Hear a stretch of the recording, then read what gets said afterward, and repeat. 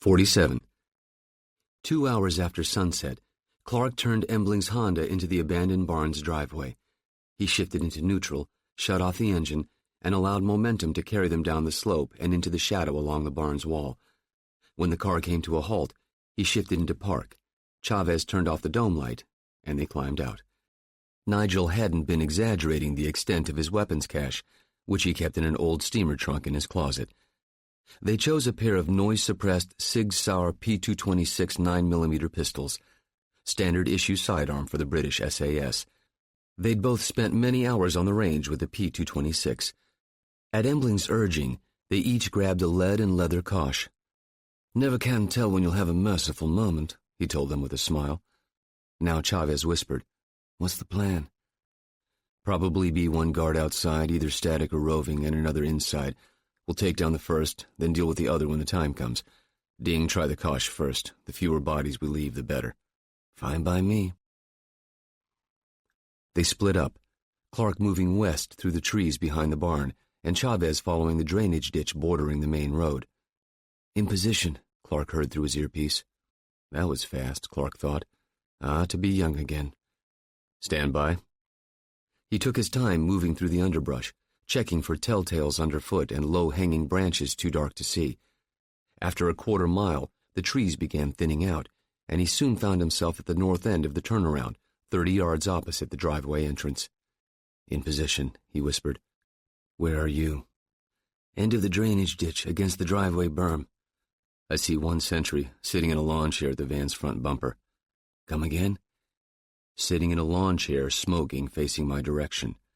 Whoever had hired them was not getting his money's worth. Got a Type 56 leaning against the bumper on his right. The 56 was a Chinese copy of the AK-47.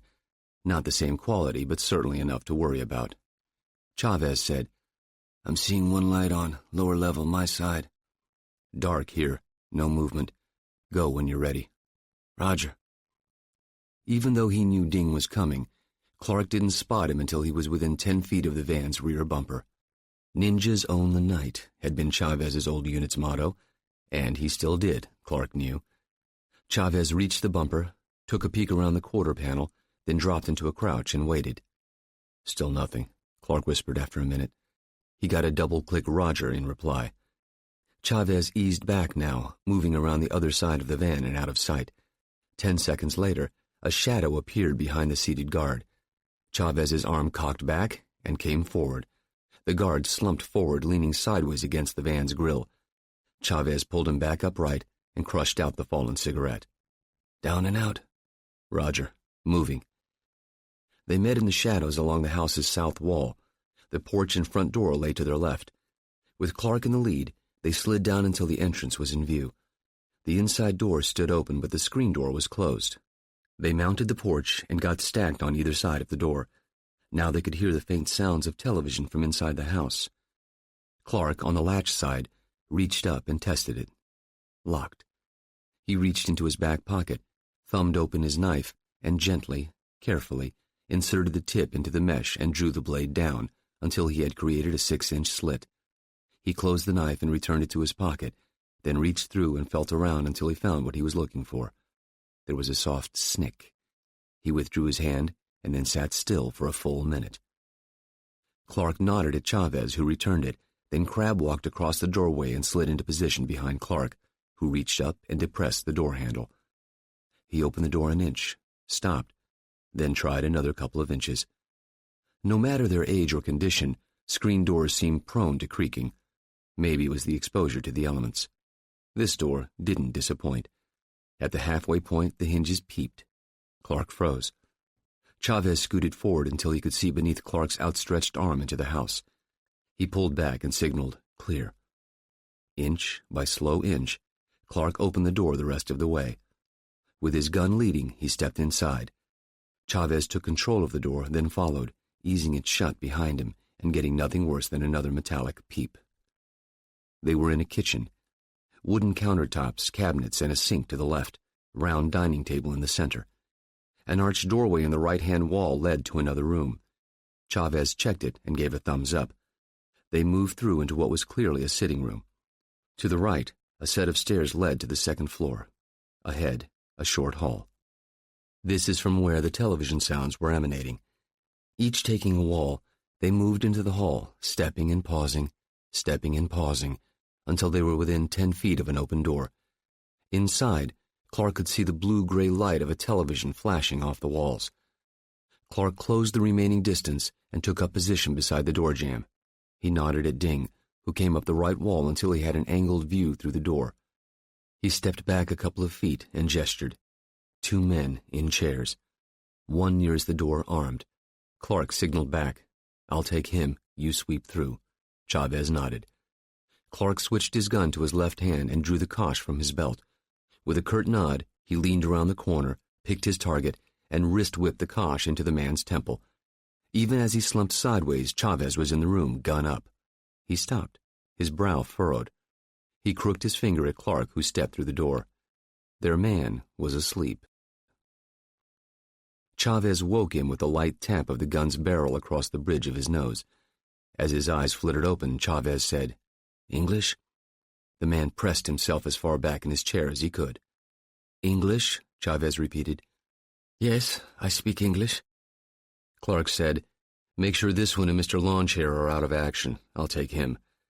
Chavez shoved the guard to the floor, then grabbed his wrist, dragged him down the hall into the sitting room, and headed outside. "What's your name?" Clark asked their host. No reply. "If you're not even going to give me your name, we're in for a long, ugly night. Let's start with your first name, no harm in that." "Abbas." Clark pulled the now empty guard's chair out, spun it around, and sat down so they were knee to knee. The screen door opened and banged shut. Chavez came in with the first guard over his shoulder in a fireman's carry. He unceremoniously dumped him beside his partner. "Found some duct tape in the van," he told Clark, then went to work with it. Once done, he joined Clark. "Let's make sure we're getting off on the right foot," Clark told Abbas. "You know what that means?" "Yes." "I don't think your name is Abbas. I'm going to have my friend look around your house for anything with a name on it. If it doesn't say Abbas, we're going to start hurting you." "My name is Obaid Masood." "Good." Clark nodded at Ding, who went out and started rummaging around. "Do you want to change your answer while there's still time?" "My name is Obaid Masood. Who are you?" "Depends on how you answer my questions. Cooperate and we're friends. Don't cooperate. Tell me about your security detail. Why do you think you need them?" Masood shrugged. "Listen, if your worry was about the police or the army, they probably would have already been here, which suggests to me you've fallen into some bad company. Somebody you worked for, maybe?" Chavez reappeared. He nodded. He's telling the truth. "Somebody you worked for?" Clark repeated. "Perhaps." "The Umayyad Revolutionary Council?" "No." "Do you watch baseball?" Masood's brows furrowed. "I have, yes." "We're going to call your no strike 2, Clark said. "One more and I'm going to shoot you in the foot. Have you bothered to ask yourself how we found you?" "The dead drops?" "Right. And who do you suppose we got those from?" "I see." "I don't think you do. We found you. They can find you." "You're American." "That's true. What you need to decide is whether you hate us more than you fear them. Because if we don't start getting some answers, we're going to drive you into the Hayatabad and dump you out of the car." This got Masood's attention. "Don't do that." "Convince me." "I used to work for ISI. I moved people, relocated them." "Like a black market travel agent?" Chavez observed. "Yes, I suppose. 8 months ago I was approached." "By whom?" "I didn't know him, and I've never seen him again." "But URC, correct?" "I found that out later. He offered me a lot of money to move someone." "How much money?" 200,000 US. "Did you ever meet this person?" "No." "What exactly did you do for them?" "Passports, documentation, private planes, making sure the right customs and immigration people are paid. It took me 5 months to put everything together. They were meticulous in their demands, having me double and triple check every arrangement." "When did you hand over everything?" 2 months ago. Chavez asked, "Did you give them everything?" "What do you mean?" "Did you keep copies?" "Paper copies?" Clark put a little steel in his voice. "Any kind of copies, Obaid." There is a hard drive. Here? Massoud nodded. Taped to the underside of the kitchen sink in a plastic bag. Chavez headed out the door. He was back a minute later carrying a Ziploc bag. Inside was a drive about the size of a deck of cards. 8 gigs, Chavez said. English, ding. A lot of storage space. He held the bag up toward Massoud. Everything you did for them is in there? Yes, digital scans, emails, everything. Can you get me out? Out of the country? Might take a little time, Clark said, but we'll get it done. Until then, we'll get you out of sight. Stand up. Massoud did so. Clark clapped him on the shoulder. Welcome to the good guys, team. He pushed Massoud toward the door. Ding grabbed Clark's elbow. A minute? Go ahead, Obaid. Wait for us in there. Chavez said. You thinking about stashing with Nigel? I was. 50-50 chance somebody will track him down. If they do, that's it for Nigel and his kid. You got a better idea? Chavez paused. We got the drive. Maybe we cut our losses and... Chavez tipped his head to the side, looking over Clark's shoulder. Shit! Footsteps pounded in the other room. He heard me, god damn it! Chavez darted out the door through the sitting room and into the kitchen just as the screen door slammed closed. Ah, fuck me! He was halfway to the screen when a crack brought him to a halt. In a crouch, he backtracked into the sitting room. Clark was already there, peeking his head above the windowsill. In the driveway, a pair of headlights cast stripes in the dirt. Lying in one of the beams was Massoud. A figure carrying a pistol walked up to him, knelt down, and fired 2 rounds into his head, then stood up and walked back into the headlights. A door slammed shut, followed by the crunch of tires on gravel. Silence. What the hell just happened? Chavez whispered. He got the visit he was worried about. And us? They must have assumed he was running from them. Let's get out of here before they think twice.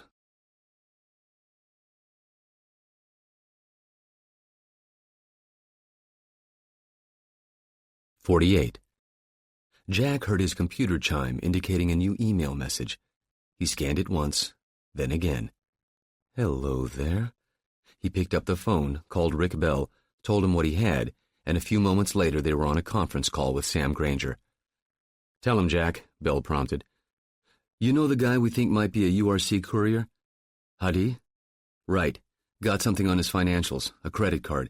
He's moving, right now. An Alitalia 747 from Da Vinci in Rome to Pearson outside Toronto. And from there? Chicago, but nothing beyond that on his credit card yet. It's either his destination or a dry cleaning stop, Bell said, using the old CIA tradecraft term for an SDR, or surveillance detection run. Chicago's a hub. He could be going anywhere, in-country or out again. How long do we have? Granger asked. 4 hours, Jack replied. Granger asked, Rick, how solid are we on this guy? 70-30. He's on a known URC distribution list, does a lot of shuttling. Here, Europe, South America. Best guess, he's either a full-fledged courier or a stringer doing logistics for them. Either way, I think he's worth the effort. We've got him on a plane with a known destination and time. Doesn't get much better than that.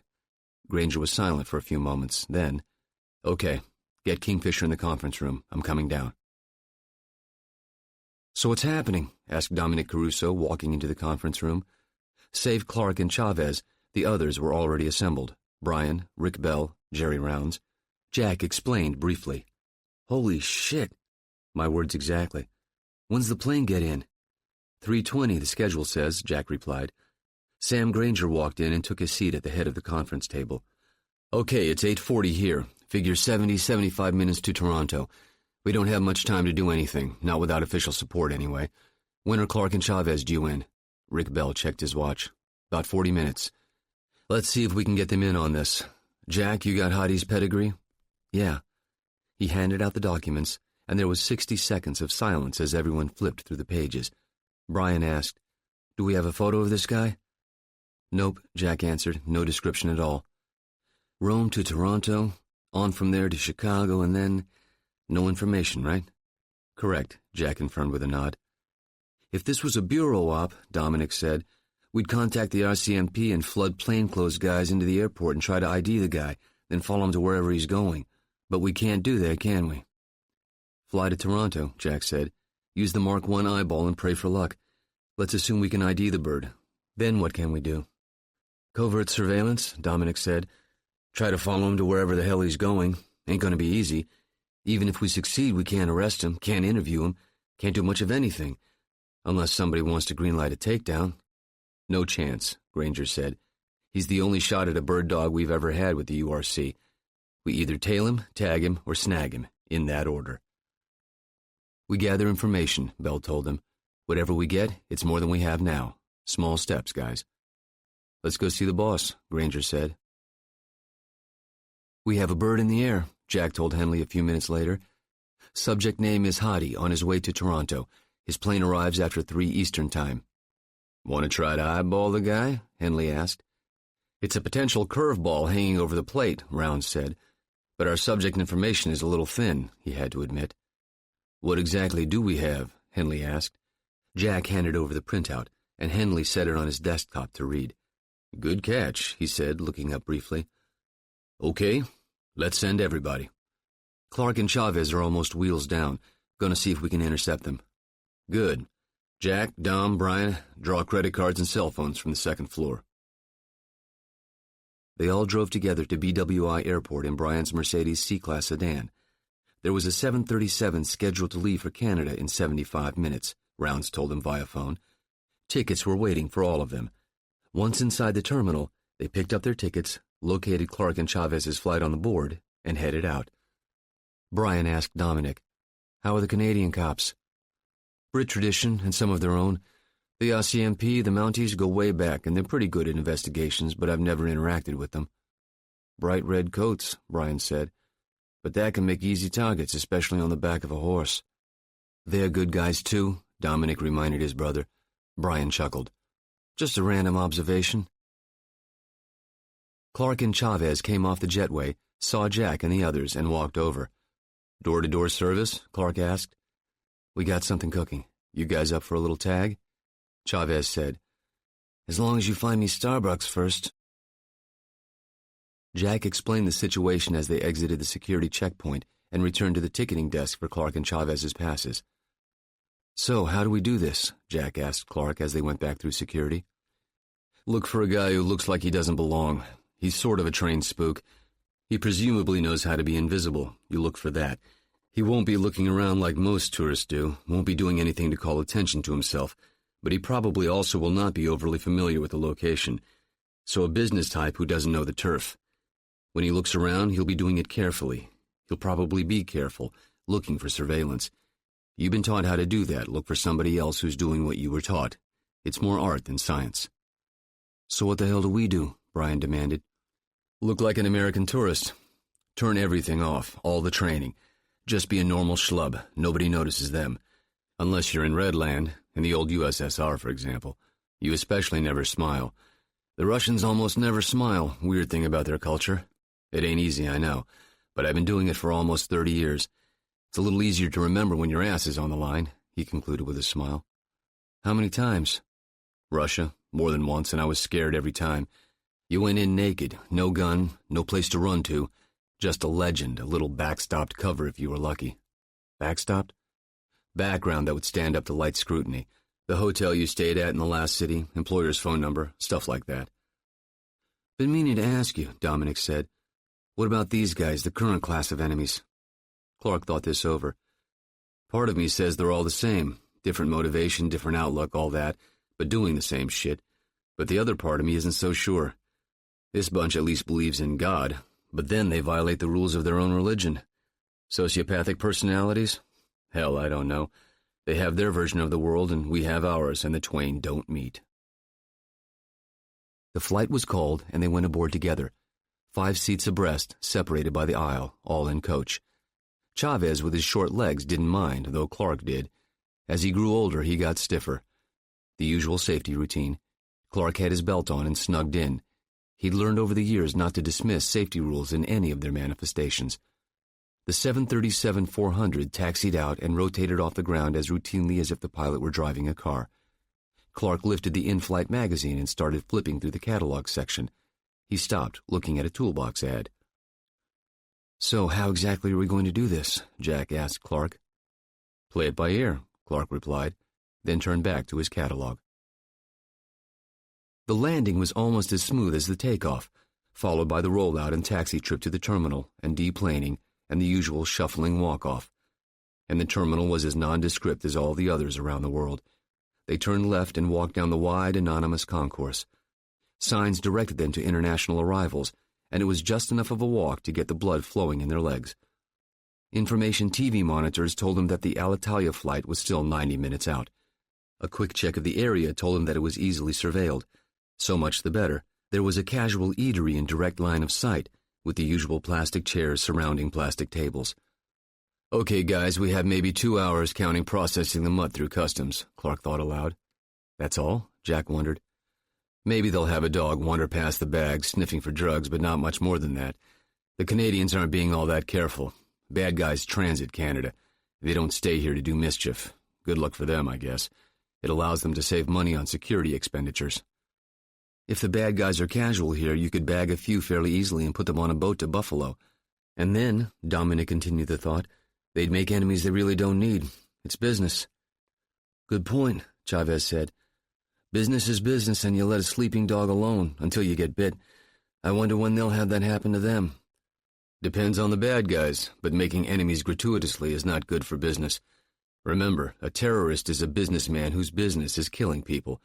Maybe they're ideologically driven, but business is still business." "How many have you bagged?" Dominic asked Clark. "A few, all in Europe. They're not well trained. Alert and they can be sly like a fox, but that isn't the same as training. So you just exercise caution and take them down. Helps to shoot them in the back, hard for them to return fire that way." Dominic frowned. "Huh? Ain't supposed to be fair. This isn't the Olympics." "I suppose. But it goes against your grain, doesn't it?" Dominic gave this a moment's thought, then shrugged. "I don't know about grain, just a different mindset." Clark smiled grimly. "Welcome to the other side of the looking glass." He checked his watch. The flight would be descending now. It struck Hadi that the ground under an airplane always looked the same, but different. Distant but inviting as you came back down. Like America, all the roads and cars coming into view. He gauged height by whether or not he could see individual cars and trucks. The air show setting on his mini-TV said that altitude was 4,910 feet and dropping. Ground speed, 295. Well down from their cruising height and speed over the ocean. They'd land soon. 10 minutes, according to the computer. Time for him to wake up all the way. The stewardess took his coffee cup away. Italian coffee was much like that of his distant youth in its acidity, and truth be told, he much enjoyed Italian food, though they served pork far too much. And though he drank wine, he drew the line well short of pig flesh. He'd get off, waltz through customs and immigration, spot his greeter, and get his ticket on to Chicago from him, who'd drive him also to his connecting flight for United Airlines Flight 1108, and he'd have a cigarette, but not much of a chat. He had to be alert coming through customs and immigration. He had nothing to declare, of course, not even a bottle of Italian wine. Business traveler he was supposed to be, for whom such a trip was routine. Jewel dealer, that was his cover. He knew enough to have a brief conversation on the subject, not enough to impress or fool a real Jewish diamond merchant, of course, but he knew how to deflect any conversation, even to fake an accent. Well, he was a business traveler of sorts, and this sort of trip was routine, though this was his first ever visit to Canada. One more infidel country, with simple and gentle rules for people in transit, and they'd be just as happy to see him on his way, taking no notice of him as long as he didn't carry a firearm or commit a crime. The touchdown was a little rough. Perhaps the flight crew was weary as well. What a terrible life they had, Hadi thought. Sitting down all day, not walking around, constantly changing their body clocks to different places and times. But all men had their places in the world, and theirs was well paid, just unpleasant even for infidels. His job and his cover compelled him to be pleasant to all he met. That included infidels who routinely ate pig. It was hard, but it was required by his place in life. The airliner stopped, and with the other 153 people aboard, he stood, collected his carry-on bag, and stumbled to the door. You could tell the Canadian officials in their navy blue visored caps, blank expressions and scanning eyes, greeters who didn't care a whit about those whom they greeted to their infidel country. There were probably mosques within a mile or so, but he would not go near one of those. The local government might permit Muslims to worship Allah in a place of their own, but surely they were all watched and the entrance photographed. His job was to be invisible. "It's down," Clark said, looking at the TV monitor hanging 20 feet away. "All we know is that he takes a piss standing up," Dominic reminded them. Where's the nearest head, Clark thought. A lot of people made a head call soon after deplaning, after being too nervous to use the one on the airplane. Wouldn't be a bad idea to camp out on that possibility. Spooks were not robots. Everyone had his own peculiarities, and those, once identified, made them vulnerable. It struck him that he'd never been a counter-spy. Identifying spooks was something he'd always worked to prevent, but maybe that gave him the resources needed to do the job. He'd see. They were after an Arab, probably late 30s to middle 40s, male. Height, weight, hair color, and eye color were all unknowns. He was a trained operator. He'd probably act like a trained operator. Well, he was being met. They knew that much. Somebody to hand him a ticket for a connecting flight. Probably not as well trained. Probably a stringer. Maybe somebody hoping to earn a promotion in whatever organization he belonged to. Maybe as smart but not as experienced or as well trained. Somebody who knew his inbound asset by sight? Maybe, maybe not. Probably a driver. He'd be looking to make the pickup, scanning the faces for recognition. Holding a sign? Yeah, maybe the Emir sent me, Clark thought with a snort. He'd seen some dumb ones in his time, but never that dumb. Might as well eat a gun outside the terminal with TV cameras watching. These guys might not be pros the way he thought of the term, but neither would they be stupid. Somebody had trained them or instructed their organization on how to teach them fieldcraft. It wasn't that hard. The nuances came with experience, but the basics were things a half-smart guy could figure out on his own. The four of them were standing in line. That wasn't smart. He shuffled over to Dominic. "Break into pairs, opposite sides of the railings. Dominic, you and Brian. Jack, you're with Ding and me." Dominic and Brian moved down the escalator and away, curling back to a place opposite Clark and Chavez. John tapped his nose, and the twins repeated the signal. "What are you thinking, Domingo?" John asked. "Who, them? Good instincts. A little rough around the edges, but that's natural. If trouble develops, I think they'll handle it okay." "Fair enough for a ninja," Clark responded. "We own the night, baby." That had been quite a while ago, but it was part of Domingo's core identity. He was a hard one to spot. Short as he was, people often overlooked him. His eyes could give him away, but only if you took the time to scan his face, and he really wasn't big enough for any tough guy to worry about, until you were on your back wondering how the hell you got there. Times had changed since his SEAL days. 3rd SOG had had a few John Wayne types, but the new ones looked more like marathon runners, short and skinny. They tended to live longer, being harder to hit, but their eyes were different, and that's where the danger was, if you were smart enough to notice. "Little nervous," Jack admitted. "Nice and casual," Clark replied. "Don't try too hard, and never look directly into the subject's eyes except maybe to check out the way he was looking around, but only briefly and carefully." Who are you, Hadi? Clark thought. Why are you here? Where are you going? Whom do you want to meet? None of which was he likely to ask or have answers for, but the mind did its own thing all the time, the more so for a fairly intelligent and active mind.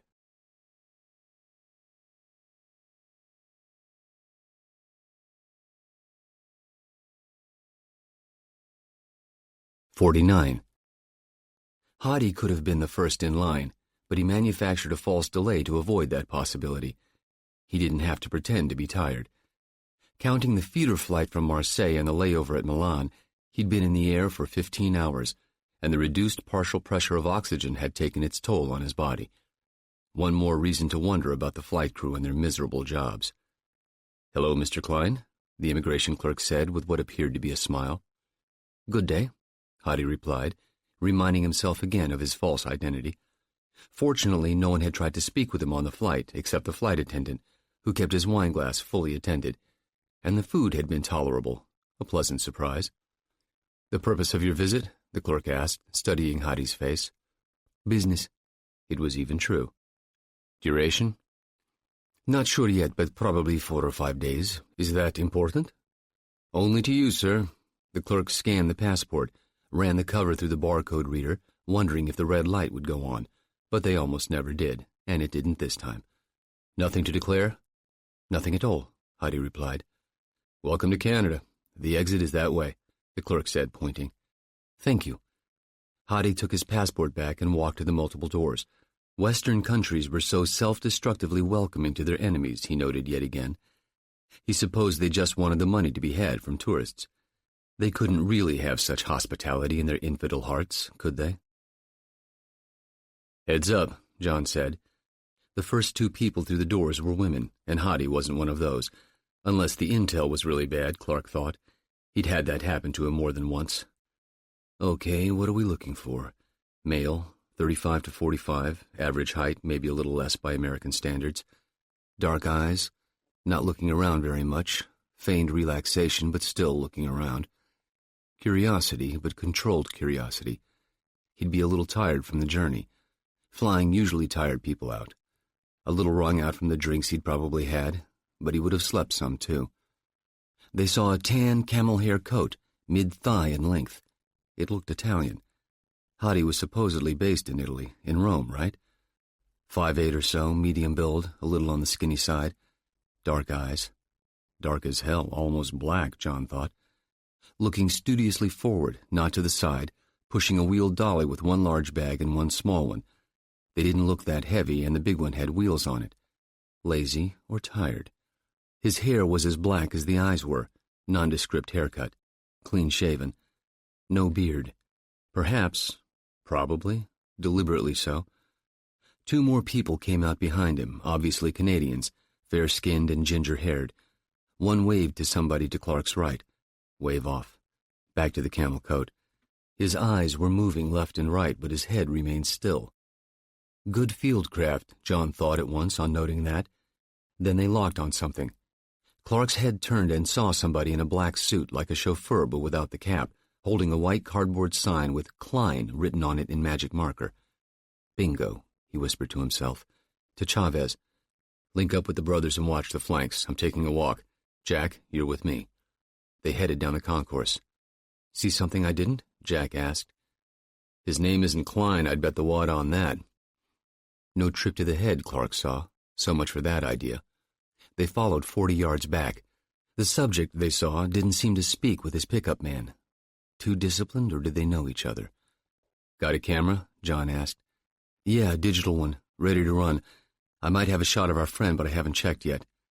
If he gets into a car, let's make sure. Yep, make, model, and tag. How are we doing? I don't think he's seen us. Damn sure didn't look at where we were either side. Either he's one very cool customer or he's as pure as the driven snow. Take your pick. Looks kind of Jewish, Jack said. There's an old joke in Israel. If he looks Jewish and he's selling bagels, he's an Arab. Not always true, but good enough for a joke. Except for the hair, I can see him in a cowboy hat and a long black coat on 47th Street in New York, handling diamonds. Not a bad disguise, but he's about as Jewish as I am. Past the magazine stands, past the beer bar, past the one-way exit by the metal detectors, out to the main concourse. Not down the escalator to baggage recovery, but he'd already done that, of course. Toward the main door in the glass wall and out into the cool air of a Canadian autumn. Past the taxi traffic for arrivals, across the street to the parking lots. Whoever the greeter was, he'd parked in the hourly lot, not the day-long or later lot. Okay, this was a scheduled pickup, all right, and not one called ahead for from the plane phone. Into the lot, and then Clark had to slow his tailing routine and right to a parked car. Camera, Clark said sharply, hoping that Jack knew how to flash a photo covertly.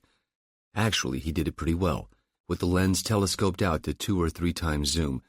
It was a new model black Ford Crown Victoria, of the sort used by a low-end car service. Everything was nominal to profile, Clark thought, as they started to close the gap. Here's your ticket from Chicago West, the driver said, handing the ticket folder back over the bench seat. Hadi opened the folder and studied the ticket. He was surprised to see the destination. He checked his watch. The timing was almost perfect. It had helped that first-class passengers were quicker to get to immigration. How long to the other terminal? Just a couple of minutes, the driver answered. Good. And Hadi lit a cigarette. The car pulled out. Clark noted this but kept walking, until the car was 100 yards away. Then he doubled back to the arrival traffic and hailed a cab. Where to? The driver asked. I'll tell you in a minute. Jack, eyeballs? Got it, Jack assured him. The Crown Vic had pulled into a line to pay the parking toll. He took 2 more shots to catch the tag number, which he already had memorized. Just to be sure, he scribbled it down on the notepad he always kept in his coat pocket. "Okay," Clark told the driver. "See that black Ford up there?" "Yes, sir." "Follow it." "Is this a movie?" the driver asked lightheartedly. "Yeah, and I'm the star. I've done that, you know. Real movies? They pay pretty well for driving a car." Clark took the hint, fished out his wallet, and handed the driver a pair of 20s. "Fair enough." "Yes, sir. I'll bet he's going to Terminal 3. "Let's see," Clark responded. Now he had eyes on the Crown Vic, which did the usual rigmarole common to airports, whose roadways were doubtless designed by the same soulless idiot who did the architecture for the terminals. Clark had been in enough airports to be fairly certain all the architects went to the same school. The taxi driver was right. The Crown Vic pulled to a stop at the United Airlines sign and angled right to the curb. The driver's door opened, and the driver climbed out and moved to the passenger door. "Good call. What's your name?" Clark asked. "Tony." "Thank you, Tony. You have a good one." Clark and Jack hopped out. In Jack's hand was the camera, well concealed but ready for action. "He smokes," Clark observed. More to the point, he also posed pretty well. Sometimes luck worked in your favor. "Okay, shoot me," Clark said, posing. This Jack duly did, and afterward Clark came over to say something innocuous, followed by, "Got him?" "Dead on. Now what?" "Now I try to get a ticket to Chicago. You follow him to the gate and call me when you ID the flight." "Think you can get a ticket fast enough?" "Well, if I fail, we're no worse off than we are now." "Gotcha," Jack agreed. "I got your number." And he hopped to it, taking position 50 yards from their friend Heidi, who enjoyed every possible puff from his smoke before turning to walk into the terminal. He had a good photo of the mutt, Jack realized, checking the preview screen. Clark walked toward the United desk, pleased that there wasn't much of a line to fight through. Heidi finished his smoke and flipped the butt onto the curb, took one deep breath of non-airliner air, and walked inside. Dominic followed at a discreet distance, holding his secure cell phone in his left hand. Heidi walked directly toward the proper concourse and checked a monitor for the right jetway. He walked out just like any normal person trying to catch a flight. It took under 10 minutes, and then he took his seat at D-28. Brian made his call. "Clark," the voice said on the other end. "Jack here. Gate D-28, flight 1108. "Got it. Does it look crowded?" "No, but the birds pulled up to the jetway and the posted departure time is in 25 minutes. Better get a move on." "On my way." John walked to the desk, had to wait for one business puke to get his ticket, then smiled at the desk clerk. "Flight 1108 to Chicago, please. First class if possible, but I'll take coach." He handed over his gold MasterCard. "Yes, sir," the clerk said politely. She proved to be wonderfully efficient, and the computer printer spat out the cardstock ticket in just 3 minutes. "Thank you, ma'am." "To the right." She pointed in case he didn't know where right was. John walked evenly. 20 minutes to make the flight. No problem. That came at the metal detector. It pinged rather to John's surprise. Then a uniformed rent-a-cop waved the magic wand over him, and it pinged at his coat pocket. John reached in and found that his U.S. Marshal's badge had tripped it. This metal detector was really turned up. "Oh, okay, sir." "I'm not even here on official business," Clark said with a shy smile. "Is that it?" "Yes, sir. Thank you." "Right." Next time he toss it on the conveyor, John thought, and let the whole world think he was a cop. It had not pinged on the pen in his pocket. Wasn't that interesting, or could be if he had the magic pen, but he didn't. Too bad. It was a Boeing 737. Seattle must have sold a lot of them, Clark thought, looking around the uncomfortable lounge. Same architect, same crummy chairs. The same company who did the airliner seats, he wondered. Was that a conflict of interest, maybe? There was Heidi, sitting in the non-smoking sitting area. Not trying to call attention to himself? If so, good fieldcraft. Just sitting there reading a magazine, Newsweek, with cursory attention. 10 more minutes and they called the flight. Clark had lucked out and gotten a first-class seat, 4C, on the aisle, which was useful. He thought back to a recent commercial flight, but he'd had a pistol back then, unbeknownst to the British Airways cabin crew. Would have alarmed them about as much as a carry-on bag full of dynamite sticks. Well, flight attendants were pretty girls for the most part, and it wouldn't do to annoy them in any way. They worked hard for their lowly salaries. Heidi walked aboard with 3 people ahead of him, John saw, and ended up in 1A, the most forward window seat on the left side, maybe 15 feet ahead of Clark and to the left. 3 steps and he could snap the guy's neck like a twig. He hadn't done that exactly since Vietnam, where the men often had scrawny little necks. But that had been a long time ago, and even back then he'd nearly blown it. Memories of old days. More to the point, 15 feet to the forward head. The older he got, the more he needed to keep track of that kind of thing. The usual safety briefing. The seatbelt is just like the one on your car, dummy, and if you really need it, Mommy will come buckle it up for you. But no booze for you. The bathrooms are fore and aft, and they're marked with pictures if you're too dumb to read. Dumbing down society was happening in Canada, too. A pity, John thought, unless United flew only American citizens. The flight was grossly ordinary with nary a bump, taking hardly an hour before they touched down at O'Hare, named for a World War II naval aviator who'd won the Medal of Honor before getting splashed, probably by friendly fire, which could kill you just as dead as the other sort. Clark wondered how hard it was for the pilot to find the right jetway, but then he'd probably made this flight before, maybe 100 times. Now came the hard part, John realized. Where was Hottie going, and could he bag a seat on the same flight? A pity he couldn't just ask the bastard. He had to go through immigration because America had gotten serious about controlling who came into the country. Really, that meant tough enough that the bad guys had to devote maybe a whole minute of thought before sneaking in, but maybe it was something to stop the really dumb ones. But the dumb ones weren't much of a threat, were they? That was far above his pay grade, however, and those who made such decisions rarely consulted the worker bees who live out where one's ass was on the betting line. That fact had started for Clark in Vietnam, when his name had been Kelly.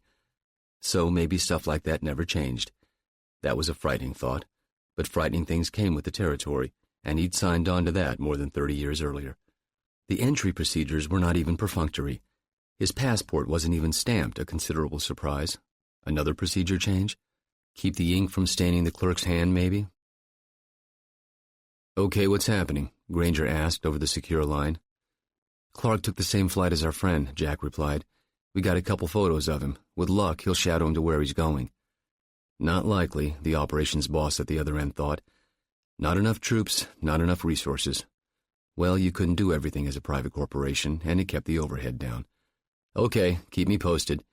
When will you guys be back?" "We're booked on a flight into D.C. National, leaves in 30 minutes. Be back in the building about 5:30 or 6, probably." Which amounted to a complete wasted day. Unless you counted a couple of photos as a success, Jack thought. What the hell? It was more than what they'd had.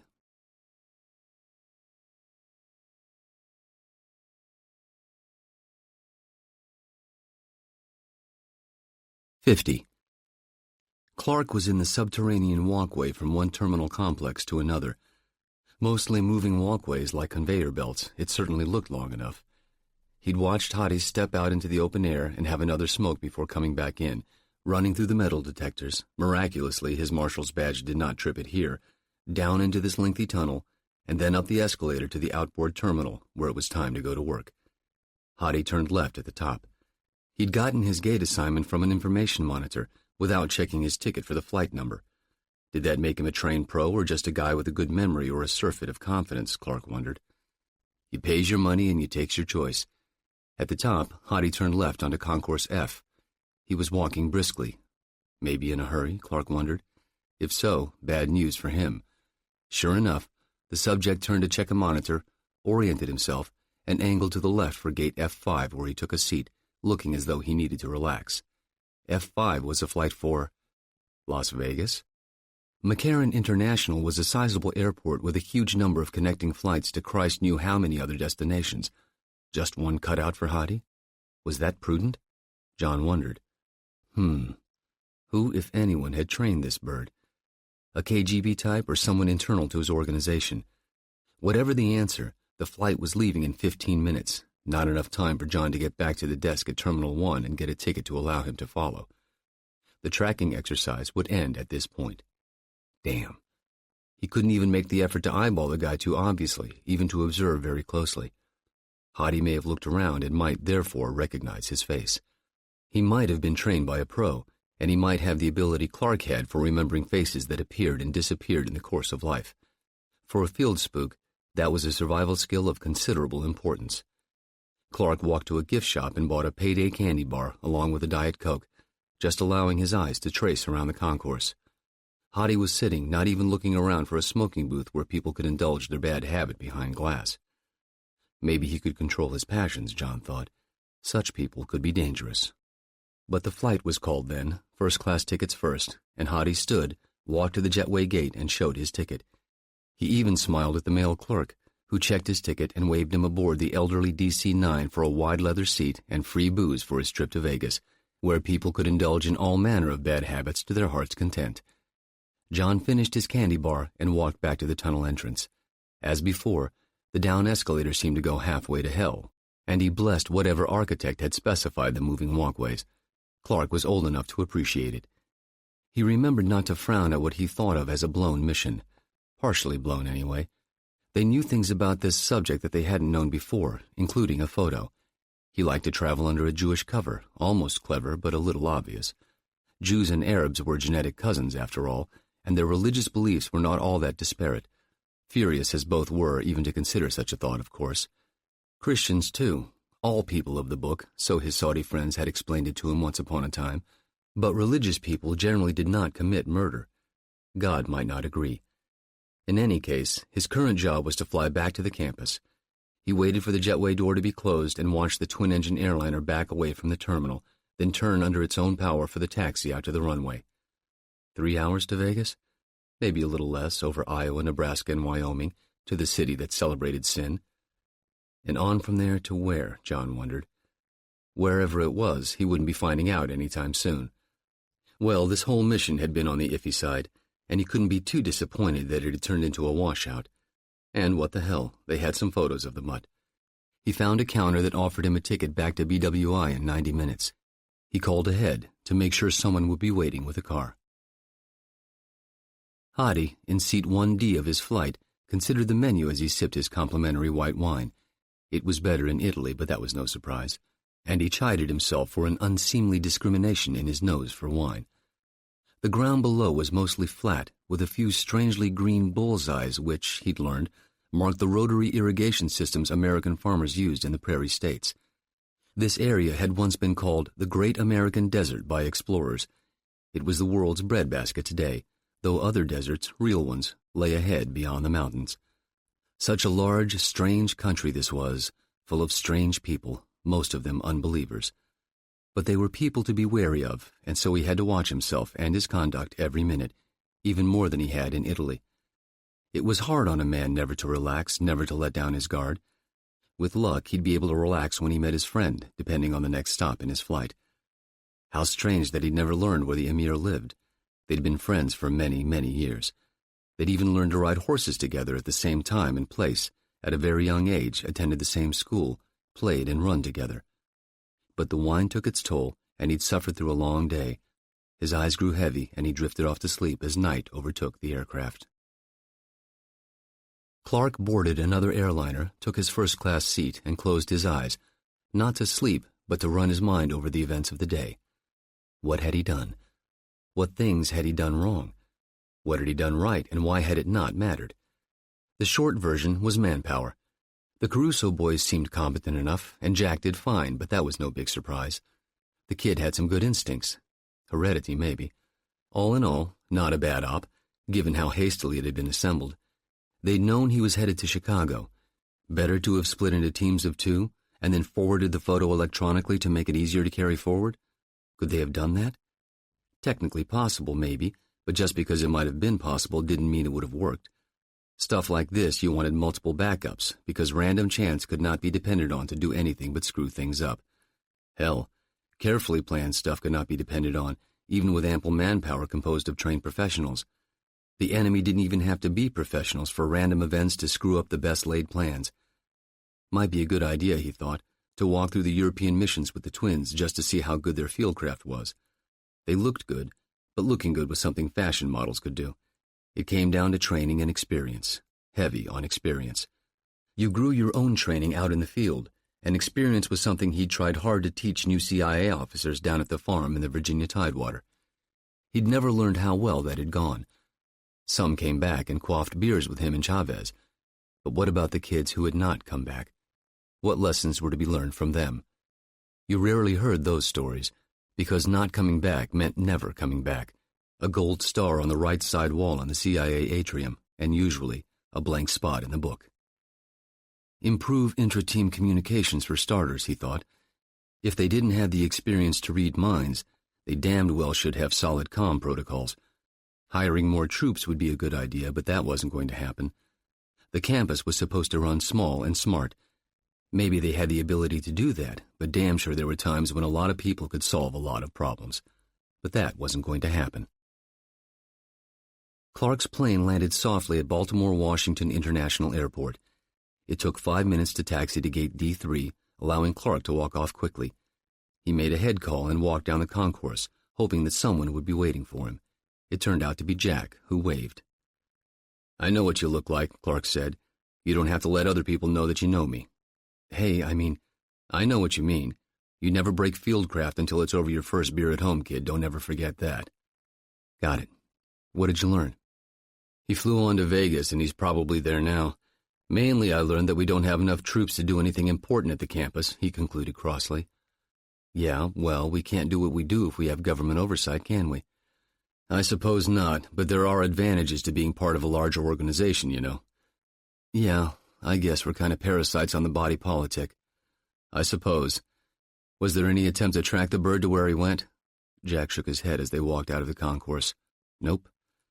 I'd bet he kept on going, maybe 2 or 3 more stops, but there's no telling." "Why?" "Complexity. Make it as hard for your adversary as possible. That's a basic principle in this life." Outside McCarran International, Hadi was saying exactly the same thing to Tarek, who said, "We've discussed this at length. There is no danger that we know of. Our communications are as secure as money can buy, and no one has penetrated us. Else we would not be here, would we?" "What about Uda bin Salih and the others?" Hadi demanded. "He died of a heart attack. We have all reviewed the official autopsy report." "And the others?" "Men die every day from heart trouble, even the elect of Allah," Tarek pointed out. "Perhaps the Jews killed him, but the doctors in Rome said he died from a heart attack. Perhaps there is a way, a drug perhaps, to make it appear that way." "Perhaps." Tarek turned left to go into town. "But in that case we need not fear the Israelis here." "Perhaps," Hadi conceded. He was too tired from his long travel day for a serious disagreement. Too much time in the air, too much wine, and too little decent sleep for him to summon the intellectual energy. "Your car is clean?" "We wash the car every 3 days. When we do that, we search it for listening devices of every sort." "So how is he?" "You will see for yourself in a few minutes. You will find him healthy and quite well, physically speaking. But you will also find it difficult to recognize him. The Swiss surgeons worked a miracle with his appearance. He could, if he wished, walk the streets here without fear of recognition." Hadi took the opportunity to look out of the car. "Why here?" he asked tiredly. "No one ever admits to living here except for the thieves who own the hotel casinos. The city is notably corrupt, rather as Beirut once was, or so my father liked to tell me. Much gambling, but His Highness doesn't gamble with money. I know, just his life. More dangerous in its way, but all men die, don't they? The local infidels act as though they have no fear of that. It is strange how many Christian churches there are here. People like to get married in this city. I do not understand why this is so, but it is. The Emir selected this city because of its anonymity. I think he was wise to do so. So many people come here to gamble and to sin against Allah. There is enough crime of the sort that keeps the local police concerned." Tarek made a right-hand turn for the final approach to the Emir's country home, and Tarek thought of it. It was far more comfortable than the caves of western Pakistan, much to Tarek's personal pleasure, and that of the remainder of the staff, Allah be praised. He slowed and flipped his turn signal to turn left. He and his colleagues obeyed every law that they knew of in America. "This is it?"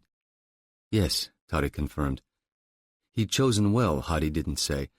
The Emir might have chosen a better defended dwelling, but that might well have attracted the interest of his neighbors, and been counterproductive in this age of helicopters and bomb-laden aircraft. On the approach to Las Vegas, the pilot had called attention to a large U.S. Air Force base just north of the city. Another clever move on his friend's part, to settle close to a major American military installation. On the face of it, not a good idea, but brilliant for that very reason. His desire to live in the infidel West, but writ large, Hadi thought in admiration. How long had he planned it? How had he arranged it? Well, that was why he'd come to lead the organization. his ability to see that which others could not see. He'd earned his place in the world, and in that place he had the ability, the right, to have his way with men, and women, according to the man behind the wheel. All men have their needs and their weaknesses, Hadi told himself. That one wasn't particularly disabling. For his part, Hadi had partaken in some of the joys of Rome, often enough that he felt no guilt for it, so his friend did the same. No surprise there. The car pulled into the garage. One space was empty, he noted. So did he have another servant? He got out of his car, fetched his bag from the trunk, and walked toward the door. "Hadi!" boomed the voice from the door to the house. The garage doors were already coming down. "Effendi," Hadi called in return. The men embraced and kissed in the manner of their culture. "How was your flight?" "All four were fine, but tiring." Hadi took the time to look him in the face. The voice made him more recognizable. The face did not. Saif Rahman Yassin was transformed. The nose, the hair, even the eyes somewhat. Or were they, he asked himself. Only the expression in them. Clearly he was pleased to see his childhood friend, and the mirth they contained was so different from his formal face seen on TV and in the newspapers. "You are well, my friend," Hadi said. "It is a gentle, comfortable life I live here," the emir explained with a rare smile. "Praise Allah, we have no hills to climb. There is much happiness in living under their noses, as they say. When I learned of this, I thought you mad, but now I can see your wisdom." "Thank you." The emir pulled him into the house. "You choose to travel as a Jew, do you not? That is well. There are many of them here. Is this city as corrupt as they say?" "Much more so. The population is very transient. People here do not recognize anyone except perhaps their closest friends. It is as Lebanon used to be. Or Bahrain still is. That is far too close to home." He didn't have to explain. Many Saudis drove there in their chauffeured cars to enjoy the pleasures of the flesh, but too many of them might recognize his voice, if not his new face. The Saudi royal family wanted him as dead as the Americans did. Indeed, they'd set up viewing stands in Chop Chop Square in Riyadh for the infidels to see his last minutes with their mini-cams and other recording systems. There were many prices on his head, and the American one was not nearly the highest. "Come, let us find you a proper bed." And Hadi followed him through the kitchen and into the house, thence left toward the bedroom wing. "You are secure here?" Hadi asked. "Yes, but in a few minutes I can be away. It is not perfect, but it is the best a man can arrange." "Do you test your escape route?" "Weekly. So it is for me in Italy." "Rest," the emir said, opening the door to the bedroom. "Do you require anything?" Hadi shook his head. "I could eat, but I need sleep. I will see you in the morning." "Good night, my friend." A shake of the shoulder, and the emir closed the door. The man had flown almost 6,000 miles. He'd earned the right to be exhausted.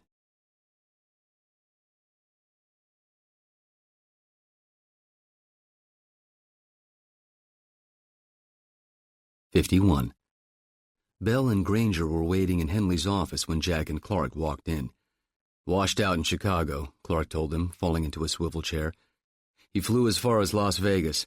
After that, who can say? McCarran has flights to everywhere, maybe L.A., San Francisco, hell, back to the East Coast, maybe." "His traveling name?" Bell asked. "Joel Klein. Jewish, would you believe? Makes sense, I suppose. I suppose we can surf the computers to see if he booked a flight on from there, but who's to say he doesn't have numerous other identities?" "Already being checked," Granger assured him. "No hits yet." "I'm fresh out of ideas." "If I had to bet, I'd say he's bedded down somewhere, maybe scheduled to continue his travel regimen tomorrow. Not enough manpower, Rick. We need more bodies and more eyes to do this." "We got what we got," Bell said. "Yeah." "There is another possibility," Jack said. "What if Las Vegas was his destination? Then what?" "Damn scary thought," Granger replied. "It means we've got an operational URC cell here." "Tell us about Peshawar," Henley said a few minutes later. Clark dug into his carry-on and laid Massoud's drive on the desk. He gave the Reader's Digest condensed version of the trip. "Why they didn't toss the house, I don't know," he said. "According to Massoud, he copied everything he did for the URC. Have to assume the guy who helped them move was the emir." "For now, we will." Henley nodded to Bell. "Rick, can you get that down to Gavin? Have him send up the contents ASAP." To Clark, "You want to call Mary Pat?" "Already did. She's on her way." Henley picked up the phone and called the lobby. Ernie, Jerry here. Got a visitor coming, Mary Pat Foley. Right. Thanks. Mary Pat appeared in Henley's doorway 40 minutes later. Nice digs, she said. Looks like I'm in the wrong business. She walked across the carpet and shook Henley's hand. Good to see you again, Jerry. You too, Mary Pat. This is Rick Bell and Sam Granger, and I think you know Jack Ryan. More handshakes and a surprised look from Mary Pat. Keeping up the family legacy? She asked Jack. It's early days yet, ma'am. Mary Pat. Henley said, Have a seat. She took the chair next to Clark. You look tired, John. I always look this way. It's the lighting. Let's get on the same page, Henley said. Clark gave Mary Pat the same recap. When he was done, she let out a low whistle. A mover. That tells us something. You don't need somebody like Masood unless you're leaving the region. Granger said, We should have the hard drive contents shortly. It's not going to tell us where he is, Mary Pat predicted. The Emir's too slippery for that. Probably used more than one mover. Used them to hopscotch himself somewhere he could drop off the radar. Best we're going to get is close. Which is a damn sight closer than we are now, Rick Bell observed. While Byrie and his geeks dug into Masood's drive, and Clark and Chavez caught a power nap on the break room couches, Jack turned his attention to the flash drive Ding had taken off one of the Tripoli Tangos. Having determined that it contained stego-encoded images, he and Byrie had decided to try a brute force algorithm crack with a free steak dinner for whoever got there first. Busy as he was with Masood's drive, Jack felt confident in his head start. After 2 hours of crunching, one of the algorithms struck gold and an image began depixelating on his screen. It was a large file, almost 6 megabytes, so the decoding would take a few minutes. He picked up the phone and called Granger. 2 minutes later, Jack had an audience of 8 standing over his shoulder, watching the monitor as the photo resolved. What the hell is that? Brian asked, leaning in. The photo was blurred and desaturated of color. Jack imported it into Photoshop and washed the file through some filters, working the contrast and brightness until the image came clear.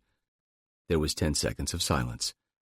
The 8x10 image was done in 1940s pinup style. A dark-haired woman in a white cotton peasant skirt, sitting on a bale of hay, her legs crossed demurely. She was naked from the waist up, her impossibly massive breasts drooping to her thighs. Tits, Sam Granger said. My God, Jack, you've discovered tits. Oh, shit, Jack muttered. Everyone burst out laughing. Dominic said, Jack, you little pervert, I had no idea. Then Brian. So, Jack, exactly how much deep pixelation do you do in your spare time? More laughter.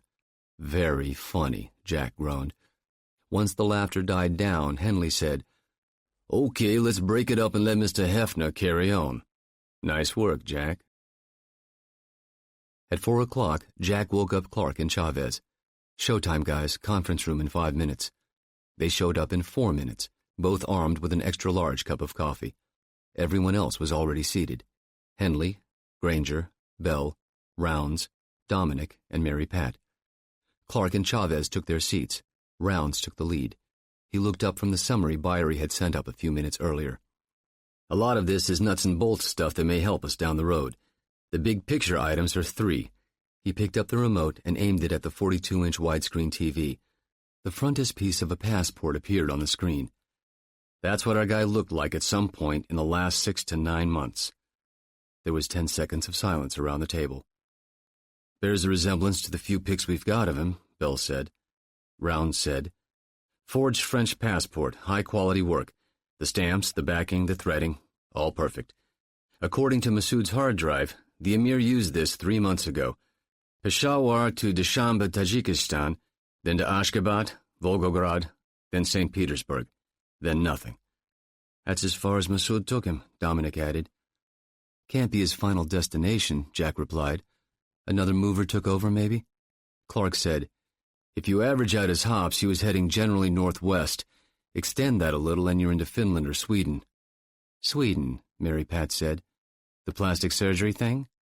Maybe, Granger said. The Halasic air thing? Chavez wondered aloud. That too, maybe. If St. Petersburg was as far as Masood took him, that means he dumped the French passport for a new one. If he went into Sweden or Finland on a new one, he wouldn't be able to land anywhere after that, at least not legitimately. Explain that. This from Henley. He couldn't use his old face for the next passport, and there's no way he gets one all bandaged up, so he sits still until all the swelling and bruising are gone, then gets the passport. Let's back up a second, Jack said. Who took over as the mover in St. Petersburg? That's the question we need to ask.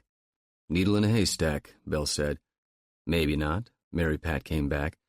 Massoud was ex-ISI. The URC chose him because he was a pro at it. They'd want the same thing in Russia. Maybe we're looking for ex-SVR or ex-KGB. Or GRU, Rounds added. Military intelligence. Right. Any way to narrow down the list, Mary Pat? Clark asked. Maybe. It's a pretty specialized skill. Probably would take somebody who handled illegals. A lot of those still around, though. How many of them are dead, though? Jack said. In St. Petersburg and in the last 4 months. They probably would have killed Massoud a lot earlier if he hadn't gone to ground. He was a loose end. The Russian mover would be, too. Good thinking, Jack, Henley said. Think you can work with that? He asked Mary Pat. Give me a few hours. She was back from the NCTC in 2. Wasn't all that hard, really. Jack, you nailed it. Last month in St. Petersburg, Yuri Beketov, former KGB officer, Directorate S. Illegals of the 1st Chief Directorate, shot dead in a Chechnyan restaurant. The St. Petersburg cops put it on the Interpol wire. I've got a couple people trying to tease out some more details, but Beketov seems to fit. Until then, let's play with it, Henley said. Say he goes to Switzerland or Sweden or Finland for surgery. Sweden gets my vote, too, Round said. He'd want something high-end, very private, with select clientele. A lot more of those in Sweden than Finland. It's a place to start. Google, Jack said. It was nearly 9 at night when they found what they needed. Jack pushed back from his laptop and ran his hands through his hair. Well, I'll give them this. They're consistent. Ruthless and consistent. Enlighten us, Clark said. 3 weeks ago, the Orhogan Clinic in Sensval, burned to the ground with the managing director inside. Something else. Sensval is only about 75 miles north of Soderhamn. If Brian and Dominic hadn't shown up, it's a safe bet Rolf the mechanic would be dead right now. Okay, so the Emir has the surgery, spends a few days recuperating, then leaves, Granger said. Chances are halfway good he hasn't got a passport. He'd need a private charter, a private airport, and a pilot who doesn't mind getting a little dirty. Henley considered this. How exactly would he do it? Rolf gave us the answer, Dominic replied. Duplicate transponder code. Right, Jack replied. Helasik switches off the first transponder code, drops off the radar, turns on the second transponder code, and they've got themselves a new plane. That kind of thing would certainly get written down somewhere, Rounds observed. Do we have an in with the FAA or Transport Canada? No, Granger replied. Doesn't mean we can't, though. He picked up the phone, and 2 minutes later, Gavin was in the conference room. Jack explained what they were looking for. Doable? Gavin snorted. The FAA's firewalls are a joke. Transport Canada's not any better. Give me a half hour. Good as his word, 30 minutes later, Byrie called up to the conference room. Henley put him on speakerphone. In the time frame you gave me, 18 flights dropped off radar in either U.S. or Canadian airspace. 16 were nothing, operator error. 1 was a Cessna that crashed outside Albany, and 1, a Dassault Falcon 9000 that dropped off altogether. The pilot reported a problem with its landing gear on its way into Moose Jaw. A couple minutes later, they lost it on radar. Where's Moose Jaw? Dominic asked. Canada, due north, about where North and South Dakota meet, Jack said. There's something else, Byrie said. I did a little cross-hacking keyword search between Transport Canada, the FAA, and the NTSB. 3 days after Moose Jaw lost the Falcon, a fisherman off the coast of California found an FDR, flight data recorder. According to the NTSB, the box belonged to a Gulfstream, the one that's supposedly still sitting in a hangar outside Soderhamn. Problem is, Dassault planes are equipped with prototype FDR. It's designed to break free of the airframe when it detects a certain kinetic threshold, and it's got a float and a beacon. Gulfstream boxes only have a beacon. The box they found belonged to Hlassik's Falcon.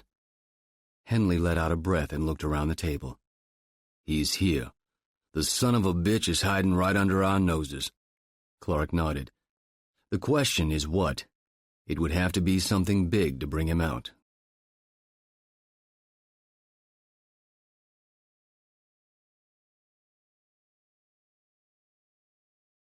52. Our friend arrived safely? Ibrahim asked. Digital clicks occasionally interrupted his subordinate's voice. Yes, the emir replied. He left again yesterday.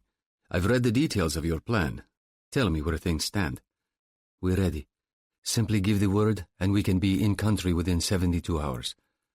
Talking directly to the commander of his ground team had been an impromptu decision on his part, and certainly dangerous, especially given his own precarious circumstances, but the risk was warranted. The communication method was as secure as any, a homemade encryption package they had married to the house's VoIP, Voice over Internet Protocol, computer-to-computer Skype account.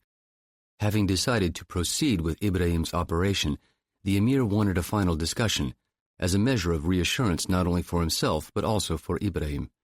If he should lose his life on the mission, his true reward would come in paradise, but here on earth he was still a soldier going into battle, and soldiers often needed praise and encouragement. How many times have you been there? The emir asked. 4 times, twice for recruitment and twice for reconnaissance. Tell me more about your contact. His name is Cassiano Silva, Brazilian by birth, raised in the Catholic faith. He converted to Islam 6 years ago. He is one of the faithful of that, I'm sure, and he's never failed to provide what I've asked of him. Tariq tells me your recruitment of him was nicely done. Western intelligence calls it a false flag.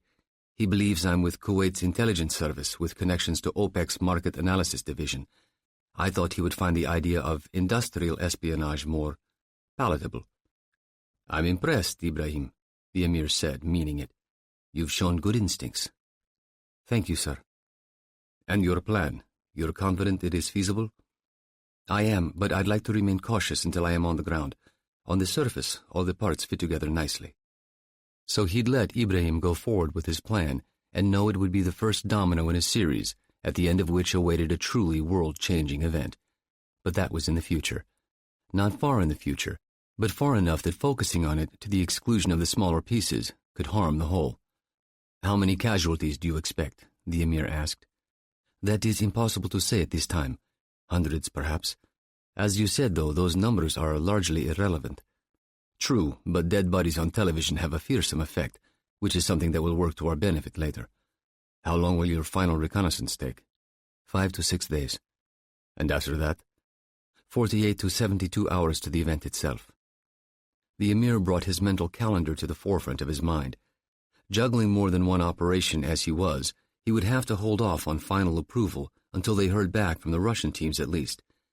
The other pieces in Dubai and Dakar were in place and standing by. The cornerstone, of course, their lovely Tatar girl, could be hurried only so much. Tariq was confident she was moving at an appropriate pace, and that would have to do for now. But in the back of his mind, he had to consider alternatives should she fail. Still, they had to be ready to step in. A dangerous gambit, that. They might be able to disguise their actions or put in place some delaying tactics, but violence, especially the kind of violence that would likely be required, would, without a doubt, draw the attention of the authorities. If such action became necessary, could they stay far enough ahead of the authorities to complete Lotus? You have final approval, the emir said. Their hunch that the emir was in all likelihood already in the United States, hiding somewhere between the Dakotas and California, was quickly followed by the realization that there was little they could do to confirm the hypothesis. True, they knew Shasif Hadi, flying under the alias Joel Klein, had been headed for Las Vegas when they lost his trail, but that meant nothing. The Klein passport hadn't subsequently shown up in the system, which could mean he went no farther than Las Vegas, or it could mean he'd simply followed the rules of tradecraft and dumped Klein for yet another alias. Jack's peelback of Hadi's activities had shown a lot of travel to the Persian Gulf states, Western Europe, and South America, which would necessitate a number of CONUS layovers. Short of distributing Hadi's photo to Las Vegas law enforcement, there was little they could do but continue to work the problem with what they had in hand. Whoa, Jack Ryan Jr. said from his cubicle. What? Dominic called from the conference room, where the Daily Skull session had just started.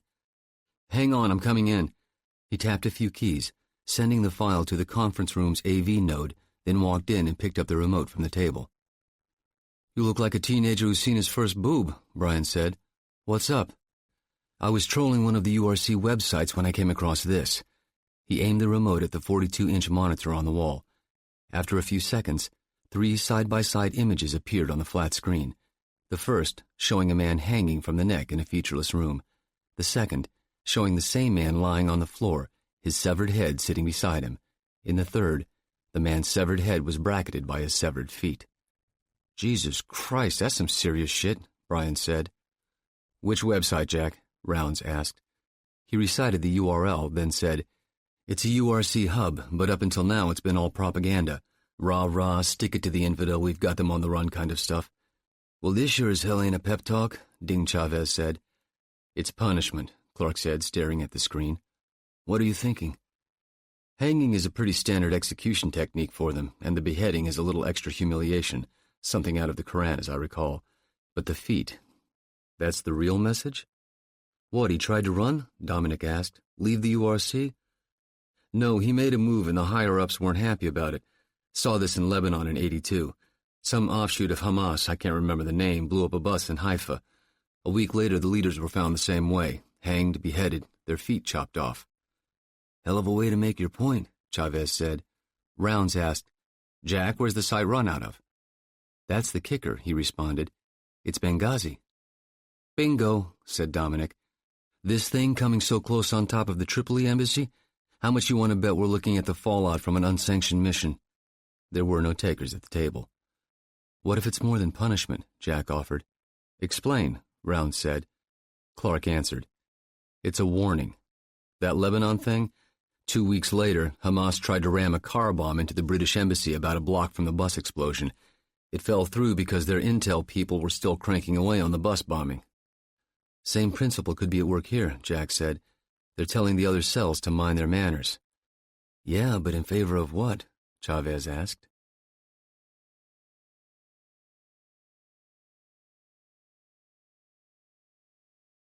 '53. The gravel roadway leading away from the beach looked almost pristine, probably because there was little, if any, traffic on it, and not even much in the way of animals to trample on it, and the harsh weather either killed or stunted anything that tried to grow. Musa gave their captain, Vitali, a final wave, then nodded solemnly at Idris, whom he'd ordered to stay behind. However unlikely, if the captain tried to leave before they returned, Idris would kill the 2 Russians.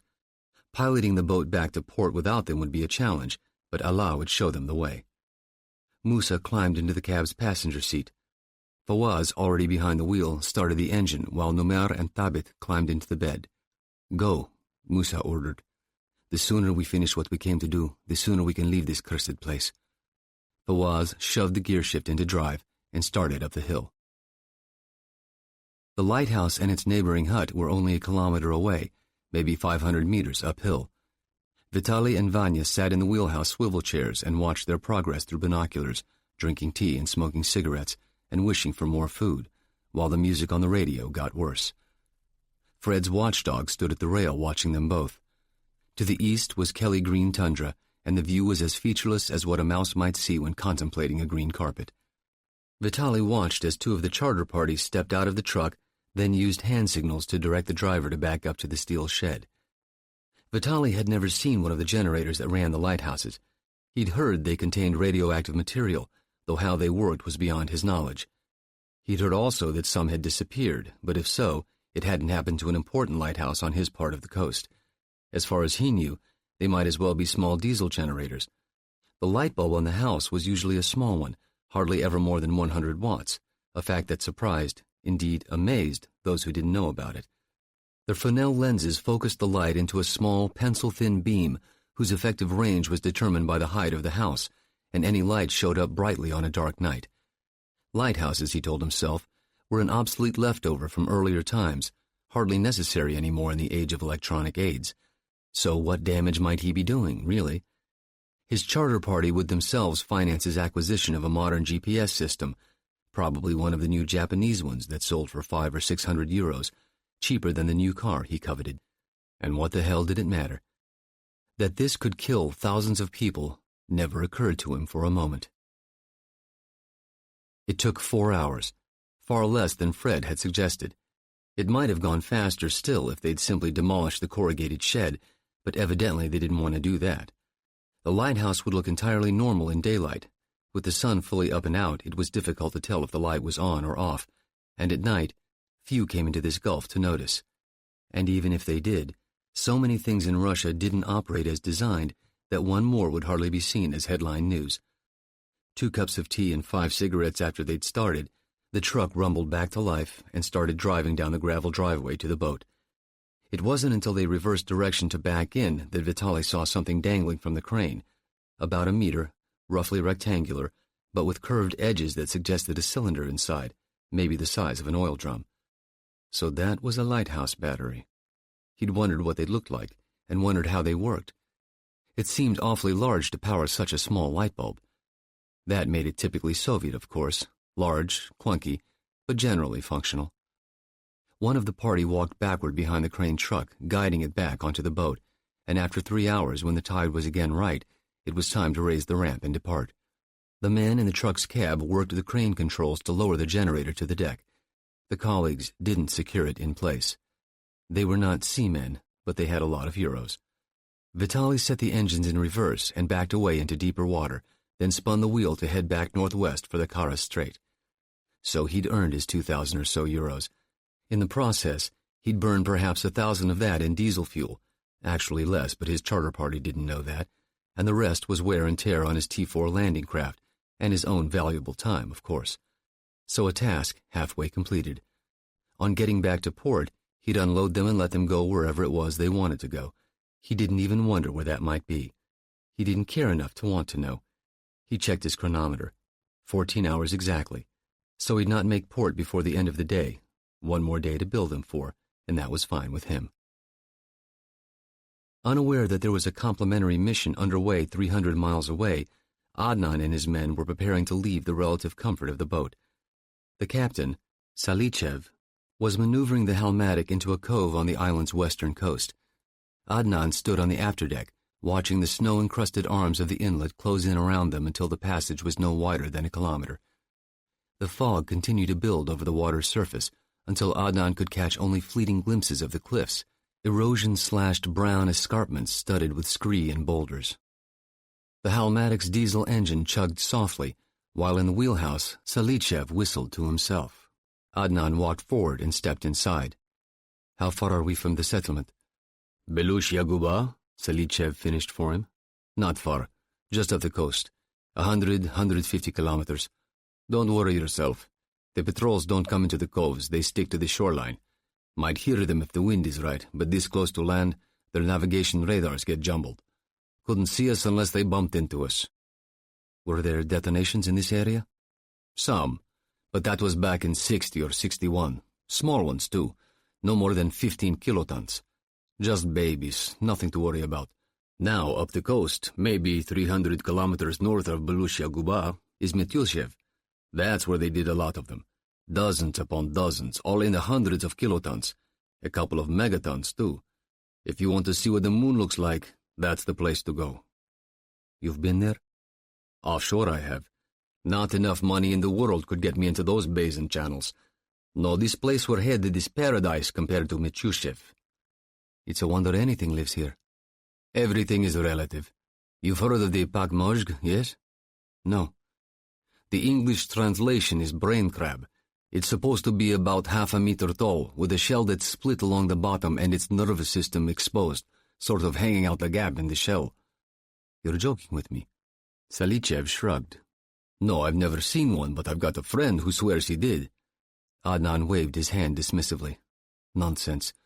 How long until we reach the shipyard?" 2 hours, give or take. Going to be dark not long after that, so you'll have to wait until morning. Don't want to be stomping around in the dark." "No." "You never did say exactly what you're after. Samples, right?" "Excuse me?" "Soil and rock samples. That's what most of you types come here for. Dirt. Testing it for whatever." "That's right," Adnan replied. "Dirt."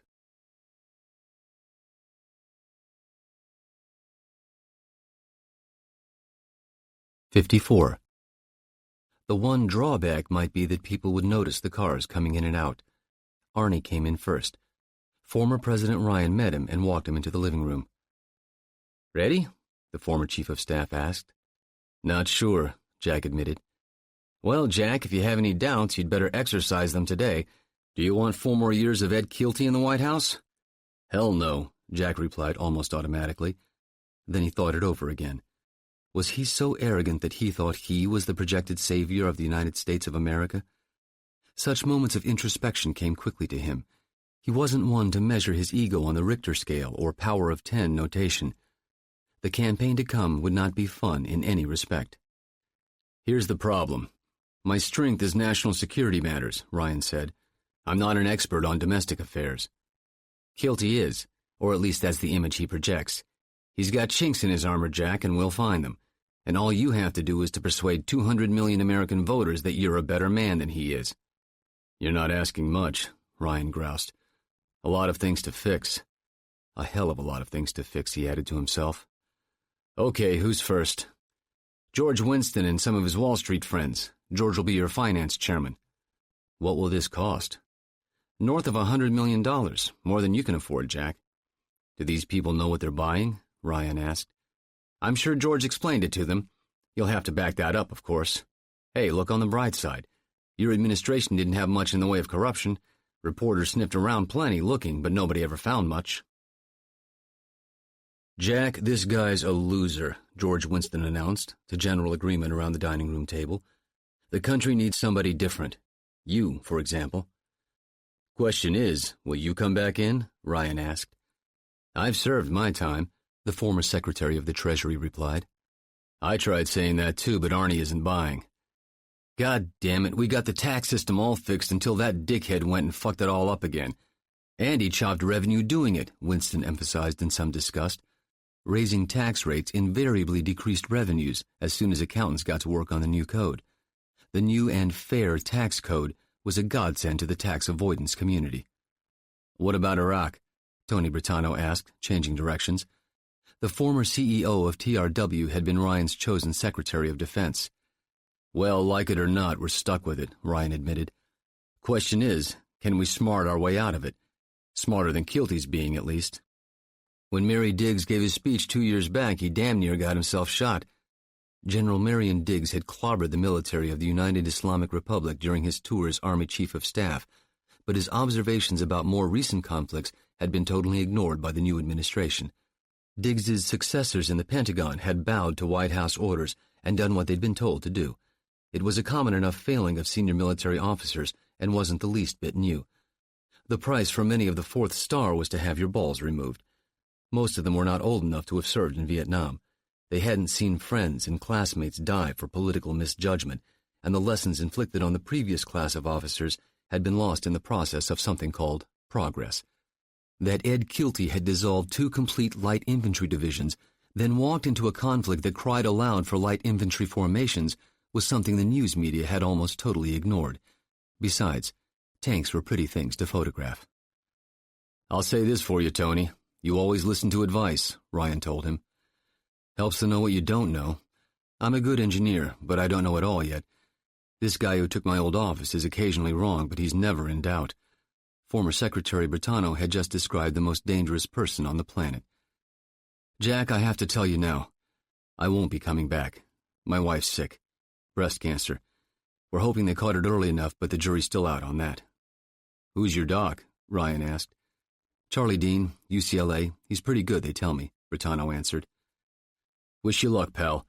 If Kathy can help, let us know, okay? Ryan had used his wife for numerous medical referrals over the years, and unlike most political figures, he didn't figure that everybody with an MD after his name was the same, at least in treating other people. I will, thanks. The news had a sobering effect on the meeting in any case. Valerie Britanno, a vivacious mother of 3, was well liked by just about everyone. What about the announcement? Van Damme asked. Yeah, I gotta do that, don't I? Unless you want a stealth campaign. Kinda hard to win that way, Arnie observed. Want me to get Callie Weston to gin up a speech for you? She's good with words, Ryan acknowledged. When will I have to do it? Sooner the better. Start framing the issues. I agree, Winston said. He doesn't know how to hit above the belt. Any bad baggage, Jack? Nothing I know of, and that doesn't mean nothing I remember. If I've ever broken the law, they'll have to prove it to me and a jury. Good to hear that, Winston observed. I believe you, Jack, but remember the devil's advocate. Lots of them in Washington. What about Keelty?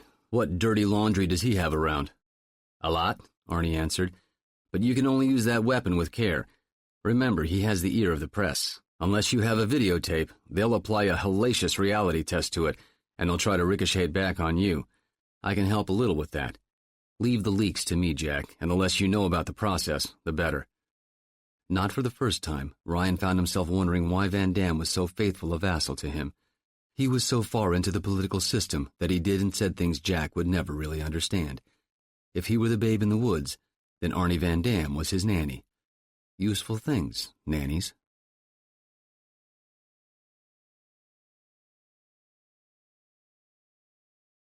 '55.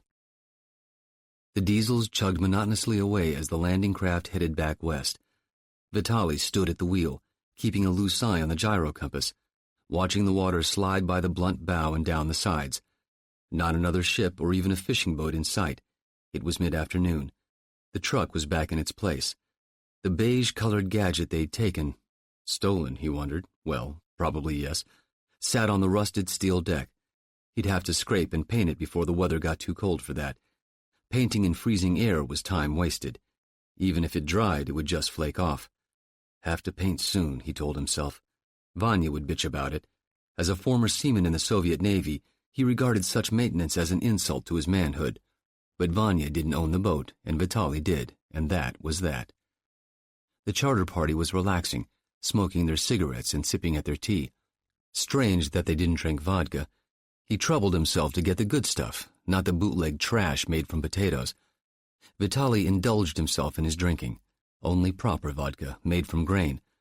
Sometimes he went overboard and drank Starka, the brown vodka once drunk only by the Politburo and local party bosses, but that time was gone. Forever gone? Only time would tell, and for now he would not trouble his insides with bootleg liquor.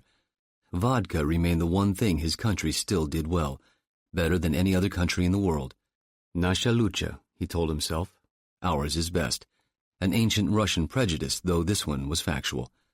What these barbarians didn't drink, he'd account for by himself soon enough.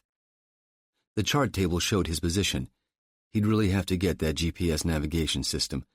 Even up here, there was no substitute for knowing your exact position at all times, because the flat, black waters did not reveal what lay only a meter beneath. Too much daydreaming, he chided himself. A seaman was supposed to be alert at all times, even when he was aboard the only vessel in view on a flat, calm sea. Vanya appeared at his side. "Engines?" the owner asked his mate. "Purring like kittens. Rather loud kittens, of course, but smooth and regular for all that. The Germans designed them well. And you maintain them properly," Vitaly noted approvingly. "I would not want to lose engine power out here. I am here as well, comrade captain," he added. Besides, the job paid well enough. "Want me to spell you at the wheel?" "Fair enough," Vitaly said, stepping back. "What did they want that thing for?" "Maybe they have large flashlights where they come from," Vitaly suggested. "Nobody's that strong," Vanya objected with a belch of laughter. "Maybe they want to set up their own lighthouse where they live, and that battery thing is too expensive to buy." "What do you suppose it costs?" "Not a thing if you have the right truck," Vitaly observed.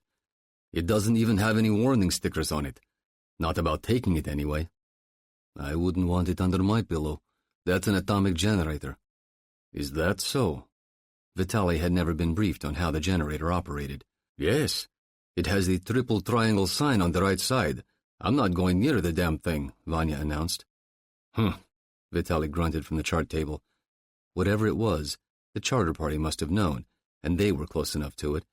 How dangerous could it be, then? But he decided not to get overly close to it. Radioactive stuff. You couldn't see or feel what it did. That's what made it frightening. Well, if they wanted to play with it, it was up to them. He remembered the old Soviet Navy joke. How do you tell a Northern Fleet sailor? He glows in the dark. Certainly he'd heard all manner of stories about the men who'd been sent to serve on the atomic submarines. Miserable work, and, as the crew of Kursk had discovered to their sorrow, they were still dangerous. No, what sort of madman goes to sea on a ship that's supposed to sink, he asked himself.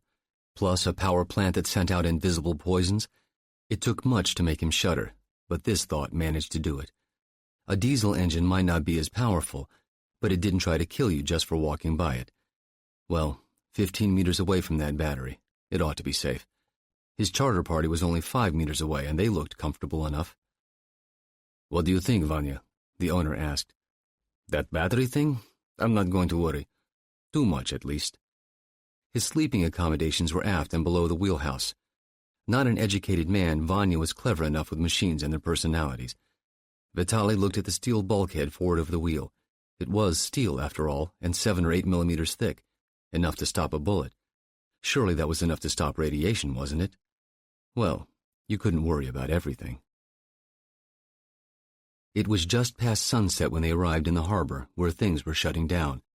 At the big ship quay, a ro-ro ship was about half loaded with cargo boxes for the oil fields to the east, and the longshoremen were walking back to their homes in anticipation of finishing up loading the next day, and waterfront bars were cleaning tables for the usual evening business. All in all, a normal sleepy evening for what was, mostly, a sleepy port. Vitaly eased his boat into the dock, the one with a ramp for loading trucks and trailers onto boats such as his. The dock looked unattended, as was normal, the dockmaster doubtless on his way to one of the bars to drink his dinner. "Day's getting shorter, Captain," Vanya observed, standing left of the wheel. In another few weeks they'd hardly see the sun at all, and it would be their winter maintenance period, with nobody chartering their craft. Even the polar bears would be looking for dens in which to sleep out the bitter winter, while humans did much the same, helped along the way by vodka. And one lighthouse would be dark all through the winter, not that it mattered all that much. "So we can sleep longer, eh, Vanya?" Always a good way to spend your time, the deckhand thought. The charter party was still in the well deck, standing by their truck, not overly excited about getting back to port, Vitaly saw. Well, they were businesslike, and that was fine with him. He had half his charter fee in his pocket, and the rest of the cash would join it soon enough, and maybe he would buy the GPS system to ease his navigation, if he could get a good deal for it. Yuri Ivanov should have a good supply of the gadgets at his chandlery, and for a bottle of Starka, maybe he could get a decent bargain in what was still largely a barter economy. "Stand by the engines, Vanya." "As you say, Comrade Captain," the deckhand responded, heading aft and below. He'd just beach his craft, Vitaly decided. The ramp was concrete covered with dirt, and his boat was made for that sort of thing. He carefully lined up and moved it at 3 or 4 knots, just about right. The light was fading, but not that fast. "Stand by," he said over the intercom. "Standing by," Vanya replied the same way. Vitaly's left hand found the throttle but didn't move it quite yet. 30 meters, approach gently, he told himself. 20 meters. His peripheral vision showed only a fishing boat sitting idle alongside with nobody in sight. Just about now. It was an awful noise, the sort to set a man's teeth on edge, and his steel bottom grated on the ramp, but soon enough the noise stopped, and Vitaly chopped the throttles back to 0, idle, and the trip and charter were complete. "Finished with engines, Vanya." "Yes, Comrade Captain, shutting down." And the rumble stopped. Vitaly pulled the wheelhouse ramp release handle, and the bow ramp fell slowly to the dock. With that done, he walked down to the well deck. The charter party walked to him. "Thank you, Captain," their leader said with a smile. He spoke in English, which was accented, though Vitaly didn't really notice. "All is satisfactory?" "Yes," the foreigner answered. He spoke in another language to one of his friends, but Vitaly didn't understand it. It wasn't English, and wasn't Russian. It's hard to identify a language you don't speak yourself, and, as the old joke went, it was Greek to the captain. One party member got into the truck and started it up, then backed it ashore, its cargo dangling from the A-frame crane on the flatbed. In the diminishing light, the triple triangle radiation warning label was unusually bright, which was probably intentional. A moment later, another truck appeared on the dock, and the former army truck backed to it. Another member of the charter party activated the crane controls, lifting, then lowering the cargo into the second truck's cargo area. Whoever these people were, they were reasonably efficient. One must have used a cell phone to call ahead, Vitaly speculated. "So, here is your money," the leader said, handing over an envelope. Vitaly took it, opened it, and counted off the bills. 2,000 euros, not a bad compensation for what had been a simple enough job, and enough to buy the GPS system, plus some Starka, and 100 for Vanya, of course. "Thank you," Vitaly said politely, taking his hand. "If you need me again, you know how to contact me." "I may come by tomorrow, say about 10 in the morning?" "We'll be here," Vitaly promised. They'd have to start painting the deckhouse, and tomorrow was as good a day as any other. "Then I will see you, the leader promised. Then they shook hands, and he walked ashore. On shore, he talked to a companion, speaking now in his native language. Tomorrow at 10, he told his most senior subordinate. And if the port is busy? We'll just do it inside, he explained. What time do we meet the plane? Tomorrow at noon. Excellent. They showed up just before 10 a.m., Vitaly saw. With the rest of his money, he hoped. Drove a different car this day, a Japanese one. They were taking Russia over. Too many of his countrymen still disliked German hardware, a lingering attitude that probably came less from history than from the war movies that the Russian film industry turned out like cigarette packs. He was wearing a parka, loose enough for a sweater underneath, and he walked up to the boat with a smile. So yes, maybe he did have a bonus for him. People usually smile before giving money over. "Good morning, Captain," he called, coming into the wheelhouse. He looked around. Not much activity to be seen except over at the big ship pier, where they were unloading cargo boxes half a kilometer away. "Where is your mate?" "Below, tinkering with the motors." "Nobody else around?" he asked with some surprise. "No, we maintain our own craft," Vitaly said, reaching for his cup of tea. He didn't make it. The 9mm round went into his back without warning and transited his heart, back to front, before exiting the chest and his coat. He dropped to the steel deck, hardly grasping what had happened, before he lost consciousness for the last time. Then the leader of the erstwhile charter party walked down the ladder to the engine room, where Vanya, as reported, was working on the manifold for the starboard engine. He hardly looked up from his tools and never saw the gun come up and fire. 2 shots this time, right into the chest from a range of 3 meters. When he became certain that his target was dead, Musa pocketed the pistol and walked back up. Vitaly's body was face down on the deck. Musa checked the carotid pulse, and there was nothing, and with his mission completed, he walked out of the wheelhouse and down the ladder, pausing to turn and wave to the body in the wheelhouse in case anyone saw him alight, then forward and down the ramp to where his rented car was waiting for him. He had a map to guide him to the local airport, and soon enough his time in this infidel country would be at an end.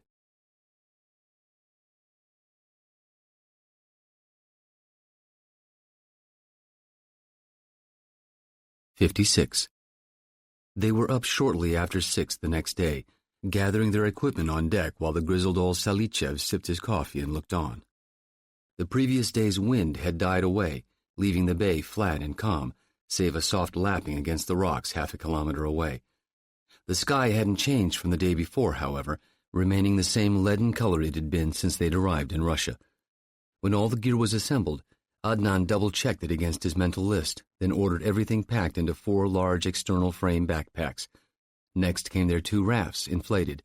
They were black and looked ancient, but the transom-mounted trolling motors were in good repair, and there were neither patches nor leaks. Of this Adnan had made sure when he'd purchased them. Once the rafts were up to full pressure, the men began inserting the deck planks into their notches. "Wait, Salichev said. "That's the wrong way." He walked over and removed one of the planks and flipped it around, matching its end curve with the raft's deck flange. "Like that, you see?" "Thank you," Adnan said. "Does it make a difference?" "Depends on whether you want to live or die, I suppose," the captain replied. "The way you had it, the bottoms would have folded up on you like a clam. You would have been in the water before you knew it." "Oh." 5 minutes later, the rafts were fully assembled. The men dropped them over the side, then tied off the bow painters to the Halmatic stern cleats. Next came the motors, then the equipment bags, then the men. Adnan climbed over the gunwale last. "We'll be back before dark," he told Salichev. "And if you're not?" "We will." Salichev shrugged. "Don't want to get caught out there at night, not unless you got Arctic gear hidden away in those bags." "We'll be back," Adnan repeated. "Make sure you're here." "That's what you're paying me for." If not for the drifting growlers and barely submerged pancake ice, the trip to shore would have taken 10 minutes, but it was nearly 40 minutes before the nose of the lead raft scraped on the pebble-strewn beach. The rafts were pulled onto higher ground and the backpacks unloaded. In turn, Adnan helped each man don his pack, then shouldered his own. "Inhospitable," one of the men said, looking around. Aside from a line of smooth brown cliffs 4 kilometers to the east, the ground was flat, covered in stones, clumps of brown grass, and a thin crust of snow that crunched under their boots. "What about the rafts?" another man asked. "We'll tow them," Adnan said. The stones are smooth enough. How far is it? Another asked. 6 kilometers, Adnan answered. Let's go. They set off, following the shoreline north and east, keeping the bay on their left until it narrowed to a mere 100 meters and curved south around the headland, where the channel turned parallel to the cliffs they'd spotted from their landing site. Up close, Adnan could see that the cliffs were actually sharply sloped hills, their faces grooved by centuries or millennia of snow runoff and wind. After another 2 kilometers of walking, the channel suddenly widened into a second bay, this one a rough oval measuring 2 square kilometers. The ships had been moored with neither care nor order, Adnan could see, some listing against their neighbors, others with bows and sterns abutting one another at odd angles, while still others had been grounded by tugboats to make room for new arrivals. All were civilian in origin, mostly dry cargo carriers and tenders and repair vessels, but they ranged in size from 30 to 200 meters, some so old their hulls were rusted through in spots. How many are there? One of the men asked, staring. 18, give or take, Adnan replied. It was a rough estimate to be sure, based on their own intelligence, but probably as close as the Russian government could itself come. This bay had become an unofficial graveyard in the mid-'80s, as the arms race with the West began to take its toll on the Soviet financial infrastructure and more corners were trimmed in favor of military expenditures. It was cheaper to strip and abandon decommissioned ships than it was to properly scrap them.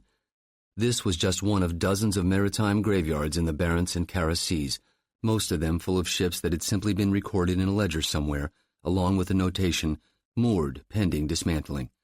Adnan hadn't been told how the graveyards had come to the attention of his superiors, nor did he know the details of what would soon be seen as the most costly administrative error in modern history. The ship probably had a name and a designator, but those particulars had also been excluded from Adnan's briefing report. What he did have was a map with the ship's anchorage coordinates and a roughly sketched blueprint of the cargo hold and deck entrances. Clearly, the blueprint had come from neither Atomflot nor the manufacturer, but rather a first-hand source, likely one of the crew. Adnan also knew the vessel's history and how it had come to rest here. Commissioned in 1970 as an Atomflot nuclear tender, it had been designed to offload spent fuel and damaged components from nuclear-powered civilian vessels at sea and transport them back to shore for disposal. In July of 1986, overburdened with high-level reactor rods from a damaged icebreaker, the ship lost steerage way in heavy seas and foundered, spilling seawater into the cargo hold and breaking loose the reactor rods. So severe and immediate was the contamination that the ship's crew, 42 in all, died before rescue vessels could reach the scene. Anxious to avoid revealing to the world another Chernobyl-level disaster, which had happened just 3 months earlier, Moscow ordered the ship towed to a secluded cove on the eastern coast of Novaya Zemlya and abandoned in place. The error that had allowed other vessels to be deposited here was monumental, but such was the nature of bureaucracy, Adnan reasoned. Surely at some point the government had realized its error, but by then little could be done. The bay was designated a restricted area, and the secret was kept. On occasion, teams were likely sent into the bay to check the ship's hull for leaks or signs of intrusion, but as time passed and priorities changed, the incident would have faded into the secret pages of Soviet Cold War history. Out of sight, out of mind was the phrase, Adnan believed. The ship was anchored on the north side of the cove, 50 meters offshore and sheltered from view by a pair of bulk carriers. It took them another 40 minutes to circumnavigate the cove. They began unpacking their equipment. First came the rubber-impregnated L1 chemical protection suits, followed by the rubber boots and gloves. Like most of their equipment, the suits were Army issue, olive drab and stiff and stinking of new dye. After making sure zippers and snaps were sealed, each man donned a Soviet-era GP-6 rebreather mask. "How much good will these do?" asked one of his men, his voice muffled. "They are rated for short-term exposure," Adnan replied. Part of him regretted the lie, but there was nothing to be done about it. Even if the suits hadn't been 20-plus years old, they would be of little use against anything other than chemical and biological agents. If told the true extent of the danger before them, the men would likely go anyway, but it was a chance he couldn't afford to take. "As long as we're out within an hour, there will be no long-term damage." This, too, was a lie. They pushed the rafts into the water, then piled in and set off across the water, heading for the ship's midships accommodation ladder, which was extended, coming to within a foot or two of the water. Why this was, Adnan didn't know. None of the crew had made it off. Perhaps the government had performed some sort of inspection in the past. They tied the rafts to the ladder, then started upward. The ladder shook and clanked beneath their feet. At the top they found the railing gate closed, but after a few smacks of his palm, Adnan was able to dislodge the latch and push through. "Stay together and watch your step for weak spots in the deck," Adnan said. He checked his sketch, then faced aft to orient himself. Second hatch down, he thought. Down one ladder, turn right. They set out, walking stiffly and slightly bow-legged, the fabric of their suits rasping at armpits and thighs. Adnan kept his head moving, checking both the deck beneath his feet and the overhang above. He tried not to think of the invisible particles bombarding his suit and penetrating his skin. Like the railing gate's latch, the dogging lever on the hatch was rusted and resisted his first tug. Another member of the team joined him, and together they heaved back on the lever until it screeched open. Each man clicked on his flashlight, and one by one they stepped through the hatch and started downward. At the next deck they turned left down a passageway. They passed 3 side passages, each lined with cabin doors or hatches. Pipes and electrical conduits crisscrossed the ceiling like veins. At the 4th intersection, Adnan turned left and stopped at a door. There was a porthole window at eye level. He peered through, but could see nothing. He turned around. "There will likely be water on the deck. That will be our biggest risk. Don't rely too much on the handrails or catwalk. If something starts to give way, you must freeze and not panic. Is that understood?" He got nods all around. "What does it look like, this container?" "An oil drum, but only half as tall. If Allah wills it, it will still be secured to the wall of the containment vault." Better that Allah willed that the containment doors still be shut and locked, Adnan thought. Otherwise, they had no chance of finding what they came for before the radiation killed them. "Any other questions?" he asked. There were none. Adnan turned back to the door and tried the knob. Largely protected as it was from the salt air, it turned freely. He slowly pushed the door open until it was wide enough to accommodate him, but kept a hold of the knob so the door wouldn't swing shut as they entered. He took a tentative step forward, placing his foot flat on the catwalk and slowly shifting his weight forward until certain it would hold him. He took another step, then turned left, then 2 more steps. He looked over his shoulder and nodded. The next man entered. As cargo spaces went, this one was small, measuring roughly 100 square feet and 20 feet deep.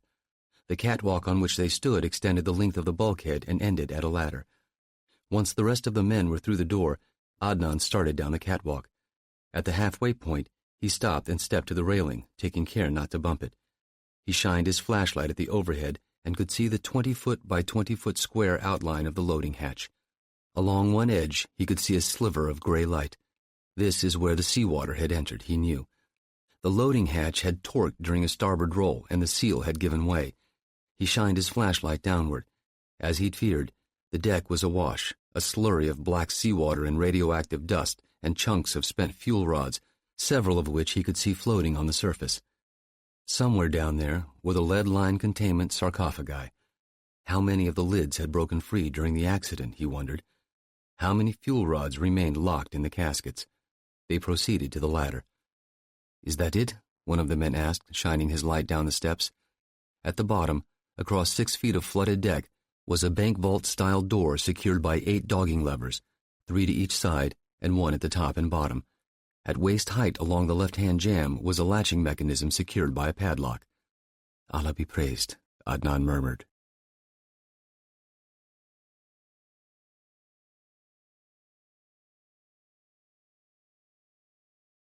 '57. The international airport outside Archangel mainly handled domestic flights, and few enough of those, except in the summer. More took the train south, which was cheaper and more accessible to the local citizens. Aeroflot hadn't quite shaken its long-held reputation for substandard flight safety, but there was a rather more active air freight terminal used largely for fish that needed swift transport to various international restaurants, and so the package was loaded into the forward cargo hatch of a 40-year-old DC-8 belonging to Assen Air Freight. It would fly to Stockholm, and from there, with a new crew, it would fly farther south, stopping at Athens before its final leg to Dubai International Airport in the United Arab Emirates. "What's this?" a customs officer asked, looking at the recently painted battery casing. "Scientific gear, X-ray equipment, something like that," his partner replied. The official saw that the paperwork was properly filled out, and that was really all he cared about. It wasn't a bomb. Those required different forms. So he signed on the long green line and affixed a stamp that made it official. Nobody even had to bribe him for this. For munitions, they would have, but this was not obviously any sort of weapon. He didn't ask, and they didn't offer, to their relief and his indifference. A gas-powered forklift hoisted the package. It weighed about 700 kilos, and drove it to the platform sitting outside the cargo hatch. There, it was manhandled aboard and tied down firmly to the aluminum deck. The pilot and co-pilot were pre-flighting the aircraft, walking around, checking for fluid leaks, visually inspecting the airframe for anything amiss. The air freight business was not known for the quality of its maintenance procedures, and the flyers, whose lives rode on the flight deck, did their best to make up for that troubling fact. The left outboard main gear tire needed replacement in 10 or so cycles. Aside from that, the airplane looked as though it would fly for the next 8 hours. They walked back inside to the crew lounge to try some of the miserable local coffee and pretty decent bread. Their box lunches were already aboard, already stacked by their flight engineer, who was busily prepping the engines. They walked back out 30 minutes later and climbed up the old-fashioned boarding ladder to get underway. That took another 15 minutes, and then they taxied to the end of runway 18 to start their takeoff roll. The old aircraft had 37,000 hours on the airframe. It had begun life as a passenger liner for United Airlines, mostly on cross-country runs from the East Coast to the West, along with a few stints as a freedom bird out of Saigon, which the aircraft, if it had a memory, would recall with a smile. It climbed to its assigned cruising altitude of 32,000 feet and headed west before turning south over Finland, slowing as it crossed the Baltic Sea, then descended to land at Stockholm. It was all entirely routine, ending on runway 26 and turning left for the cargo terminal. A fuel bowser pulled up at once to refuel the wing tanks, and a minute later came the relief crew, asking how things went and how the aircraft was. All answers were within acceptable limits, and the inbound crew walked down the steps to a car that would take them to the local hotel that flight crews used. It had a pub, they were pleased to see, with cold beer on tap. The relief crew had the DC-8 back in the air before they'd finished their first pint. Back in Russia, Musa was at Moscow's Domodedovo airport in the main terminal building, the one that looks like an alien spacecraft. But it was an improvement on Stalin's beloved wedding cake school of design, on an international call to a friend in Berlin. When the connection was made, he told his friend that the car had been properly fixed and that he would accept payment when next they met. His friend agreed, and the call was terminated. Musa and his men then walked to an airport bar where they indulged freely in overpriced shots of Russian vodka, which was, at least, of a premium brand, as they waited 2 hours for their KLM flight to the Netherlands. The bar also served them cucumber slices and bread to accompany the vodka into their stomachs. They paid the bar bill in euros, leaving a niggardly tip for the bartender before boarding the KLM 747 in the first-class cabin, where the liquor was free, and they indulged themselves there, too. For his part, Musa's thoughts did not linger on the 2 murders he had committed. It had been necessary. He'd accepted that part of the mission before traveling to Russia and chartering the infidels' boat. Looking back, he was surprised that he and his friends had not indulged in drink while aboard, but there was an old adage about not mixing business with pleasure, and not mixing alcohol with business was surely even a more intelligent rule. Had that Vitali fellow remarked on his charter with some local friends? Impossible to know. But since he didn't know their names or addresses, and no one had taken any photographs, what evidence had he left behind? Northern Russia had looked to him like old movies of the American West, and things there were manifestly too casual for a proper police investigation. The pistols used had been disposed of, and that, he figured, was that. With this decided, he rocked his seat back and let the alcohol take him off to sleep. The 747 landed at Berlin's Tempelhof International at 0100 local time. Musa and the others deplaned separately, went through the rigmarole of immigration, using their Dutch passports, then walked to collect their baggage, and from there out to the taxi stand, where a German in a Mercedes took directions delivered in English to a certain street location. It was in what was locally called Dish City, called that for the plethora of satellite TV receiving dishes. These allowed the mainly Arabic residents to watch TV in their own native language. His host was already expecting him, flagged by a friend in Amsterdam, and so it took only one knock. Hands were taken and kisses exchanged, and Musa went into the living room of the small apartment. Mustafa, the host, held a finger to his lips and then to his left ear. The apartment might be bugged, he thought. Well, you had to take precautions in an infidel country. Mustafa turned on the TV to a same-day repeat of a game show. "Your mission was successful?" Mustafa asked. "Completely." "Good. Can I get you anything?" "Wine?" Musa asked. Mustafa went into the kitchen and produced a tumbler full of a white Rhine wine. Musa took a long pull on it, then lit a cigarette. He'd had quite a long day, plus the 2 murders which, he found, tended to unsettle him for no reason he could understand. In any case, sleep came quickly once Mustafa had rolled out the sleeper bed and he'd finished off his Rhine wine. Tomorrow he'd go to Paris, await word that the package had arrived safely, then follow. Once in Dubai, he could enjoy some leisure time. The engineer assigned to the package was reliable and competent and would need little supervision. Then again, Musa thought, what supervision could he offer? What had to be done with the package was beyond his skill level. It was a strange name for a town, Kirsten Kasich thought. The site of Napoleon's final defeat at the hands of Wellington. Perhaps an apt metaphor, a divinely ordained reversal of fortune for a tyrant who had kept much of the world under his thumb. Still, to find such a place here in the middle of the Corn Belt had been a surprise, as had much of America. The people here seemed decent enough and had treated him well, despite his funny name and heavily accented English. It had helped, he was sure, that he'd managed to pass himself off as a Christian, the adopted son of Lutheran missionaries who had died 2 years earlier during a mortar attack outside Kuching. Repugnant as he found it to overtly deny Islam and the one true prophet, the story had, in fact, softened the hearts of the most suspicious of the town's residents, most of whom were blue-collar workers or farmers.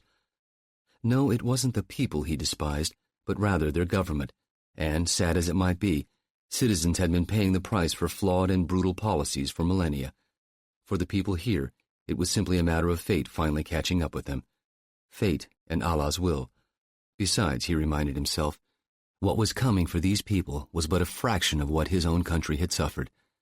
While the tragic tale of his missionary parents was technically false, it was, in spirit, true enough.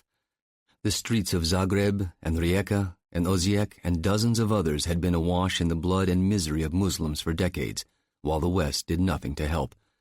What would have happened, Kasich wondered, if it had been blonde-haired and blue-eyed Christian children being slaughtered in the streets of London or Los Angeles? What then? As the email instructed, Kasich drove his 1995 Ford Ranger to the Trailways bus station on Sycamore between 3rd Street and Park Avenue. He pulled the Ranger into the parking lot of Doyle's Pub, then walked back down the block to the bus station and went inside. The key he'd received in the mail a week earlier fit locker number 104. Inside, he found a thick cardboard box wrapped in brown craft paper. It was heavy, nearly 30 pounds, but reinforced with filament tape. There was no writing on the paper. He removed the box, placed it on the floor between his feet, then looked around to ensure that no one was watching before using the sleeve of his sweatshirt to wipe off the locker key. Had he touched anything else? Left fingerprints anywhere nearby? No, just the key. Kasich picked up the box and walked outside, then back down the block to his truck. The box went in the passenger side door and on the seat. He got in on the other side and turned the ignition key, then paused, briefly wondering if he should put the box on the floorboards. If he got in an accident? No, he thought. Not necessary. He knew what was in the box, or at least he had a good idea, given the training curriculum he'd been put through in the camp. They'd trained him well to do one thing, and one thing only. This cargo was perfectly harmless. For now.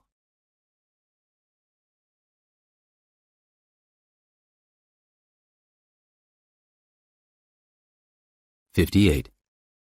Their leads into what, if anything, the Emir and the URC were planning were 3. Old email intercepts which had yielded little of use, save a birth announcement that seemed to have pushed every URC cell into radio silence, as well as perhaps moving some URC pieces around the board.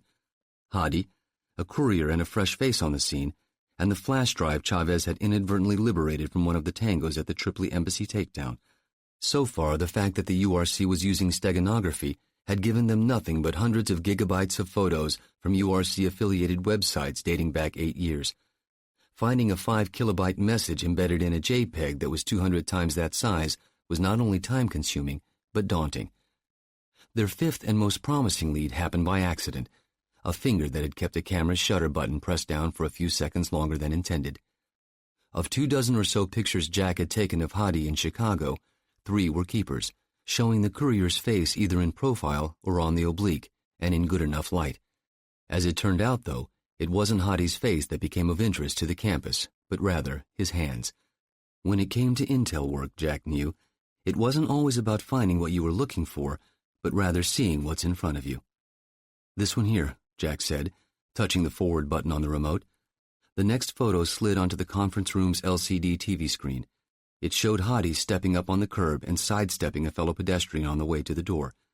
Near the bottom of the frame, barely visible in shadow, Hadi's hand and the stranger's hand were pressed together, and between them an indistinguishable object.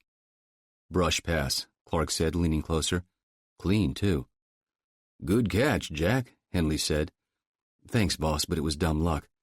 "No such thing, Mano," Chavez said. "Luck is luck. Take it as it comes." "So we've got a second face," Sam Granger said. "What's it do for us?" "Nothing. Not by itself," Jack said. "But this might get us somewhere." He touched the forward button again. "The guy's suitcase, blown up and sharpened. I had Gavin work a little Photoshop magic. Check the upper right-hand corner, that curled white square." Jack hit forward again, and the white square expanded and resolved. "It's a luggage claim sticker." "I'll be damned," Brian Caruso muttered. "Gotta love that computer shit." Henley turned to Dominic. "Special Agent Caruso, this might be right up your alley." "On it, boss." Armed with a claim check number, a rough time frame, and his FBI badge number, it took less than an hour for Dominic to come back with a name. Agong Nayuan, Vice Consul for Economic Affairs at Republic of Indonesia's Consulate General in San Francisco. "Nothing outstanding on him," Dominic said. "Flight from Vancouver to Chicago to San Francisco the same morning as Hadi. The Frisco FO did its due diligence on him a few years back. Nothing popped. No known ties to extremist groups, politically moderate, no criminal history." "As far as Jakarta would admit to," Granger said. "It's either that or he's covered his tracks well. We've got him brush passing a known URC courier. Somebody messed up on a background check somewhere." With a population of nearly 200 million Muslims, Indonesia was, according to many intelligence communities, Western and otherwise, quickly becoming the central recruiting front for extremist terrorist groups, the most powerful of which, Jemaah Islamiyah, Islamic Defenders Front, FPI, Darul Islam, and Laskar Jihad, had not only both operational and financial ties with the Emir's URC, but also sympathizers at every level of the Jakartan government. The idea that Agong Nayuan, staff member of the Indonesian consulate, had such leanings didn't surprise Jack, but the fact that Nayuan had chosen to become a cutout for a URC courier meant they were dealing with a whole different kettle of fish altogether. "Whatever brought Nayuan out to play has to be big," Jack said. "If he's caught, all he'll probably get from us is a PNG. This was persona non grata, a bureaucratically couched term for no longer welcome. Expulsion. Jakarta's a different story, though. That'd be a welcome to remember. Indonesia's Agency for Coordination of Assistance for the Consolidation of National Security, or Bakorstanas, had the broad and disturbingly vague mandate to ferret out and eliminate threats to the Republic, which was, in turn, coupled with little legal restrictions and oversight. If expelled from the United States under accusations of aiding the URC, the best Nayuan could hope for was a dark hole in Sipanang prison and years to consider his crimes. The government in Jakarta had in recent years been trying to get out from behind the economic shadow of China and sell itself to the West as a market counterbalance. Hard to do that with a reputation as a terrorist petri dish. "Thoughts?" Henley asked, looking at Clark. "Track back the cat," Clark replied. "We know Hadi headed to Las Vegas and maybe points beyond. We know where Nayuan is and where he came from. Let's put eyes on him and see where it takes us." Henley considered this. He looked at Granger, who nodded. "You and Chavez," Granger said. "Start in San Francisco, then Vancouver. Dissect him." "How about Jack?" Clark suggested. "Good op to get his feet wet." Again, Henley and Granger exchanged glances. The boss looked at Chavez and the Caruso brothers. "Gentlemen, can we have the room for a few minutes?" Once they'd filed out, Henley said to Jack, "You're sure this is what you want?" "Yeah, boss." "Tell us why." This from Granger.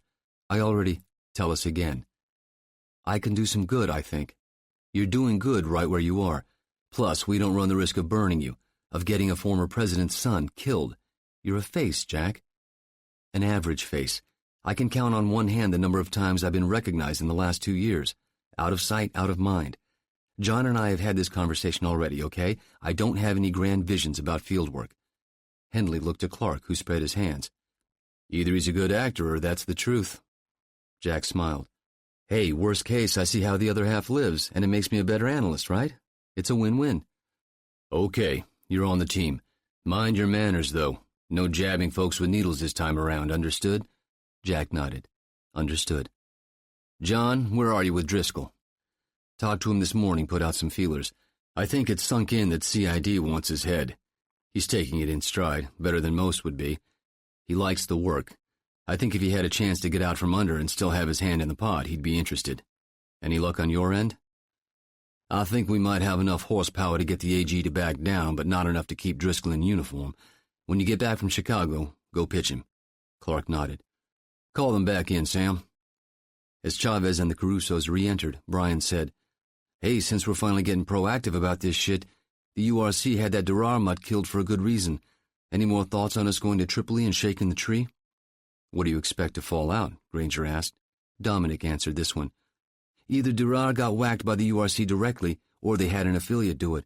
Either way, we find who did it, and we've got another piece of the puzzle. Maybe a peek at communication protocols, funding routes. Who knows? Henley nodded.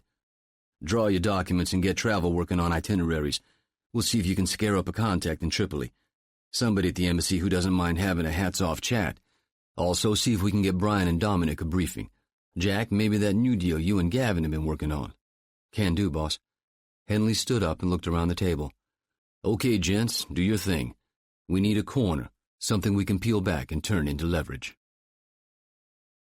Each man would need a motel room of his own, Hadi knew, all within an hour's driving distance of the facility, and none lavish enough that a 10 to 14-day stay would arouse curiosity. Foreigners coming to a new country looking for work didn't have enough money for fancy accommodations, and while it might make sense for friends to stay together on such a trip, 4 Arabic-looking males staying in one place together might pique the interest of local law enforcement. There were plenty of 2-star motels in Sao Paulo.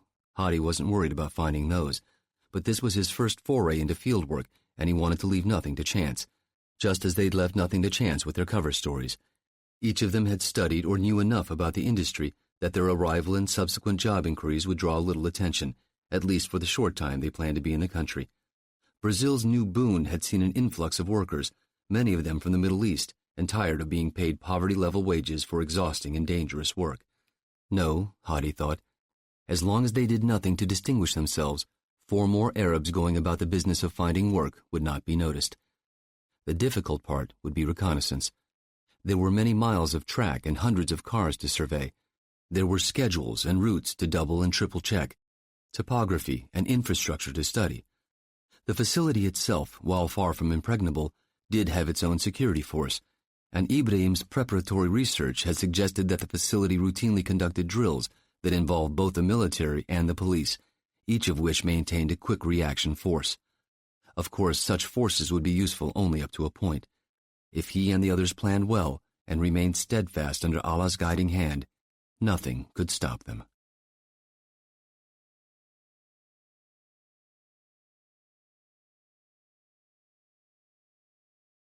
"59. Steve had passed the most recent test with flying colors, Allison decided. She had, at the last minute, canceled their rendezvous in Reno, claiming that her boss had asked her to take his place at a pharmaceutical rep conference in Sacramento. The conference was real enough, as were her business cards and the drug samples and the literature she carried in her leather briefcase whenever they met for sex, but that's as far as it went. She liked him well enough, but in her business, such things were gauged on a sliding scale. Steve wasn't repulsive or abusive, so that put him nearer to the upper end of the scale. Not that that would have mattered to her performance, but it certainly made their meetings tolerable. As predicted, Steve had been upset and disappointed at her last-minute cancellation, and, just as predictably, he'd immediately offered a solution. He would take time off from work and fly to Sacramento for the weekend so they could spend time together. She could attend the conference during the day, and they would have the nights to themselves.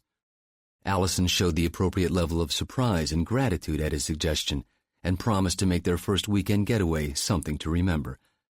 At some point during the weekend, she would set the hook a little deeper, coyly suggesting that he introduce her to his family.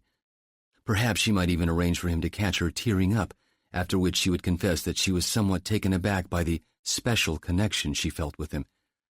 As she'd known from the beginning, the tricky part would be the pitch. Her handler, a Russian term she had never liked, the man with the fire-scarred hands, had proposed an angle she thought was worth exploring, but it would involve exposing herself with an unbackstopped story that Steve could check into if so inclined. Then again, if by the time she made the pitch, Steve wasn't completely under her thumb, she would back off and try another tack. Steve wasn't stupid, but when it came to matters of the heart, men were just as irrational, if not more so, than women. Sex, for all its power, was simply a stepping stone, and if she judged her mark correctly, she was but a few stones away from the prize. The question that Allison didn't let herself wonder too much about was the nature of the information her employer was seeking. Why in the world, she wondered, did they care about groundwater in the middle of a desert? As Panamax boxed ships went, the Lausanne was small, a 12 abreast, 2,700 TEU, 20-foot equivalent units vessel measuring 542 feet, whose capacity had long since been surpassed by post-Panamax descendants, but Tarkey Industries of Smithfield, Virginia, was less interested in modernity than it was in cutting its losses. Of the 120 500-gallon propane tanks it had sold to the government of Senegal, 46 had proved defective, having slipped through quality control with improperly welded lifting lugs. By itself, this was not an insurmountable problem, one that Tarkey had offered to fix at no cost and on site, but an examination by both Senegalese government inspectors and Tarkey's lead engineer in Dakar had revealed that the welds had compromised the shell integrity. None of the tanks could have withstood the mandated 250 pounds per square inch pressure capacity. As this was Tarkey's initial contract with Senegal, and in fact its first overseas deal, a quick refund was issued, along with an official apology from the board of directors, and replacement tanks were dispatched immediately. In Dakar, the defective tanks were listed on the bill of entry with the code R3001C, re-exportation of quality rejected non-petroleum products following storage warehousing, then transported to a government customs warehouse in Port Sud and offloaded in a vacant weed-filled lot surrounded by a 4-foot-high hurricane fence. 8 months later, arrangements were made to have the defective tanks returned to Smithfield. The Lausanne, making its final port of call before crossing the Atlantic to the United States, had the requisite space to take the cargo. 2 days before departure, the tanks were loaded by forklift onto platform rail cars, locked into place, and transported 2 miles down the tracks to the Lausanne's berth, where the tanks were offloaded by crane into open-top bulk tainers, 4 tanks to a container, then hoisted to the Lausanne's deck and stacked 12 abreast. Having been inspected upon entry, the tanks, which had been under the control of customs since their arrival, were neither weighed nor examined before being loaded aboard the Lausanne. The headache and nausea had been getting progressively worse for the last 10 hours, which somewhat surprised Adnan. He hadn't expected symptoms this soon. His hands were trembling and his skin felt clammy. Clearly the stories about the vessel's toxicity hadn't been exaggerations. No matter, he thought. It was almost time. According to Salichev's chart, they were only 20 kilometers from the drop-off point. By Allah's grace, they'd found the containment drum precisely where it should have been, still resting in its bulkhead-mounted rack. It had been lighter than Adnan had anticipated, which was both a blessing and a curse. He knew the approximate weight of the core, so it was relatively easy to estimate the weight of the containment drum. It was obviously lead-shielded, but not as thickly as their intelligence had suggested. This meant the vault itself had been intended as the primary shield, but that wouldn't help them. However, the drum was still sealed and seemed to have suffered no damage during the incident those many years ago. They'd unlatched the rack enclosure, lifted the drum up and out by its 4 welded D-shaped handles, then walked it out of the vault and across the flooded deck to the ladder. Here they'd moved slowly, cautiously, 1 step at a time to the catwalk, then out into the main passageway. The last 2 major obstacles, the ladder up to the weather deck and the accommodation ladder down to the rafts, passed without incident, and soon they were back on shore. They gratefully shed their protection suits and gas masks, then stuffed them in one of the backpacks, which was weighted down with a stone and tossed into the cove. The walk back to the headland took an hour. Adnan ordered the men to put down the drum and rest. Then he walked to the shoreline and peered through the mist toward the bay. He could just make out the outline of Salichev's boat. He pulled a flare from his backpack, popped off the ignition cap, and waved the sparking tube over his head. 30 seconds passed, and then from the boat there came the double wink of a flashlight. Adnan turned to the others and waved them ahead. 30 minutes later, they were back aboard the boat and returning the way they'd come. By the time they reached the main bay, the containment drum was sealed inside the second, more heavily shielded drum they'd brought along. Salichev eyed the container suspiciously, but said nothing as he steered the boat toward open water. Now Adnan stood beside Salichev in the pilot house. It was nearly midnight, and nothing but blackness showed through the windows. "You've certainly earned your fee, Captain," Adnan said. "We're grateful." Salichev shrugged, said nothing. Beside his hip, Adnan could feel the square outline of the radio jutting from the wooden helm console. Moving slowly, he withdrew the small knife from his jacket pocket and thumbed open the blade, which he pressed against the radio's power cable. It made a barely perceptible snick as it parted. "I'm going to check on the men," Adnan said. "Can I bring you a cup of coffee? Something stronger?" "Coffee." Adnan went down the ladder into the main salon, then down another short ladder into the sleeping compartment. It was dark, save what little light filtered down from the salon. The men were asleep, one to a bunk, all lying on their backs. Earlier, he'd passed out what he'd told them was another dose of potassium iodide. It was, in fact, 3 grams of lorazepam stuffed into a generic cellulose capsule. At 3 times the standard dose, the anti-anxiety medication was enough to put the men into a profoundly deep sleep. A blessing, Adnan thought. For the last 4 hours he'd wrestled with what he had to do next. Not the necessity of it, but the method. These men were already dying, and nothing could change that. He was dying, and nothing could change that either. It was the cost of war and the burden of the faithful. He took some consolation that they would never awaken, never feel any pain. The only other consideration, then, was noise. Salichev was old, but he was tough and hardened by a life at sea. Safer to take him by surprise. Adnan went to the workbench mounted on the aft bulkhead and opened the top left-hand drawer. Inside was the knife he'd found during his earlier search. It was J-shaped, with a needle-sharp point and a finely honed edge, used, he assumed, to gut fish. He gripped the wooden haft, blade angled up, then stepped to the first bunk. He took a deep breath, then placed his left hand on the man's chin, turned the head toward the mattress, then jammed the tip of the blade into the hollow beneath his earlobe and drew the knife up, following the edge of his jawline. Blood gushed from the severed carotid. In the darkness, it looked black. The man gave out a soft moan against Adnan's palm, then spasmed once, twice, and went still. Adnan moved to the second man, repeated the process, then to the third. In all, it took 90 seconds. He dropped the knife onto the deck, then went up into the salon and washed the blood from his hands. He knelt down beside the sink, opened the bottom drawer, and withdrew the 9mm Yarygin pistol he'd secreted there. He drew back the slide an inch to ensure that a bullet was chambered, then cocked the hammer, flipped off the safety, and stuffed the pistol into the side pocket of his jacket. Finally, he grabbed a plastic coffee cup from the drying rack. He climbed back up the ladder and into the pilot house. "Coffee," he said, handing the cup to Salichev with his left hand. The captain turned, reached for it. Adnan drew the Yarygin from his pocket and shot him in the forehead. Blood and brain matter splattered against the side window. Salichev slumped backward and slid down the bulkhead. Adnan flipped the autopilot switch on the helm console, then grabbed Salichev by the ankles, dragged him to the ladder, and rolled him down into the salon. Back at the helm, Adnan took a minute to recheck their position with the ancient Loran C unit, then he flipped off the autopilot and adjusted course. The linear dark streak of the island appeared on the horizon an hour later, and an hour after that, Adnan slowed the engines and came about, following the shoreline east until the Loran C's display showed the correct coordinates.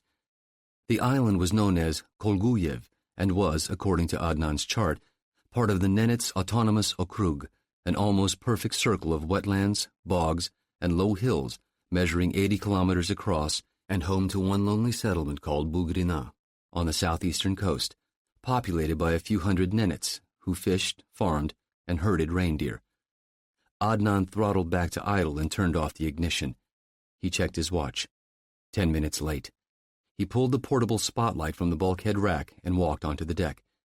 The coded blink of his spotlight was immediately followed by the correct response from shore. 5 minutes later, he heard the soft rumble of an outboard motor. A speedboat appeared out of the darkness and pulled alongside the port gunwale. 4 men were aboard. Each was armed with an AK-47. Adnan didn't recognize any of them. Not that it mattered. The spotlight code matched, and if it was a trap, there was nothing to be done about it now. "You are Abdul Baki, servant of the Creator?" one of the men, the leader, Adnan assumed, asked. "No, servant of the Everlasting," Adnan replied. "It's good to see you here. And you, brother. Toss me your bow line and come aboard. It will take at least 2 of you to lift."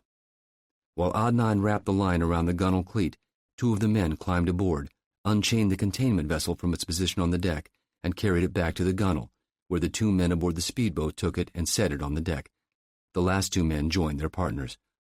"Any problems?" the leader asked. "None. Everything went as planned. Can we help you any further?" Adnan shook his head. "No, thank you. It's almost done. It's deep here, almost 300 meters. The sea will do the rest."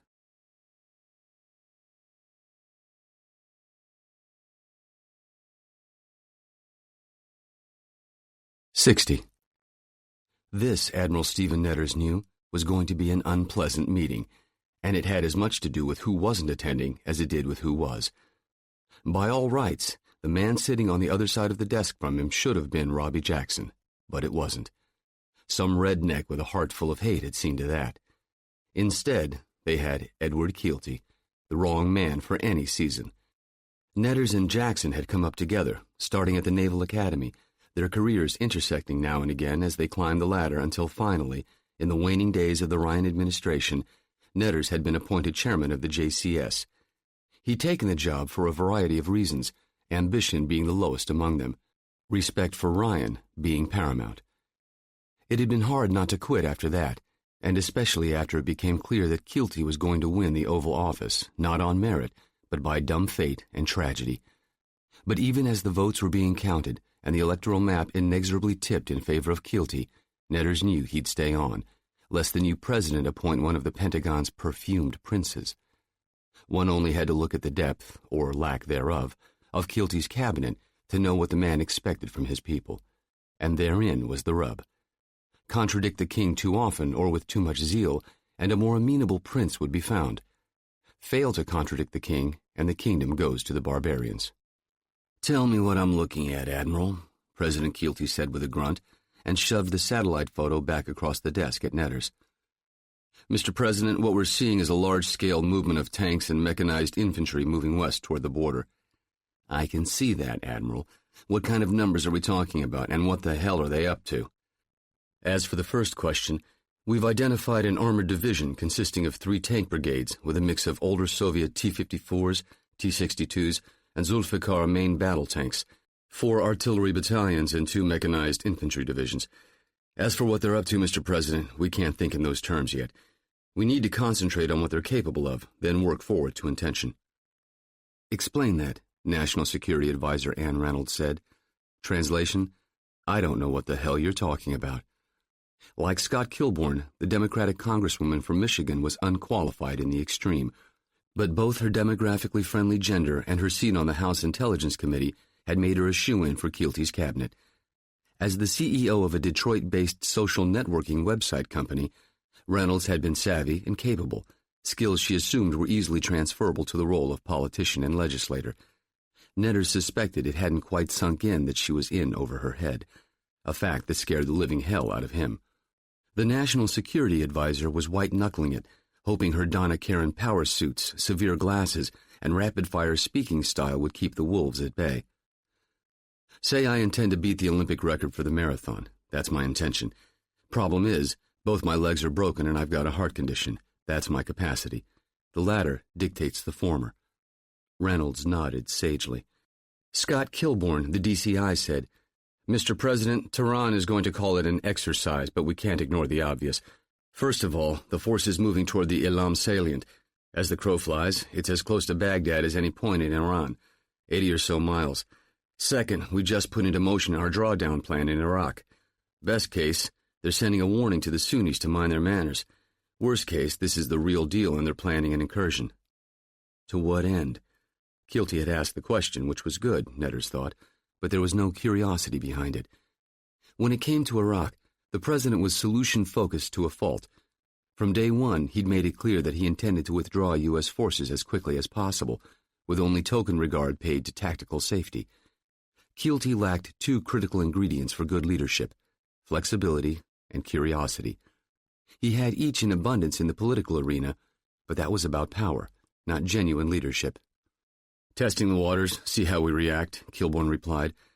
"The longer we delay in drawing down, the more time Tehran has to work behind the scenes with the Shia militias. If an incursion doesn't reverse our drawdown now, they've got a preview."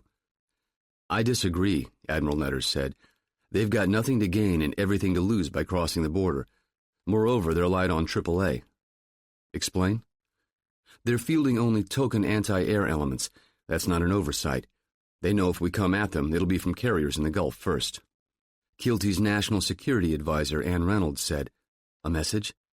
"Again, Ms. Reynolds, that falls into the intentions category, but I'll tell you this much. For all their shortcomings, the Iranians aren't blind, and they're big believers in the Soviet order of battle model, which is big on mobile anti-aircraft systems.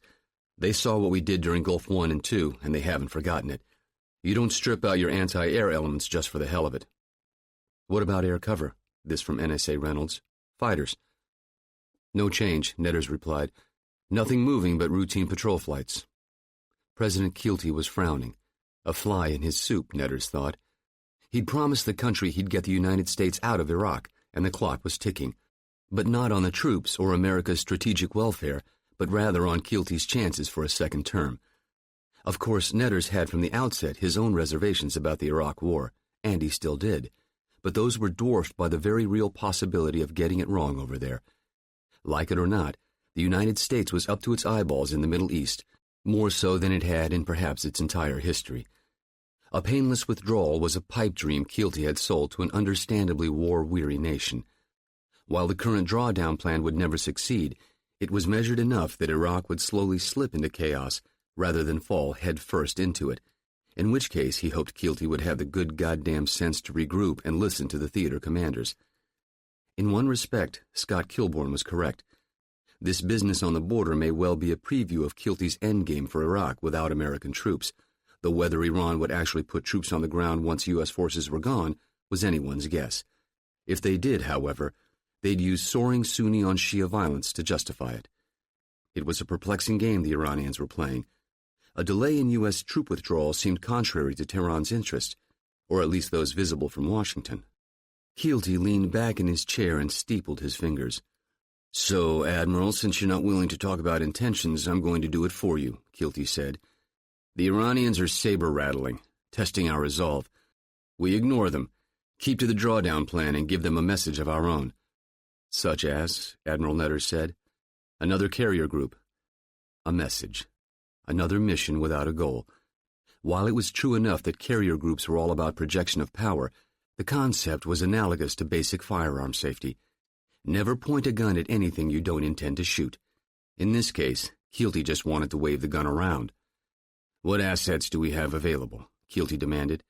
Before Netters could answer, Kilbourne said, "The Stennis?" Netters interrupted. "Sir, we're stretched thin as it is. Stennis Group was just relieved on station 10 days ago. It's long overdue for a—" "God damn it, Admiral, I'm getting tired of hearing about what we can't do. Is that understood?" "Yes, Mr. President, but you need to understand that—" "No, I don't. That's what you're paid to do, Admiral. Get it done and get me the plan, or I'll find someone who will." Tarek walked into the living room where the Emir was reading and picked up the television remote control. "Something you should see." He turned on the TV and changed the channel to a cable news station. The pretty blonde-haired, blue-eyed anchor was in mid-sentence. Again, a Pentagon spokesperson just confirmed an earlier BBC report of an Iranian army exercise being conducted on its border with Iraq.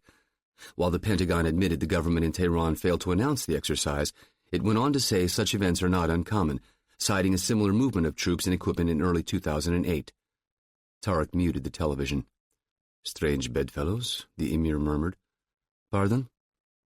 While Tehran had been generally unsupportive of the URC's cause, neither had it been a hindrance, knowing well that one never knew where interests might intersect. In this case, the Iranian Ministry of Intelligence and National Security, or VIVAC, had in recent years turned its attention to how a post-occupation Iraq might look.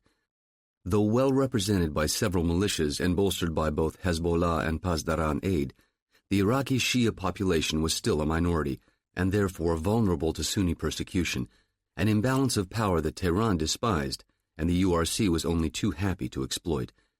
Even as the United States had begun banging the drum for war in 2002, the emir had conducted his own cost-benefit analysis and developed a strategy to further the URC's aim. The fact that the strategy was obliquely based on the American economic model was something that would likely never occur to Washington.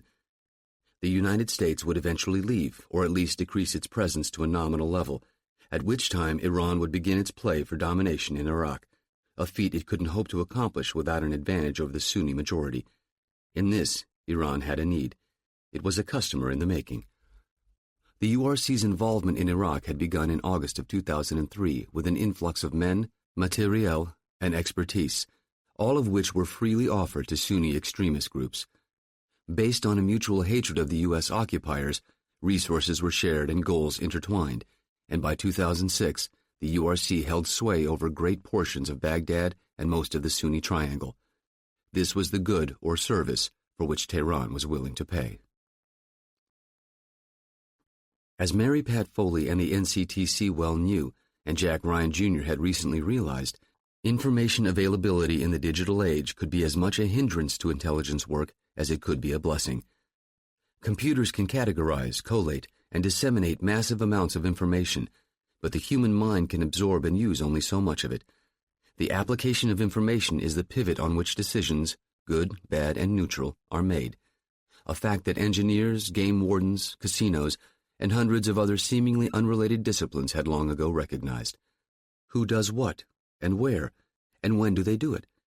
To a city planner, a list of intersections prone to traffic gridlock was virtually useless. A dynamic map on which he or she could see hotspots and trends, invaluable. Sadly, as was too often the case, the U.S. government was playing catch-up in the fields of data visualization and information architecture, having to outsource such services to private cyber-savvy firms, while the federal bureaucracy threw millions of dollars and lost time at the issue. For Jack and Gavin Byrie, the project they eventually dubbed Plowshare began as a technical challenge: how to take the flood of open-source information on the Internet and beat it into something useful, a sword with which they could pare down the overload. The slightly overwrought metaphor notwithstanding, they made rapid progress, starting with a software program designed to gather obituaries from the eastern seaboard and map them according to various groupings: age, location, cause of death, vocation, etc. Many of the patterns that emerged were predictable, such as elderly deaths clustered around retirement homes.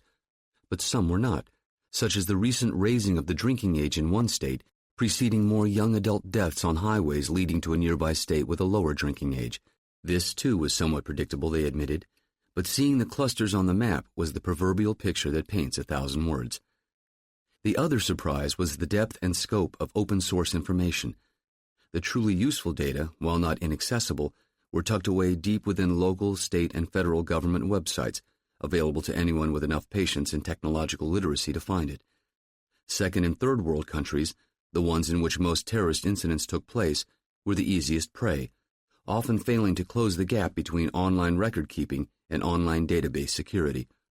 Otherwise confidential information, such as arrest reports and investigatory case files, were stored in unsecured servers without so much as a firewall or password between them and government website portals. And such was the case with Libya. Within 4 hours of getting the go-ahead from Henley, Jack and Gavin had Plowshare chewing on gigabytes of data from both open-source and government databases. 2 hours after that, Plowshare regurgitated the information onto Gavin's hacked copy of Google Earth Pro. Jack called Henley, Granger, Rounds, and the Caruso brothers into the dimmed conference room. The Plowshare-enhanced satellite view of Tripoli was overlaid with crisscrossing multicolored lines, clusters, and squares. Jack stood by the LCD screen with remote in hand. Byrie sat in the back against the wall, his laptop open on his legs. "Looks like a Jackson Pollock painting," Brian observed. "You trying to give us a seizure, Jack?" "Bear with me," Jack replied, then touched a button on the remote. The data tracery, as he and Gavin had come to call it, disappeared. Jack gave the group a 5-minute primer on Plowshare, then touched the remote again. The image zoomed in on the Tripoli airport, which was now overlaid with what looked like the head of a flower, its center a stigma divided into colored pie slices, its petals squared off and of various lengths. The stigma represents average arrival volume per day. Mornings are busiest, afternoons the slowest. The petals represent average number of special searches conducted at airport checkpoints. As you can see, there's a spike in the mornings from 7 to 10, and a drop-off the closer you move toward noon. Translation: Thursdays between 10:30 and noon are the best times to try to sneak something through the screeners. Why? Asked Granger. The checkpoints are fully manned in the morning, but personnel are rotated through lunch breaks and late morning. Less staff plus more transitions equals less security. Plus almost 2/3 of the screeners and security guards work Sundays through Thursdays. So Thursdays are their Fridays, Dominic said. Already thinking about the weekend. Jack nodded. That's what we thought. We've also got a corresponding departures graph, might be of more use to you. Jack cycled through a series of colored overlays depicting traffic patterns, acts of violence, kidnappings, raids conducted by both police and military units, anti-Western demonstrations, all categorized by dates and times, demographics, neighborhoods, ethnicity, foreign involvement, religious and political affiliations, until finally summarizing the data into a do's and don'ts for Brian and Dominic, areas to avoid, and at what times of the day, neighborhoods in which they were likely to find strong URC support, streets on which military checkpoints and police raids were most common. Jack, this is great stuff, Brian commented. Kind of our own bizarro Fromer's guidebook. How much does the data vary? This from Dominic. Not by much. There's some fluctuation on and around major Islamic observances, but unless you stay more than 10 days or so, you won't encounter any of it. Granger asked, can they access this in the field? Gavin's hacked a couple of Sony Vaio VGNs, 8-inch screen with Ubuntu OS and a 1.3. English, Jack, said Rounds. Tiny laptop. It'll have all the data on it in flash format. You can change and review the Plowshare overlays on the fly. We'll give you a walkthrough when we're done here. Henley said, Nicely done, Jack. Gavin? Any questions, guys? Brian and Dominic shook their heads. Okay. Safe travels.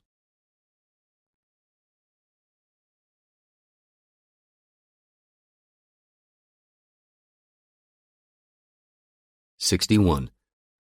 Jack Ryan Sr. knotted his tie and looked in the mirror. He decided he looked good enough. His lucky suit, a plain white button-down shirt, a red tie. He got a haircut the previous day, and his hair showed enough gray to make certain he wasn't exactly a kid anymore, but he looked youthful enough for a man in his early 50s. A test smile showed that he'd brushed his teeth properly. Game time. It would start in an hour, in front of 20 or so TV cameras, and the hundreds of reporter commentators behind them, few of whom had any real affection for him. But they didn't have to. Their job was to report the facts as they saw them, fairly and honestly. Most, or at least some of them would, God willing. But Ryan had to deliver his lines properly, not throw up or fall down in front of the cameras, however entertaining that would be to Jay Leno later this day. There was a knock on the door. Ryan walked to answer it. He didn't have to be overly careful. His Secret Service detail had this whole floor guarded like an Air Force nuke locker. Hey, Arnie, Callie, he said in greeting. Arnie Van Dam looked him over. Well, Mr. President, good to see you still know how to dress. Got a different tie? Callie Weston asked. What's wrong with red? Ryan asked in reply. Two in your face. What would you prefer? Sky blue is better. Callie, I love your work, but please let me dress myself, okay? Callie Weston growled, but let it slide. All ready? Arnie asked. Too late to run away, Ryan answered, and it was. From now on, he was a willing, fire-in-the-belly candidate, blood in his eyes and steel in his spine. Van Dam said, Sure I can't talk you into? No. He and Arnie and Callie had batted around Georgetown, whether or not to include the assassination attempt in his announcement speech.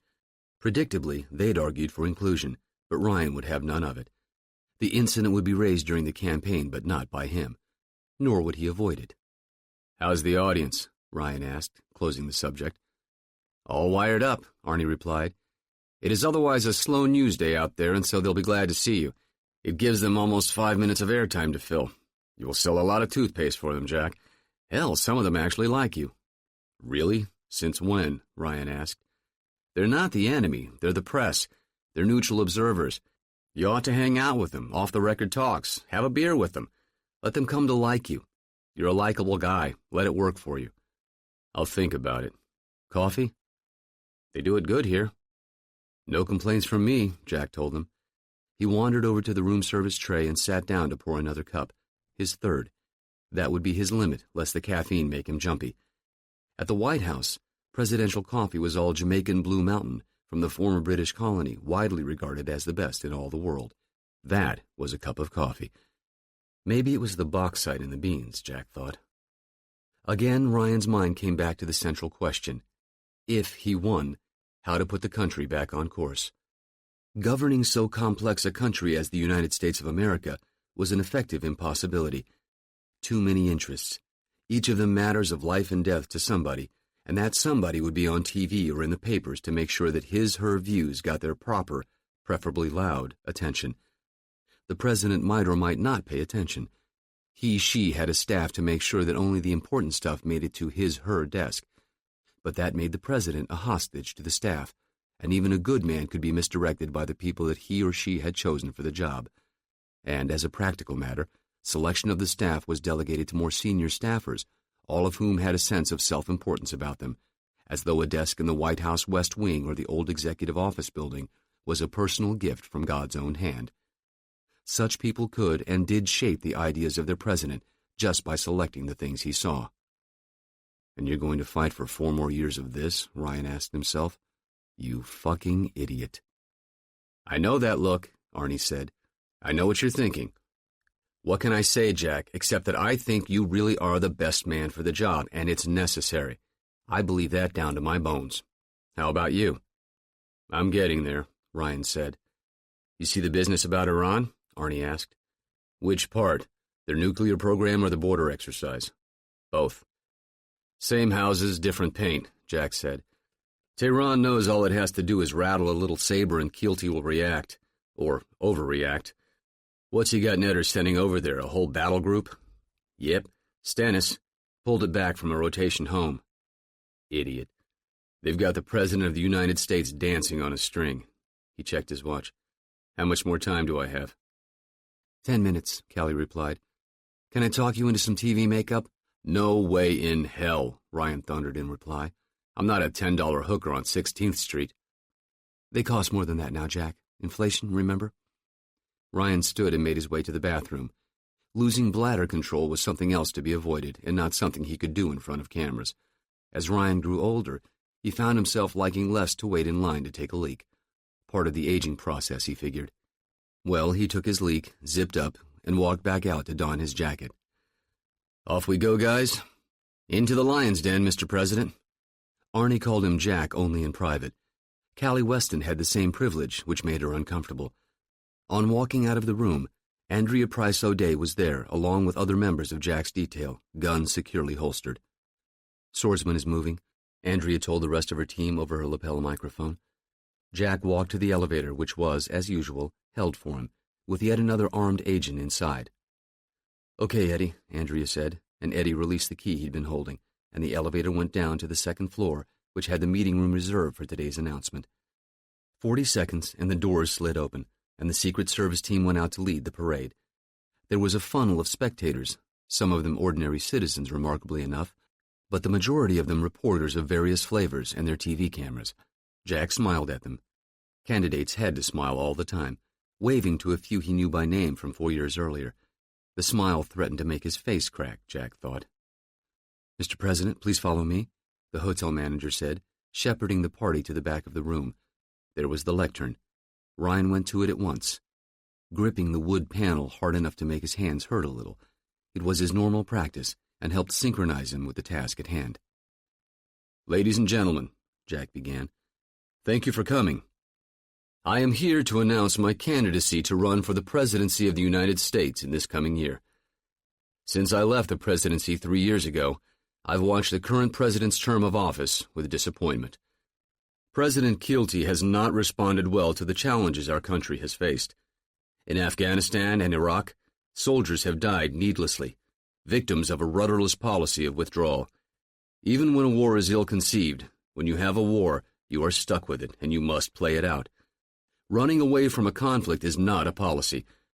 President Clancy, as a United States Senator, was not a friend of our military services, and he has compounded his earlier errors to utilize those forces inefficiently, micromanaging their field activities from the Oval Office in such a way as to get our people killed, instead of listening to the commanders on the ground. Moreover, President Clancy has also mismanaged our national economy. When I left office, America had a growing and healthy economy. In his first 2 years, President Clancy's misguided tax policy has stopped that cold. In this last year, the economy bounced off the bottom and is now starting to grow again, but that is in spite of government policy, not because of it. Under my administration, we simplified tax policy. That put a lot of lawyers and accountants out of business. By the way, you might remember that I am still a CPA, and the new tax codes are to the point that I can't comprehend them anymore. Maybe President Clancy is happy that, in his words, everybody pays his fair share of taxes, but revenues to the federal government have gone down, not up, and the resulting deficit is harming America every day. I can only regard Clancy's first 3 years in the White House as a mistake for our country, and for that reason, I am here to try to get back there myself to correct the mistakes. On the issue of national security, our country needs a new and efficient look at where we are in the world, who our enemies are, and how we need to deal with them. For starters, we need a better intelligence service. Fixing it will be a task of years, but the work must begin soon. You can't deal with your enemies unless you know who they are and where they are. You fight against enemies by supporting and then using your military assets efficiently. President Clancy has manifestly not done that well. National security is the first task of the federal government. Life, as Thomas Jefferson put it, comes before liberty and the pursuit of happiness. Protecting the nation's life is the job of the Army, the Navy, the Air Force, and the Marine Corps. To that end, they must be properly supported, trained to perfection, and then allowed to do their job in accordance with the wishes and expertise of their professional officers, under strategic direction from the sitting president. President Clancy doesn't seem to recognize that simple fact. Ladies and gentlemen, I am here because someone has to replace the president, and that person, I think, is John Patrick Ryan. I call on your support and the support of our citizens. America deserves better than what he's done, and I offer myself and my vision to fix the problems that have been created in the last 3 years. My mission is to return America to the old truths that have stood us in good stead for 200 years. Our people deserve better. I am here to give the people the things they need. And what is that? He asked rhetorically. Freedom from fear. The people need to know they are safe in their homes and places of work. They need to know that their government is alert, looking for those who would wish to hurt our country, and ready to bring justice to those who attack Americans in America or anywhere else in the world. Freedom to live their lives without interference from people who live in Washington and seek to enforce their will on everyone else, whether they live in Richmond, Virginia, or Cody, Wyoming. Freedom is the common birthright of every American, and that birthright is something I will protect to the best of my ability. Ladies and gentlemen, it is not the job of government to be the national nanny. The average citizen can look after his or her own needs without assistance from somebody who works here in Washington. America was founded because our citizens 200-plus years ago didn't want to live under the distant rule of people who didn't know and didn't especially care for their welfare. America is about freedom. Freedom to make your own decisions. Freedom to live in peace with your neighbors. Freedom to take our kids to Disney World in Florida or a trout stream in Colorado. Freedom means deciding what you want to do with your life. Freedom is the natural state of nature. That's how God wanted us to live. The job of the President of the United States is to preserve, protect, and defend our country. When the President does that job, the citizens can live any way they wish. That is the objective of the President, to protect the people and then to leave them alone. That is what I propose to do. I will rebuild the military, allow it to train its uniformed members, give it proper support, and turn it loose to deal with our enemies. I will rebuild our intelligence community so that we can identify and counter those who want to hurt our country and our citizens before they can begin to take destructive action against us. I will reestablish a rational tax system that takes from the people only the money which the country needs to fulfill its proper functions, not suck the life out of its citizens while it tells them how they must live. One other thing recently came to my attention. President Keelty has turned the full weight of the United States Department of Justice loose on a distinguished soldier of the United States Army. That soldier was in Afghanistan, looking for the Emir Saif Rahman Yassin. The mission to apprehend him failed, probably due to poor intelligence. But in carrying out that mission, this soldier killed several enemy combatants. Now the Department of Justice is investigating him for murder. I've looked into this particular incident. This soldier did exactly what soldiers have been doing since the beginning of time. He killed enemies of our country. Clearly, President Keelty and I have very different ideas about what the armed forces of our country are supposed to do. This prosecution is a gross injustice. The government is supposed to serve the citizens, and a soldier in the United States Army is, in fact, a uniformed citizen. I call upon President Keelty to put an end to this outrage immediately. So thanks for coming. My campaign starts here and now. It will be a long one and probably a hard one, certainly harder than my first. But I am in the race, and we'll see what the American people decide in November. Again, thanks for coming. Ryan stepped back from the lectern and took a deep breath. He needed a sip of water. This he got from a glass on the lectern. He looked over at Arnie and Callie and got thumbs up from both. Okay, that was done. The race was on. God help him. Motherfucker, Edward Keelty snarled at the TV. Goddamn Dudley Do-Right riding to the rescue of a beleaguered nation.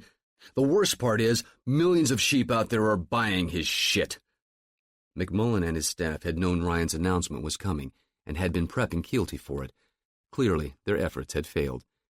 Keelty's reaction was mostly anger, McMullen knew, but there was genuine worry there, too.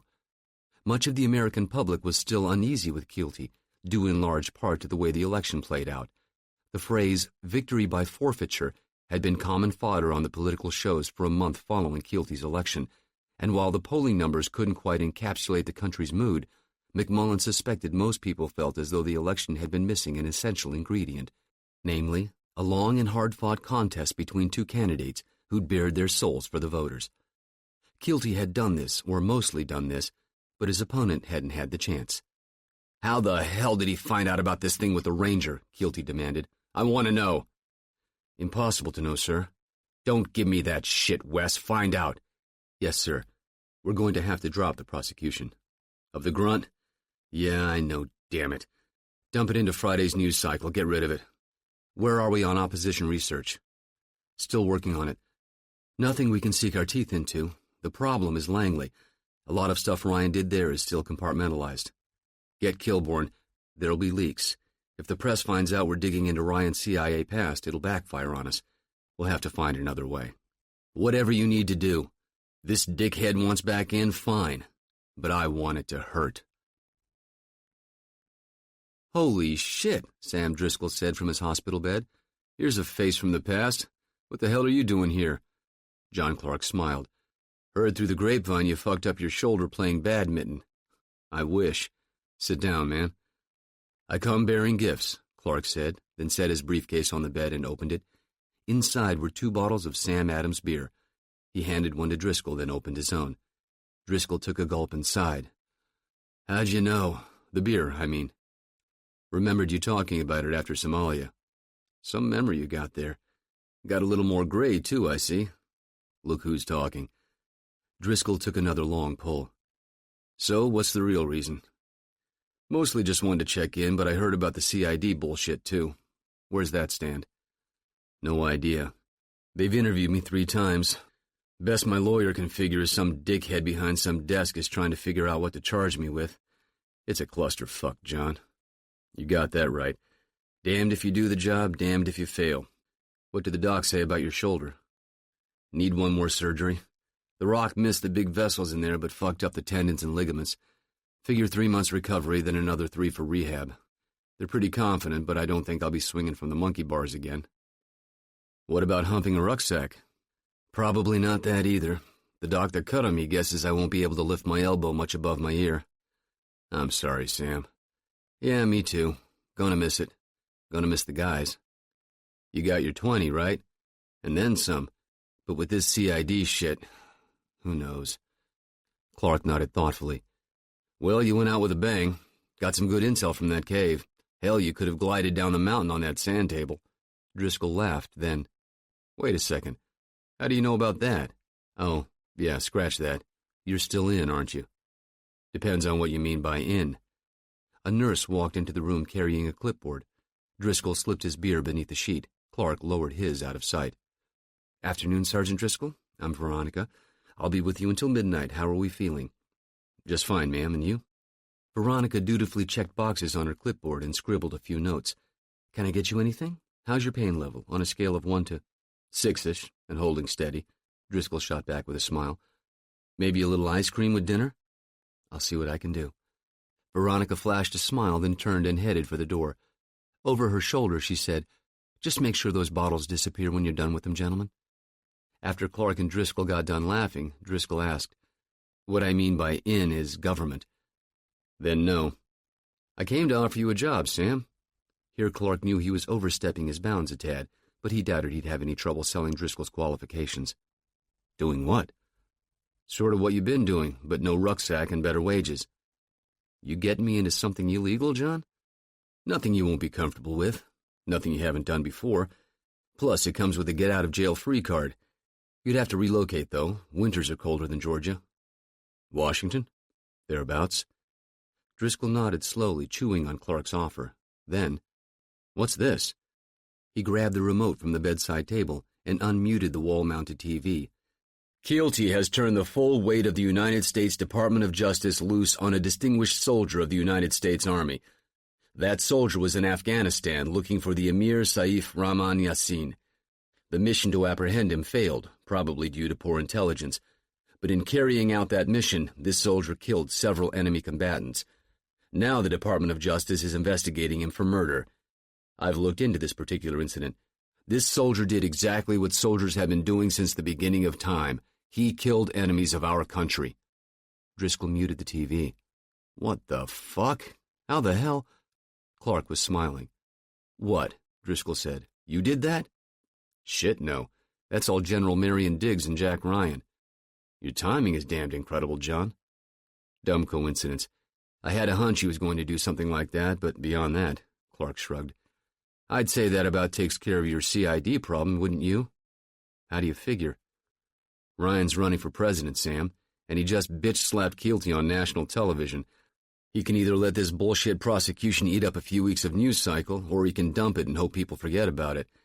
As of right now, Keelty's shit pile of worry just got a lot bigger, and you've become small potatoes. I'll be damned. Thanks, John. Didn't do anything. My chances of getting Jack Ryan or General Diggs on the phone are pretty slim, so you'll have to do. I'll pass it along. Think about my offer. We'll keep it open till you're back on your feet, then bring you up for a meet and greet. What do you say? Sounds good.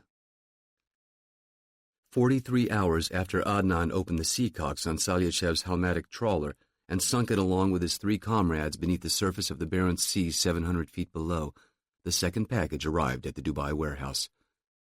Since Musa's arrival, the engineer had been hard at work, setting up the lead-lined containment tent on the warehouse's floor and checking his inventory list of component parts. Like the tent itself, which had been manufactured in Malaysia, based on specifications stolen from the online curriculum for Fort Leonard Wood's Operational Radiation Safety, OPRAD, course, the component parts had been laser-milled and lathed in Morocco-based Ukrainian schematics. The beauty of simplicity, Musa thought. Each of the device's components was born either from benign dual-use technology or from plans that had long ago been discontinued, considered obsolete according to modern standards. The component he and his team had recovered existed only because of what most environmental groups considered Russia's lax attitude toward nuclear material. But Musa knew that was only part of the equation. The others being the Russian government's love affair with innovative nuclear power programs and its tendency toward circumspection when it came to telling the world about those programs. Spread along Russia's northern shipping routes were some 380 RTG, radioisotope thermoelectric generator, lighthouses, the vast majority of which were powered by strontium-90 cores, a low-level, heat-producing radioisotope with a half-life of 29 years and an output capacity ranging from a few watts to 80 watts. Distributed among the 4 RTG models, Beta M, Ephyr MA, Gorn, and Gong, were a handful designed to use a core of a wholly different sort. Plutonium-238, a material that, unlike strontium, which could at worst be used in the construction of a dirty bomb, was of fissionable quality. However, the amount of salvageable core material alone would not be sufficient for their purposes. A second source was required. This had been Adnan's task, one for which he and his men had given their lives. The prize they'd recovered from the abandoned ice-breaking ship on that godforsaken island had been the final piece of the puzzle. An OK-900A pressurized water reactor core containing 150 kilograms, or some 330 pounds, of enriched uranium-235. Both elements free for the taking, Musa thought. Nominal security and virtually non-existent record-keeping. Would the fools even notice the loss, and if so, how long would it take them, he wondered. In any case, it would be too late. However complex the processes and theories behind the device's actual function, the construction of it was no more complex than building a 4-cylinder automobile engine from scratch, the engineer had told him. The fittings had to, of course, be of exacting standards, down to the micrometer scale, which made the assembly process painstaking. But Musa's choice of the Dubai warehouse would assure them of privacy and anonymity. The Emir's timetable would assure them ample time to allow proper assembly. The engineer emerged from the zippered door of the tent's work area, stripped off his protective gear in the change room, then stepped out into the warehouse. Both assemblies were packed correctly, he announced, accepting a bottle of water from Musa. Aside from trace residual radiation on the exterior of the containers, there are no leaks. After lunch, I will extract the contents. My biggest worry is the second package. Why is that? The fittings where the control rod drive actuators enter the vessel could be problematic. They were likely sealed off during the original rescue operation, but by what method and how well is the question. Until I see them, there is no way of telling if they've maintained their integrity. Musa thought about this, then nodded. And the yield? Again, once I've dismantled them. You understand the minimum output we require, yes? I do, and I suspect we'll have no trouble reaching that, but I cannot promise anything. This is important. You are certain neither of them came from military platforms, correct? Why does that matter? It matters a great deal. It is everything, my friend. We are, in essence, reverse engineering the device. To complicate matters, we're dealing with very different sources used for very different purposes. How we go about disassembly is almost as important as how we go about assembly. Do you understand? I understand. They were obtained just as we told you. The schematics you have are for these 2 devices. Good. That's good. Then I don't see any insurmountable problems. How long will it take? Disassembly another day, assembly 2 to 3 days. Say 4 days until it is ready for departure.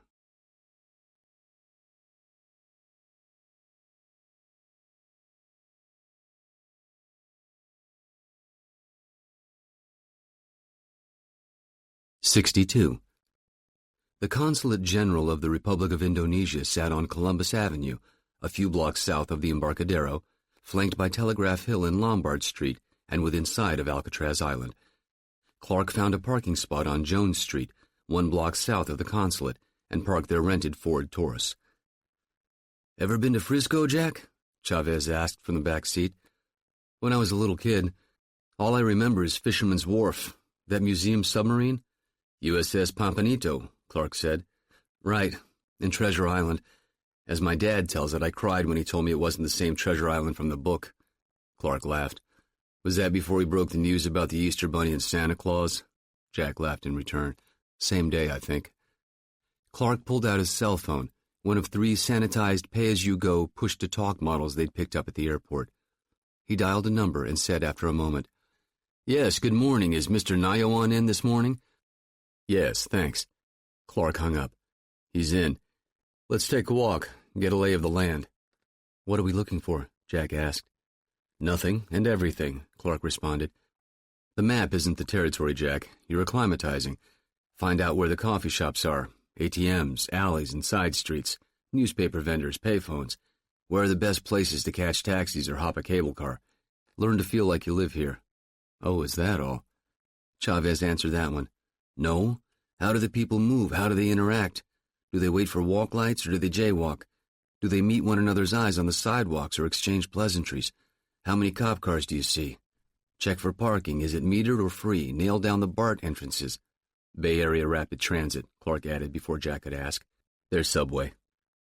That's a lot of shit to absorb. That's the job, Clark replied. Want to go home? Not on your life. It's a mindset, Jack. Change the way you see the landscape. Soldiers look for cover in ambush spots. Spooks look for dead drops in surveillance boxes. 2 questions you should always be asking. How would I follow somebody here, and how would I lose somebody here? Okay. Clark checked his watch. We'll take an hour, then meet back at the car and see if Nayawan's ready for lunch. Jack, you head south. Ding and me will take northeast and northwest. Why that coverage? Jack asked. Gets more residential to the south. At least during the day, Nayawan will be on the clock. Meetings, lunch, that sort of thing. Use the stroll to acclimatize. As instructed, Jack walked south down Jones Street, then west up Lombard, getting a workout on the steep and winding pavement until he reached the tennis courts at the top of Telegraph Hill, where he turned south again. The houses here were tightly packed and colorfully painted, many with balconies and porches overflowing with flowers. Jack had seen plenty of pictures of the 1906 earthquake here, and it was hard to mentally overlay that with what he was seeing now. The Earth's crust slips along a seam a couple of feet, maybe inches, and a city is ruined. Truly, you do not mess with Mother Nature. Hurricane Katrina had reminded America of that most recently, though nature had only co-starred in that one. The rest was bad logistics and inadequate supplies. Made you wonder what things would be like if something worse befell the country, natural or man-made. Were we really ready for something like that? Jack pondered. Better question, was there such a thing as being truly ready? China and India and Indonesia had been dealing with tsunamis and earthquakes since time immemorial, and still, when it happened today, the response and recovery looked like barely controlled chaos. Maybe the problem was the definition itself. All systems, whether they be governments or fire departments or police departments, had breaking points where circumstances outdistanced manpower and resources. Come to think of it, humans were probably different, and if so, doesn't the concept of readiness become a matter of life and death, of survival or extinction?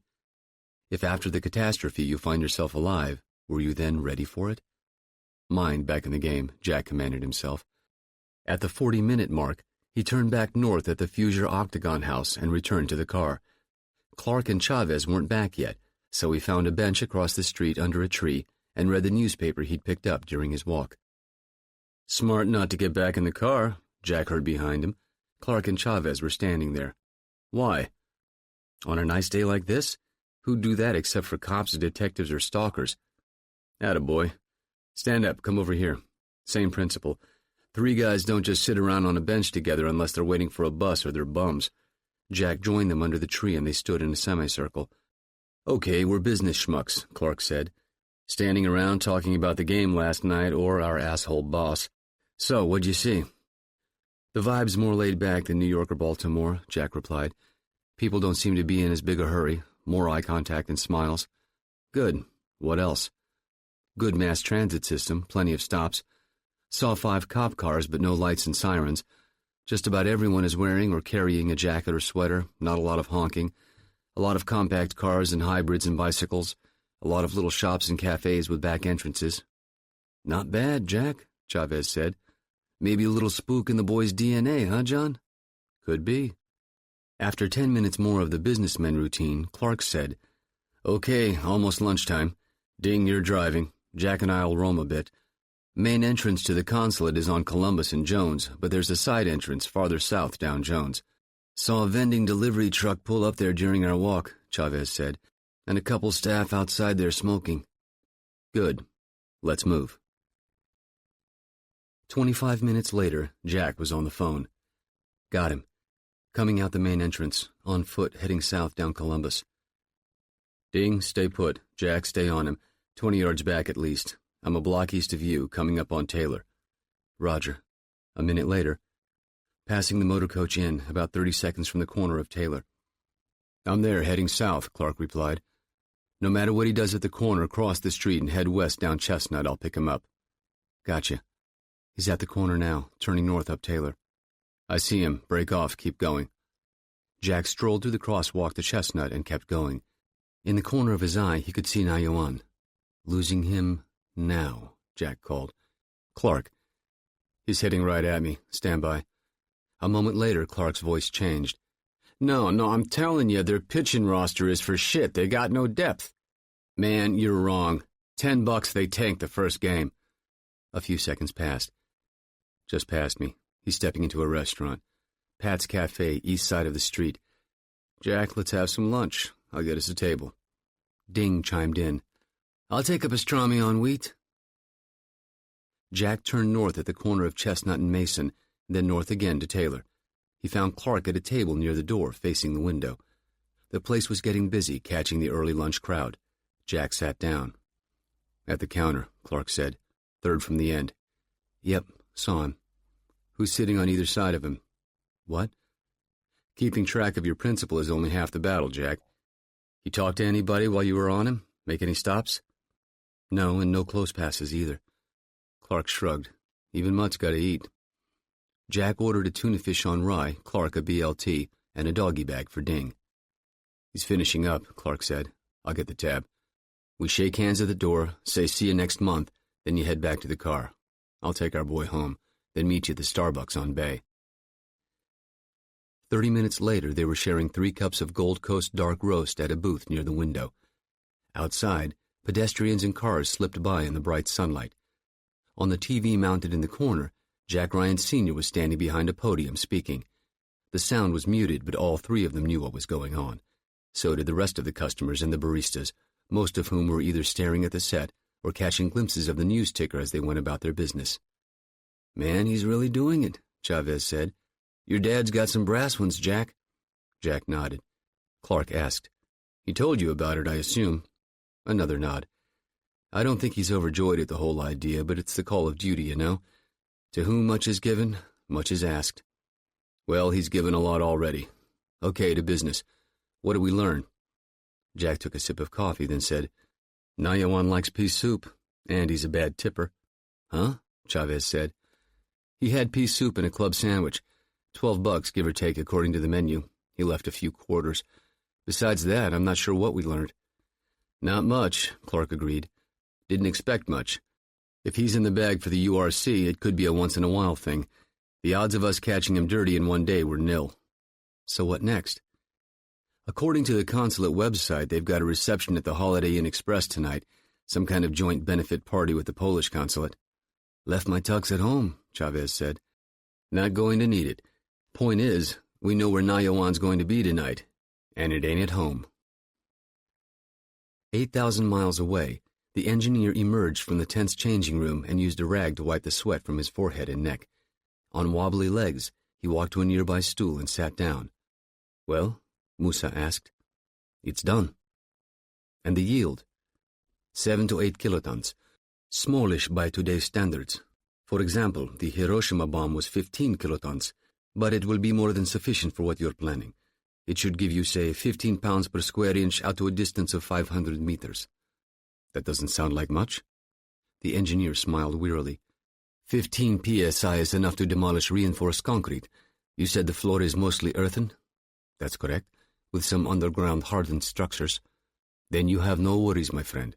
This enclosed space you've mentioned, you're certain of its volume? Yes. And the overstructure, what's its composition? I'm told it is something called ignimbrite. It is... Yes, I'm familiar with it. Also called volcanic pyroclastic or welded tuff. Essentially compacted layers of volcanic rock. That's good. Providing the overstructure is thick enough, the shock wave should be directed downward with minimal attenuation. The penetration requirements you gave me will be met. I'll take your word for that.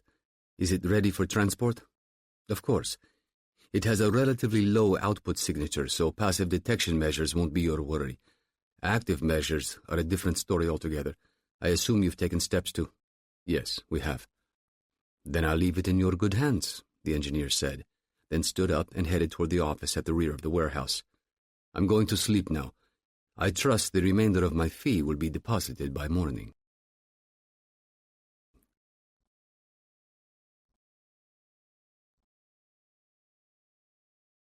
63. Their contact met them at Al-Qurnish Road on the east side of Sendabad Park, within a stone's throw of the Australian consulate. Hendley had declined to explain to Brian and Dominic the nature of his relationship with the Aussie, nor had their boss felt it necessary to share the man's name, but neither brother thought it was a coincidence their bogus passports and visas bore Australian seals. "Afternoon, gents. I assume you're Jerry's boys, yes?" "I suppose we are," Dominic said. "Archie." Hands were shaken all around. "Let's take a stroll, let's say." They waited for a break in traffic, then jogged across Al-Qurnish to a dirt parking lot beside the wagon-wheel-shaped Al-Fatah building, then down to the water's edge. "So I understand you're on a little snipe hunt," Archie said over the rush of the waves. "Guess you could call it that," said Brian. "Guy got murdered here last week. Hung first, then decapitated and feet chopped off." Archie was nodding. "Heard about that. Nasty bit of work, that. Call that the naughty no-step around here. You think this bloke got out of line, did a little freelancing?" Dominic nodded. "Swedish Embassy, yes?" Another nod. "And you're after the who's and what's, I take it?" "We'll take anything we can get," Brian said. "Well, first thing you need to know about Tripoli is that it's a damn safe city, all things considered. Average street crime is pretty low, and neighbors watch after one another. The police don't get overly concerned about this group killing a member of that group unless it spills over onto the streets or one of them does something to draw attention to itself. The last thing the curly colonel wants is bad international press, not after all the public relations work he's done. The truth is the URC has been rather quiet for 8 or 9 months. In fact, there's some spin on the street that the Swedish Embassy business wasn't URC. "Not sanctioned, at least," Dominic said. "Ah, I see. A lopped head and chopped feet tends to send a strong admonishment, doesn't it? Still, could be worse. Usually the family jewels are involved, too. Well, the apartment where your fella got clipped is off Al-Qurnish Road. Pretty tight-knit place. As I understand, that particular apartment was empty at the time." "Where'd you hear that?" "I know some French expats that are pretty friendly with the cops." "They just use the apartment for convenience, you think?" Dominic asked. "A studio?" "Yeah. Poor deal was probably killed somewhere else. You saw it on a website? URC or LIFG, Archie said, referring to the Libyan Islamic fighting group. URC, Brian replied. "Anyone else the URC might have farmed the job out to?" "Plenty. Wouldn't even have to be a group. There are crims in the Medina, the old city, that'd slit your throat for 20 US. Not robbery per se, but murder for hire, mind you. But that video seems a tad highbrow for your average ape." "So why didn't they just do the deed somewhere in the Medina?" Brian asked. "Kill him, then tape it, then dump the body on the street." "Then the cops would have to go into the Medina, see? This way everybody gets to pretend it happened somewhere else and the natural balance remains. How many sites did this video go up on?" 6 that we found." This from Dominic. "Well, there are plenty of internet service outfits around, but the groups that run those sites usually do the hosting themselves, with a dedicated server so they can pick up and move, physically and electronically. If the URC farmed out the killing, then you're probably out of luck. If they did it themselves, it means the message came from high up the ladder, the kind of job you don't leave to chance. If that's the case, then there's going to be some overlap, some local URC captain in touch with one of the mobile hosts." "I take it this ain't something you look up in the yellow pages," Brian said. "You take it correctly. I may know a man. Let me make some calls. Where are you staying?" "The Al-Mahari." Archie checked his watch. "I'll meet you there by 5. We'll have a drink." He was an hour early and came with his own car, a mid-'80s forest green Opel. As was almost everything else in Tripoli, the car was covered in a fine layer of red-brown dust. "You have a rental car?" Archie asked as they pulled west onto Al-Fatah Street, amid a cacophony of horns and squealing of brakes. "Whoa!" Brian shouted from the back seat. "Traffic laws here are non-existent. Call it Darwinism at its most basic. Driver survival of the fittest. So, the rental car?" "No, we don't have one." "Once we're done, you can drop me back at the embassy and use this. Mind that second gear, though, it's wonky." "Just as long as you don't expect it back in one piece." "This is rush hour. It'll quiet down in another couple hours." Tripoli's modern-day walled and labyrinthian Medina was born during Ottoman occupation and had served for centuries as much as a deterrent to invaders as it did a center of commerce. Situated beside the harbor and bordered on 4 sides by Al-Qurnish Road, Al-Fatah Street, Sidi Omran Street, and Al-Ma'ari Street, the Medina was a warren of narrow streets, blind winding alleys, arched walkways, and small courtyards. Archie found a parking spot near the Bab Hawara gate, along the southeastern wall, and they got out and walked 2 blocks south to a cafe. A man in black slacks and a tan short-sleeved shirt stood up from his table as Archie approached. They shook hands, embraced, and Archie introduced Brian and Dominic as old friends. "This is Ghazi," Archie said. "You can trust him." "Sit, please," Ghazi said, and they settled at the table beneath the umbrella. A waiter appeared, and Ghazi fired off something in Arabic. The waiter left and reappeared a minute later with a pot, 4 small glasses, and a bowl of mints. Once tea was poured, Ghazi said, "Archie tells me you have an interest in websites." "Among other things," Dominic said. "There are many men who provide the services Archie mentioned, but one in particular might be worth your time. His name is Rafiq Bari. The day after that web video went up and the day before that man's body was discovered, he moved his business. Quite suddenly and during the night." "Is that all?" Brian said. "No, there are rumors that he's done work for certain people. Websites that appear and disappear. Proxy servers, redirects, rotating domain names, all of that. That's Bari's specialty." "How about ISPs?" Dominic said, referring to internet service providers. "Any chance these people are creating their own rather than using commercial companies?" Archie answered this one. "Too much hassle, I expect. There's not a lot of oversight with that sort of thing here. A name and a credit card number is all it takes. Domain names can be registered in bulk and changed at the drop of a hat. No, the way this Bari fellow does it is the way to go, at least here." Dominic said to Ghazi, "Who's he living with? Any family?" "Not here. A wife and daughter in Benghazi." "What are the chances he's going to be armed?" "Bari himself? Very unlikely, I would think. When he moves about, he sometimes has protection." "URC?" No, not directly, I do not believe. Perhaps hired by them, perhaps. But these are just Medina people. Thugs." "How many?" This from Brian. "The times I have seen him, 2 or 3. "Where do we find him?" said Brian. By the time they dropped Archie back at the consulate, the sun's lower rim was nearly touching the sea's surface to the west. All across the city, street lamps, car headlights, and neon signs were flickering to life. They'd decided that Dominic, who'd undergone the FBI's defensive driving course, would be behind the Opal's wheel. True to Archie's prediction, the traffic had slackened somewhat, but the road still bore more of a resemblance to racetracks than to urban thoroughfares. Archie climbed out from the back seat and leaned his arms against the passenger door. "That map of the Medina you've got is a fairly good one, but not perfect, so keep your heads about you. Sure this can't wait till morning?" "Probably not," Brian said. "Well, then loosen up and smile. Act like tourists. Window shop. Haggle a bit. Pick up some swag. Don't march through the place like diggers." "Diggers?" "Soldiers. You can park on one of the side streets near the Corinthia, that monstrosity of a hotel we passed on the way here." "Got it. It's visible from pretty much everywhere in the Medina. If you get lost, head for it." Brian said, "Damn, man, you make it sound like we're walking into the lion's den." "Not a bad analogy. All in all, the Medina's safe at night, but word'll spread if you stand out. 2 more things. Dump the car if you have to. I'll report it stolen. Second, there's a brown paper bag under the tire in the boot with some goodies inside." Dominic said, "I assume you're not talking about snacks." "That I'm not, mate."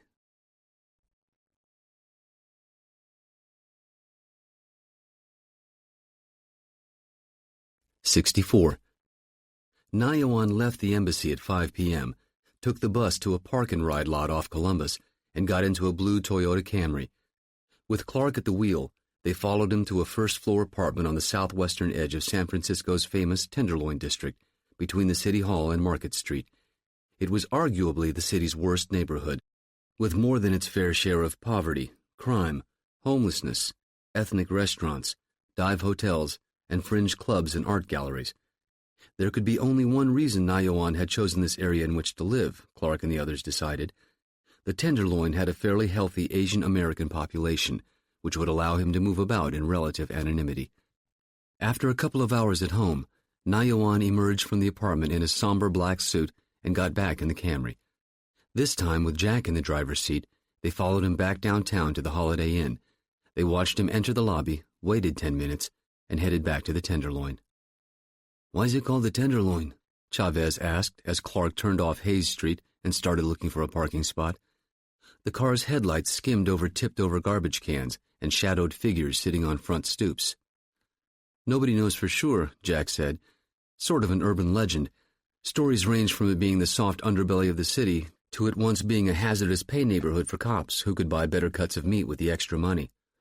Been reading the Fromers, Jack?" "That and a little Sun Tzu. Know thine enemy, right? The place has got character, that's for damn sure." Clark found a spot under a tree between two street lamps and pulled in. He doused the headlights and shut off the engine. Nayuan's apartment building was 1 block down and across the street. Clark checked his watch. 8 o'clock. Nayuan should be at the reception. Change, Clark said. They traded their downtown garb, khaki pants, sweaters, windbreakers, for the Tenderloin attire they'd picked up earlier at a second-hand shop. Sweatshirts, flannel shirts, ball caps, and knit beanies. 20 minutes, then back here, Clark said. 3-block radius, same drill as before. It's a shitty neighborhood, so look the part. "Which is," Jack said. Chavez answered, "You don't fuck with me, I don't fuck with you." They met back at the car, then walked south half a block and stood together beside an empty stoop. Chavez started. "Only saw 1 police cruiser. Looked like a mandatory drive-through. Didn't do a lot of looking around." "Jack?" "Didn't see any lights on in the apartment. There's an alley on the back side and a crappy wooden fence with an unlocked gate leading to a concrete patio. Dogs 2 yards down on either side. They barked as I walked by, but I didn't see any faces come to the windows." "Back porch light?" Clark asked. Jack nodded. "Bare bulb and no screen door." "Why is that important?" Jack shrugged. "Screen doors squeak, they rattle. Man gets a gold star." 30 seconds apart, they circled the block, then met in the alley. Chavez went through the gate first, up the steps, then unscrewed the light bulb and stepped down. Clark and Jack came through. Clark went up the steps and spent 90 seconds crouched by the door, working the knob lock, then the deadbolt. He gave them the wait signal, then slipped through the door. He was back 60 seconds later and waved them in. The apartment's interior was a mirror image of the architecture, long and narrow, with cramped hallways, narrow plank hardwood floors covered in worn carpet runners, and dark baseboards and crown molding. Nayuan wasn't much on interior decoration, Jack saw. A utilitarian kitchen and bathroom done in checkerboard porcelain tile, and a front room with a sectional sofa, a coffee table, and a 13-inch television. Probably didn't expect to be here for long, Jack thought. Why bother with anything but the necessities? Could that mean something? Might be worth checking how long Nayuan had left on his tour at the embassy. "Okay, let's toss it," Clark ordered. "Everything back in its place when we're done." They clicked on their flashlights and went to work. Almost immediately, Chavez found a Dell laptop on a card table desk in Nayuan's bedroom. Jack powered it up and started sifting through the folders and files, the web browser history, and the email backlog. Clark and Chavez let him work, spending 30 minutes dissecting the apartment room by room, checking the obvious hiding spots first. "Okay," Jack said. "No password protection, no keylogging software. Aside from a standard firewall and an antivirus program, this thing is wide open. A lot of stuff here, but nothing that jumps out. Mostly unclassified embassy business and emails, some of it personal, family and friends back home." "Address book?" Clark asked. "Same there, too. Nothing we've seen from URC distribution lists. He cleans his web browser history almost daily, right down to the temporary files and cookies." "Cookies?" Chavez asked. "Little bits of data websites leave on your computer every time you visit. Pretty standard practice for the most part." "How deep can you dig?" Clark asked. "Here, not very. I can copy all his files and folders and mailboxes, but to duplicate his hard drive would take too long." "Okay, grab what you can." Jack plugged a Western Digital Passport hard drive into the Dell's FireWire port and started copying files, while Clark and Chavez kept hunting. Another 40 minutes, Chavez whispered from the kitchen. "Gotcha." He came into the bedroom carrying a zip-top sandwich baggie. "False bottom in his utensil drawer." Jack took the baggie, looked at it. Read-write DVD. He popped open the Dell's drive bay and slipped the DVD inside. He clicked on the appropriate drive letter, and the window popped up on the screen. "Lot of data here, John. About 60 gigabytes. A lot of them are image files. Pull some up. Jack double-clicked a folder open and brought up the pics in thumbnail sizes. Look familiar? They do indeed, Clark said. Jack tapped his index fingernail on 3 pictures in turn. For sure those are from URC websites. Where there's smoke, Chavez said. Clark checked his watch. Copy it. Ding, let's police it up. Time to get out of here. They were back at their hotel, a La Quinta Inn near the airport, an hour later. Jack used a secure FTP, file transfer protocol, to upload some of the images to the campus's server, then called Gavin Byery, their infotech wunderkind, and put him on speakerphone. We've seen these before, Byery said. From the Tripoli flash drive? Right, Jack said. We need to know if they've got Stego embedded. I'm putting the finishing touches on the decryption algorithm. Part of the problem is we don't know what kind of program they use for the encryption, commercial or homemade. According to the Steganography Analysis and Research Center, there's such a place? Asked Chavez. To date, there's 725 Stego applications out there, and that's just the commercial stuff. Anybody with halfway decent programming skills can make one up and fit it on a flash drive. Just carry it around, plug it into a computer, and you're in Stego mode. So how do you break it? This from Clark. I put together a 2-part process.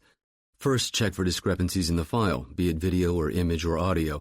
If that finds an anomaly, then the second part of the program starts running the file through the most common encryption methods. It's a brute force process, but chances are the URC has its favorite methods. Find that, and we can start speeding up the dissection. How long? Jack asked. No idea. I'll start feeding the monster and get back to you. At 3 a.m., the phone rang.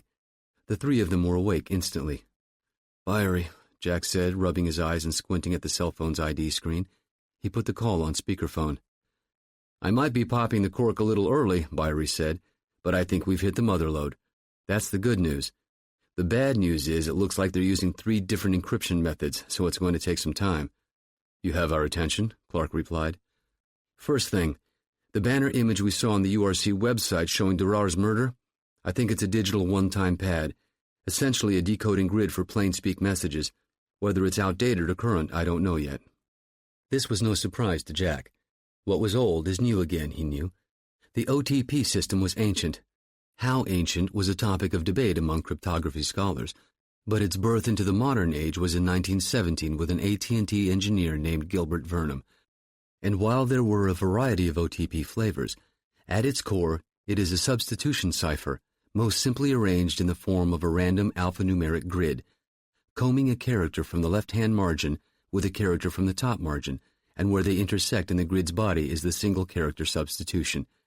Encoding and decoding was time-consuming, but providing the OTP was restricted to only the sender and the receiver, it was virtually unbreakable. In this case, certain URC members would know to check certain websites on certain days and download certain images, which would then be steganographically decrypted, revealing a one-time pad with which plain-speak phone calls, letters, and emails could be securely transmitted. The question was, Jack thought, how often did the URC rotate its online OTP? The only way to find that out was to try to match known URC messages with one-time pad images in the same time frame. This could explain why the baby announcement email is dead-ended, Jack said. They switched pads and we've been a step behind. Clark nodded and said, Go ahead, Gavin. Second, one of the larger image files on Nayuan's DVD didn't have a match on any we pulled off URC sites. The algorithm's still chewing on it, but based on what I'm seeing so far, we've got a whole lot of credit card and bank routing numbers. Nayuan's a URC treasurer, said Chavez. Sure as shit. You're checking the numbers? Clark asked Gavin. Not yet. Which do you want first? Credit cards. Easier to get and easier to dump than a bank account. Start with stuff in San Francisco and West Coast accounts. Might as well make hay while we're out here.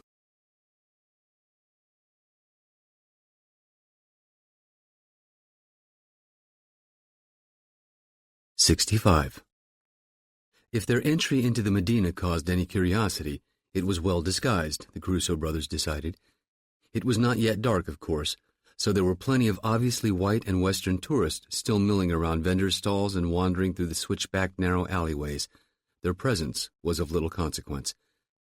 The sun was dropping below the horizon, however, and with the dimming light, The Medina would slowly empty of outsiders, leaving behind only locals and those few and far between tourists who were either familiar enough with Tripoli or ignorant of its hazards.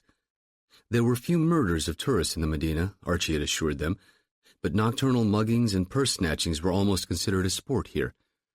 Thieves had a discerning eye for the unmindful and the weak. Brian and Dom would appear neither, Archie had observed, so they had little to worry about.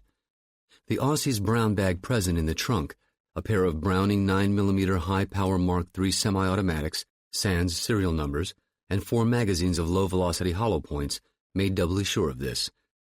The noise suppressors Andy had provided were bench-made from PVC piping, each about the size of 2 soda cans stacked atop each other and spray-painted black. Neither would last more than 100 rounds before losing its effectiveness, but since they only had 40 rounds between them, the point was moot.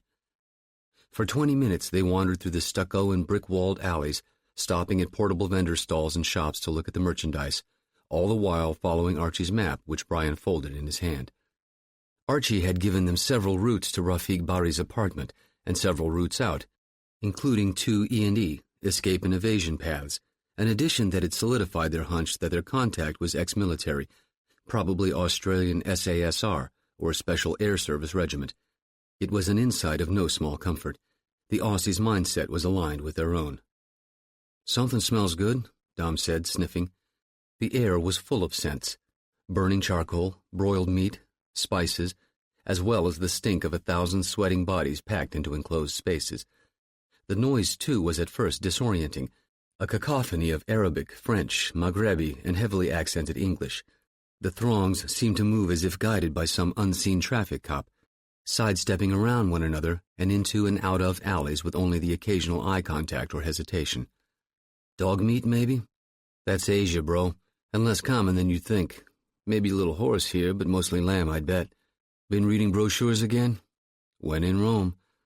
"Something tells me cleanliness ain't high on their list of priorities," Brian said, nodding at a vendor who was cutting up raw chicken on a cutting board. His canvas apron was speckled with blood. Dominic laughed at this.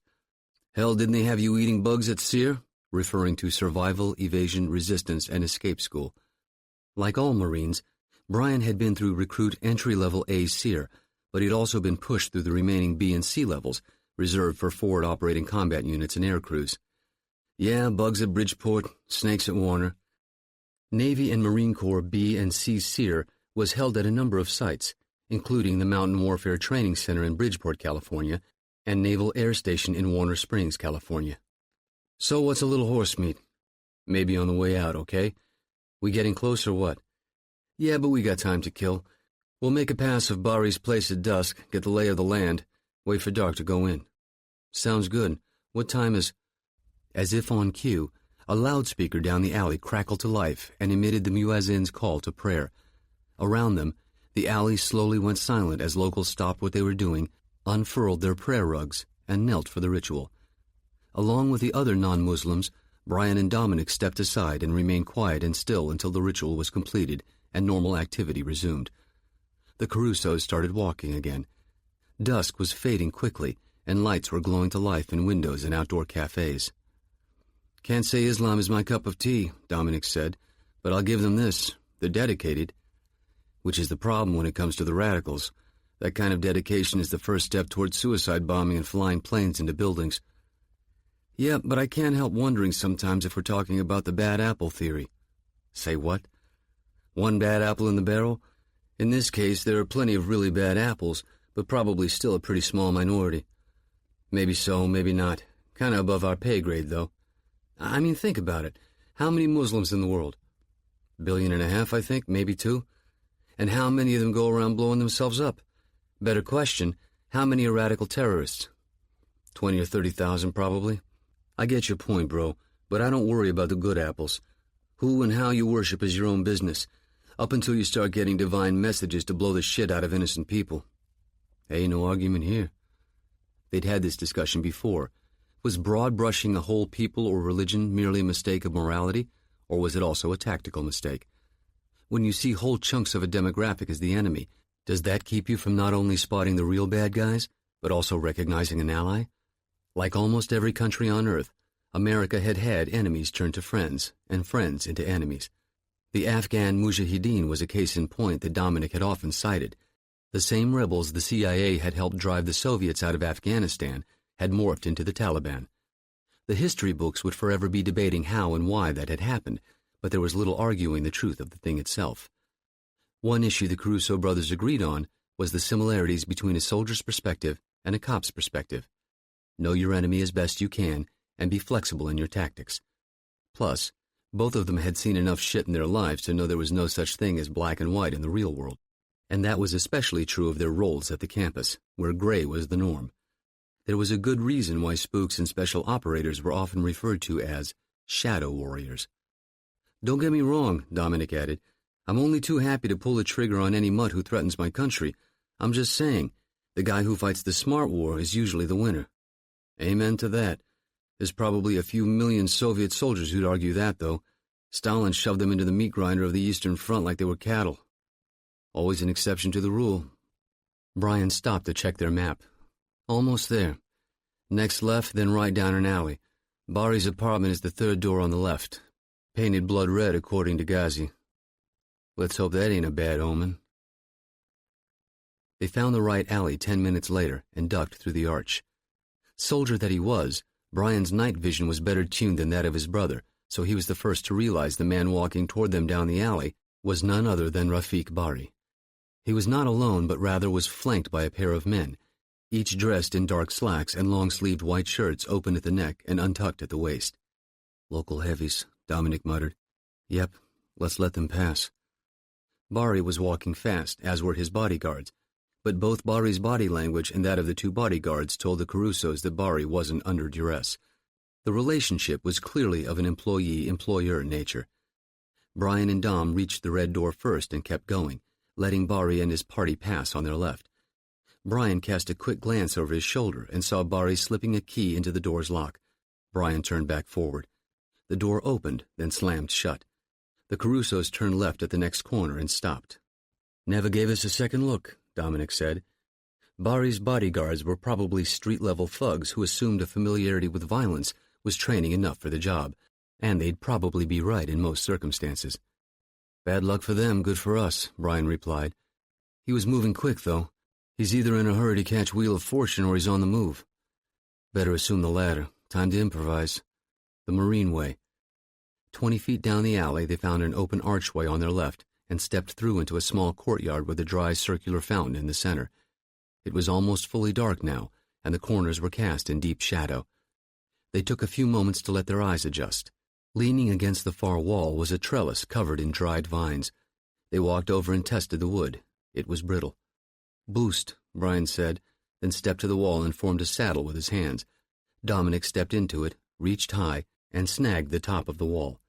He scrambled up, then looked down and gave Brian the wait one-hand signal and crawled away. He was back in 3 minutes. He gave an all-okay nod, then leaned over and helped Brian up. Bari's door leads to an inner courtyard. Open doorway on the east wall. One bodyguard there. Bari and the other one are inside. I can hear them banging around. Sounds like they're in a hurry. Let's do it. They loaded their Brownings, affixed the suppressors, and started across the roof. To their left in the alley, there came the sound of a dog barking, then a dull thump. The dog yelped and went silent. Brian held up his closed fist, calling a halt. They both knelt down. Brian crept across the roof, peeked over the edge, then returned. 4 men coming down the alley, he whispered, moving like operators or police.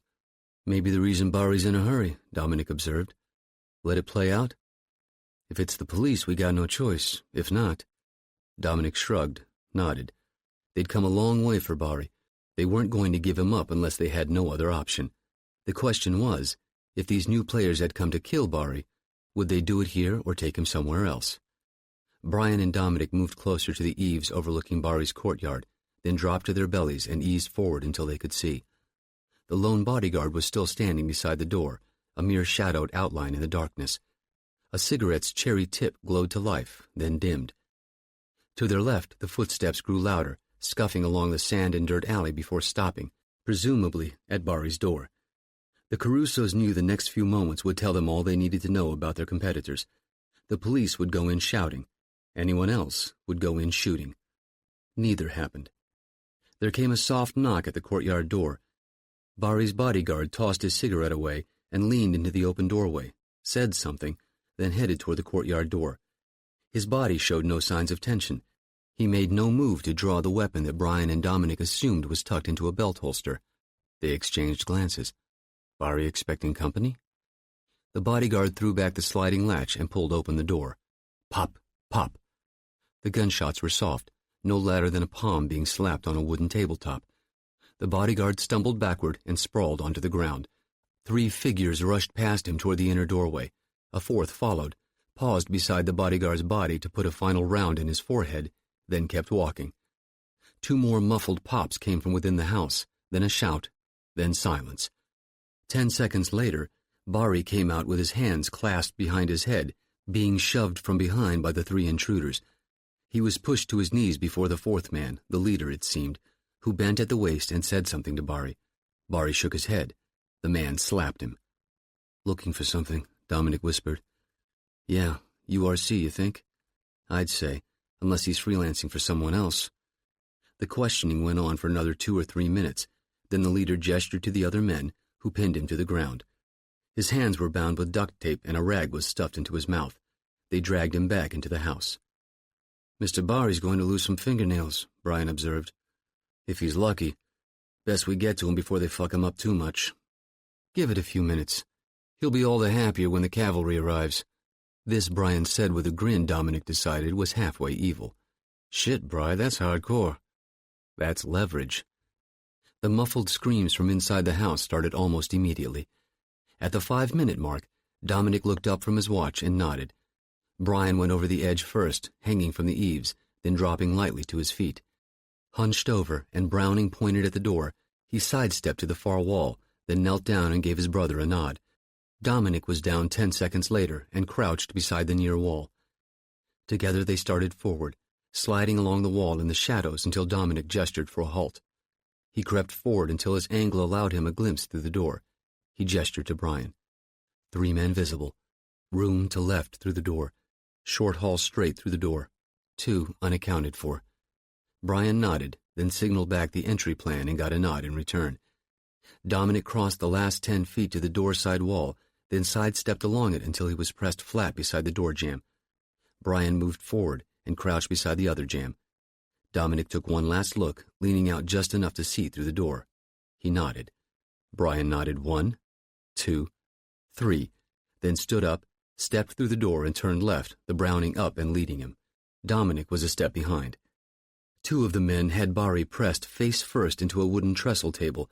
The surface was slick with blood, which glistened blackly under the glow of a floor lamp in the corner. The leader sat across from Bari, a paring knife in his right hand. The blade and his hand were wet. One of the men holding Bari looked up, saw Brian as he sidestepped into the room. Brian's first shot struck the man in the throat, the second in the center of the forehead. Brian adjusted aim, put down the second man. The leader spun around, a gun in his hand. Dominic was already there. He slammed the butt of the Browning into the man's temple, and he slumped sideways to the floor. "Clear. Clear," Brian whispered. "Him? Give him a nap." Brian rapped Bari behind the ear with the Browning's butt, then checked him. "Good." They both turned, stalked back down the hall, glanced right through the open door and saw nothing, so they turned left down the short hall. A silhouette appeared in the doorway at the end. Dominic fired twice. The man went down. From the room they heard the screeching of wood on wood. "Window," Dominic said. "Got it." Brian was at the threshold in 3 steps. He peeked around the corner and saw a man climbing through a window on the other side of the room. He fired. The 9mm hollow point slammed into the man's hip. His leg collapsed beneath him and he fell backward into the room. In his left hand was a pistol. Dominic stepped forward and double-tapped the man in the chest. "Clear. Clear." The rest of the apartment consisted of a bathroom and a second bedroom, both off the short hall. Both rooms were empty, as were the closets. They found Bari's second bodyguard in the bathtub, fully clothed, with a neat hole in the back of his head. They returned to the front room, which they realized was in fact a living room kitchenette. Bari lay where they'd left him, face first on the table, arms spread. "Christ," Brian said. "What the fuck?" In the short 5 minutes in which Bari's visitors had worked on him, they'd managed to cut 2 fingers off his left hand. "Somebody greenlit this guy," Dominic said. Yeah, the question is, why?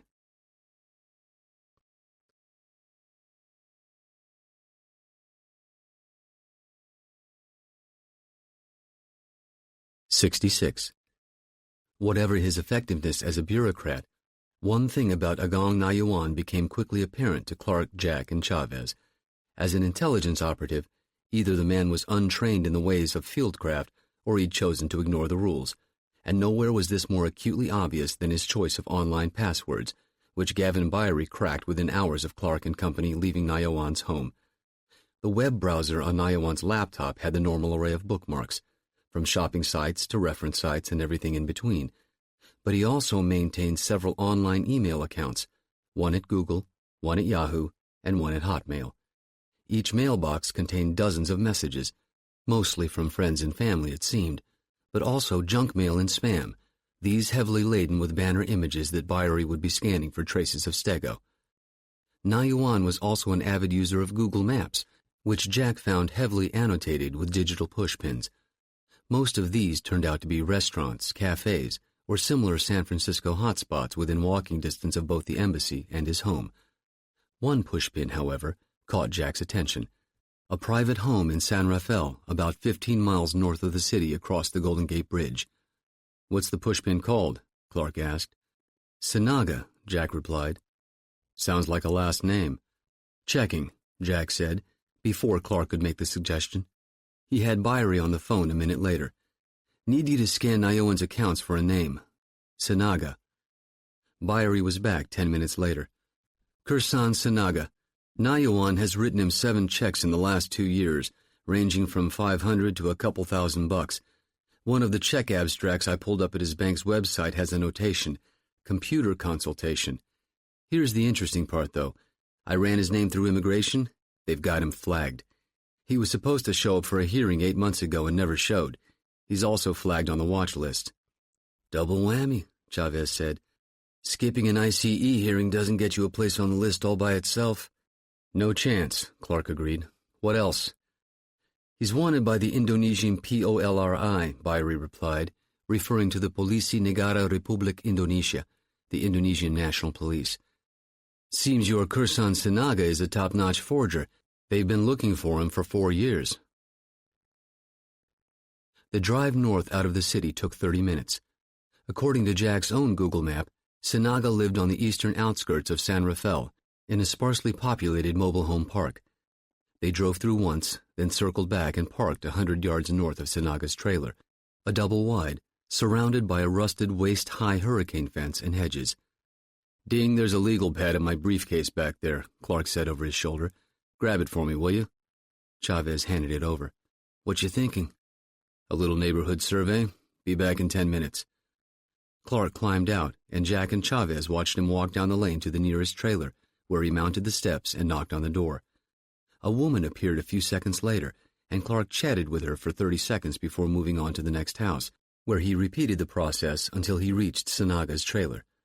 When he reappeared, he walked to 3 more trailers before walking back to the car and climbing in. He handed the legal pad to Jack. It was covered in names, addresses, and signatures. "Care to clue us in?" Jack said. "I told him I was trying to open a restaurant down the road and I needed 500 signatures from nearby residents to apply for a liquor license. Sinaga's not home. According to his neighbor, he works part-time at the Best Buy off 101. He gets off at 2. Chavez checked his watch. "An hour. Not enough time." "We'll wait for dark," Clark said. "And then?" Jack asked. "We're going to kidnap the son of a bitch." Clark's reasoning was sound. Nayuan rarely contacted Sinaga, and even then only by email, so the man's disappearance wasn't likely to raise an alarm. Better still, if they worked the scam correctly, they might be able to parlay their electronic association into an information dump from Nayuan. Worst case, they would have a warm body who had, more than likely, forged documents for the URC, perhaps both here and overseas. Whether Jerry Hendley would like the idea of the campus having custody of a URC stringer, none of them knew. "Easier to ask forgiveness than permission," Clark observed. They drove to the Best Buy and waited for Sinaga to emerge, then followed him to a nearby grocery store, then home. They waited 30 minutes. Then Clark reprised his bar owner role, this time taking the houses on the opposite side of the street before crossing over to Sanaga's trailer. He was back 5 minutes later. He's alone, playing Xbox and drinking beer. I didn't see any feminine touches, so it's a good bet he's a bachelor, Clark reported. He's got a dog, though, an old Cocker Spaniel. Didn't bark until I knocked on the door. They killed time until nightfall, then drove back to the trailer park and circled the block once. Sanaga's car, a 5-year-old Honda Civic, was parked under the carport awning, and lights showed in the trailer's windows. A bare bulb cast the porch in white light. Clark doused the Taurus's headlights and killed the engine, then scanned the legal pad.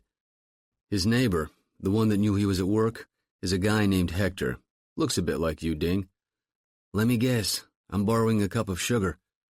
Yep. There's no screen door, so he'll have to open the door. When he does, you bulldoze him and I'll grab the dog and put it in the bathroom. Jack, you go through the side gate and cover the back windows. Not much of a chance he'll have time to get to them, but better safe than sorry. Okay. Don't skulk around. Walk like you've got purpose. The neighbors were pretty friendly, so if somebody sees you, just wave or say hi like you belong. Let's do it. They got out and started down the street, chatting quietly and occasionally chuckling, a trio of residents walking back from somewhere. When they drew even with the trailer, Clark and Chavez turned toward it.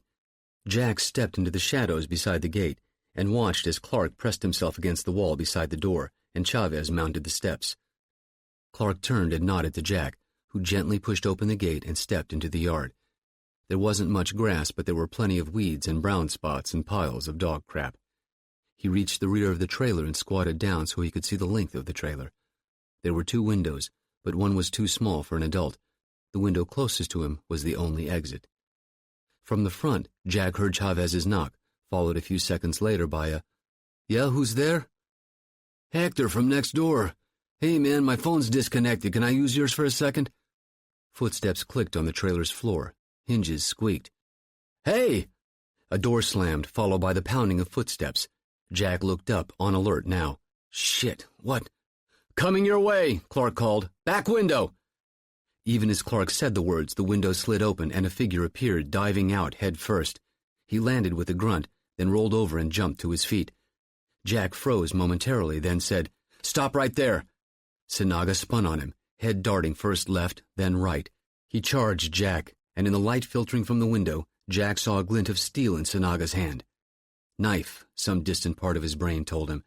Then Sanaga was on him, knife slashing sideways. Jack backpedaled. Sanaga kept coming. Jack felt the fence railing slam into his back, then saw Sanaga bringing his arm around. He jerked his head sideways, felt an impact on his right shoulder. Slightly off balance by the wild swing, Sanaga stumbled sideways. Jack caught his arm, left hand on his wrist, and gave it a jerk, then wrapped his right arm around Sanaga's neck, his larynx in the crook of Jack's elbow. Sanaga bent his head forward, then butted backward. Jack sensed it coming, but was able to only tilt his face sideways. The back of Sanaga's head slammed into Jack's cheekbone. Pain burst behind Jack's eyes. Sanaga flailed, trying to free himself, and slammed Jack back against the fence again, but losing his own footing in the process. Legs splayed out before him, Sanaga dropped straight down and landed on his butt. Jack held on, felt himself tipping forward over Sanaga's head. "Don't let go. Don't let go." Arms still wrapped around Sanaga's throat, Jack somersaulted. He heard a muffled crunch pop. He landed in a heap, rolled sideways, sure Sanaga would be on him. "Jack!" Chavez's voice. Ding appeared running through the gate. Without breaking stride, he kicked the knife away from Sanaga's hand. He wasn't moving. His head was cocked strangely to one side.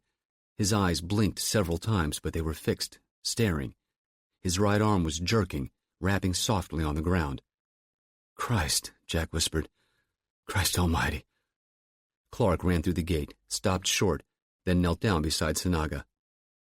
"His neck's broken. He's gone. Jack, you okay?" Jack couldn't take his eyes off Sanaga. As he watched, the man's arms stopped twitching. Clark said, "Jack, wake up. You okay?" Jack nodded. "Ding, get him inside, quick." Once inside the trailer, Ding sat Jack on the couch, then walked down the hall to the bedroom and helped Clark manhandle Sanaga's body back through the window. They met back in the front room. From the bathroom, the cocker was barking. "Nothing moving outside," Clark reported, shutting the front door. Ding, check the fridge. See if a little food will quiet down Fido. Got it. Clark stepped over to Jack. You're bleeding. Huh? Clark pointed at Jack's right shoulder. The material of his shirt was dark with blood. Take off your shirt. Jack did so, revealing a 2-inch gash on his collarbone at the base of his throat. Blood trickled down his chest. Huh? Jack mumbled. Didn't know. Felt something hit my shoulder, but I didn't realize. An inch or two higher and you'd be done, Jack. Put your thumb on it. Hey, Ding, see if Sanaga's got some superglue. From the kitchen came sounds of drawers opening and closing. Then Chavez walked out and tossed a tube to Clark, who handed it to Jack. Put a line of that in the cut.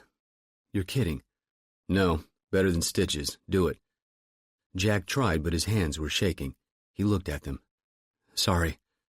Just adrenaline, mano, Chavez said, taking the tube. Don't sweat it. He's really dead? Jack asked Clark. Clark nodded. Shit, we needed him alive. His choice, Jack, not yours. You can feel bad about it if you want, that's natural. But don't forget, he was trying to open your throat. Yeah, I guess. I don't know. Chavez said. Don't overthink it. You're alive, he's dead. Would you rather have it the other way around? Hell no. Then chalk it up as a win and move on. Chavez capped the superglue tube, stood up.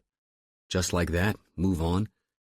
Might take a little time to process it, Clark replied. But if you can't, you need to stick to your desk. Jesus, John. If you carry this dirtbag around in your head, it's going to get you or somebody else killed, I guarantee it. This job isn't for everyone, Jack. There's no shame in that. Better you figure that out now than later. Jack exhaled, rubbed his forehead. Okay. Okay, what? Okay, I'll think about it. Clark smiled at this. What? Jack asked. That was the right answer. You just killed a man. I'd be worried if you didn't have a little soul-searching to do. From the kitchen, Dean called. Got something, John? 3 days after it left on a charter flight from Dubai, the device touched down at Vancouver International Airport in British Columbia. Having landed the day before, Musa was waiting for the flight.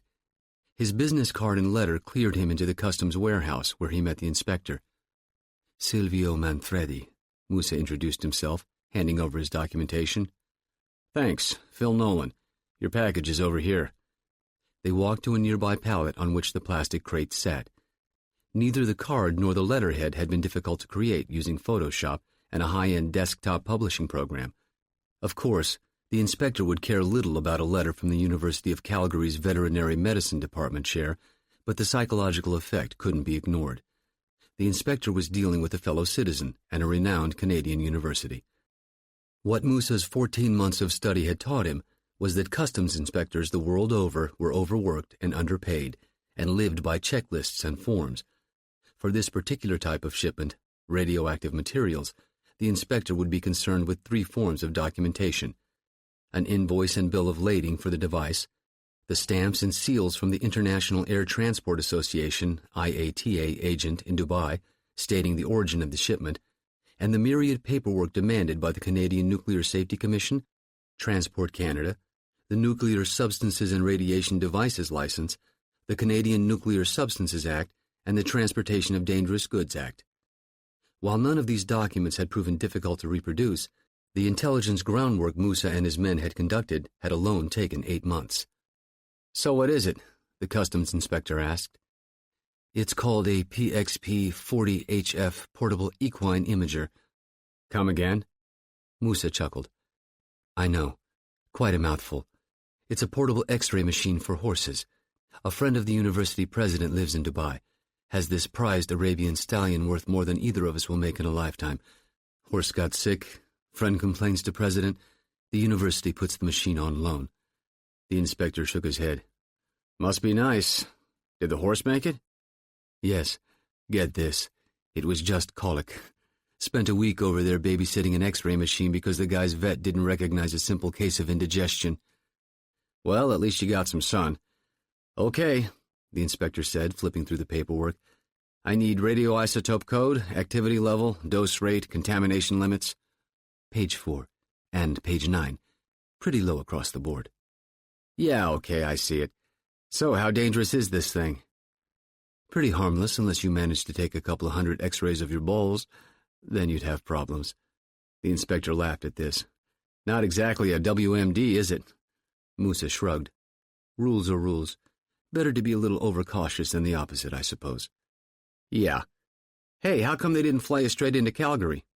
Couldn't get a flight in there until Wednesday. Thought it'd be easier to come in here and rent a car.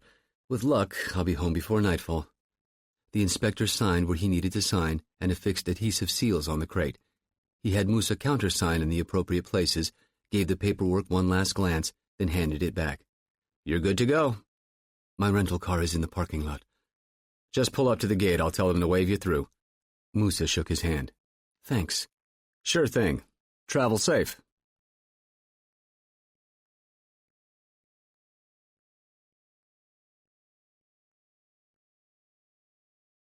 "67. After staunching the blood pulsing from Bari's severed fingers, they sat him in a chair in the living room and duct-taped his feet to the legs. The leader of the group they duct-taped to the trestle table. Both men were still unconscious. Finally, they policed up the bodies and piled them into the bathtub atop Bari's second bodyguard. I'm going to take a walk around the block, Dominic said. See if the natives are restless. Don't think we attracted any attention, but sounds good. Be back in 5. Brian sat in the living room, studying their captives and doing a mental post-mortem of their takedown. Pretty damn good job, he thought. Dominic had always been good with the gun and a pro at Hogan's Alley, but this had been the first time they'd really gotten into the shit together. Sure, there'd been that mall thing, but that wasn't quite the same, was it? Here they'd taken on genuine URC bad boys on their home turf. Not really accustomed to taking prisoners, though. He'd had to change mental gears on that point. The butt of the Browning had laid both mutts out, sure enough, but not very efficiently. Maybe a lead and leather sap might do the trick. Have to look into that. He heard the courtyard gate open. He got up, walked to the door, peeked around the corner. Just me, bro, Dominic said, walking inside. How's it looking? Quiet. The place really dies down after dark. Another couple hours and it'll probably be a ghost town. Which brings up a good point. These two? Dominic replied, nodding at Bari and the other one. Yeah, if they've got info, we can either try to ring them out here or try to get them out. Well, one thing's for sure. We're not getting them out of Libya on our own. Maybe a run for Tunisia? How far? 100 miles west, give or take? Let's not get ahead of ourselves. Let's have a chat with Bari and see where it takes us. With a cold glass of water poured over his head and a few light slaps to the face, they were able to rouse Bari. He blinked several times, then looked around the room, then at Brian and Dominic. He barked a few words in Arabic, then said in heavily accented English, Who are you? The cavalry, Brian said. Bari squeezed his eyes shut and groaned. My hand. Just 2 fingers, Dominic said. We stopped the bleeding. Here. He handed Bari half a dozen aspirin from a bottle they'd found in the bathroom. Bari shoved the tablets into his mouth, then accepted a glass of water from Brian. Thank you. Who are you? By the looks of it, we're the only friends you've got left in the Medina, Dominic said. Who were they? They're all dead? Except for the fellow with the paring knife, Brian replied. Who were they? I can't. Our guess is URC. Somebody pushed the button on you, Mr. Bari. What does that mean? Somebody ordered you murdered. What were they asking you about? Bari didn't reply. Look, without help, they're going to get you. You might be able to hide for a while, but they'll find you. Probably your family in Benghazi, too. Bari's head jerked up. You know about them? Dominic nodded. And if we do... You're Americans, aren't you? Does it matter? No, I suppose it doesn't. Brian said, Help us and we'll help you. Try to get you out of the country. How? Let us worry about that. Who were they? URC.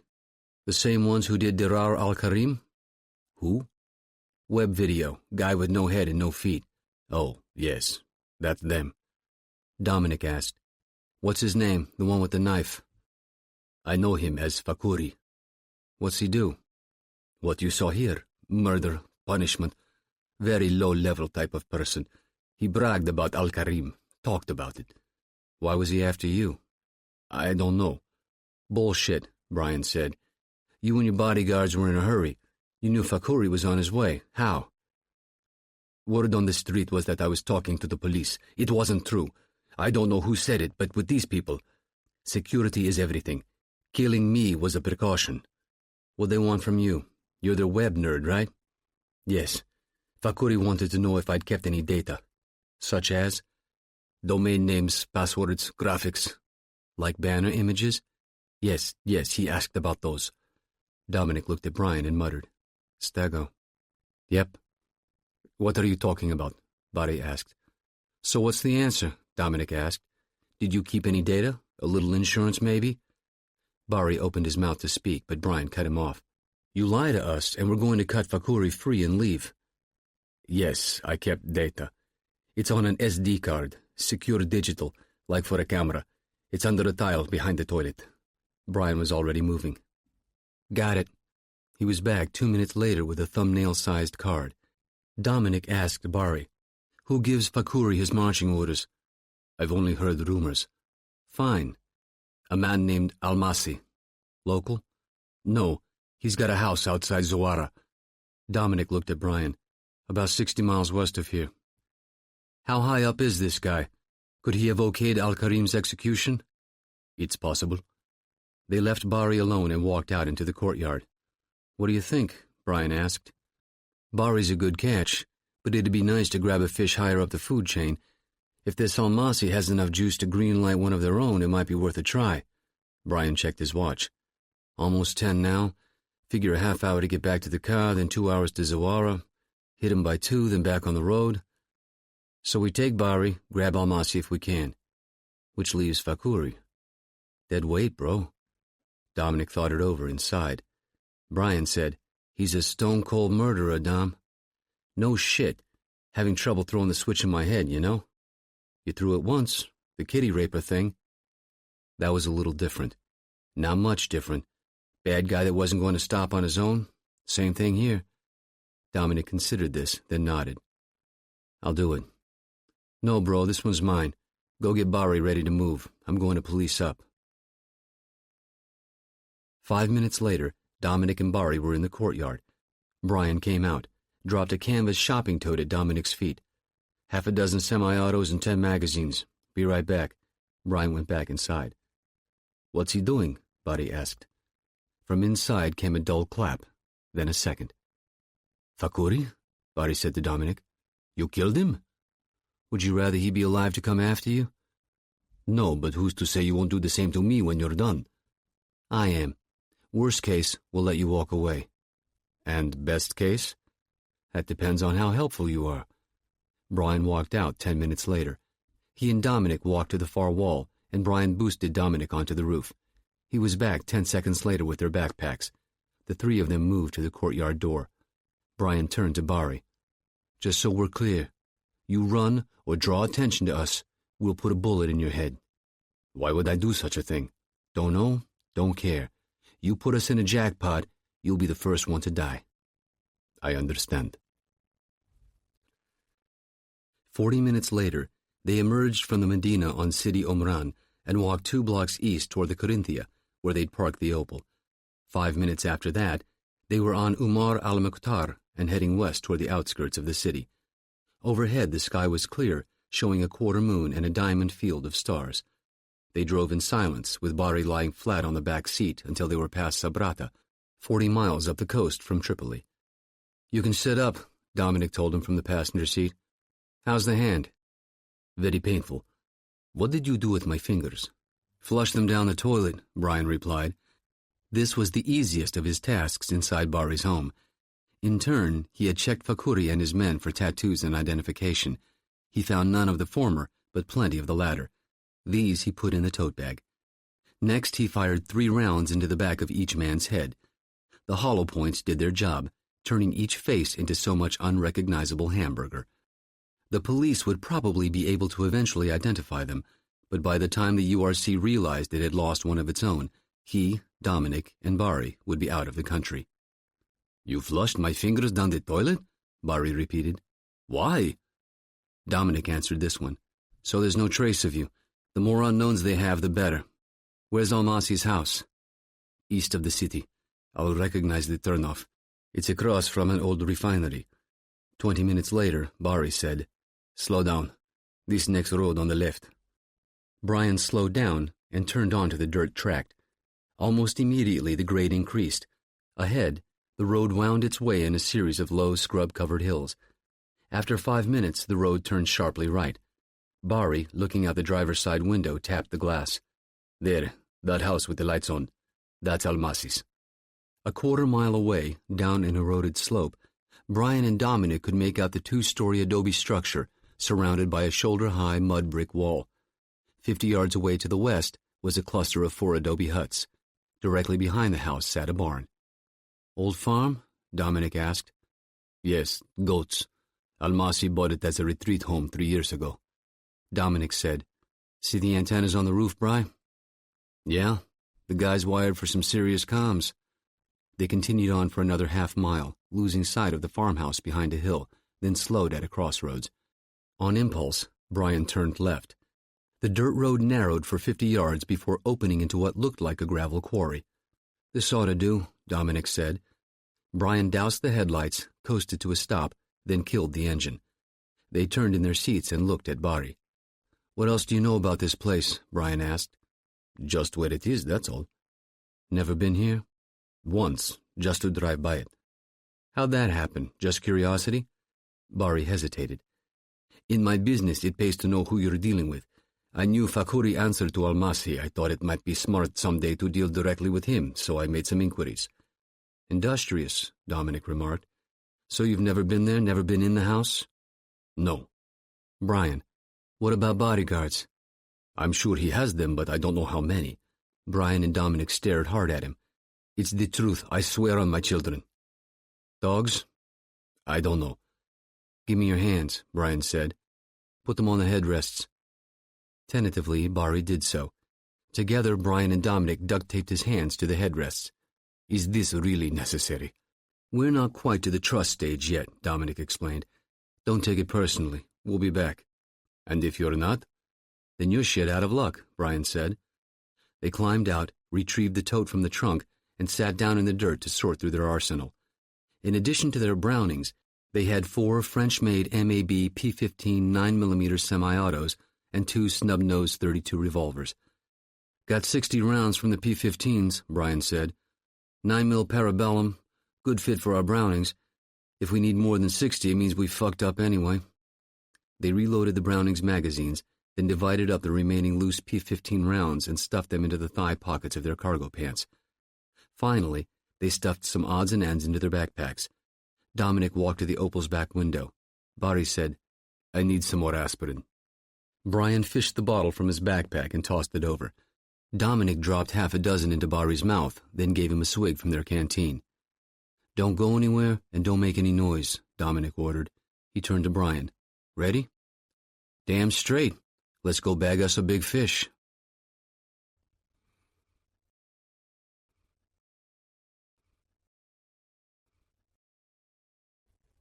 "68. How are you holding up? Jerry Henley asked, as Jack sat down across from the desk. Sam Granger stood to one side, leaning against the window, arms folded. Aside from getting asked that too many damn times, just fine, Jack replied. It was just a nick, Jerry, nothing a little superglue couldn't handle. That's not what I'm talking about. I know what you're talking about. Jack, less than 12 hours ago, you killed a man. If you tell me it's not bugging you, I'm chaining you to your desk. Boss. He's serious, Granger said. Like it or not, you're President Jack Ryan's son. If you don't think that gives us pause, think again. And if for a second we don't think you've got your head screwed on right, you're benched. What do you want from me? The truth is my hands still shake a bit and my stomach's churning. I pushed the plunger on Moha because he deserved it. This Sanaga guy, I don't know. Maybe he deserved it, maybe not. He came at me, tried to kill me. Jack hesitated, cleared his throat. Did I want to kill him? No. Am I glad it's him and not me? You bet your ass. Jerry considered this for a few moments, then nodded. Give it some thought and let me know tomorrow. Whatever you want to do, you've got a place here. Thanks. Sam, ask them in, will you? Hang on a second, Jack said. I already ran this by John and Ding. Remember the birth email we got? Henley nodded. It never went anywhere. No replies, no follows, just dead air pretty much across the board. I'm thinking that email was a change the channel order. Explain, said Granger. We know the URC is using steganography to communicate, probably in the banner images on their websites, and they've probably been doing it a while. What if the email was a signal telling cells to switch to some stego-only protocol, call it their version of radio silence? To what end? Special ops guys go radio silent when they're getting ready to jump off. Maybe the Emir gave the go signal on an operation. We saw a drop in chatter before 9/11, Granger observed. Bali and Madrid, too. Henley nodded. Jack, I want you to glue yourself to Byrie. Tear down the dump from Nayuan. Okay. Call them in, Sam. Granger opened the door, and Clark and Chavez walked in and took their seats next to Jack. Henley said to Clark, You hear? What? The charges against Driscoll are gone. Imagine that, Clark said with a grin. Keelty's press secretary announced it yesterday at close of business, just in time to slide into the weekend. Sam talked to an old friend at Benning. Driscoll's clear. Honorable discharge, full pension plus disability. His shoulder going to be a problem? Not unless you're hiring him to drywall your office, Jerry. Good. Okay, let's hear it. Didn't find anything in Sanaga's trailer but a digital SLR camera, Clark said. Nikon, medium price range. It had an SD card inside it with a few hundred images. Mostly landscape stuff, but maybe a dozen were headshots. Passport headshots, Chavez added. All men. Mostly Middle Eastern or Indonesian, looks like. And one we've seen before. Remember the courier we tailed? Shasif Hadi? No shit, said Granger. But get this, Jack replied. In the headshot Sanaga had, Hadi's clean-shaven. When we were tailing him, he had a beard and mustache. Shave it off, use the new passport, and you're good to go. Clark said, That might answer the question of where he went after Las Vegas, at least partially. He left the country. Henley nodded. Where and why, though? Sam, what else do we know about Sanaga? He's high on the hit parade in Jakarta. I talked to a friend of a friend who's the station chief in Surabaya. The guy was good. Had a real eye for passports. Where are we with facial recognition? Jack answered this one. Byrie's got his system in beta testing, but we don't know much about the system ICE and Homeland Security is using. Their parameters might be different than ours. FBI? Granger offered. Probably the same system. If not, they'll all be cross-pollinating anyway. When Dom gets back, let's have him run up a trial balloon. Since Hadi's our only known quantity, let's focus on him first. Find out where he was heading from Vegas. Mr. Clark, where did you leave things in San Francisco? We're clean with Nayuan. Left everything as is, but downloaded a lot of data. Gavin's massaging it right now. One thing's for sure, Nayuan was a big logistics operator for the URC. Money, documentation, who knows what else. As for Sanaga, we staged a break-in. He lost the fight with the burglar and got killed. Took his DVD player some cash to flesh it out. We'll keep an eye on the news out there, see if it's playing. It should. We were careful. Okay, so we wait until our Uber nerd has something. Thank you, gentlemen. Mr. Clark, can you stay for a minute? Once Jack and Chavez were gone and the door was closed, Henley said, So? Clark shrugged. He's okay. Whether he's got a taste for fieldwork only time will tell, but he's dealing with it. He's a smart kid. What's smart got to do with it? Granger asked. Okay then, he's even-keeled, just like his dad. You'd take him out again? In a New York minute, boss. He's got good instincts, good observation skills, and learns damn fast. Plus, he's got a little gray in him, too, which doesn't hurt. Gray? Henley asked. The gray man, Clark answered. The best spooks know how to fade into the background. How they walk, how they dress, how they talk. You pass them on the street and you never notice them. Jack's got that, and it's natural. More Orion genetics? Maybe.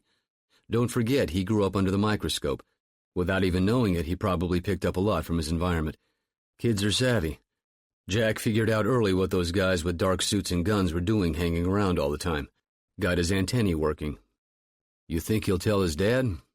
About the campus? I do. It's nobody's fault, really, but Jack's living under his dad's shadow. A damn big shadow at that. Once he figures out what he wants to do here, he'll find a way to bring it up. With the help of a customs worker, Musa loaded the container into the rear of his rented Subaru Outback, then gave the inspector a wave and drove out the gate. Musa, of course, did not begin his long journey back to Calgary, as he'd told the customs inspector, but rather drove 15 miles east to the suburb of Surrey and pulled into the parking lot of the Holiday Inn Express. He found a parking space directly outside his ground floor room, then went inside and spent the remainder of the day napping and flipping from one inane television show to another until finally settling on CNN.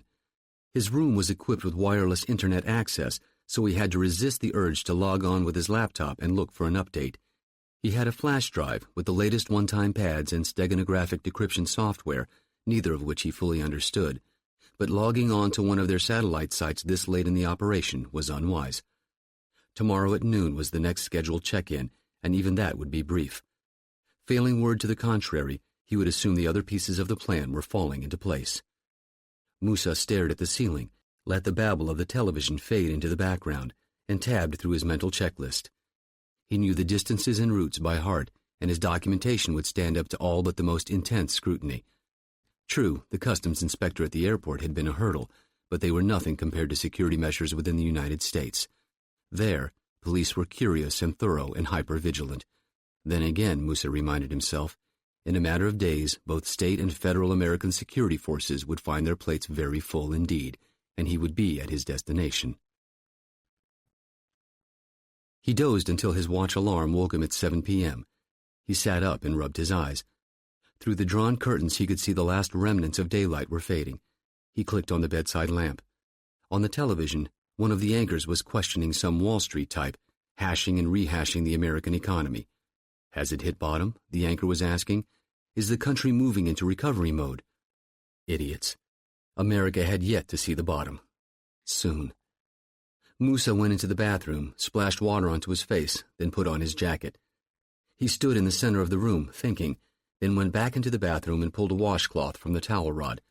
Moving backward, he wiped down every surface he had touched. Counter, toilet seat, toilet handle, light switch. He finished with the bedside table, the remote control, and the lamp. He had already paid for the room, so there was no need to stop at the front desk. The receptionist had told him he could leave the card key in the room, which he did, first wiping it down, then placing it on top of the television. He stuffed the washcloth into his front pants pocket. What else? Had he forgotten anything? No, he decided. He stepped outside, closed the door behind him, then walked to the rear of the Subaru. The container was still in place. He unlocked the doors, got in, and started the engine. Once out of the parking lot, he got onto Highway 1 and headed southeast for 22 miles to the Fraser Highway turnoff, which he took east for 7 miles to 264th Street. Here he turned south and drove for 4 minutes. Soon he saw the glow of stadium lights ahead. This was the 13539 crossing, a cloverleaf-shaped compound sitting astride the U.S.-Canadian border. Musa felt his heart rate increase. He kept going. A few hundred yards north of the compound, the road split, the left-hand lane heading into the crossing, the right-hand lane curving until it merged with what his map called Zero Avenue, and turned west. He pushed the odometer's trip reset button and glanced in his rearview mirror. No one behind him. He brought the Subaru up to the speed limit, then backed off a tick, then set the cruise control. Strange, he thought, that this nondescript two-lane road, bracketed on both sides by copses of trees and farmers' fields, was the border between two countries. The only evidence Musa saw of this was a waist-high hurricane fence on the south side of the road. The Americans were fond of their fences, weren't they? He drove for 8 miles, watching the sunset and the stars rise. His headlights skimmed over the gray asphalt, the yellow lane dividers disappearing beneath the car, until after what seemed like hours, his headlights picked out a road intersection. As he approached it, he read the sign, 216th Street. Good. He was close now. Next came 212th Street, then 210th. He flipped off the cruise control and let the car coast. Ahead and to his right, he saw some house lights behind a screen of trees. He peered out the driver's window, watching, letting the car continue to slow. There. Beside a stand of pine trees, a gap in the hurricane fence. A sign read, Private Property, Keep Out. Musa looked ahead, saw no headlights, then checked the rearview mirror. Clear. He doused his headlights, tapped the brake, then swung left across the opposite lane and through the gate. He was in America. The road almost immediately angled downward, smooth dirt turning to washboard ruts. To his right, an acre of pine stumps jutted from the landscape. Some logging company had bought up this stretch of forest and had decided to clear-cut it. The road grew rougher, but the Subaru's all-wheel drive handled the ruts well enough. The logging road meandered south and east, downward through the wasteland for another half-mile before reaching a tri-intersection of dirt roads. Musa turned left. The road smoothed out and within minutes merged with another intersection. Here he turned left, heading east again for a few hundred yards before turning south once more. 5 minutes later, a blacktop road appeared.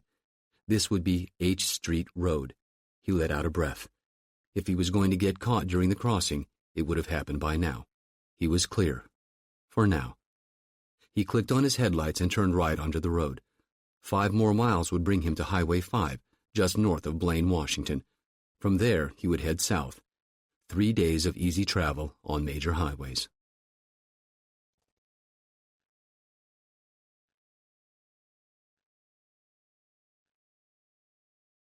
'69. Almasi's house backed up to a low scrub pine-covered hill, the downslope of which led directly to the gravel quarry. Dominic and Brian took their time, keeping to the rock-strewn gullies that wound their way up the hill. After 30 minutes, they reached the ridge. They dropped to their bellies and wriggled forward. Down the slope, perhaps 20 yards away, was the rear wall of the barn. To the right of that, the cluster of adobe huts. They saw no lights in the windows. To their left and front was the rear porch of the farmhouse. A single light showed in an upstairs window. "Almost 3, Brian whispered. "Let's hunker down. If Almasi's got patrols out, we'll see them eventually."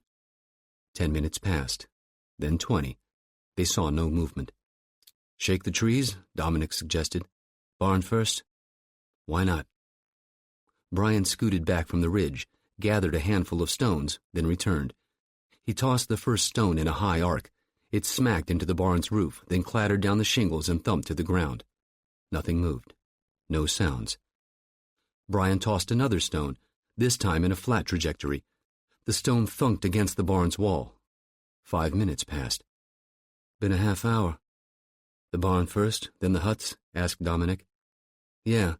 If there are any reinforcements, that's where they'll be." They backed away from the hilltop and crawled to their right until they were directly behind the barn, then went back over the top of the hill and picked their way down the slope to the barn's rear wall. The wood planking was old and brittle and widely gapped.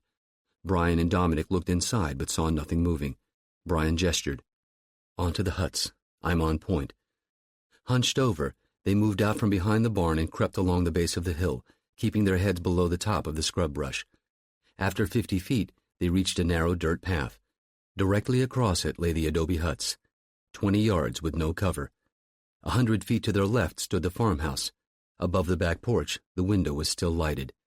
Brian gestured. "You go. I'll cover." Dominic nodded, took one more look around, then sprinted on flat feet across the road to the westernmost hut's outer wall. He checked both corners, then signaled Brian to cross over. He was there 10 seconds later. Dominic tapped his ear, then tapped the wall. A few feet above their heads was a horizontal slit window. Through it, they heard sounds of snoring. "I'll take the 2 on the north," Dominic gestured. They met back up 2 minutes later.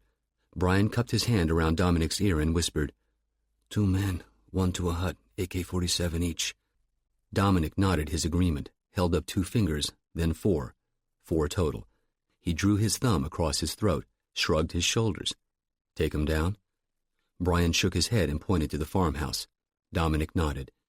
With Brian in the lead, they followed the contour of the hut walls to the eastern side, the closest point of approach to the farmhouse's back porch. More open ground, but only 20 feet this time.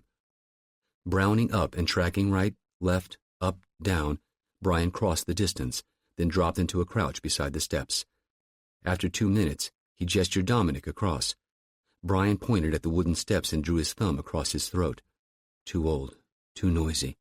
Dominic nodded. He crab-walked to the edge of the porch and tested the railing. He turned and gave a thumbs up to Brian. 3 minutes later, they were over the railing and on the porch. They moved to the door, each taking a jam. Brian tested the knob. It was unlocked. He swung it open 2 inches, then stopped. Waited. He pushed it open the rest of the way, peeked around the corner, and pulled back. He shook his head. They stepped across the threshold, Brownings up and tracking for movement. They were in a tiled foyer. Ahead and to the right, a set of stairs led up to a balcony hall lined with doors. To their left and right, sitting rooms. The walls were painted stark white stucco, seemingly glowing in the darkness. Dominic pointed to himself. "On me." Brian nodded and sidestepped over, and together they moved into the sitting room and into a dining room beyond, off which they found a kitchen. Out the opposite kitchen door, they found themselves back in the sitting room to the left of the foyer. Brian pointed at the stairs and got a nod in return. Dominic backed into the corner of the foyer to act as overwatch as Brian mounted the stairs. Once at the top, he took overwatch, and Dominic climbed up to join him. There were 4 doors along the hall and one on the far wall. They started with the first door. A bedroom. Empty. Bed made. The air was musty, as though the room hadn't been occupied for some time. They moved to the second and third doors and found 2 more empty bedrooms. Behind the 4th door was what looked like a home office, complete with an oak desk, a multi-line phone, a fax scanner copier, and a flat-screen computer monitor. Brian stepped inside and looked around. Built into a credenza opposite the desk was a wall safe. They moved to the last door. Dominic pressed his ear to the wood, then pulled back and mouthed, snoring. He gestured.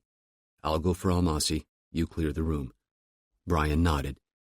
Dominic turned the knob, eased the door open an inch, and put his eye to the gap. He turned back, gave Brian a nod, then swung open the door. He was at Almasi's 4-poster bed in 3 strides. Almasi was lying on his back, his arms by his sides. Brian was moving through the room, checking the corners in the master bedroom. He nodded at Dominic, who grabbed Almasi's opposite arm, jerked him onto his stomach, pressed his face into the pillow. Almasi was instantly awake, arms flailing. Dominic jammed the Browning's suppressor into the base of his neck. "One sound and you're dead. Nod once if you understand." Almasi nodded. "We're leaving and you're coming with us. Make life hard for us and I'll make sure you die badly. You've got a computer and a safe in your office. You're going to give us the password and combination, yes?" Almasi nodded again. Brian handed Dominic a roll of duct tape. He bound Almasi's hands, then tossed back the roll. He backed away from the bed and gestured for Almasi to stand. He did so. With Brian in the lead, they moved back into the hall, then into the office. Dominic powered up Almasi's computer, a high-end Dell tower. The Windows Vista logo came up, followed by a login screen. He found a pad and pen in the desk drawer and shoved it across the desk to Almasi. "Username and password." Almasi didn't move. Brian pulled a nearby chair across the room and shoved Almasi down in it. He pressed the Browning against Almasi's right knee. "That's where I'll start. Knees, then ankles, then elbows." He picked up the pad and pen from the desk and dropped them in Almasi's lap. "Username and password."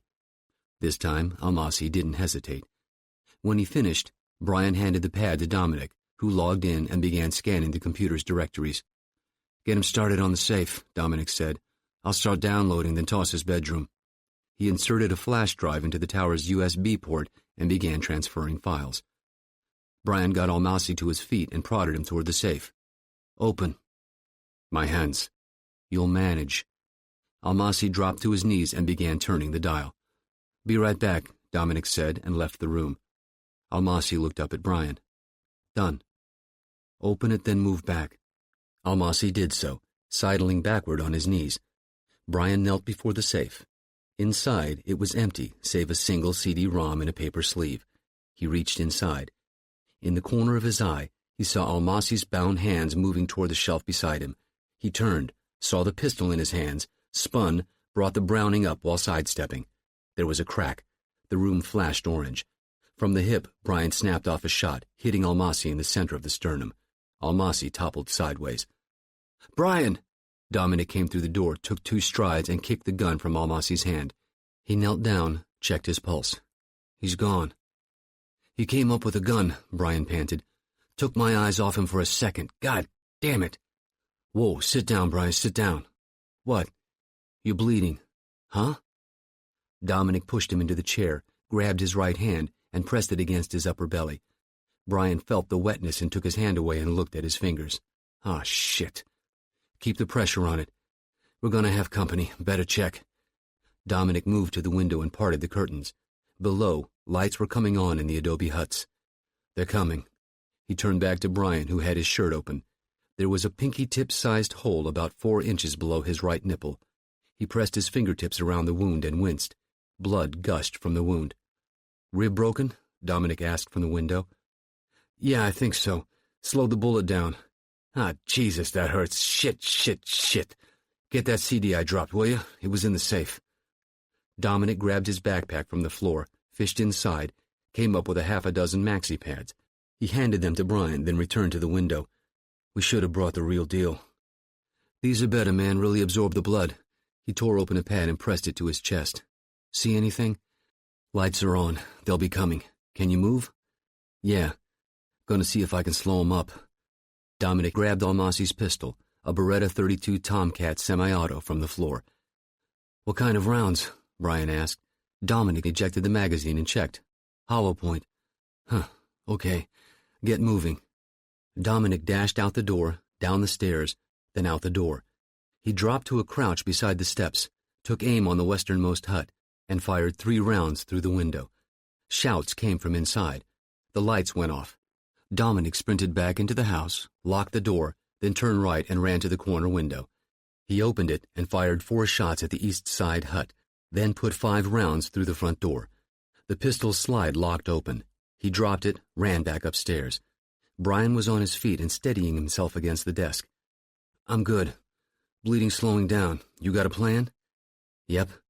Dominic scooped up the CD-ROM from the floor, shoved it into his backpack, then leaned across the desk and jerked the flash drive from the tower's USB port. The porch is right below us. Once they make their move, you're going out the window. Lay flat on the roof. When you hear things start in here, get to the ground and go for the barn. If you feel up to it, go for the car. I'll meet you along the way. Give me your gun. Dom, shut up and give me your gun. Can you handle your pack? Brian nodded. Dominic handed it to him. You're looking green, bro. Sure you're okay to move? We have a choice? No. Watch the window. Give me the play-by-play. Got it. Dominic laid both Brownings on the desk, looked around the room. He grabbed Almasi's desk chair and shoved it toward the door, then did the same with a nearby side table. He bulldozed them through the door, down the hall, then tipped them down the stairs. They tumbled to the bottom and landed in a heap. How we doing? He called. Nothing yet. Wait. Got a body coming out, circling west. He's got the AK. Dominic went into the first guest bedroom and grabbed a nightstand, a floor lamp, and a chair, all of which he shoved down the stairs. What the hell are you doing, Dom? Homemade barricade. He repeated the process with the next guest bedroom, then returned to the office. He grabbed his backpack and slipped it on, then grabbed up the Brownings and removed the noise suppressors, then shoved them into his belt. At the window, Brian said, You go, cowboy. The other 3 just came out. 2 heading for the porch, another around the front.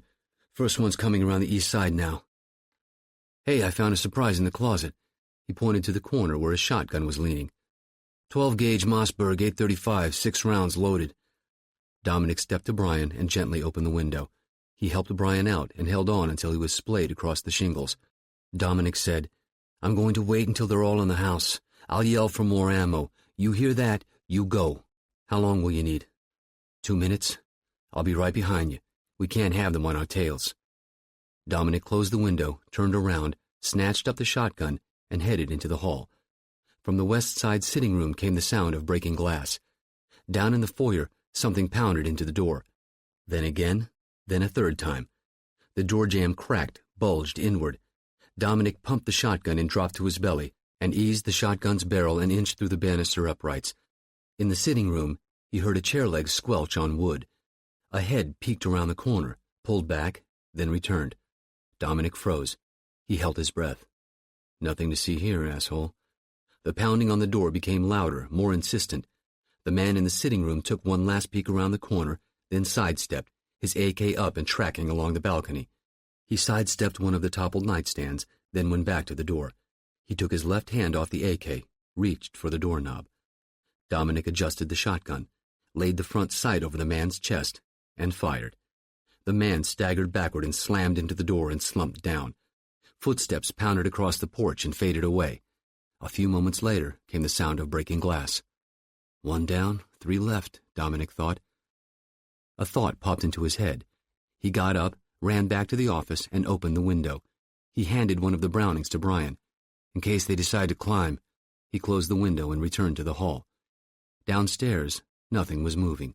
A full minute passed. Then somewhere to Dominic's right, he heard a whispered voice.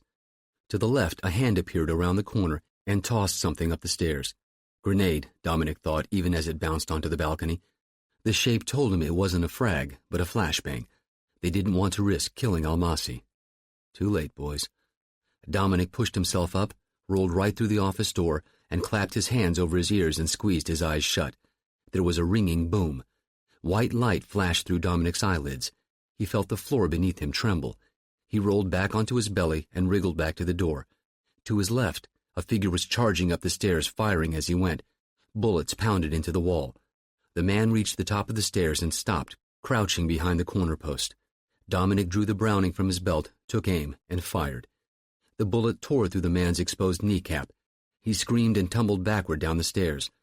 Dominic changed back to the shotgun, got up, raced down the hall. He fired at a head peeking around the sitting room entrance.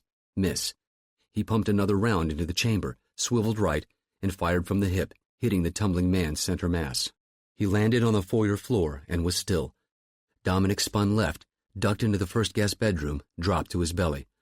"Almost out of ammo," he shouted. "Get me some." Dominic checked his watch. 2 minutes. He took stock. Almost 2 full mags for the Browning and 6 rounds left in the shotgun. He rolled left, then got to his feet and peeked around the corner. In the foyer, nothing moved. He took a step out, keeping behind the corner post. He checked once more, then spun and sprinted down the hall. Bullets peppered the wall behind him. He hunched over, covered the last 8 feet, and ducked into Almasi's master bedroom. "Bro, where's that damned ammo?" Dominic shouted.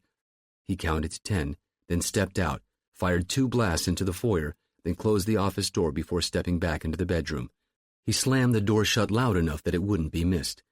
Once they made it up the stairs, they'd have to clear the guest bedrooms, then the office, leaving Almasi's bedroom for last. The question was, how long would that take? How long before one of them went back outside to cut off the window exits? He locked the door and pressed his ear to the wood. 1 minute passed, then 2. From the foyer he heard the scrape of furniture on tile, then the creak of a stair tread. Dominic crept to the window, opened it, and climbed out onto the roof. He left the window open. He looked around, saw no one. He crouch-walked to the edge. It was a 10-foot drop. He stuffed the shotgun between his pack and his shoulder blades, then rolled onto his belly and let his legs and torso dangle. He let go. As soon as his feet impacted the ground, he bent his knees and rolled. He climbed to his feet and sprinted around the house to the east side, then mounted the porch and found the broken window. He slipped inside and crept across the sitting room to the foyer. He peeked around the corner. On the balcony, only one figure was visible. He stood, back toward Dominic, at the threshold of the second guest bedroom. Dominic stepped out, picked his way through the jumble of furniture to the center of the foyer. He drew the Browning, took aim, and shot the man in the back of the head. Even as he was falling, Dominic sidestepped and ducked beneath the stairs. He holstered the Browning, drew the shotgun. Footsteps pounded on the balcony above, then stopped. The footsteps resumed, this time moving cautiously. With a splintering crack, a door flew open. Office, Dominic thought. 30 seconds passed. Footsteps came out of the office, then paused. The master bedroom door was kicked open. "See the window, dickhead." Another 30 seconds passed. "Yebnin kelp," a voice barked. Dominic's Arabic was mediocre, but the tone told him the phrase was a curse, somewhere along the lines of shit or son of a bitch. Footsteps pounded down the hall, then down the stairs, then onto the tiled foyer. He heard the rattle of a lock being disengaged. Dominic crab-walked 2 steps, brought up the shotgun, and blasted the man in the back of the legs. The impact shoved him against the door. His AK clattered to the tiles as he slumped sideways. Dominic stood up and tossed away the shotgun. He drew the Browning and walked over to the man, who lay writhing and groaning on the floor. He saw Dominic and put up his hands. "Please." Too late for that. Dominic shot him in the forehead. He found Brian sitting on the ground behind the barn, his back resting against the slope. He saw Dominic and raised his hand in greeting. "Get him?" "Every last one. How are you doing?" Brian gave a wobbly shake of his head. His face was ashen and glistening with sweat. "Got a confession to make." "What?" "Bullet missed my ribs, went clean through. It's in my liver, Dom." "Jesus, are you sure?" He moved to open Brian's shirt, but Brian waved him off. "The blood's really dark, almost black. Hollow point probably shredded my liver. I can barely feel my legs, too. I'll get you to the hospital." "No. Too many questions." "Fuck you. Zawara's 10 miles away." Dominic knelt down, grabbed Brian's opposite arm, and pulled him across his shoulders. He got his feet under him and straightened up. "You okay?" "Yep," Brian grunted. The slog back up the hill took 10 minutes, then 10 more minutes for Dominic to pick his way down the opposite slope. When he reached the quarry floor, he started jogging toward the Opal. "You still with me?" Dominic asked. "Uh-huh." He reached the Opal, then dropped to his knees and lowered Brian to the ground. From the back seat, Bari called. "What happened?" "He's shot. Is there a hospital in Zawara?" "Yes." Dominic opened the back door and used his pocket knife to cut Bari free. Together they lifted Brian into the back seat. "You know where it is?" Dominic asked Bari, who nodded. "Then you drive. Take one wrong turn and I'll blow you away, understood?" "Yes." Bari climbed into the driver's seat and started the engine. Dominic ran around the car and got into the back seat with Brian. "Go! Go!"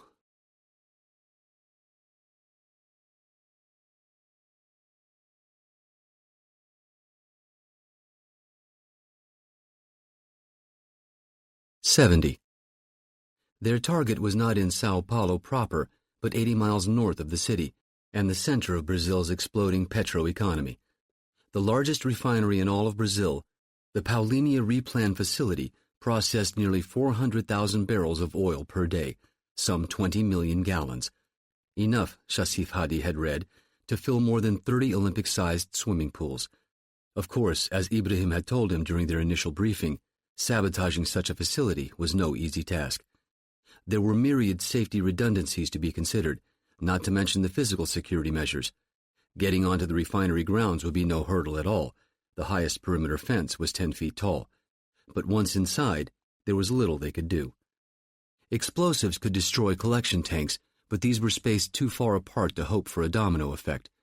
Similarly, the facility's hundreds of control valves, officially known as ESDs, or emergency shutdown devices, which regulated the flow of chemicals to the labyrinth of distillation columns, fractionation towers, cracking units, and blending and storage tanks, were virtually invulnerable, having been recently refitted with something called a Nellis valve guard system, which was, in turn, regulated from the refinery's control center, which from their earlier reconnaissance trips they knew was below ground and heavily fortified.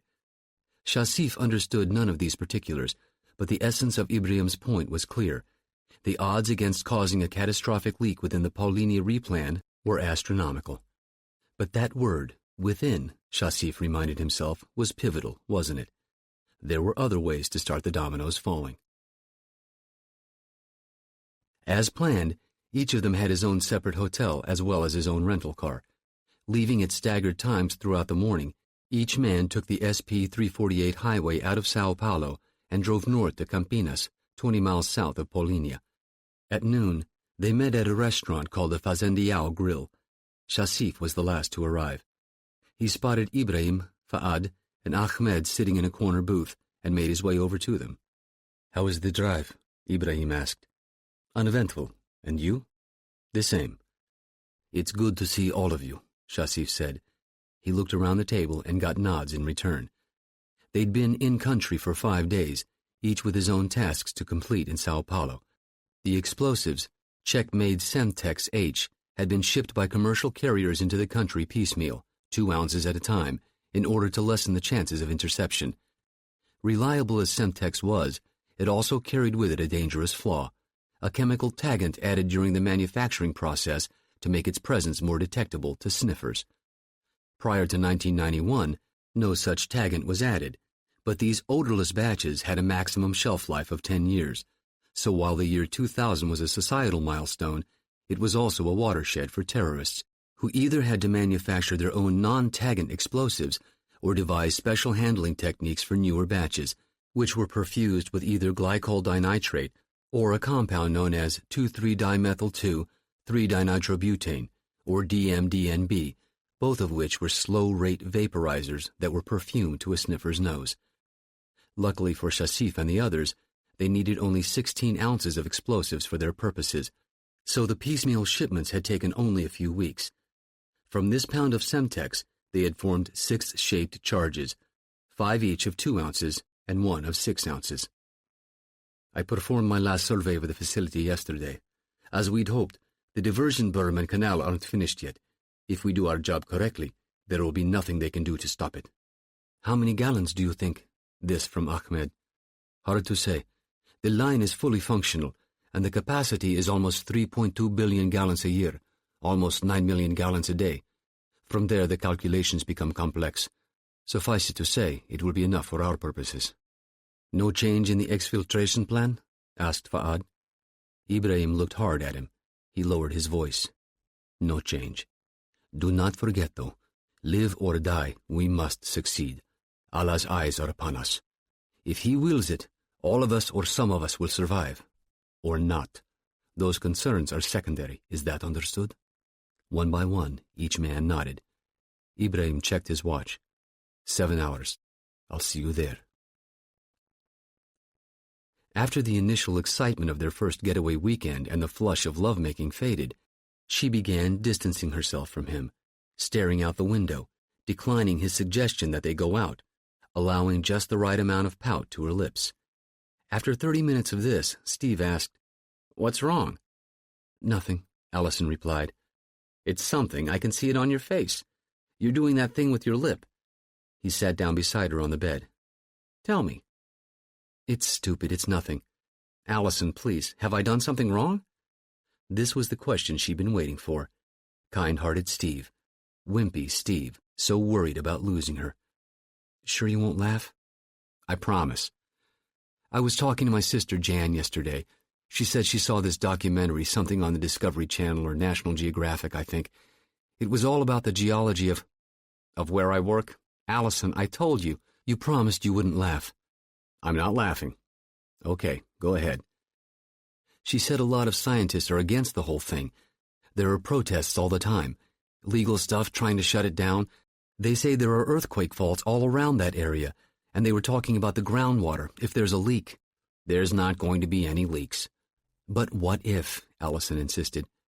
"The slightest leak would be detected. They've got sensors everywhere. Besides, the water table is 1,000 feet down." "But the soil, isn't it soft or something, permeable?" "Yes, but there are redundant systems, levels upon levels, and the stuff will be sealed in casks. You should see these things. They're like..." "I'm worried about you. What if something happens?" "Nothing's going to happen." "Can't you get another job? If you and if we keep going, I'd worry all the time." "Listen, right now it's not even operational. Hell, we're just now getting around to doing a mock delivery." "What's that?" "Just a simulation. A trial run. A truck comes in, we offload the cask. Check all the procedures to make sure everything's working like it should." Allison sighed, folded her arms. Steve said, "Hey, I'm not going to lie. I think it's kind of cool you're worried about me, but there's nothing to worry about." "Really? Here, look at this." Allison walked to the nightstand, grabbed her purse, and came back. She rummaged inside for a moment, then pulled out a folded sheet of paper. "Jan emailed me this." She handed it to him. Though only an artist's cutaway rendering, it was detailed enough to show the facility's main level, 2 sublevels, and far below that, through layers of brown and gray rock, a blue horizontal stripe labeled water table. "Where did she get this?" Steve asked. "She Googled it." "Allie, there's a lot more to the place than this cartoon." "I know that. I'm not stupid." She got up, walked to the balcony window, and stared out. "I didn't mean that," Steve said. "I don't think you're stupid." "So is Jan wrong? Are you telling me nobody at that place worries about this stuff?" "Of course we do. It's serious business. We all know that. The DOE has..." "The what?" "Department of Energy. It's done years of research on this, spent tens of millions just on feasibility studies alone." "But that documentary, it kept talking about these rifts in the ground, weak spots." Steve hesitated. "Allie, I can't really talk about..." "Fine. Forget it. I'll just stop worrying. How's that?" Allison could feel him standing there, staring at the back of her head. He would be wearing that scolded puppy dog look, and have his hands stuffed into the pockets of his jeans. She let the silence hang in the air. After 30 seconds, he said, "Okay, if it's that important to you." "It's not that that's important to me. It's you." Arms still folded, she turned to face him. She forced some tears into her eyes. He held out his hand to her. "Come here." "Why?" "Just come here." She stepped over to him, to his hand. He said, "Just don't tell anybody I talked about this stuff, okay? They'd throw me in jail." She smiled and wiped a tear from her cheek. "Promise." The Panamax cargo ship Lausanne was 3 days from its destination, having made the bulk of the Atlantic crossing on calm seas and under clear skies. Lausanne's captain, a 47-year-old German named Hans Groder, had been the box ship's master for 8 years, having spent 10 months out of every one of those years at sea. A tougher schedule than his previous job, captain of a German Navy-type 702 Berlin-class replenishment oiler, but the pay was much better and the stresses much fewer. Better still, Lausanne was a blue-water ship, a nice change for Groder after 22 years of navigating the labyrinthian waters around Eckendorf and Kiel naval bases. Such a pleasure to simply point one's bow into the Atlantic and steam away with hundreds and thousands of feet beneath your keel and not a speck of land on your radar. Of course, on his more introspective days, Groder indulged that sense of melancholy all sailors and soldiers felt once they've left military life behind. But on balance, he enjoyed his life and the autonomy it allowed. He answered to only one man, the owner, not a chain of stuffed shirt flag officers who wouldn't know the difference between a chock and a cleat. Groder strolled across the bridge and glanced at the radar. There wasn't another vessel within 20 miles. Their nav radar wasn't the most powerful in the world, but was sufficient for their purposes. For a watchful captain and crew, 20 miles was plenty of time to adjust course and give fellow travelers a wide berth. Groder walked to the windows and stared out across the foredeck, going through his instinctive scan of the stacked bulk containers. They'd experienced some shifting, most of the time due to those damned propane tanks. Packed forward to a container, they were secure enough, but their shape lacked the user-friendly geometry of crates and pallets. It could be worse, Groder knew. At least the damn things were empty.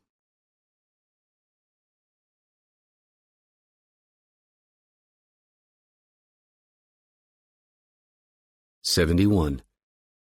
Later, Jerry Hendley would reflect that the hardest part of the whole damned affair, aside from the event that prompted it, that was simply finding a private place to bring them in.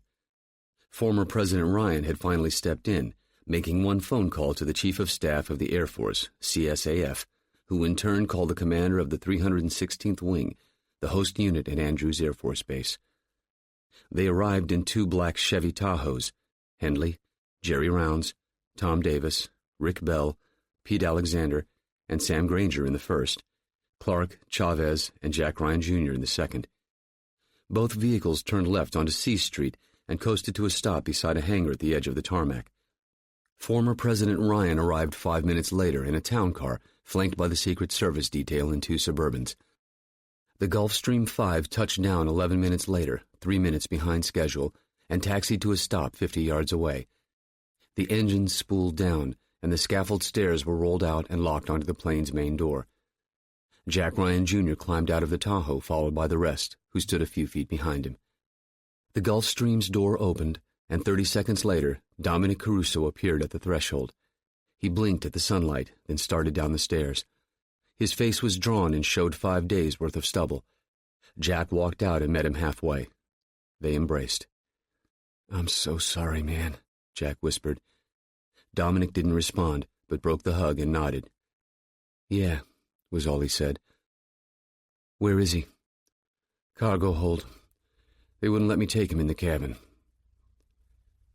After leaving the quarry, Bari had driven as fast as possible with the Opal's headlights off, making it back to the main highway in less than 10 minutes. Brian drifted in and out of consciousness as they raced west along the coast, as Dominic gripped his hand and cradled his head in his lap.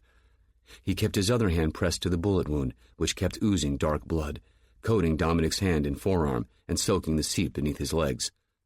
7 miles from Zuara, Brian started coughing, lightly at first, then spasmodically, his body heaving off the seat as Dominic lay across his torso and whispered for him to hang on. After a few minutes, Brian seemed to relax and his breathing steadied, then stopped. Dominic wouldn't realize it until much later, but he'd felt that moment, that too slight gap between Brian being alive and dead. Dominic straightened up in his seat and found Brian's head lulled to one side, his sightless eyes staring at the back of the seat. He told Bari to pull over and stop the car, which he did. Then Dominic took the keys from the ignition, got out of the car, and walked 10 yards away. To the east, the first faint rays of pink sunlight were showing over the horizon. Dominic sat in silence, watching the sunrise and not wanting to look at Brian, half hoping that when he did, he'd find his brother breathing again and looking at him with a stupid, goofy smile. Of course, that didn't happen. After 10 minutes, he got back into the car and ordered the Libyan to get off the main highway and find them a place to hole up. After 30 minutes of driving, Bari found a shaded grove of palm trees and pulled in. Dominic called Archie's cell phone. Help from the campus would take too long. In 2 curt sentences, he told the Aussie what had happened, then handed the phone to Bari, who gave Archie directions to their location. It took 2 hours. Archie arrived in a Range Rover and, without a word, pulled Dominic out of the Opel, put him in the Rover's back seat, then retrieved a plastic body bag from the hatch and returned to the Opel, where he and Bari carefully slid Brian's body from the back seat and sealed him in the bag. After placing the bag in the Rover's cargo area, he returned to the Opel and cleaned it out, dumping all the gear and weapons into the trunk. Once he was sure the car was clean, Archie doused the Opel's interior with the contents of a 5-gallon gas can and lit it on fire. They were back in Tripoli by noon. Archie bypassed the consulate and drove straight to what Dominic assumed was a safe house off Basel El Assad near the stadium. Bari, bound hand and foot, was locked in the bathroom. Then Archie made sure the landline scrambler was running, then left Dominic alone to make the call home. "Who else knows?" Dominic now asked his cousin. "No one," Jack replied. "Just who's here. I figured you'd want to do it, or if you want, I can." "No." Jack asked, "You want to go home?" "No, we got some stuff. You guys are going to want it. Let's go back to the office. Henley or somebody needs to get with Archie in Tripoli. If we want Bari back here, we're going to have to." "Dom, you don't have to worry about that stuff. We'll handle it." Former President Ryan walked up, and he and Dominic embraced. "Sorry doesn't quite seem to do it, son, but I am." Dominic nodded. To Jack, "Let's just go, okay?" "Sure." Jack turned and signaled to Clark and Chavez, who walked up and escorted Dominic back to the second Tahoe. Jack asked his dad, "Get a ride with you?" "Of course." Jack gave Henley a nod, then followed his dad to the town car. They rode in silence until the cars cleared the main gate. Then Ryan Sr. said, "The hell of it is, we'll probably never know what happened. As much as I want to, I'm not going to ask Jerry." "Ask me," Jack said. "What?" "They were in Tripoli, Dad, chasing down something." "What are you talking about? How do you know that?" "How do you think?" Ryan Sr. didn't answer right away, but simply stared at his son. "You're serious?" "Yes." "Jesus, Jack. You've always told me I gotta make my own way in life. That's what I'm doing." "How long?" "Year and a half. I kind of put 2 and 2 together and figured out there was more to Jerry's shop than met the eye. I went in and talked to him. Talked my way into a job, I guess." "Doing what?" "Mostly analysis." "Mostly? What does that mean?" Ryan Sr.'s voice was harder now. "I've been doing a little field stuff, not much, just getting my feet wet." "No way, Jack. That's done. I'm not going to have you—" "Not your decision." "The hell it isn't. The campus was my idea. I went to Jerry and it's his show, right?" "I'm halfway sharp, Dad. I don't need you watching over me. We've done some good work there. Same kind of stuff you used to do. If it was okay for you, then why not me?" "Because you're my son, goddammit." Here Jack offered a half smile to his father. "Then maybe it's in my blood." "Bullshit." "Look, I did the financial world, and it was okay, but it didn't take me long to realize I didn't want to do it the rest of my life. I want to do something, make a difference, serve my country. So go teach Sunday school." Next thing on my list.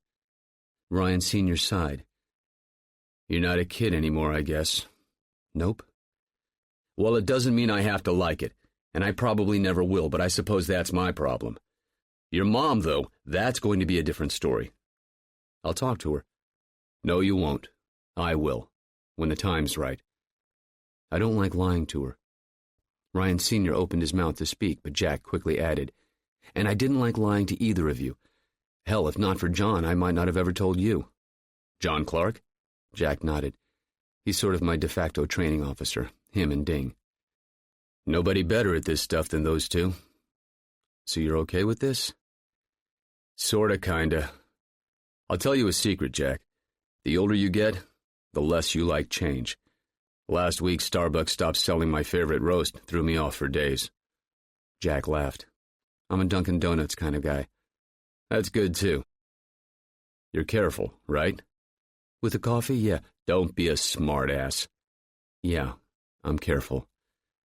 So what's you got you working on? Another smile from Jack. Sorry, Dad, your need to know expired a while ago. If you win the election, we'll talk again. Ryan Sr. shook his head. Fucking spooks. Frank Weaver had spent 4 years in the Army, so he was well familiar with the maddening ways in which the government often went about its business. But he'd thought that he'd left that all behind when he got his honorable discharge and went to truck driving school. He'd spent 10 years doing that, doing long hauls from coast to coast, sometimes taking his wife along, but mostly eating up the miles while listening to classic rock. God love XM satellite radio, he thought, and thank God the government was going to let him keep it for this new job. He hadn't relished the idea of working for the government again, but the pay had been too good to pass up, what with the hazardous duty bonuses and all. They didn't call it that exactly, but that's what it amounted to. He'd gone through a special training program and background checks by the FBI, but he had nothing to hide and he was a damned good driver. In truth, there was nothing extraordinary about what they had him doing, except for the cargo, that was, but he never had to touch the stuff. Just show up, let someone else load it, then get it safely to its destination and let someone else unload it. Mostly they drilled him on emergency procedures. What to do if someone tried to hijack the load. What to do if he got into an accident. What to do if a UFO came down and beamed him out of the cab. The Department of Energy and Nuclear Regulatory Commission trainers had what-if drills for everything you could think of, then 100 more you'd never imagine. Besides, he'd never be driving the route alone. They hadn't told him yet whether his escorts would be in marked or unmarked cars, but you could bet they'd be armed to the teeth. There'd be no guards this time, though, which surprised Weaver a bit. Yeah, it was only a trial run and his load would be empty, but given the way the DOE played everything as if it was real, he'd expected an escort. Then again, maybe they were lying. Maybe he'd have an escort he wasn't supposed to see. Still didn't change his job. Weaver downshifted and braked, swinging the rig into the entrance drive of the Callaway nuclear power plant. 100 yards ahead, he could see the guard shack. He braked to a stop and handed his ID card down to the guard. The entrance was blocked by 5 steel-core concrete pillars. Engine off, please. Weaver complied. The guard looked over his ID, then slipped it into his front shirt pocket and had him sign in on the clipboard. Weaver's flatbed was empty, but the guard did his job, first walking a complete circle around the rig, then checking the undercarriage with one of those rolling mirror cart things. The guard reappeared below the window. Please step out of the truck. Weaver climbed down. The guard again examined Weaver's ID, taking a good 10 seconds to check to make sure the faces matched. Please stand beside the guard shack. Weaver did so, and the guard climbed into the truck's cab and spent 2 minutes searching the interior before climbing down. He handed Weaver his ID card. Dock number 4. You'll be directed along the way. Speed limit is 10 miles an hour. Got it. Weaver climbed back into the cab and started the engine. The guard lifted his portable radio to his lips and said something. A moment later, the concrete pillars retracted into the ground. The guard waved Weaver through. Dock 4 was only 100 yards away, on the back side of the plant. At the halfway point, a hard-headed man in coveralls waved him on. Weaver did a Y-turn, backed up to the dock, and shut off the engine. The dock foreman walked up to Weaver's door. You can wait in the lounge if you want. Take us about an hour. It took almost 90 minutes. Though Weaver had seen pictures of the thing during training, he'd never seen one in person. He and the other drivers had nicknamed it King Kong's Dumbbell, but the DOE people had gone to a lot of trouble drumming the particulars into their brains. Officially known as the GA4 Legal Weight Truck, LWT, Spent Fuel Cask, the container was an impressive piece of engineering. How they'd settled on the dumbbell shape, Weaver didn't know, but he assumed it had something to do with durability. According to the trainers, the GA4's designers had torture tested the thing, subjecting it to deadfall drops, incineration, puncture hazards, and submersion. For every ton of nuclear waste, fuel assemblies from either pressure water reactors or boiling water reactors, 4 tons of shielding went into the GA4's shell. Hell, Weaver thought, You could no more get into the damn thing than you could steal it with anything short of a truck, a crane, and perhaps a heavy-lift chopper. It would be like those idiots you occasionally see on television who hook a chain to an ATM, drag it off, then dump it somewhere because they can't break it open. "Never seen one up close," Weaver told the dock foreman. "Looks like something from a sci-fi movie, doesn't it?" "Sort of is, in a way." Per protocol, the two of them walked around the flatbed, checking pre-flight items off their forms as they went. Each tie-down chain was new and had been stress-tested at the plant, as had the ratchets, each of those secured by dual padlocks. Satisfied the cask wasn't going anywhere before it reached its destination, Weaver and the foreman signed and countersigned the forms, each taking his own copy. Weaver waved goodbye and climbed into his cab. Once the engine was going, he powered up the GPS nav system affixed to his dash, then scrolled through the touchscreen menu and selected his route. The unit had been pre-programmed with dozens of them by the DOE, another safeguard he'd been told. No driver would be given his until leaving a pickup facility. The route popped up on the screen as a purple line overlaid on a map of the United States. Not bad, Weaver thought. Major highways for most of the trip, 1,632 miles total. 4 days.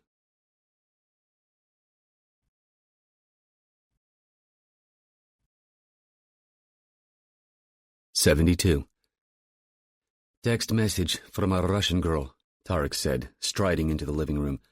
The emir stood at the window, staring out at the desert. He turned. "Good news, I trust?" "We will know in 60 seconds. Tarek powered up his laptop, opened his web browser, and went to a website called storespot.com, one of dozens of free online file storage sites available on the Internet. All that was required to open an account was a username, a password, and an email address, and for that there were sites that offered throwaway, self-destructing email addresses. Tarek logged into the account, clicked on 3 links, and found himself in the upload-download area of the site. There was one item waiting, a plain text file. According to the annotation, the file had been uploaded 12 minutes ago. Tarek opened the file, copied the contents to his clipboard, then deleted the file from the account. Next, he opened the laptop's built-in text program and pasted the contents into a new file. He took 2 minutes to scan the contents. "It's all here, everything we need." "Which entrance?" "The south." The emir smiled. Allah was with them. Of the two, the facility's southern entrance saw less activity than the northern main entrance. This meant fewer security personnel. "Where exactly?" "The third drift layer, 500 meters in and 300 meters below the surface. According to Jenkins, that's the area the engineering department is most concerned about. Next week, they're having a meeting with the Department of Energy and Nuclear Regulatory Commission to discuss backfilling and capping the entire drift before they start accepting shipments." There was, however, a drawback to using the south entrance, the emir knew. Within minutes of the truck turning onto the service road from Highway 95, sensors and cameras would likely record its passage and alert the monitoring center at the facility's main entrance. Once the staff realized the truck was headed toward the south entrance, how would they react? It seemed unlikely an alarm would be immediately raised. This was, after all, only a trial shipment, and the first of its kind. More likely, the staff would assume the driver had taken a wrong turn. Calls would be made, perhaps a vehicle sent to the south entrance to collect the wayward truck. Musa and his men would take care of it. Of all the feasibility studies the URC had done in the early stages of Lotus, the most troubling and nebulous question had involved the facility's on-site security, an issue that neither the DOE nor NRC had publicly addressed, either because of security concerns or because of internal indecision. As planning for Lotus progressed, it became clear to the emir that they had to assume the worst-case scenario, which, in the case of nuclear facilities, involved the presence of NNSA protective forces, a well-trained and well-equipped paramilitary force under the control of the DOE. As it had many facets of American government and society, 9/11 had brought into sharp focus the need for more robust material control programs, and to its credit, the DOE had spared no expense in pursuit of that goal. NNSA protective forces were trained in small-unit anti-terrorist tactics and equipped with armored vehicles and heavy-caliber weapons, including grenade launchers, armor-piercing rounds, and, at select sites, mobile and fixed Dillon M134D Gatling gun systems. None of the URC's intelligence suggested the NNSA was manning the facility this far in advance, but the emir had been clear with Musa. Assume you will meet with heavy resistance. Assume you have only minutes to complete your mission." "Where are we with the other elements?" the Emir asked Tarek. "The truck." "It left the plant this afternoon. Transit time is 4 days. Ibrahim and his team are on the ground. Unless we send him the abort, they should be moving in—" Tarek checked his watch. 3 hours. "The ship is 2 days out. Our people in Norfolk are ready. As it stands, the ship will probably have to overnight at anchor before being assigned the berth." "Good. And Mr. Nayawan's men?" "In place and ready. They will not move until you give the order. They'll need 24 hours' notice." The Emir nodded, and Tarek asked, "What do you want to do with the girl?" "Let her go. She knows nothing about us, and Bekatov is dead. The link between us and her people is gone. Even if she's picked up, the only lead she can offer will either go nowhere or go where we want them to go. She's earned her money." "She knows about the facility."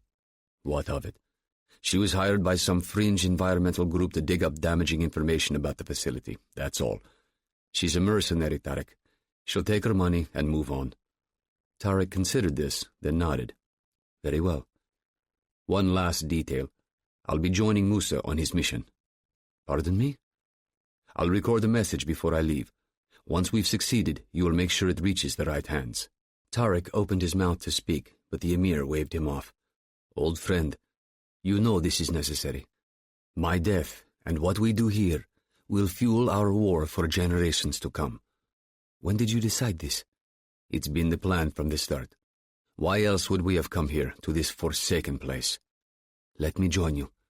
The Emir shook his head. "It's not your time. You must trust me on this. Promise me you'll do as I ask." Tarek nodded.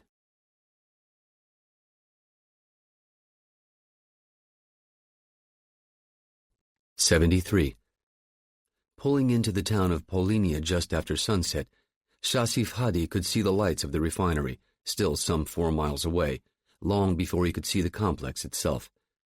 1,700 acres of distillation columns, fractionation towers, and high-voltage wires, all festooned with blinking red lights designed to warn off low-flying aircraft, and all unnecessary as far as Hadi was concerned.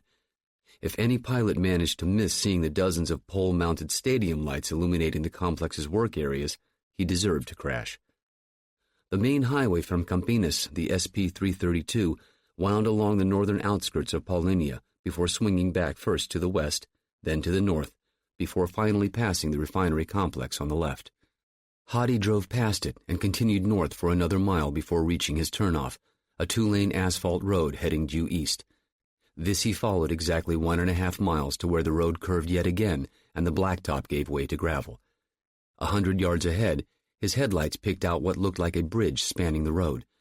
Hadi felt his pulse quicken. This was not a bridge, he knew, but rather an ethanol pipeline. As he passed under the line, he glanced out his passenger window and could see a grass-covered clearing barricaded by a cattle gate. Sitting in front of the gate, hood facing out, was a white pickup truck. Hadi kept going, making one more turn, this time south onto a dirt road. After 50 yards, he slowed, scanning the tree line to his left. He spotted the gap between the trees and pulled in and shut off his headlights as he coasted to a stop. He checked his watch. On schedule. He got out, locked the door, then walked out of the trees to the edge of the road. He looked right. A half-mile down the road, a pair of headlights appeared around a corner. Ibrahim's blue Volkswagen Fox slowed beside Hadi, its brakes squealing slightly. "No trouble?" Ibrahim asked. "None." Hadi climbed into the back seat. Fa'ad sat beside him, Ahmed in the front passenger seat. As part of their exfiltration plan, Fa'ad and Ahmed had parked their cars on back roads to the southeast and northeast of the refinery, where they were picked up by Ibrahim. If for some reason the group became separated, they would rendezvous at one of these cars and make their way back to the coast. Ahmed handed Hadi a pistol, a 9mm Glock 17 equipped with a noise suppressor. "The truck is there," Hadi said. "I couldn't be sure, but I think I saw 2 figures sitting in it." "Good. Ahmed, you will do it." Headlights off, Ibrahim put the car in gear and drove on, retracing Hadi's inbound route. 50 yards from the pipeline, he stopped the car. Ahmed climbed out, crossed behind the car, and walked into the trees. They sat in silence, Ibrahim keeping track of the time on his watch. After 2 minutes, He turned on the headlights and started out again. "Down in the back," he told them. Hadi and Fa'ad hunched down below the windows. As the car drew even with the pickup truck, Ibrahim slowed the car and got out. He had a map in his right hand. "Excuse me," he called in Portuguese as he walked toward the truck. "I'm lost. Can you give me directions back to Paulinia?" No one responded. "Excuse me, I need help. Can you—" A hand appeared out of the driver's side window and waved him forward. Ibrahim walked up to the window. The decal on the door said Petrobras Security. "I think I missed a turn somewhere. How far away is Paulinia?" "Not far," said the guard. "Follow this road west until it runs into the highway, then turn left." Through the truck's open passenger window, Ibrahim could see Ahmed's outline emerge from the trees and start toward the truck. Ibrahim asked, "How far is it?" Before the driver could answer, Ibrahim took a step back. The first muffled shot went into the temple of the passenger side guard. The second went into the neck of the driver, who slumped sideways. The noise suppressor, made from steel soup cans and fiberglass insulation, had worked well. The shots had been no louder than a muted hand clap. "One more each," Ibrahim ordered. Ahmed fired another round into the first guard. He then extended the gun into the cab, took aim, and fired a round into the driver's ear. Ibrahim turned and signaled to the Volkswagen. Hadi climbed into the driver's seat and pulled the car into the clearing. Ibrahim and Ahmed already had the guards' bodies out of the truck. "Key ring," Ahmed said, and tossed it to Ibrahim. They started dragging the bodies toward the tree line. Hadi pulled out a pair of white towels he'd taken from his hotel, tossed one to Fa'ad, and together they wiped down the cab. The Glock's soft-nosed hollow points had disintegrated inside the guards' skulls, leaving no exit wounds, so there was more blood than brain matter. Once done, Hadi tossed his towel to Fa'ad, who jogged into the trees and tossed them away. Ibrahim returned to the clearing, unlocked the cattle gate, then tossed the keyring to Hadi. He and Fa'ad got in and backed the truck through the gate, followed by Ibrahim and Ahmed in the Volkswagen. Hadi shut and locked the gate as Ibrahim pulled the Volkswagen into the trees and out of sight. The service road ran alongside the pipeline, which sat atop 5-foot support pylons spaced every 50 feet or so. Bracketed on both sides by trees and heavily rutted, the road had been built to accommodate construction equipment during the pipeline's construction and now served as an access road for the refinery's maintenance and security staff. After a mile, the road veered, going right as the pipeline went left. In the median stood a grove of trees, over the top of which the lights of the refinery were visible. Ibrahim stopped the truck and they got out. "Change clothes," he ordered. The navy blue coveralls had been chosen not so much for stealth, but for anonymity. Most of the refinery workers wore similar coveralls. If spotted from a distance, Ibrahim and his team would, they hoped, be mistaken for maintenance personnel. They were now less than a half-mile from the refinery's perimeter road and fence. Once in their coveralls, they walked through the grove to a clearing. Here the pipeline zigzagged before straightening again, crossing over the road, and then, after another 500 yards, passing through the security fence and into the refinery itself. The ethanol pipeline running above their heads was less than a year old and ran from Goiás, 500 miles to the north, through Paulinia, before continuing on to the Japeri terminal in Rio de Janeiro, 200 miles to the northeast. 3.2 billion gallons of ethanol per year through a pipeline spanning a quarter of Brazil's breadth. While the URC had been unable to discover the pipeline's precise flow rate, the averages had been enough to convince the emir that the plan was feasible. With a reported uptime of 85%, the pipeline was pumping its 3.2 billion gallons over a span of 310 days, which in turn meant that for every operational day, 10.3 million gallons were flowing from Goiás to Rio. At any given hour of the day, in any given 10-mile stretch of pipeline, there was enough ethanol to fill 20 tanker trucks. 4 ESD valves between here and the perimeter, Ibrahim whispered. One charge to disable each valve, one for the midpoint between the last pylons, and one for detonation. Those two I'll handle myself. Ahmed, you have the first valve. Fa'ad, the second. Shasif, you have the third and fourth. When I've planted my charge, I'll step out and scratch my head.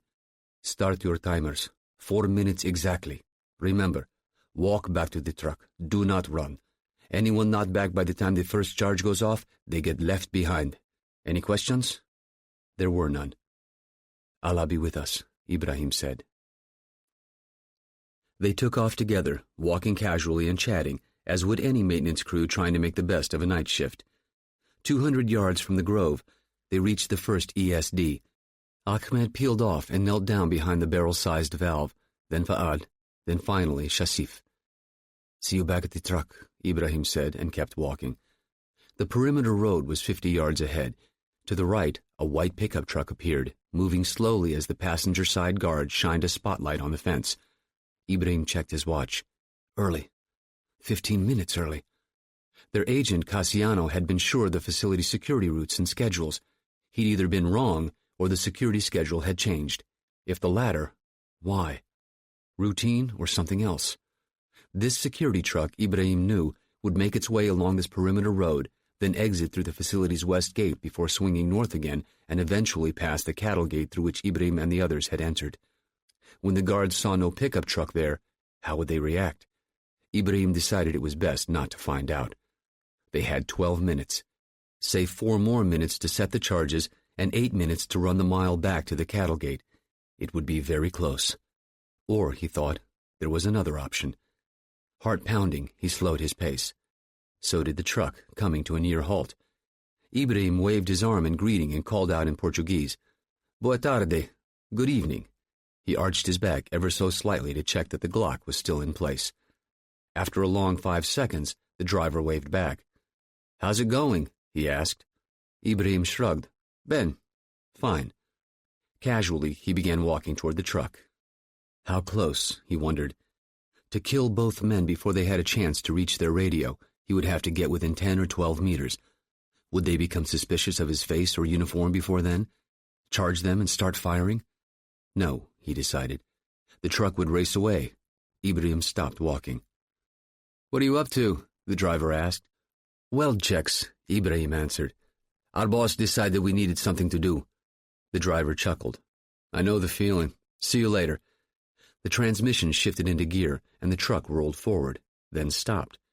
The reverse lights popped on, and the truck backed up until it was again even with Ibrahim. "You came in from the cattle gate?" the driver asked. Heart in his throat, Ibrahim nodded. "Was there a truck there?" "Didn't see one. What's the problem?" "Paiva and Cabral aren't answering their radio." Ibrahim jerked his thumb toward the others spread out along the pipeline behind him. "Ours have been acting up tonight, too." "Sunspots or something, probably," the driver said. "Interesting accent you've got." "Angola. Lived there until about a year ago." The driver shrugged. "Okay, take it easy." The truck drove on and disappeared down the road. Ibrahim waited until he could no longer hear its engine, then let out his breath. Almost there. Allah guide me. He crossed the road, picked his way down into the drainage ditch, then back up the other side. The fence was in sight now, 100 yards away. He passed the final pylon and began counting steps. At the halfway point, he stopped and knelt down. The pipe was directly over his head. He could hear the gurgling rush of fuel through the steel. The first of his 2 charges, the largest of the 6, weighed 8 ounces but still easily fit in the thigh pocket of his cargo pants. The second charge, at 2 ounces, fit in the palm of his hand.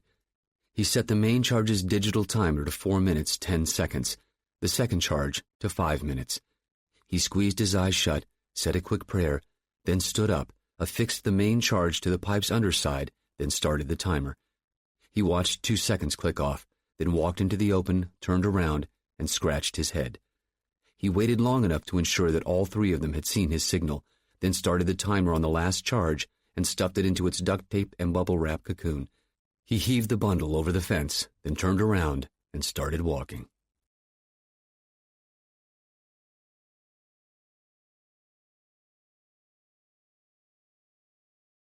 '74. Hendley, Granger, and Rick Bell spent part of the afternoon and early evening debriefing Dominic in the conference room. Jack Jr. and John Clark sat in a pair of chairs along the wall and listened. Jack was family and a good friend, and while Dominic seemed to be holding it together, Henley had thought Jack's presence might be helpful. As for Clark, Henley wanted his professional eye. Jack watched his cousin carefully as he walked Henley and the others through the Tripoli mission, their initial meeting with Archie, their foray into the Medina to snatch Bari, their trip to Almasi's house, and finally, Brian's death.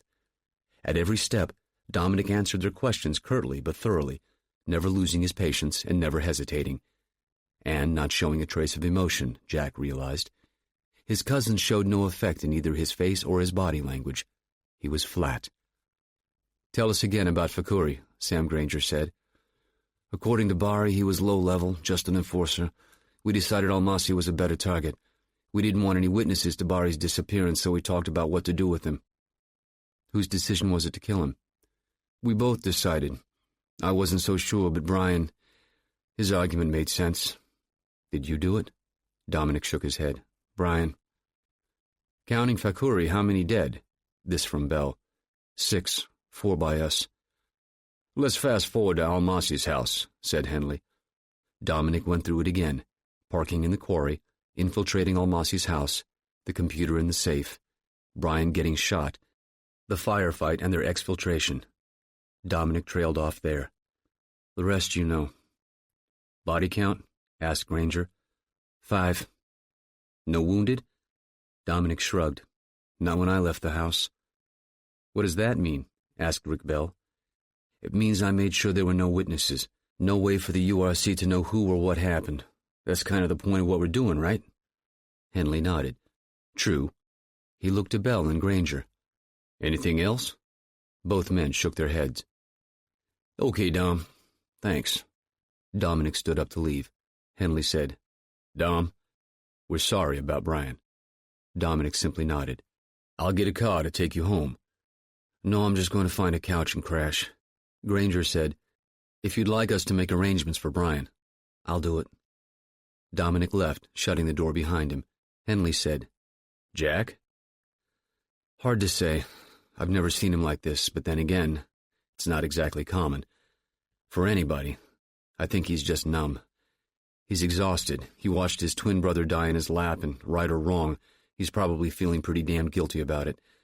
Once it all sinks in, he'll fall apart, then pull himself back together." "You agree, John?" Clark took a moment to answer. "For the most part, but he's a changed man, that's for sure. Some switch got flipped." Bell said, "Explain." "He was on the fence about taking out Fakuri. Brian had to talk him into it, and probably did the job himself because he knew Dom wasn't ready for it. 3 hours later, they're at Almasi's house. Brian gets shot, and before Dom leaves the house, he's finishing off wounded men. That's day to night in pretty short order." "So assume you're right about the flipped switch," Henley said. "Is that a bad thing?" "Don't know. Depends on how or if he rebounds. Right now he's got that 1,000-yard stare in his eyes. This is usually where operators take one of 2 paths. Learn to deal with the job and put it into perspective, or let it eat you up." "Is he okay for the field?" "This isn't an exact science, Jerry. Everybody's different." "Best judgment, is he okay for the field?" Clark thought it over. "Not by himself." Henley asked Rick Bell, "What do we know about what Dom brought home?" "A flash drive full of Almasi's computer files and 1 CD-ROM.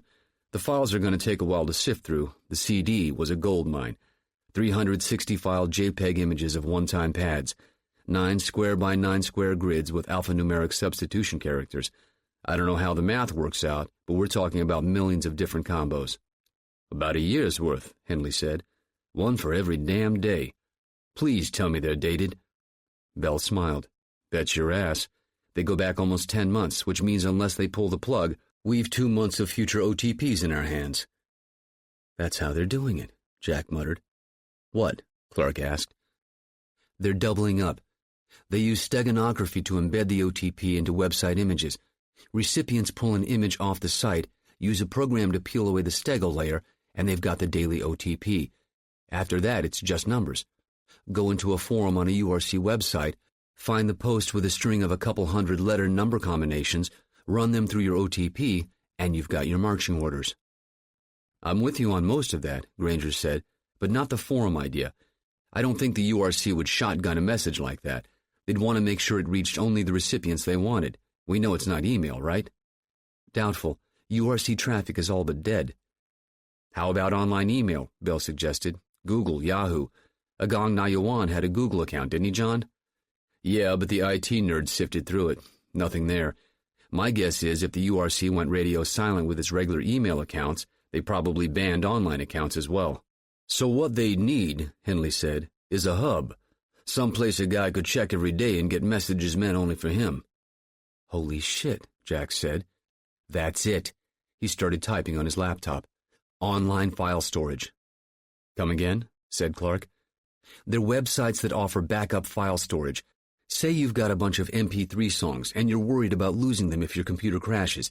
You sign up at one of these sites, upload the files, and they sit there on the servers.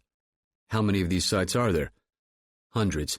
Some you have to pay to use, but the majority of them are free if you're dealing with small file sizes, anything under a gigabyte of data.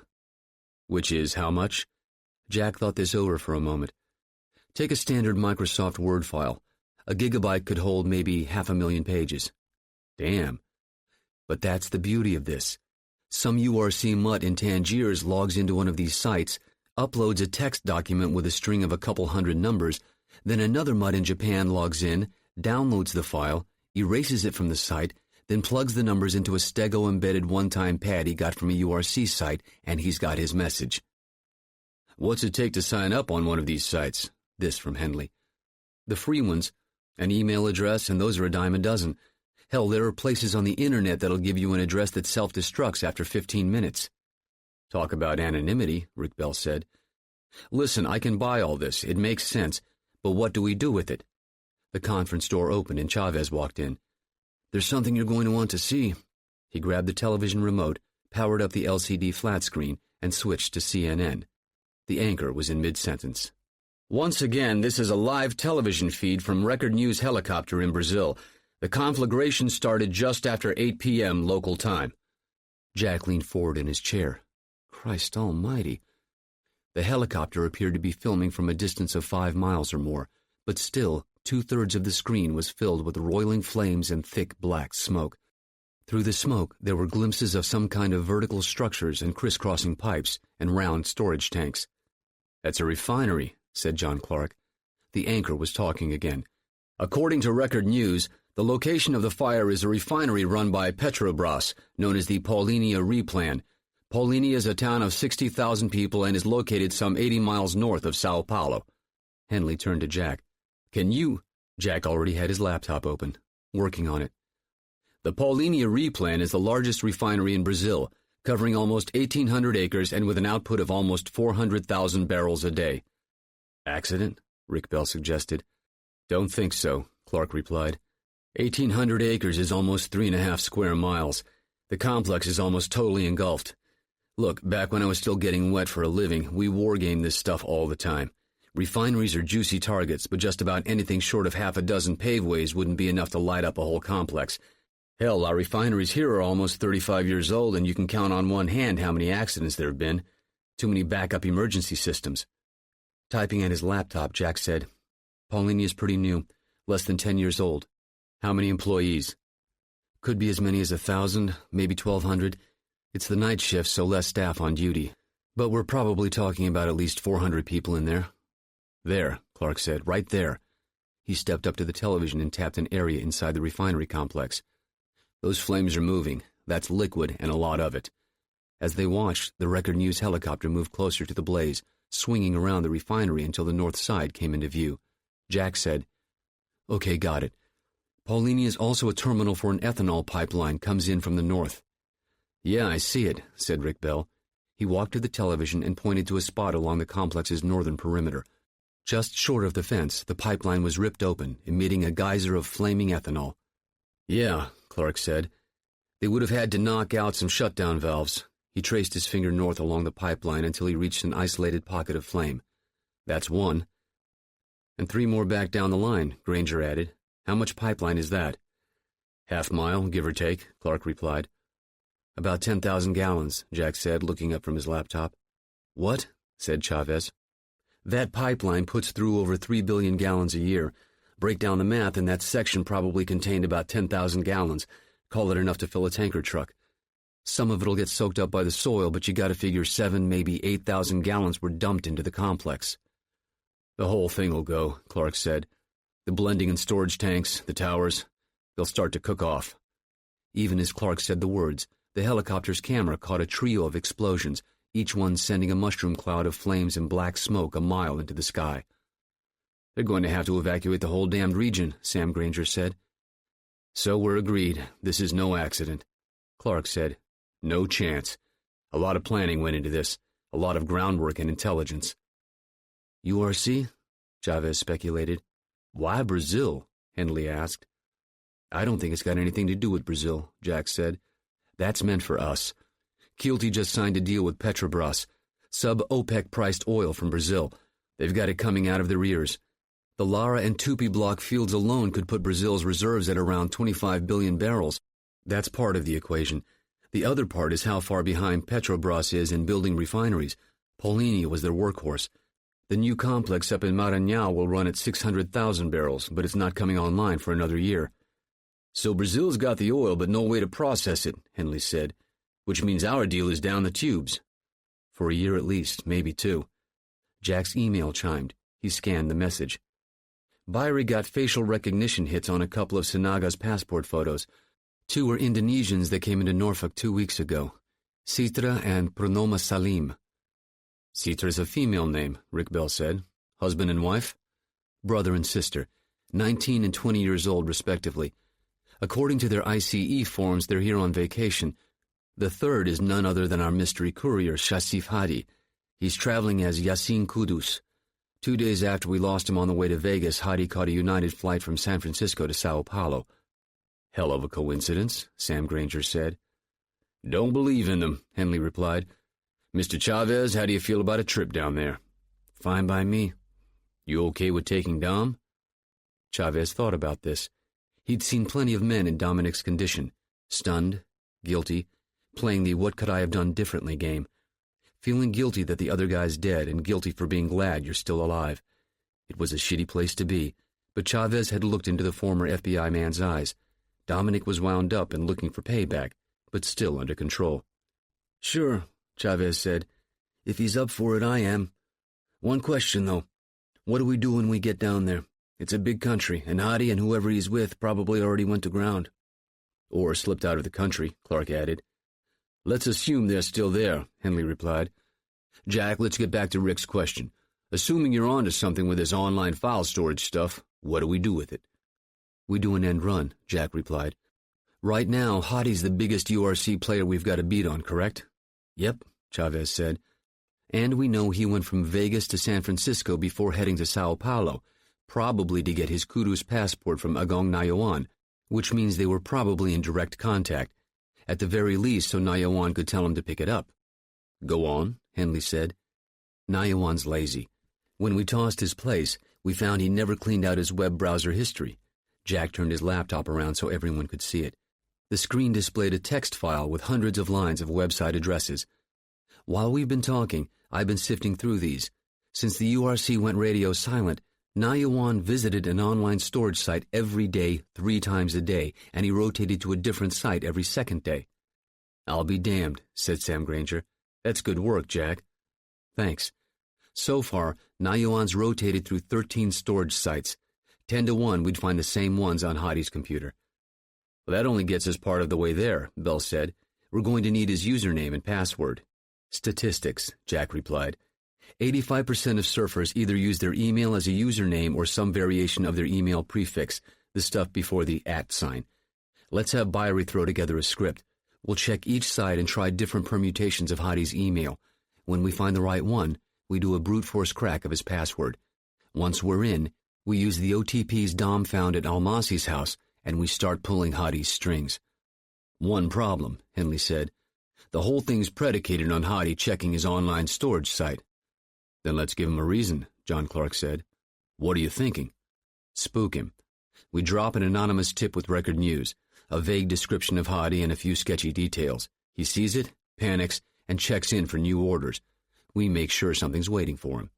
There's a downside, Rick Bell said. If the Brazilian cops get their hands on him before we do, we're shit out of luck. Clark smiled. No balls, no blue chips. Henley was silent for a few moments. It's a long shot, but it's worth it. Jack, you get Byrie rolling on this. Jack nodded. How about the Norfolk Indonesians? You and John. Hate to jinx things, but I got a bad feeling about all this, Chavez said. Like? This from Granger. Like this refinery thing is just the first shoe.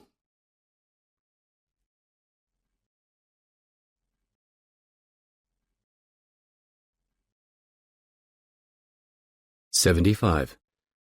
Shortly before 9 a.m., Musa passed through Yakima, Washington, and drove another few miles to Toppenish, where he got off the highway and drove into town. He found a restaurant, something called Pioneer Kitchen, and pulled in. The parking lot was only a quarter full. Americans, Musa had long ago learned, preferred everything quick and easy, especially their food. Though he hadn't seen one, he assumed Toppenish had its fair share of McDonald's and Burger Kings and Arby's. Always on the move, going about their important business, Americans did not sit down and eat unless it was on their couch in front of a television, a pill for every ailment and disorders for every character flaw. He found a parking spot near the front door and walked in. The sign at the register counter told him to seat himself. He found a booth by the window so he could keep an eye on the Subaru and sat down. A waitress in a mustard yellow apron and white blouse walked up. "Morning. Can I get you some coffee?" "Yes, please." "Do you need a minute to look at the menu?" "No. Toast, no butter, and a fruit cup of some kind." "Sure, no problem. Be right back." She returned with a cup and a coffee decanter and left. Behind him, he heard a voice ask, "Hey, is that your car?" Musa turned. A uniformed police officer was standing there. He was in his mid-50s with a crew cut and paunch. He had sharp eyes, though, a cop's eyes. Musa took a calming breath and said, "Pardon me?" "That car, is it yours?" "Which one?" "The hatchback there." "The Subaru? Yes." "Your dome light's on. Noticed it as I was walking in." "Oh, thank you. I didn't notice. I won't be here long. I don't think it will hurt the battery." "Probably not. Just out of curiosity, what's that thing in the back? Looks like a big bait box." "You wouldn't believe me if I told you." "Try me." "It's a portable X-ray machine for horses." The cop snorted. "Didn't know there was such a thing. Where are you headed?" "School of Vet Medicine at UNLV, Las Vegas." "Long drive." "Paperwork got messed up. The airline wouldn't put it in the cargo hold. I decided a little road trip wouldn't hurt me. Plus, I'm getting 50 cents a mile." "Well, good luck." "Thanks." The cop walked away and took a stool at the counter. A few minutes later, the waitress returned with Musa's toast and fruit cup. "Willie getting in your business?" she asked. "Pardon?" She jerked her thumb at the cop. "Willie's the chief of police. He does a good job, but he's nosy as hell. Last year I broke up with my boyfriend, and Willie knew about it before my mother did." "Go away, woman." Musa shrugged. "Small towns." "I guess. Enjoy your breakfast. I'll come check on you in a few." She left. Allah give me patience, Musa thought. Truth be told, he usually found most Americans quite tolerable, if a tad garrulous. That probably wouldn't be the case if his skin was a little darker, or if he had an accent. Fate was a strange thing. Otherwise decent people blithely moving through life, worshipping a false god, trying to make sense of an existence that had no meaning outside of Islam. Americans loved their comfort zones. The vast majority of them had never and would never leave the confines of the United States, so sure the rest of the world had nothing to offer except for perhaps an intriguing vacation spot. Even the events of 9/11 had done little to open Americans' eyes to the real world outside their bubble. Quite the contrary. Encouraged by their own government, many of them had withdrawn deeper into their shells, taking comfort in their labels and platitudes. Islamo-fascists, extremists, evildoers who hate our freedom, those that would see to destroy America. America could not be destroyed from without, of that Musa was certain. In that the Emir had been prescient. Every fallen empire in history had rotted from within, and the same would be true for America. Fighting two intractable wars, an economy in shambles, banks and manufacturing giants going bankrupt. Those conditions might change over time, and perhaps even improve, but future historians would mark these events as the first signs of decay. The sad truth was America couldn't be destroyed per se, from within or from without, and certainly not by mortal effort. If it was to happen at all, it would come from Allah's own hand, and at a time of His choosing. And unlike all the leaders that had come before him, the Emir knew the truth of this and had adjusted his strategy accordingly. 4 more days, Musa thought, and the terrifying world America fought so hard to keep at bay would come crashing in. Clark and Jack were booked on a 6 a.m. U.S. Airways flight out of Dulles to Norfolk. Chavez and Dominic, a Northwest red-eye to Rio de Janeiro.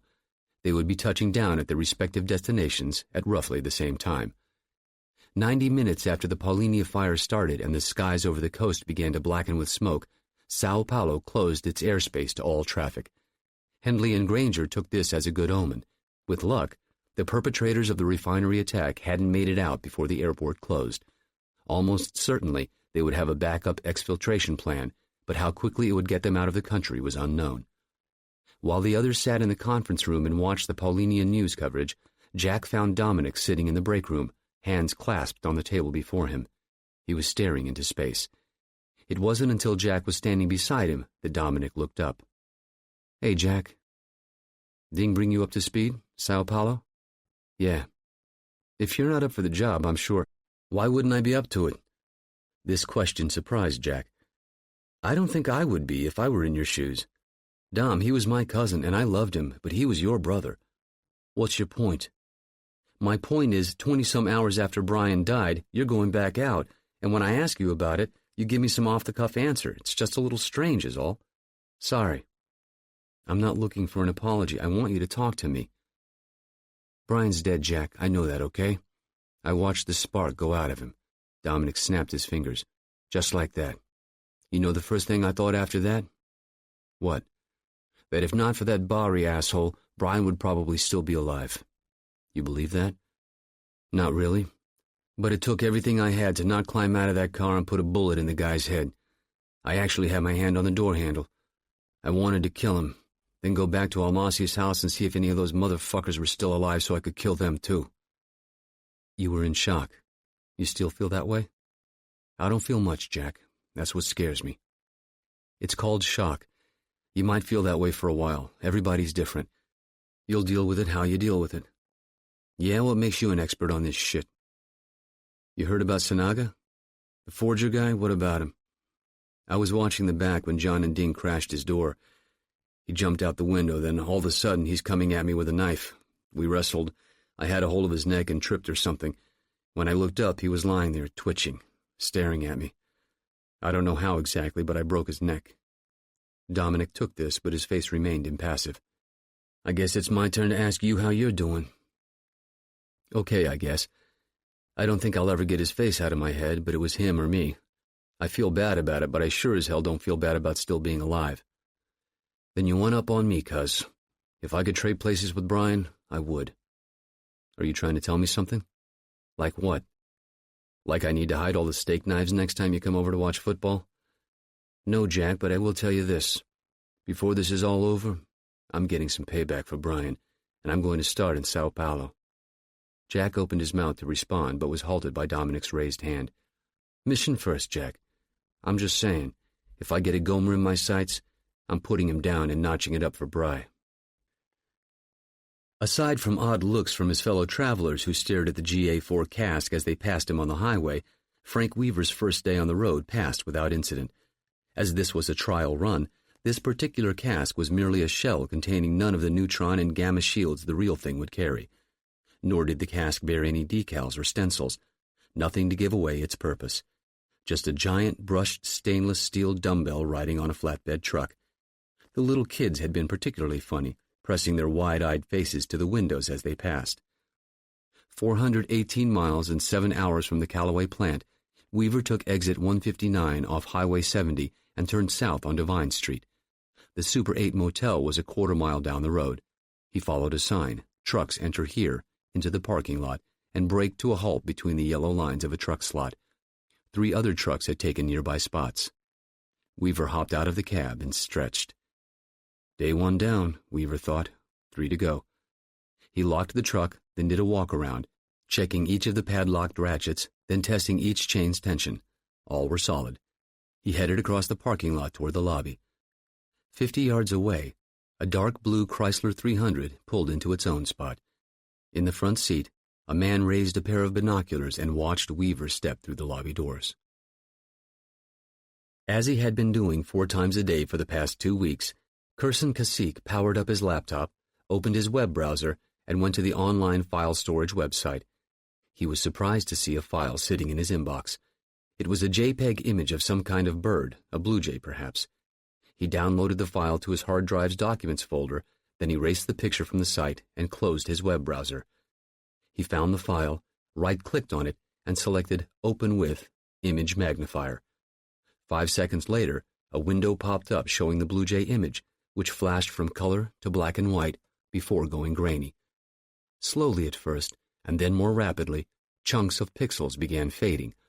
After 30 seconds, all that remained were 2 lines of alphanumeric pairs, 168 of them.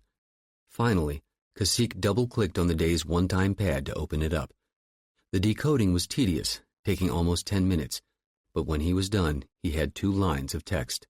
Sunday, 8:50 a.m., Open Heart Congregational Church. A Christian church, Kasich thought. Much better than a library or even a school. He knew where the church was located and suspected that, like almost every church in Waterloo, this one conducted several services throughout the morning. 8:50 would be about the time people were leaving the first service and arriving for the second. Give the members a few minutes to collect their things and head for the door. In his earlier reconnaissance, he'd studied the comings and goings of the church's members. They loved to congregate outside between services and shake hands and laugh and talk about whatever they talked about. Such frivolity. What passed for worship here was a disgrace. 8:50. Yes, it was perfect. There would be 100 or more people standing on the steps and sidewalk. There would likely be children present, though, and Kasich didn't especially like the idea of that. But Allah would forgive him.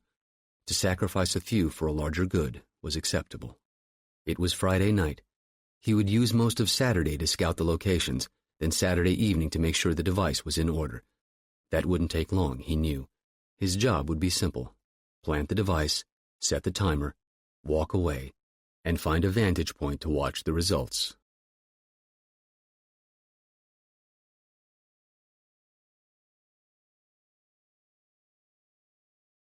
"76. The fire was magnificent, Shasif Hadi thought.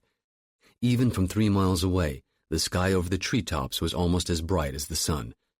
And then had come the explosions, great mushrooms of flame and roiling black smoke rising silently into the dark sky, followed a few seconds later by a rumble so strong Hadi could feel it rise up through the road, through the tires of his car, and shake his seat.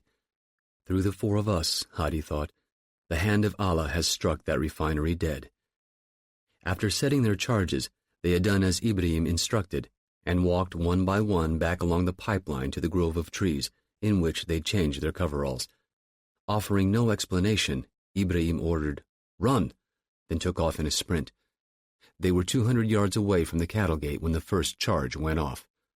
Staring out the car's rear window, Hadi had watched the syncopated valve charges go off, followed by the larger main charge, then nothing for the next 1 minute and 50 seconds, except for the refinery's alarm klaxon.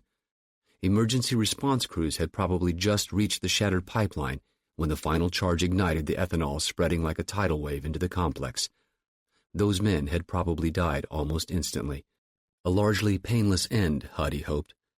Brazil was a mostly Christian country, which made them enemies of Islam, but that didn't mean they were undeserving of mercy. If they suffered, it was Allah's will.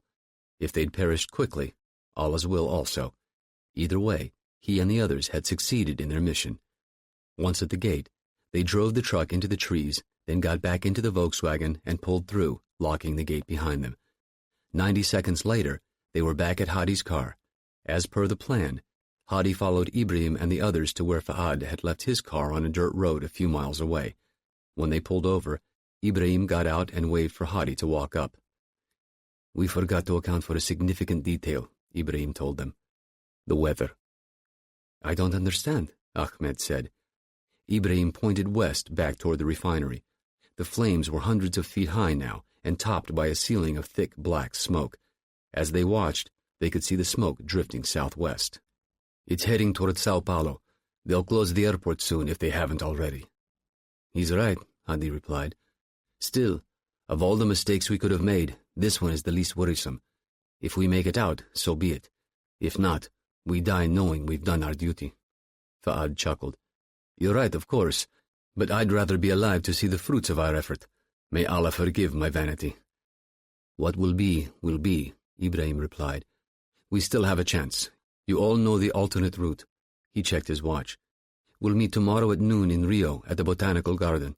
If for some reason anyone's delayed, we meet at the secondary location 4 hours later. Good luck."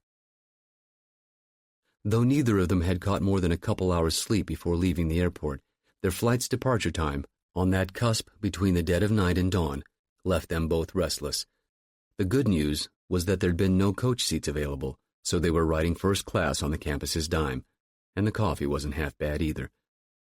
"You know, I don't get it, John," Jack said. "What's that?" Clark replied. "The two we're after, the brother and sister. They're barely out of their teens. What made them want to go to another country and kill people they've never met? First of all, we don't know anything except that they came in on false passports." "Maybe so, but odds are they aren't here for beach volleyball." "Agreed. My point is, in our line of work, it's best to take things as they come to you. Hunches can be damned handy, but they can get you killed, too." "I hear you. To answer your question, I don't think there is an answer, at least not a simple one. What you're asking is, how are terrorists made? Poverty, hopelessness, misplaced religious fervor, the need to feel like you belong to something bigger than yourself. Take your pick." "Damn, John, you almost sound sympathetic." "I am. Up until the point where those motivations lead somebody to pick up a gun or strap on a bomb. After that, all bets are off." "So what, you just switch off the sympathy?" "That's up to you, Jack, but part of doing this kind of work is the willingness to put on blinders. Deal with what's in front of you. Every terrorist has a mother and father, maybe kids, maybe people that love him. Hell, 6 days out of 7 he might be a decent citizen, but on that one day he decides to pick up a gun or plant a bomb, he's a threat. And if you're the guy standing between him and innocent lives, the threat is all you can afford to worry about. You get what I'm saying?" Jack nodded.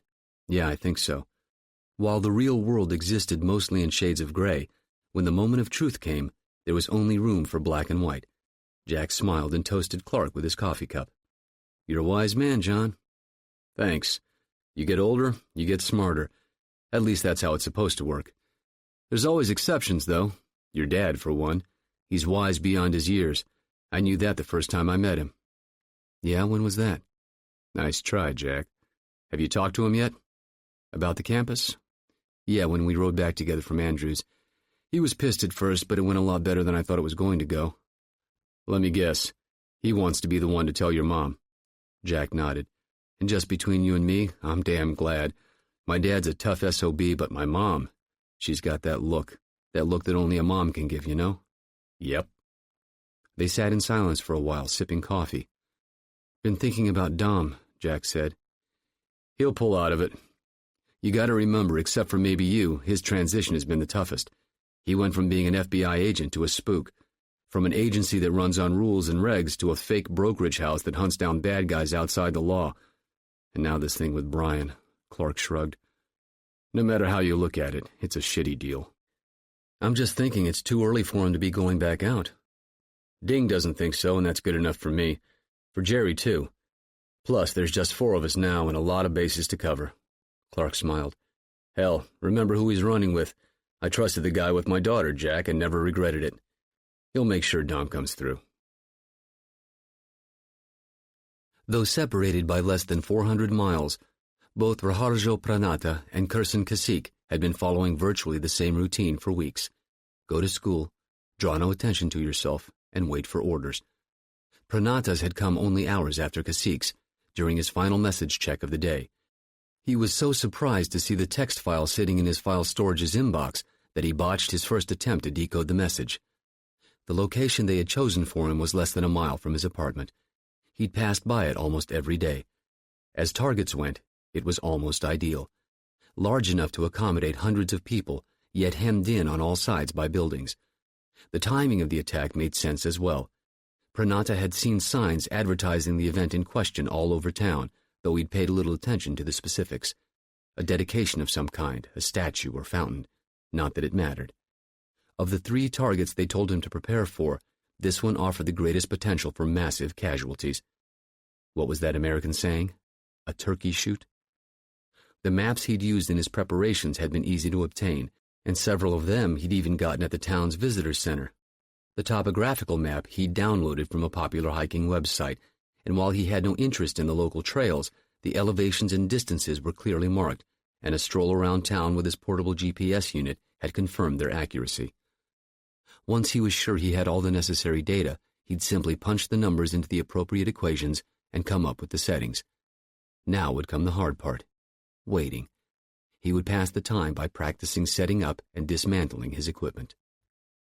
Musa's second day of driving was relatively short, taking him from Toppenish, Washington to Nampa, Idaho, whose only claim to fame, according to a sign on the outskirts, was that it was not only the largest city in Canyon County, Idaho, with a population of 79,249, but also the fastest growing. Yet another sign along the road, less than 100 yards from the first, proclaimed that Nampa was also a great place to live. When planning his route from Blaine, Musa had decided his overnight stops must be in medium-sized towns, not too large that the police force was aggressive or particularly well-trained, and not too small, lest the arrival of a dark-skinned stranger provoke any undue curiosity. Toppenish, with a population of only 8,000, might have fallen in the latter category if not for its close proximity to Yakima. Of course, his encounter with Willie, Toppenish's nosy chief of police, had placed a seed of doubt in Musa's mind. The situation hadn't escalated, of course, nor would it have, even if the cop questioned him further. Like the non-burned bogus documentation he'd shown the customs inspector in Vancouver, Musa was now armed with business cards, letterhead, and forms bearing the seal of the University of Nevada, Las Vegas. His cover story was essentially the same: a wealthy and neurotic horse owner in Bellingham who didn't trust his local vet's x-ray equipment. It was mid-afternoon when he pulled off Highway 8430 and into the parking lot of the Fairfield Inn and Suites. He shut off the ignition, then opened the travel atlas sitting on the passenger seat. He'd written nothing down, nor made any marks in the atlas. There was no need. He knew the route and distances by heart. 640 miles to go, Musa thought. If he wished, he could start out early tomorrow and probably cover the remaining distance to Beatty, Nevada in one day. It was tempting, but he decided against it. The emir had been adamant in his orders. He would follow the timetable.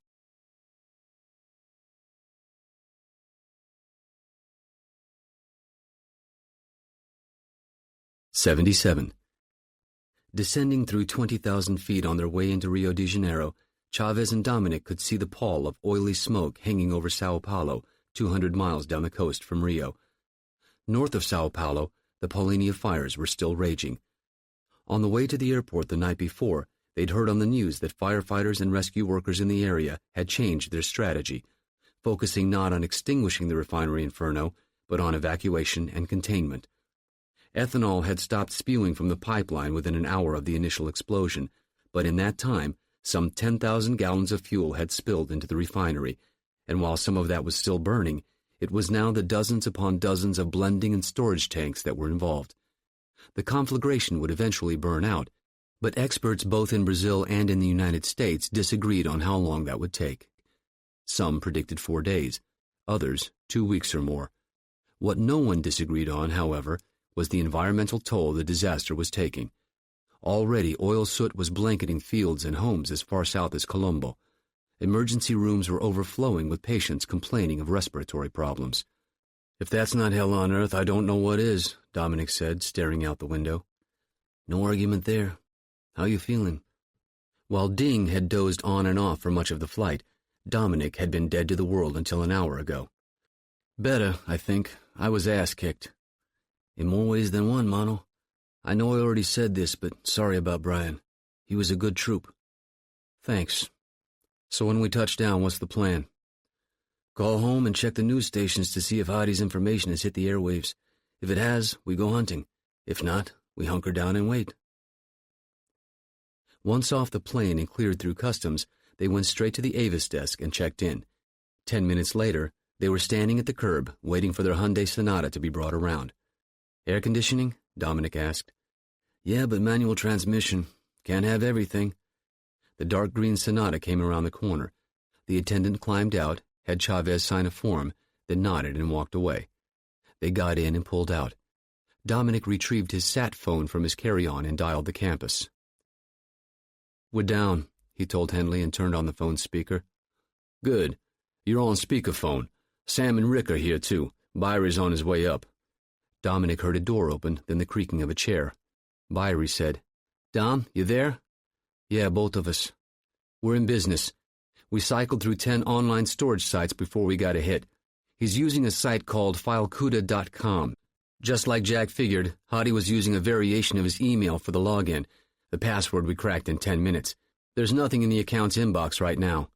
Rick Bell said, "We've put together a message we think will get Hottie moving in our direction. Sam will give you the details." Granger came on. "We're a little worried that the news leak will really spook Hottie, so we're going to go with baby steps, move him from one place to another. He'll be on guard, so we figure if he moves to the first spot and doesn't get ambushed, he'll start getting more comfortable with the idea.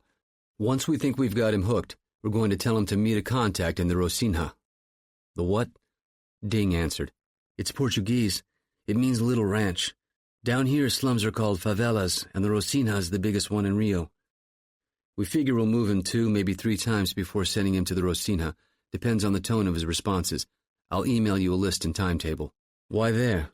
"The Rio police don't go in there unless they absolutely have to. Be easier for you to operate." Dominic asked, "When are you dropping the dime on Hottie?" "In about 40 minutes, by fax to Record News. We put together our own sketch and description. Hopefully close enough that Hottie will recognize himself, but vague enough that he won't get nabbed right away." "How sure are we they'll use it?" Chavez asked. Henley said, "Survival of the fittest. They're a news channel, and they're fighting for market share during the biggest disaster in Brazilian history. They'll take the tip like a gift from God." "Gotta love cutthroat journalism," Ding replied. "We're tuned into all the channels here. As soon as it hits the airwaves, we'll call you." Dominic hung up. To Chavez, "We hunting?" "Damn straight we are. Need to make a stop first. I know a guy who knows a guy. Who knows where to get his hands on some guns?" "You got it." Frank Weaver woke up at 5 a.m., had 2 cups of coffee from the in-room brewer, then read the newspaper for 20 minutes before he showered and headed down to the lobby for the free continental breakfast. By 7:15 he was packed up and out the door. His rig was exactly where he'd left it, as was the cask, but he knew they would be. The DOE had equipped his truck with an immobilizer. Start the engine without a key and the fuel system shuts down. Nice little feature. As for the cask, no one would run off with that thing. Maybe King Kong, who noticed he was missing one of his barbells, but no one else. He did his usual inspection walk-around, checking the ratchets, padlocks, and chains, and finding nothing out of order, he unlocked the driver's door and climbed up into the cab. He was reaching his key toward the ignition when he stopped. Something. At first he couldn't put his finger on it, but slowly it dawned on him. Someone had been in the truck. That couldn't be, though. Like everything else with his rig, the door lock was beefed up. It'd take more than some crackhead thief to pick it. Weaver looked around. Nothing seemed out of place. He checked the glove box and center console for missing items. Everything was there. Same with the sleeping compartment. Everything was as he'd left it. Gun. He reached under his seat. The .38 revolver was still there, snug in its leather holster affixed to the seat frame. Weaver sat in silence for half a minute before shrugging off the eerie feeling. Maybe the hotel coffee was stronger than he thought. Made him jumpy. He powered up the dashboard GPS unit and waited for it to cycle through the self-diagnostic check, then punched up his route. Day 3 of 4, an easy 310 miles to St. George, Utah. Tarek found the emir in his bedroom, collecting what few possessions he'd brought along into a box. "After I've recorded my testament and left to meet Musa, burn these things." "I will. I have 2 pieces of news. Each of Nayawan's 4 men have acknowledged their go signals. The first will be Waterloo on Sunday morning." "Good. Second, our man intercepted the truck without incident. We have the driver's route, including rest and fuel stops. He's due to arrive at the facility between 2:30 and 3 the day after tomorrow." The emir nodded and closed his eyes, mentally recalling the timeline. "That's perfect, my friend. Musa will be in place at least 4 hours early. Go set up the camera. It's time."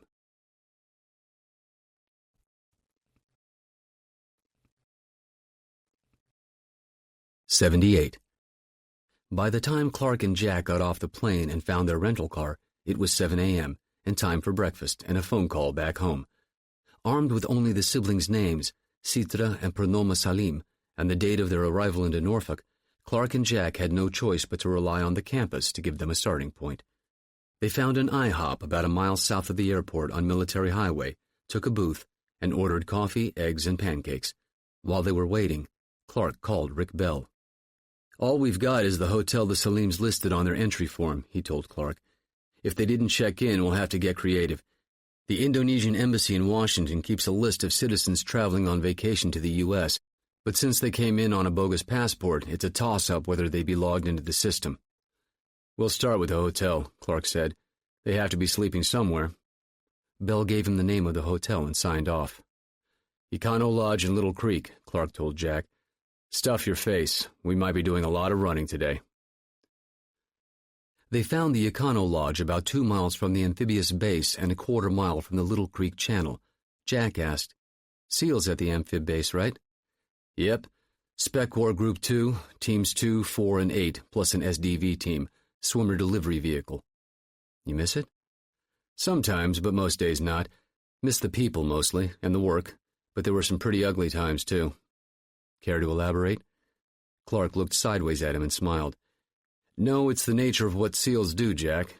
They go places nobody else wants to go and do what nobody else can. Nowadays they call those spots denied areas. Back then we called it Indian country. SEALs get a lot more attention today than when I was in, and more's the pity as far as I'm concerned. The less people talk about you, the better job you're doing. So what changed? Don't know, really. I keep in touch with guys that are still in, and they can't quite figure it out either. They get a lot of kids who come in thinking they'll jog on the beach, do some push-ups, and walk away with the Budweiser. Here Clark was referring to the SEAL Trident badge. Those usually last less than a week. Chaff from the wheat, Jack observed. At about a 75% attrition rate. Here we are. Clark pulled off of Shore Drive and parked beside the lobby. Might have to run a little con to get the info we need, Clark said. You lead, I'll follow. They went in and walked up to the reception desk. An early-20s blonde girl with a spray-on tan said, Morning. Morning. Clark pulled out his marshal's badge and flashed it. U.S. Marshal. Looking for a couple kids that checked in a couple weeks ago. Wow. What'd they do? Depends how quick we find them. After midnight, we'll have to file a material witness warrant. We're just trying to cross some T's for an old case. The names were Salim, Citra and Pranoma Salim. They sound Arab, she wrinkled her lip. What's your point? Clark had put a little steel in his voice.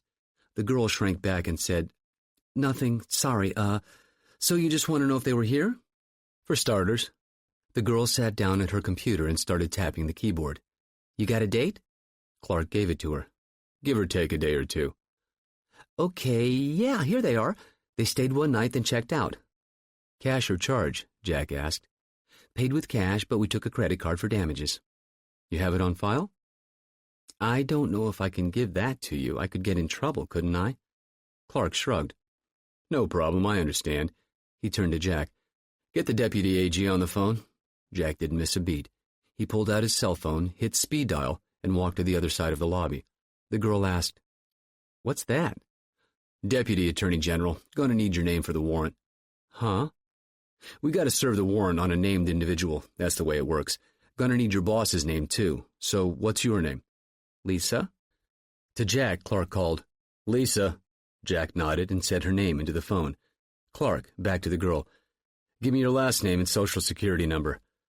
Wait a second. So you just need the credit card info? Yeah, don't worry about it, though. We'll have a team down here in about 20 minutes. What time do you get off? 9 a.m.? Clark chuckled. Sorry, not today, you're not. Lisa was tapping on the keyboard again. They used a Visa. Card number. Pretty slick, Jack said as they climbed back into the car. Nobody wants the hassle. I call it the little big theory. Make the favor you're asking seem real small and the consequences real big. So, what do you think? Your type? Her? Cute enough, but something tells me she's not exactly a crossword in ink kind of girl. Clark laughed at this. So, you're holding out for beauty and brains? Anything wrong with that? Not a thing.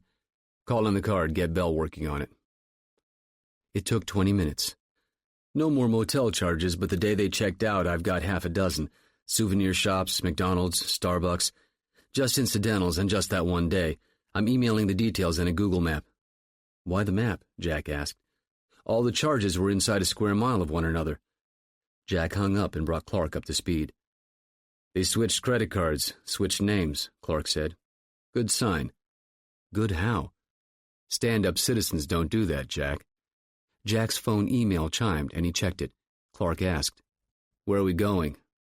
Virginia Beach. Okay, guys, we got to make a decision, Sam Granger said. plain text or encoded. Granger, Henley, and Bell had been arguing over it for an hour. With Hadi and his team having gone to ground after the Paulinia attack, and with the URC changing its one-time pads every day, did Hadi have the ability to decrypt messages? Better question, did they have the ability to de-stego the images in which the OTPs were embedded? Granger and Bell didn't think so, but Henley was worried. In the past, the URC had run its big operations by the dead man's switch rule.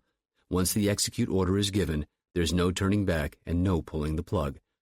This change had come after the failed URC bombing of the Berlin U-Bahn, when, shortly after the go signal had been given, the URC's cell leader in Munich was captured by the BFV and persuaded to reel in the attackers. Of course, in the larger context, none of that mattered. Dead man's switch rule or not, either Hadi would get the message or he wouldn't. If he had the ability to decrypt, a plain text message would spook him and their chance would vanish. "Listen, we have to risk it," Bell said.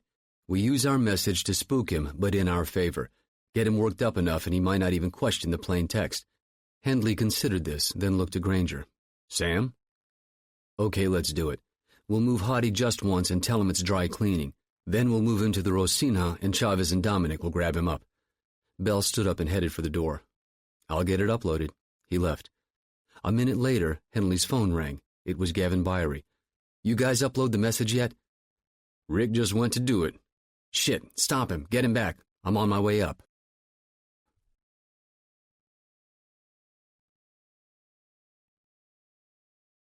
"79. Byrie was upstairs and walking into Henley's office 2 minutes later. "I found a pattern," he announced. "You send that thing in plain text and Hadi will know it's bogus."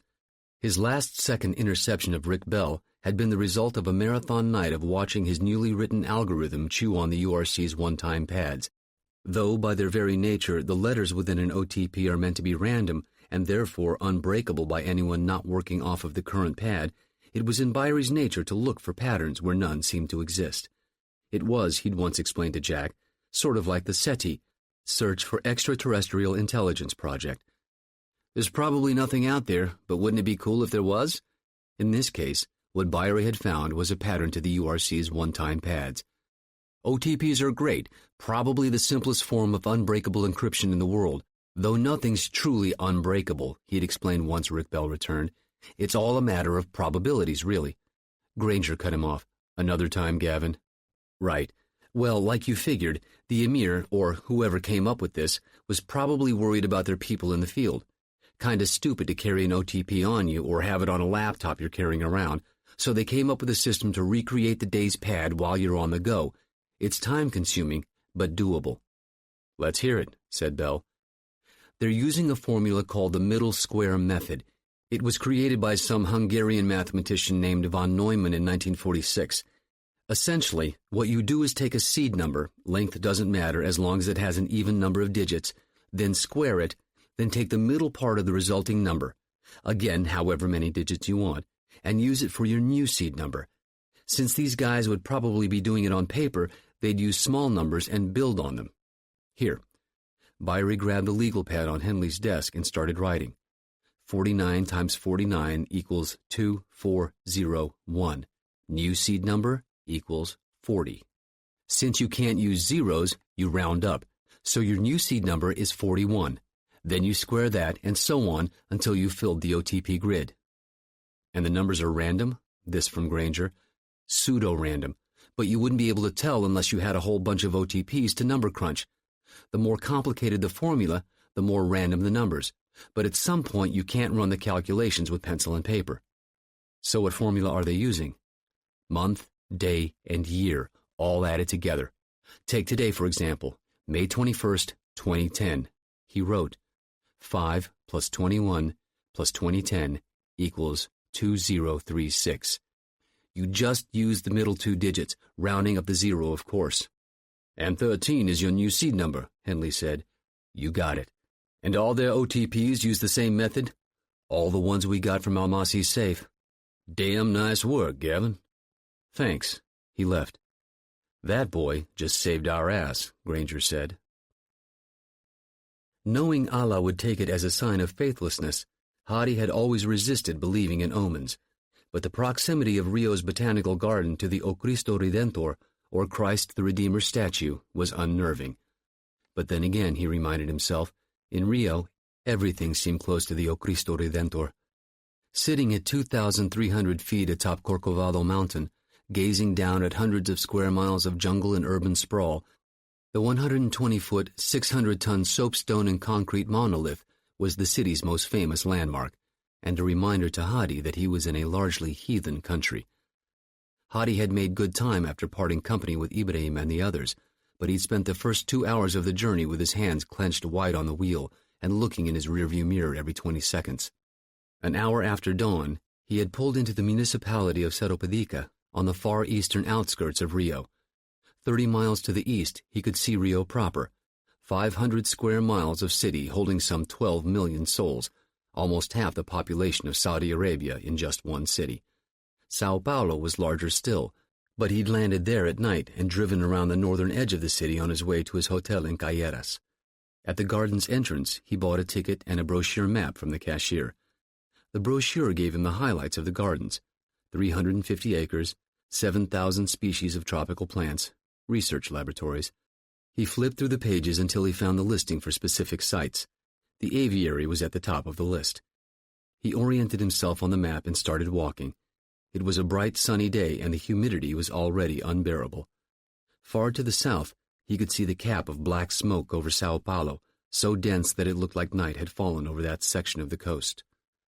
Halfway to his destination, he was passing an ice cream shop and glanced in the window. A small television mounted in the corner of the shop was tuned to record news. Images of the refinery fire, some taken from the ground and some from a helicopter, were playing beside the anchorwoman's face. She turned to face another camera, a change of topic, and suddenly a sketch appeared on the screen. The likeness was not perfect, but was close enough that Hadi felt his heart lurch in his chest. "This can't be," he thought. "Who saw me?" They'd left no witnesses of that, he was certain. The refinery security truck that had passed by while they were setting the charges had been too far away to see him. A surveillance camera, perhaps? No, that wasn't right. If they had a real image of him, they would have broadcast that, not a sketch. He continued to watch the report, expecting to see a sketch followed by one of Ibrahim, then Faad, then Ahmed, but his alone stayed on the screen. Think. He spotted a souvenir shop across the food court. He walked across to the shop and stepped inside. He checked for television sets or radios. There were none, so he browsed around, not wanting to appear in a hurry before selecting a baseball cap emblazoned with the Botanical Gardens logo. He paid cash for it, declined a bag, then walked out and put on the cap, pulling it close to his eyebrows. He checked his watch. He was early for the rendezvous by almost 70 minutes. He walked over to a concrete ledge surrounding a fern bed and sat down. Had Ibrahim and the others heard about the sketch? If so, they may not show up. They'd discussed contingencies for pursuit, for capture, and for the death of team members during the mission, but not this. He sat for 5 minutes, staring into space and thinking, then made a decision. He paged through the brochure until he found what he needed. The Internet Cafe was on the eastern side of the gardens. He paid the barista for a half hour, and she assigned him one of the terminals. He sat down in the cubicle and opened the web browser. It took him a moment to remember the site URL. It was the 5th today, so he'd rotated to bittroop.com. When the site came up on the screen, he logged in and tabbed to the messages area. He was surprised to see a text file sitting in the uploaded section. He double-clicked on the file. It contained 2 lines of alphanumeric pairs. He jotted the pairs on the back of his brochure. There were 344. He signed off and left. It took him 30 minutes to create the grid and another 20 to decode and double-check the message. Saw a TV sketch. Suspect compromised. One of your team. Break contact. Proceed ta legado cybercafe on Juan Braulio Cordero for instructions. 1400 hours.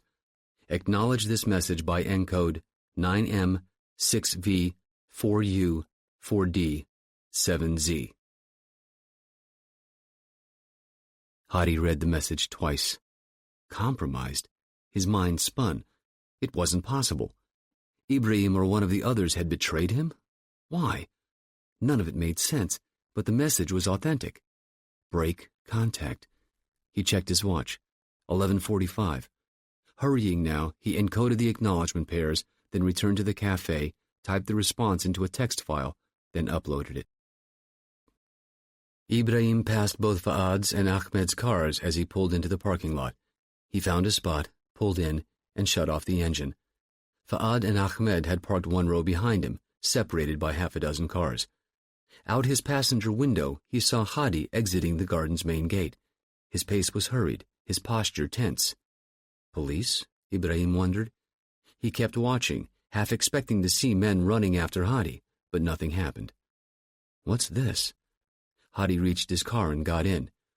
Ibrahim made a snap decision. He waited until Hadi's car was headed toward the entrance driveway, then backed out and followed. He slowed beside Ahmed's car and gestured for him to follow. What are you up to, my friend?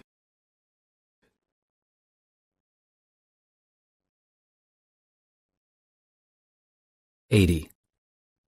They hooked him, Chavez said, punching off the satellite phone. 2 o'clock, an internet cafe on Rua Braulio Cordeiro. Great, where the hell's that? Dominic replied, swerving their car as a taxi swept them, the driver honking and yelling. Not that it matters, we ain't going to get there in one piece anyway. Chavez was tracing his finger along a city map. Keep heading east, I'll steer you. I assume we're not grabbing him there? Nope. First we gotta make sure he's alone. We told him to break contact, but who knows. Plus, we're gonna need some privacy to get done what we gotta get done. Which is? Whatever it takes. Dominic smiled grimly. They found the cafe and circled the block twice to get the lay of the land, then found a parking spot on the street 50 yards to the north on the other side of an intersection. They got out and walked south. Between a pharmacy and a tire repair shop, they found a short alleyway that led to a makeshift junkyard full of rusted washing machines, car axles, and stacks of old sewer pipes. Chavez led the way to the back of the yard and behind a trash heap. Through a wide slatted fence, they could see the internet cafe across the street. Shit, Chavez said. What? Just noticed the walkway to the right of the cafe. Back entrance, maybe, Dominic said. He checked his watch. Still 20 minutes to go. I'll circle around, see if I can get a look. 10 minutes later, Chavez's phone beeped. He pushed the talk button. Go ahead. There's a back door, but there's a dumpster pushed up against it, Dom said. Bad for fire code, good for us. Okay, come on back. Chavez had no sooner taken his finger off the button than a green Chevrolet Marajao slowed down outside the internet cafe. Though the angle was oblique, Chavez could see a lone man sitting behind the wheel. The Marajao continued on, then braked and began backing into a space. Dom, where are you? Almost back to the intersection. Slow up, we might have our guy. Roger. Up the street, the Marajao's driver got out and started toward the cafe. Chavez pushed the button. It's our guy. He gave Dominic a description of Hadi's car, then said, Get back to the Hyundai, shouldn't take him long. Chavez got a double button click in response. Roger. He dialed the campus. Sam Granger answered. Chavez said, He's in. The message is uploaded. We're sending him to a pool hall at the corner of Traveses Roma and Alegria at the south end of the Rocinha. Time? 7. Chavez hung up. 10 minutes passed, and then Hadi walked out of the cafe. He looked up and down the street, then walked to his car and got in. Moving, Chavez said. He sprinted back through the yard, down the alley, and emerged on the street. To his left, Hadi's Marajao pulled up to the intersection and stopped. Dominic said, I see him. Hadi turned left. Coming to you, Dominic radioed. Negative, stay there. Chavez sprinted up the street and reached the Hyundai in 30 seconds. Okay, go. Left at the intersection, then turn left and pull up to the stop sign. Dominic did as instructed. As they reached the stop sign, Hadi passed in front of them, heading north. Dominic let 2 cars pass, then pulled out. 15 minutes later, Someone's on us, Dominic said. Or Hadi. Chavez glanced in the side mirror. Blue Lancia? And 2 more behind that. Green Fiat Compact, red Ford Corcel. What the fuck? You sure? Saw the Fiat and the Ford circle the block twice while I was going around behind the cafe. Can't be the cops. Yeah? Why? Cops would be better at it. They're in a goddamn convoy. Chavez checked their map. Let's get a face. Dominic slowed beside a parking spot and put on his blinker. Behind them, the Lancia honked its horn. Chavez stuck his hand out the window and waved him past. As the Lancia swerved and sped by, Chavez glanced over. Looked like the same ethnic persuasion as Hadi. His partners in crime, you think? Could be. Maybe Hadi didn't make a clean break. Dominic let the third car, the Corcel, pass, then waited 5 beats, then pulled out and fell in behind it. Musa's third day of travel went as smoothly as his first 2, and by late afternoon he reached his final overnight stop. Winnemucca, Nevada. Population 7,030. 350 miles northwest of Las Vegas.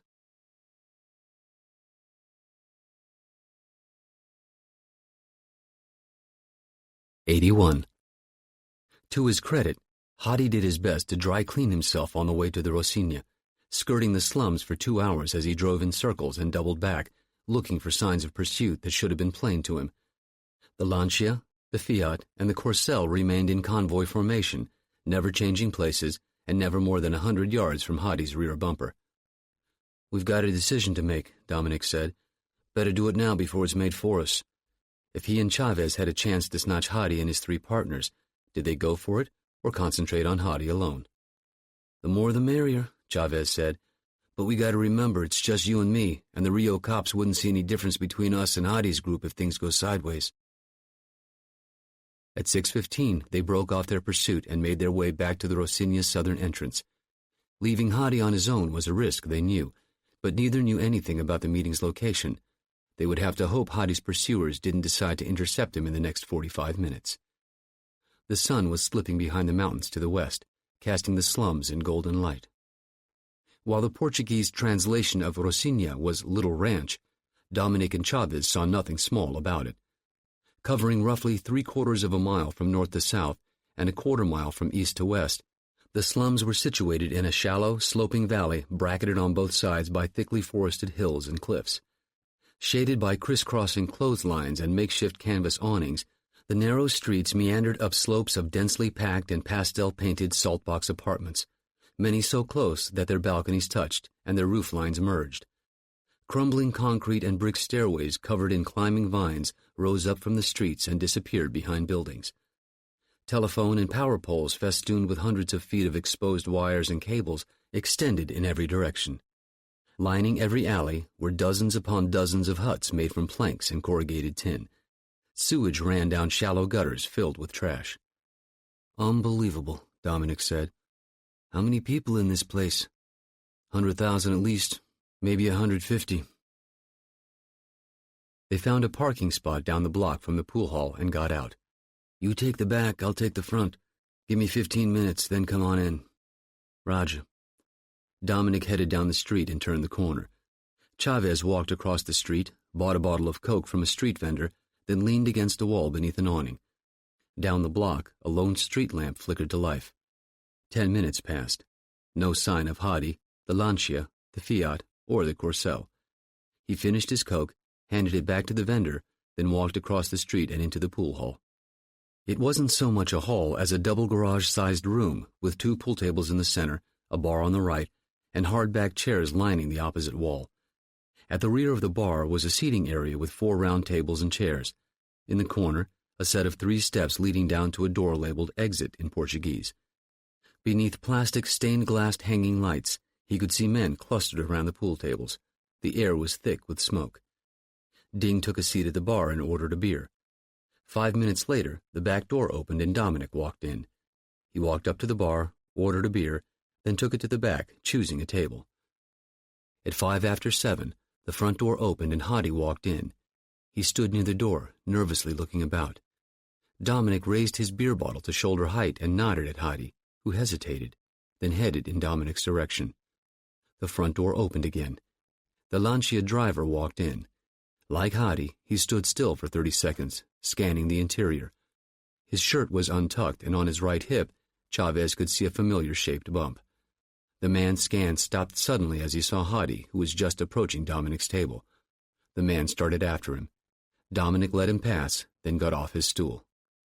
"Where's my money, asshole?" Chavez said in Portuguese. The man spun around, fists coming up. Chavez raised his hands to ear height. "Easy, easy." He slapped his right palm down on the man's face, shattering his nose. He staggered backward and Chavez followed, delivering a thumb punch to the hollow beneath his larynx. The man went down. The other patrons watched curiously but made no move to intervene. Debts were debts.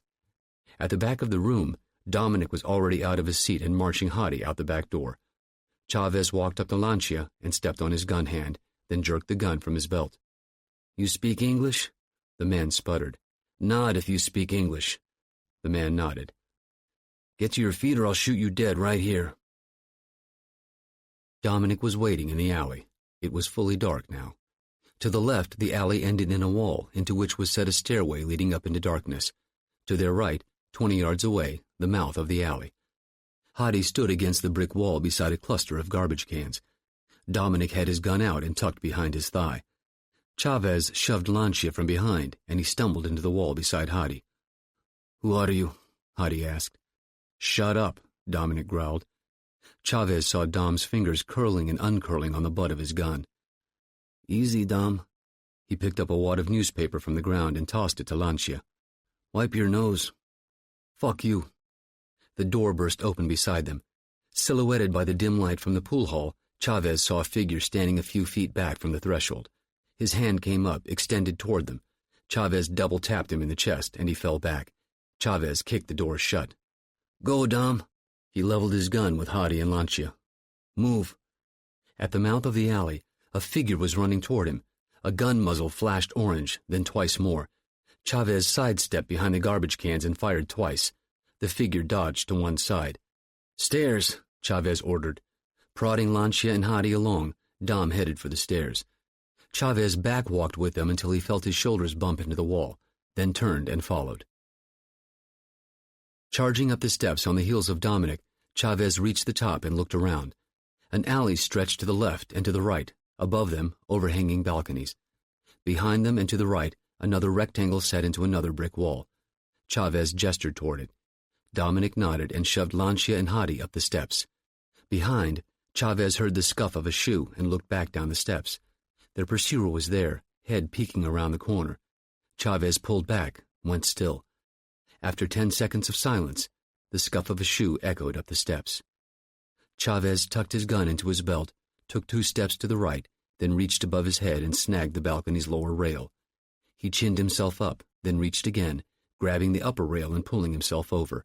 He dropped flat on the balcony. The footsteps continued coming. Step, pause, step, pause. In the distance, sirens were warbling. Would gunshots be enough to get the police to come into the Rocinha? He wondered. He closed his eyes and listened, waiting for the echo to change. Step, pause. The shoe scuffed again. No echo this time. The man passed beneath Chavez's balcony, obviously trying to decide. Alley or stairs? He chose the stairs. Chavez quietly rose to his knees, braced his gun on the railing, and fired, putting a single round into the back of the man's head. He jumped down, ran to the body, did a hurried frisk, then charged up the stairs. Dominic was waiting at the top, crouched down behind a dumpster with Lancia and Hadi.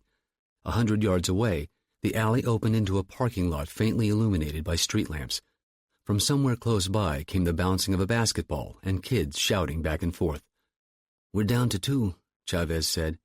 "We'll make do with these." Chavez dropped the items he'd taken from the dead man on the ground. Passport, a wad of cash, a set of car keys. He picked up the keys and dangled them before Lancia and Hadi. "Which car, the Fiat or the Corcel?" Neither man answered. Dominic grabbed Hadi by the hair, jerked his head back, and jammed the barrel of his gun between his lips. Hadi resisted, clenching his teeth. Dominic took his opposite hand and slapped Hadi hard on the side of his windpipe. He gasped. Dominic jammed his gun into Hadi's mouth. 5 seconds and I'll spray your brains down this alley." Hadi didn't respond. Dominic jammed the gun deeper. Hadi started retching. 4 seconds. 3 seconds. Chavez watched his partner, watched his eyes. Facial expressions can be manufactured when necessary, but the eyes were a little trickier to get right. The look in Dominic's eyes told Ding he was serious. "Dom?"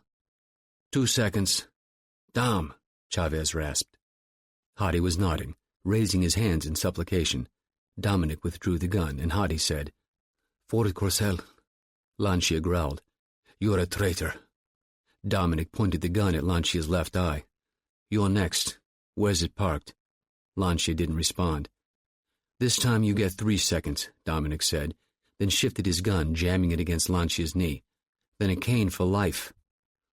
"1 block east of the pool hall, middle of the block on the south side," Chavez said to Dom. "Go grab it. I'll babysit our friends."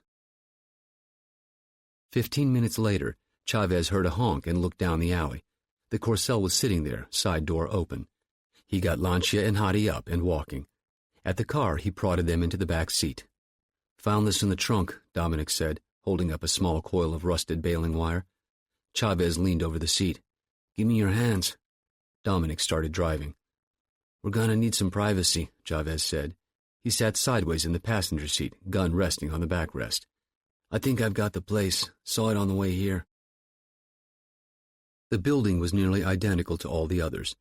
4-story rectangle with 1 door and balconied windows, except that the windows and door were boarded up. On the side of the building, a set of steps overgrown with shrubbery rose into the darkness. An official-looking seal was plastered across the front door. In Portuguese it read, "Condemned." "Here," Dominic said. "Be right back." He got out, shoved his way through the overgrown steps, and disappeared. He was back in 2 minutes. He nodded at Chavez, who got out and fell in behind Lancia and Hadi as they followed Dominic up the steps. After about 30 feet, the shrubbery thinned out and the steps turned right onto a porch. Like the one below, the back door was emblazoned with the "Condemned" seal, but this one was hanging by only its bottom hinge. Dominic lifted the door free and set it to one side. Chavez ordered Hadi and Lancia inside.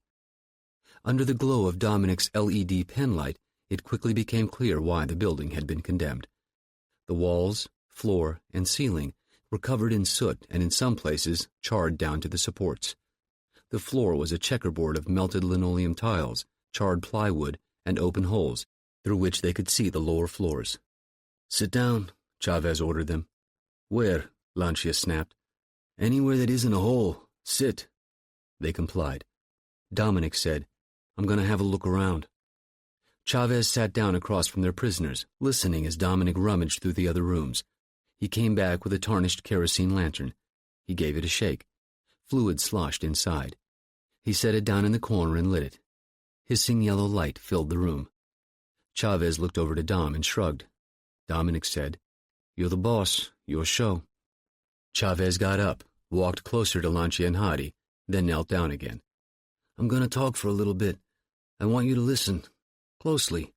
I ain't gonna bullshit you, and I don't want you to bullshit me. If we get along, you two stand a much better chance of seeing sunrise. What are your names?" Neither man answered. "Come on, just first name so we can talk." "Hadi."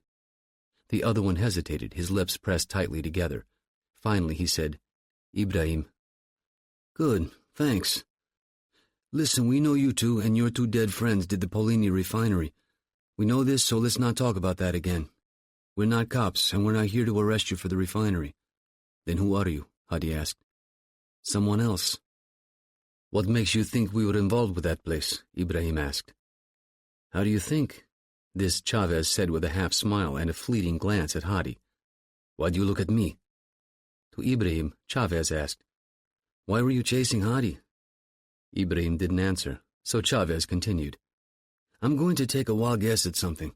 You did the refinery job but didn't count on the smoke closing down the Sao Paulo airport, so you went to Plan B. Come to Rio. You get here, then things go bad. Hadi goes on the run. Ibrahim, you chase after him. Why?" "Why don't you care about the refinery?" Ibrahim pressed. "Not our country, not our problem. Why were you chasing him?" "He's a traitor," Hadi snapped. "You're a liar. You're the traitor. You or Ahmed or Faad, you leaked the sketch." "What sketch?" "The one on the television. I saw it. It looked like me. Who else could have given it to them?" "Who told you all this?" "When I saw the sketch, I made contact. There was a message waiting. It said you'd betrayed me and that I had to run. You were tricked. I authenticated it. It was genuine." Ibrahim was shaking his head. "No, you're wrong. We didn't betray you." Chavez said, So you and your friends just wanted to catch up with him and chat, is that it? Yes. Chavez leaned closer to Hadi. That's bullshit and you know it. Whether that message was real or not, all they knew was you were running, probably to the police. They weren't going to take that chance, you know it's true. Hadi said nothing. Okay, so here's the deal, Chavez said. As far as we're concerned, we still don't know who you are. Don't our accents tell you something? Americans. Right. As far as we're concerned, the refinery is off the table. What we want to know is who's operating in the U.S., how many cells, where they're located, all that. Fuck you, said Ibrahim. Chavez heard Dominic standing up behind him. He turned to see him walking into the kitchen. He turned back to Hadi. How about you? Just give us... He heard Dominic's footsteps returning, but at a faster pace and with purpose. He turned.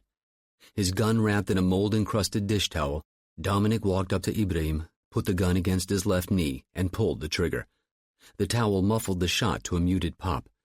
Ibrahim screamed. Dominic stuffed a second towel in his mouth. Chavez said, Dom, Jesus! Dominic shifted the gun again and fired a round into Ibrahim's right knee. Ibrahim thrashed, screaming into the towel, his head banging against the wall behind him.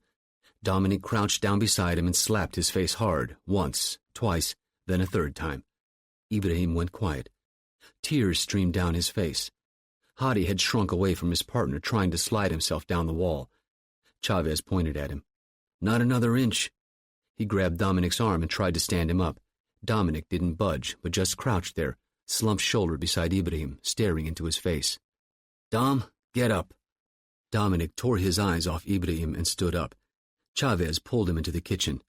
What the fuck was that? The talk therapy wasn't working, Ding. Not your call to make. Christ, get a hold of yourself. He's useless to us now. A bullet in each knee. We'll be lucky if he can string 2 words together. Dominic shrugged. Hadi's our guy anyway. He was a courier. Ibrahim is a cell leader. He knows Paulini and that's it. We don't know that. Let me do it my way? Okay, sure. You hearing me? Yeah, damn it, I said I was. Chavez walked back into the room and knelt down again. To Ibrahim he said, I'm going to take the towel out. If you scream, it goes back in. Ibrahim nodded. His face was slick with sweat. Beneath each of his knees, frisbee-sized puddles of blood were soaking into the plywood. Chavez removed the towel. Ibrahim gasped, but snapped his jaw shut and went quiet. His lower lip trembled. My friend's a little touchy today. Sorry. Let's talk about the U.S. Give us something and we'll get you to a hospital. Ibrahim shook his head. To Hadi. How about you? Give us what we're looking for and we won't take you back with us. Ibrahim rasped. Don't, Shasif. Dominic walked over and knelt beside Chavez, gesturing, I'm okay, with his palm. Hadi, he said, let me put this together for you. Did anyone see you during the refinery job? No, I don't think so. So who knew what you looked like? Who could have leaked the sketch? Either Ibrahim or someone higher up. No one else. But why? Loose ends.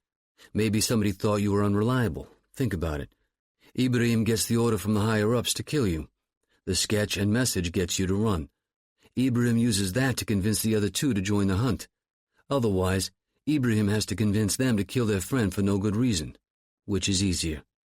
Hadi considered this for a few moments, then glanced sideways at Ibrahim, who was shaking his head. Saliva leaked from the corners of his mouth and dribbled down his chin. It's not true. Dominic said, Hadi, he betrayed you and now he's sitting right here beside you lying about it. Doesn't that piss you off? Hadi nodded. I know what really pisses me off. Dominic jerked his gun up, extended it toward Ibrahim, and shot him in the eye. Blood and brain matter sprayed over the wall. Ibrahim slumped sideways and went still, save his left arm, which twitched and flopped for 10 seconds before stopping. Chavez slapped Dominic's arm up and away. Christ almighty, what the fuck? Dominic stood up and backed away a few feet. Hadi curled himself into the fetal position and started whimpering. Dominic took 2 strides to him and pressed his gun to Hadi's temple. Chavez shouted, Don't! Not an inch, Dom! Dominic glanced sideways. Chavez had his own gun half raised in the direction of Dominic, who just shook his head and returned his attention to Hadi. Dom, don't do it. Dominic leaned down and said to Hadi, Unless you've got something to tell us, shithead, I'm done with you. I'm going to put a bullet in your ear. When I say go, You either nod or you die.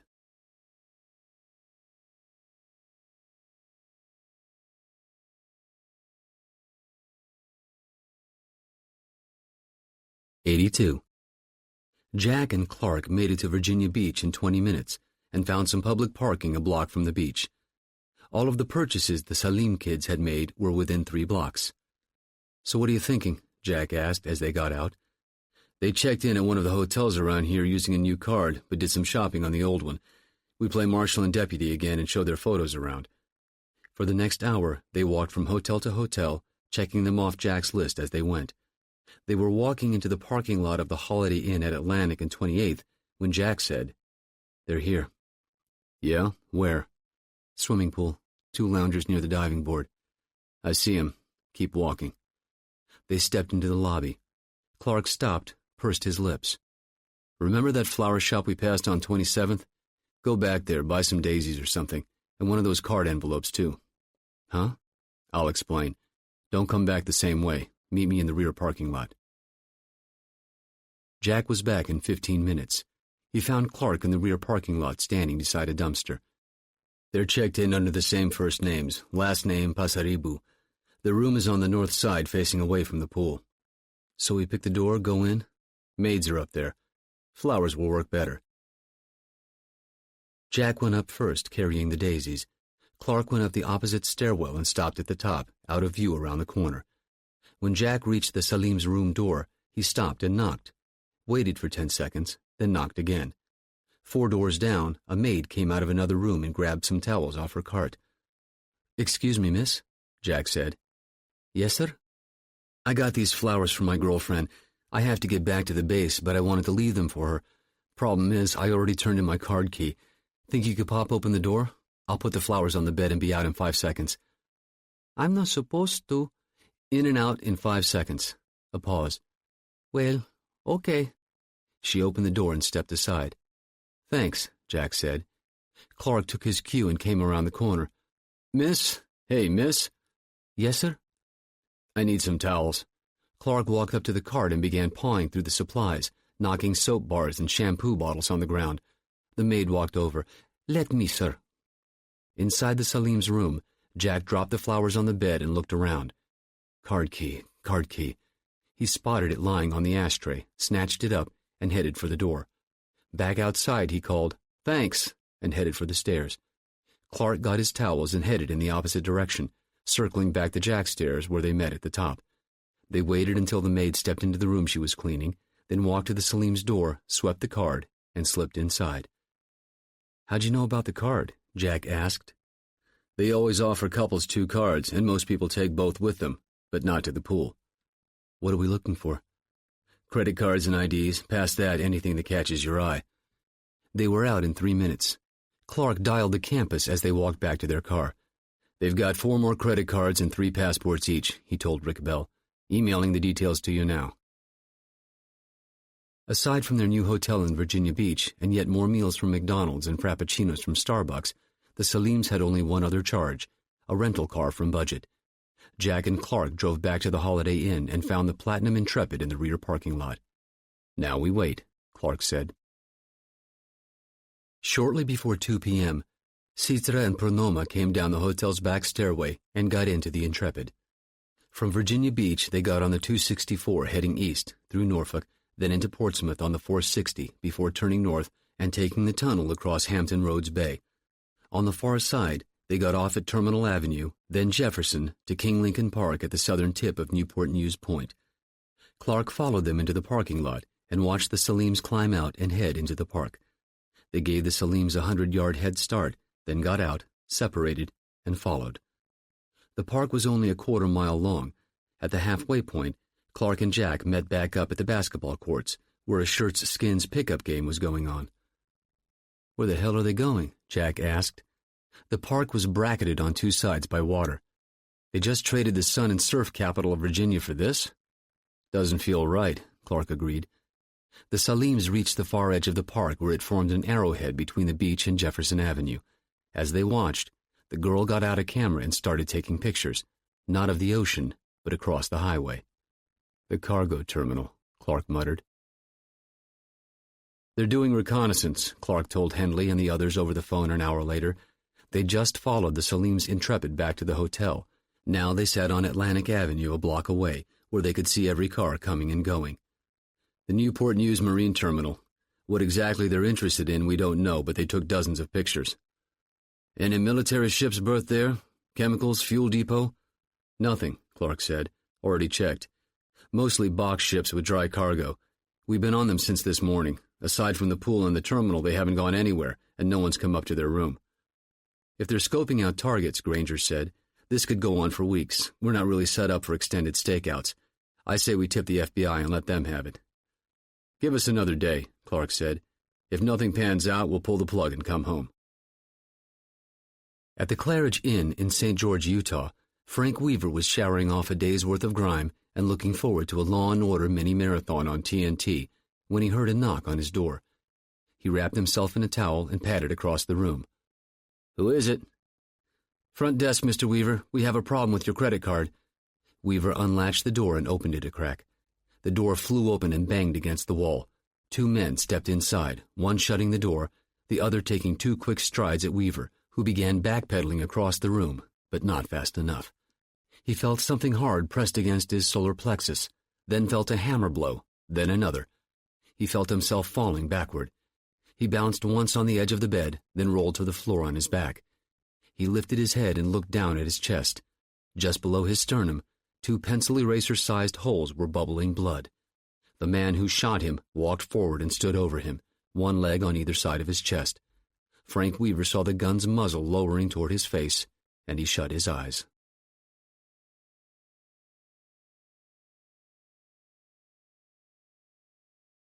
'83. The Salim siblings left the hotel at 9 p.m., and almost immediately Jack and Clark realized they were retracing their earlier route to the Newport News Marine Terminal. In Portsmouth, they turned off the highway and drove to a U-Haul storage on Butler Street. Clark kept going past the entrance, turned onto Conrad, shut off the headlights, then did a U-turn and pulled to a stop 10 feet short of the intersection. Down the block, the Intrepid had pulled into the parking lot and stopped beside the first row of storage units. Citra Salim climbed out and trotted up to a unit, which she opened with a key. "Don't like this," Jack said. "What do 2 kids on vacation need with a storage unit?" "No good reason," Clark replied. Citra was back out. She closed and locked the unit, then returned to the Intrepid. She was carrying 2 small canvas backpacks. Within minutes they were back on the highway and headed into the Bay Tunnel.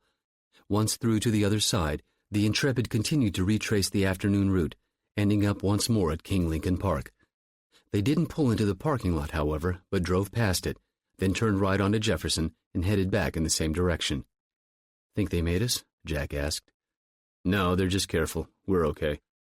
They were in an industrial park area, trucking companies, gravel suppliers, scrap yards, and boat repair shops. The Intrepid took another right. 12th Street, Jack said, heading east again. Clark let them get a little farther ahead, then shut off his headlights, made the turn, and pulled to the curb. 300 yards down the road, the Intrepid was turning left into an apartment complex. "Visiting new friends?" Jack wondered. "Let's find out." Clark turned on the headlights and pulled out again.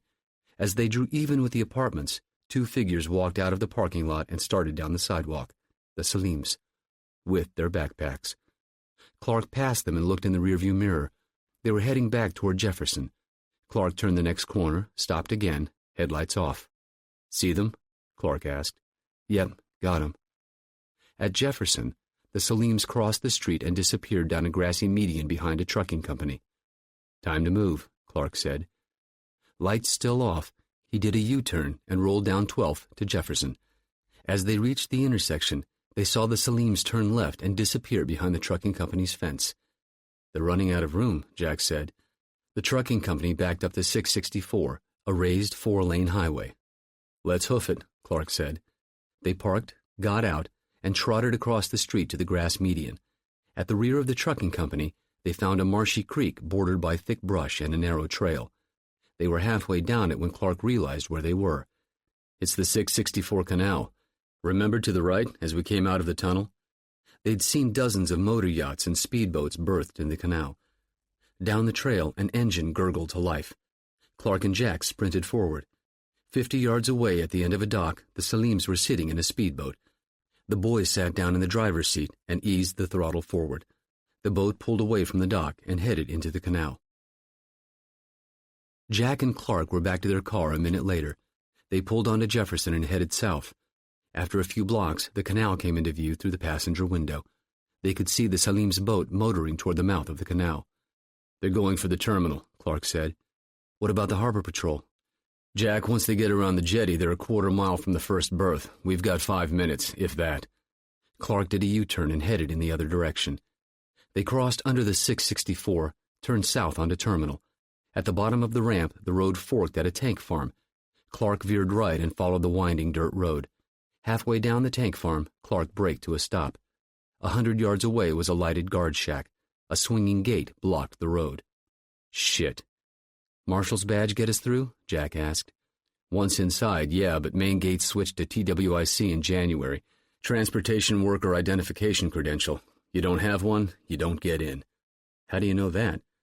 "Rainbow had an E6 devoted to keeping up with ID protocols," Clark replied. "Bad guys are all about going where they don't belong. Figure out what they're trying to counterfeit, you're halfway to figuring out what they're targeting." Clark backed down the road, arm draped over the seat as he steered through the back window, until they reached the fork. He veered left and pulled into a gravel turnaround beside the tank farm's fence. "Back on foot," Clark said. To their left, on the other side of the tank farm, they could hear the traffic rushing by on the 664. To their right, across the dirt road, was a dirt berm overgrown with underbrush. They jogged over and up the embankment, then pushed through the foliage, then down the opposite slope. They found themselves in a scrub field about the size of a football field. At the far end, they could see the guard shack they'd spotted earlier. They sprinted across the field, up another slope, and through some brush, and ended up on a dirt road. To the left lay a dirt parking lot, with rows upon rows of boxcar-sized shipping containers and 2 Quonset huts. Clark and Jack were down the road and among the containers 30 seconds later. They stopped to catch their breath, then kept going. They picked their way through the rows of containers to the edge of the parking lot.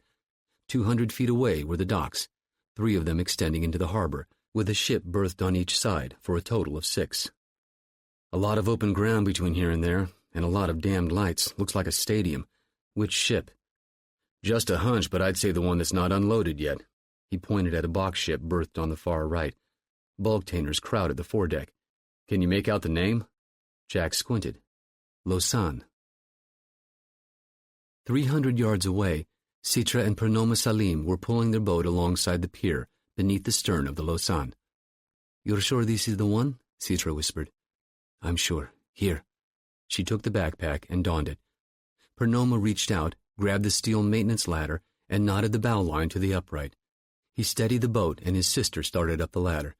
When she reached the top rung, she extended her arms above her head, snagged the bow line, then swung her feet up and hooked her ankles in place. Once she was halfway across, Purnoma followed. They were on deck a minute later. "There should be no more than 2 crew members aboard. You take them, and I'll head for the tanks. When you're done, let me know, and I'll start." "Remember, act like you belong, and you do," Clark said, then stood up and walked into the parking lot. Jack followed. A trio of men smoking outside one of the Quonset huts were watching them. Clark raised his arm. "Hey, guys, how's it going?" "Okay. You?" Clark gave an exaggerated shrug. "Another day, another $1.50. The men laughed. Clark and Jack kept walking, leaving the parking lot and walking down an alley of tractor-trailers. They emerged on the wharf and turned right, passing the ships. They reached Lausanne's pier. "Can't be this easy," Jack muttered. "Don't jinx it, boy." They turned left down the pier. 50 yards away, they could see that the Lausanne's accommodation ladder was down, the base resting a few feet off the pier. "They gonna have a guard?" Jack wondered. "Watch, Jack. In the maritime world we call them watches. We're about to find out." They started upward, their feet softly pinging on the steel treads. At the top, the railgate was open but blocked by a length of cable. Clark unclipped one end and they stepped through. To their right, forward, an arch led to the foredeck. To the left, the weather deck stretched to the stern. The bulkhead was broken up by 3 hatches. Clark drew his gun. Jack did the same. They headed for the first hatch, quietly undogged it, then swung it open. From below decks came what sounded like 2 ping-pong paddles being slapped together. Clark mimed a gun with his hand, and Jack nodded. A second shot. Then, from the foredeck, the soft beep squelch of a radio or a push-to-talk cell phone. Clark pointed at himself, then pointed down the ladder, then pointed at Jack and pointed to the foredeck. Jack nodded, and Clark disappeared inside. Jack took 2 steps down the deck, then stopped. His heart was pounding. He took a calming breath, switched his gun to his left hand and wiped his palm on his pant leg. Easy, Jack. Breathe. Just like Hogan's Alley. Of course, it wasn't just like that, and he knew it, but he did his best to push the thought to the back of his mind. John will be fine. Don't worry about John. Focus on what's in front of you. He kept walking, 1 careful pace at a time, his gun up in a 2-handed grip, leading him down the deck, scanning the superstructure above his head. He reached the foredeck arch, stopped. Corners were held, Dominic and Brian had told him. No cop likes corners. Never jump a corner, Jack reminded himself. Take a peek, get a picture, then pull back. He did that now, peeked and pulled back. To his left was a wall of steel 40 or 50 feet tall. These were the bulk-tainers, Jack realized. 4 to a stack and 12 abeam. Their front edges abutted the raised lip of the forward cargo hold. Jack peeked again, this time scanning the deck forward of the hold. He was about to pull back when he saw a figure dash from behind the other side of the bulk-tainer stack and kneel atop the hold hatch. The figure started undogging hatches. Once done, he cranked the hatch open a foot or 2, then sprinted out of sight again. From the starboard side, there came the squeal of a hatch opening, then closing. Footsteps clicked on the deck. Now murmured voices. Jack stepped out and slid down the bulkhead to the bottom bulk-tainer. He crept to its front, peeked around the corner. Nothing. Then a ping, and another, then another. It took Jack a moment to place the sound.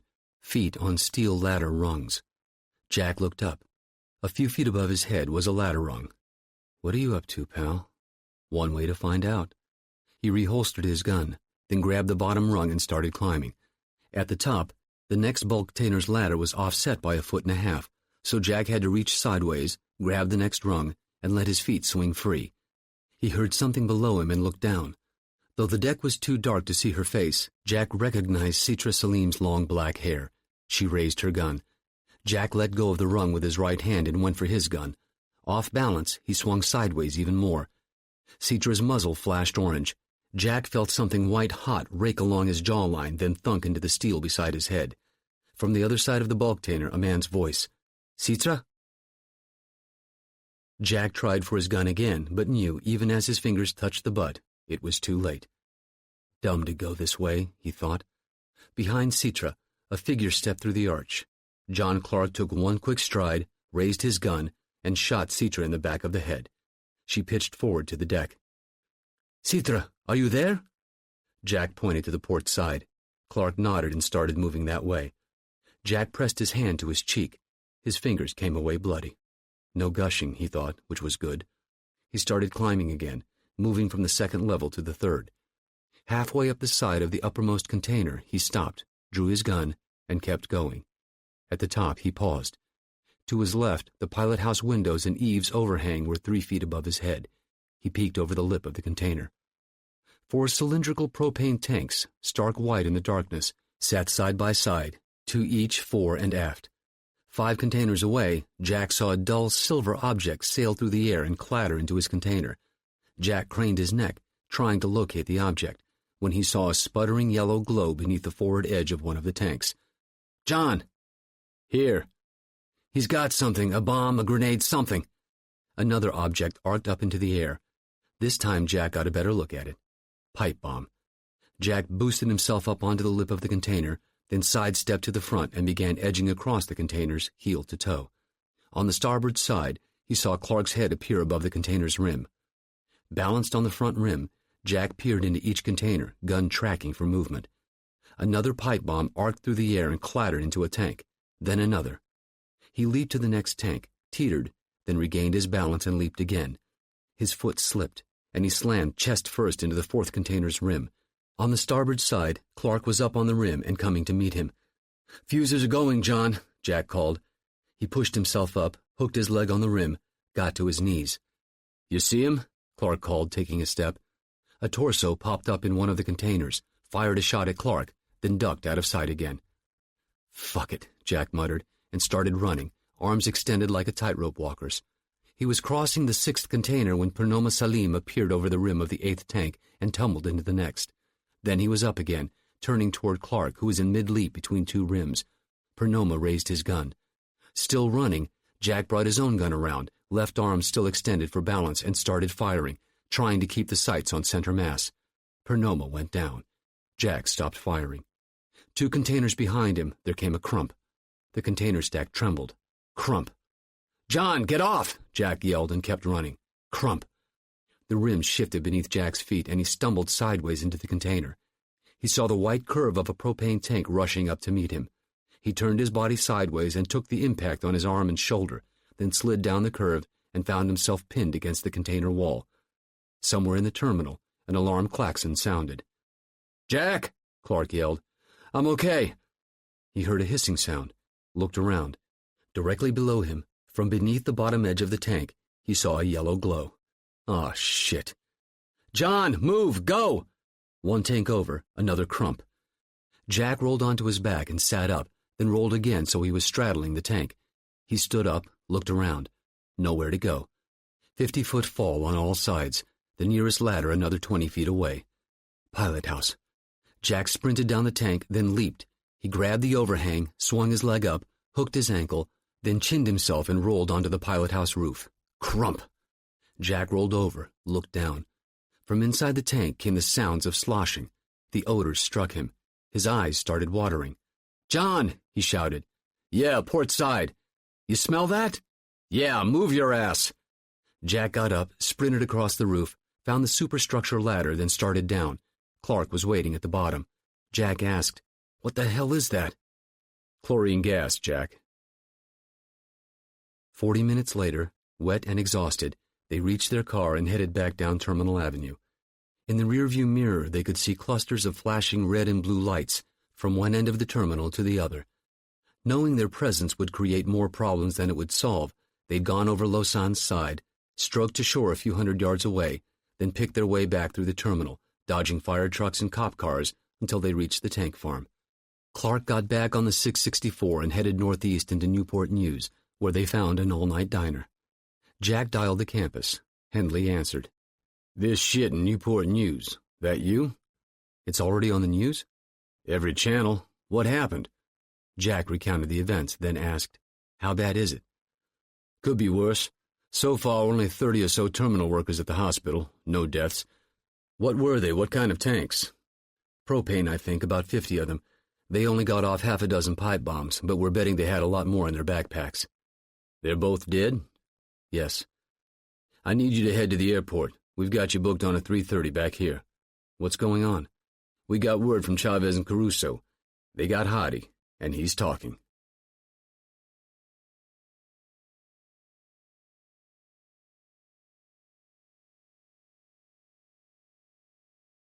'84. Henley and Granger were waiting with a Suburban when they touched down at Dulles. "Where are we heading?" Clark asked. "Andrews, Gulfstream waiting," Henley replied. "We've got gear and clothes already aboard. First things first, the ship, Lausanne. You were right, Jack. The Salims had 24 pipe bombs. On the manifest there were 46 propane tanks listed, all defective and empty, and heading back from Senegal to the manufacturer, Tarkey Industries out of Smithfield." "Well, we know they weren't empty," Clark said. "Right. They won't be sure for a couple days, but the hazmat teams out there are guessing there was a couple 100 gallons of ammonia or sodium hypochlorite in each tank." "Bleach," Jack said. "Yeah, looks like. Common everyday bleach. Mix them together and you get chlorine gas. You do the math and we're talking about at least 35 tons of chlorine gas precursors. As it stands, only a couple 100 gallons got mixed. They've got it contained."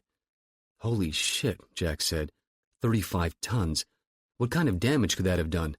Granger answered. "Depends a lot on wind, humidity, and temperature, but we could have been looking at thousands of dead. Thousands more with skin and mucosa burns, pulmonary edema, blindness. It's ugly shit." Henley said, "Next piece of business. Chavez and Caruso grabbed Hadi." "What about the others in his group?" Clark asked. "Dead in the Rosina. That might have had something to do with it, but once Hadi started talking, he didn't stop for a while." "We've got him?" No, they bundled him up like a Thanksgiving turkey and dropped him at a police station with a note attached. He'll never see the outside of a Brazilian prison. We were mostly right about Hardy. He was a longtime URC courier and got tapped for the Paulini operation at the last minute. His last courier job, Chicago to Vegas to San Francisco, he stopped on the way to visit an old friend. Henley's expression answered their next question before either Clark or Jack could ask it. You're shitting us. No. The Emir came in on a Dassault Falcon from Sweden about a month ago. He's been living outside Vegas ever since. And Hardy knew where? Yeah. It's bullshit, Jack said. He came here for a reason. The Paulinia thing, the Lausanne. Ding is right. Shoes are starting to drop. Agreed, Granger said. That's why you're going to go snatch him up. Chavez and Caruso are already in the air. They'll touch down about an hour after you. So we grab him and drop him on the FBI's doorstep? Clark said. Not right away, and not until we've had a chance to wring him out. That could take some time. We'll see. This Henley said with a smile that Jack could describe only as slightly evil. At Andrews, the Gulfstream was prepped and ready, the door open and stairs extended for them. Jack and Clark collected their gear from the back of the Suburban, shook hands with Henley and Granger, then boarded the plane. The co-pilot met them at the door. Sit wherever you want. He pulled up the stairs, swung the door shut, and locked it down. We're taxiing in 5, wheels up in 10. Help yourself to the fridge and minibar. Jack and Clark made their way to the rear of the cabin. Sitting in the last row was a familiar face, Dr. Rich Pasternak. Jerry didn't tell me much, Pasternak said. Please tell me I'm flying across the country in the dead of night for a good goddamn reason. Clark smiled. Nothing's written in stone, Doc, but I think it'll be worth your time. With the 4 time zone difference and a 4-hour and 20-minute flight, they technically landed at North Las Vegas Airport only 20 minutes after leaving Andrews. It was a phenomenon Jack understood, of course, but thinking too much about the surreal flexibility of the temporal world could give a man headaches. Between catnaps, he and Clark had dissected the Lausanne mission, talked baseball, and rummaged through the fridge and minibar. For his part, Pasternak sat in his seat, occasionally dozing, but mostly staring into space. A lot on the doctor's mind, Jack knew. The man had lost a brother on that ugly September morning, and now here he was, 8 years later, flying across the country to perhaps meet the man who'd planned it all. But then meet wasn't quite the right word, was it? What Pasternak had in store for the Emir was something Jack wouldn't wish on anyone. Almost anyone. The plane came to a stop and the engine spooled down. Jack, Clark, and Pasternak collected their personal belongings and headed for the door. The co-pilot came out of the cockpit, opened the door, and unfurled the stairs. Doctor, you want us to send your gear along to ground transportation? No, we'll wait for it. On the tarmac, Clark asked Pasternak. What gear? Tools of the trade, Mr. Clark. Pasternak said it without a hint of a smile. A shuttle bus dropped them at ground transportation, and 10 minutes later they were in a Ford minivan heading south on Rancho Drive. They pulled into McCarran's short-term parking and found a spot. Jack dialed Dominic's cell. He answered on the second ring. Jack said, "You're down?" 5 minutes ago. Where you at? We'll pull up to arrivals. Chavez and Dominic threw their bags into the cargo area and climbed in. There were greetings all around. Chavez said, "Damn, John, never thought I'd see you behind the wheel of a soccer mom mobile." Smart ass. Clark pulled out and headed for the highway. It took only 15 minutes, but soon enough they were entering the upmarket development. Following Chavez's directions, Clark drove by the house without pausing, then turned the corner and headed back to the subdivision's entrance. At the stop sign, he put the van in park and shut off his headlights. We got about 2 hours before sunrise and no intel on what's inside, right, Ding? Hardy saw the garage, the kitchen, and the living room. That was it. Alarm systems? He didn't remember seeing any keypads. He knows for sure the Emir has one bodyguard, a guy named Tarek. Regular-looking guy, medium height, brown hair, but his hands are all burned. Hardy didn't know anything about that. So 2 inside for sure, Clark said. It's probably been a while since the Emir did any soldiering, but assume they're both badasses. Questions? There were none. We'll go quiet in the side garage door, then into the kitchen. 2 teams. Anybody see any need to mix things up? Chavez said, Nope. Jack noticed Dominic drop his head slightly and look out the side window. Clark asked, Dom? We did okay together. I kind of fucked up a bit, but we got it straightened out, right? Ding nodded. Good to go. Okay, Clark said. 2 teams, standard house clearing. We need all the live bodies we can get our hands on, but the Emir's our primary target. It'd be best if we don't fire a shot. A neighborhood like this and we'd have cops in 5 minutes. Doc, I'm going to ask you to stay here and man the fort. We'll call you when we're done. If there's room in the garage, pull right in. If not, in the driveway. They parked the van at the end of the block and walked the remaining distance. The sky was clear with a full moon. The air was cold, the kind of cold only a nighttime desert can produce. Clark took the lead, walking up the driveway, through the side gate to the side door. The lock was a turn knob, so he had it picked and open in 40 seconds. They filed into the garage. Dominic, bringing up the rear, eased the door shut. The garage was empty, no car. They stood still for a full minute, listening and letting their eyes adjust to the relative darkness. Clark walked to the kitchen door and tried the knob. He looked back at the others and nodded. Each of them drew his gun. Clark turned the knob, paused, listened, then swung the door open. He stood still on the threshold for 20 seconds and examined the door jamb, listening for the telltale beeping of an alarm panel. The house was quiet. The kitchen and nook were to the right. To the left, through an arch, a living room. Clark stepped through and to the right, followed by Jack, then Dominic and Chavez. Then moved left up to the arch. At Clark's nod, they started moving through the house. On the other side of the kitchen was an open doorway, and beyond that, a hall. Clark peeked around the corner. 10 feet to his left, Ding's head appeared around another corner. The hall stretched to Clark's right. 3 doors, one on each side and one at the end of the hall. Clark gestured for Ding and Dominic to take the left-hand door. As they came up, Clark and Jack slid up to the right-hand door. Both teams went in at the same time and came out 10 seconds later. Both were guest bedrooms, and both were empty. They stacked up at the door at the end. Clark, Jack, Chavez, and Caruso. Clark gestured. 2 by 2, right and left. Everyone nodded. Clark tried the knob, then turned and nodded. They pushed through the door, stepping right and left, guns tracking. Clark held up his fist. Hold. Then pointed at the lump under the covers on the bed. He then pointed at Chavez, then the closet. Ding checked it, shook his head. Clark padded up to the bed. Jack and Dominic took the end and Ding the other side. All 4 trained their guns on the figure under the covers. Clark holstered his gun, then clicked on his LED pen light, grabbed the edge of the sheet, and jerked it back. "Shit," he said.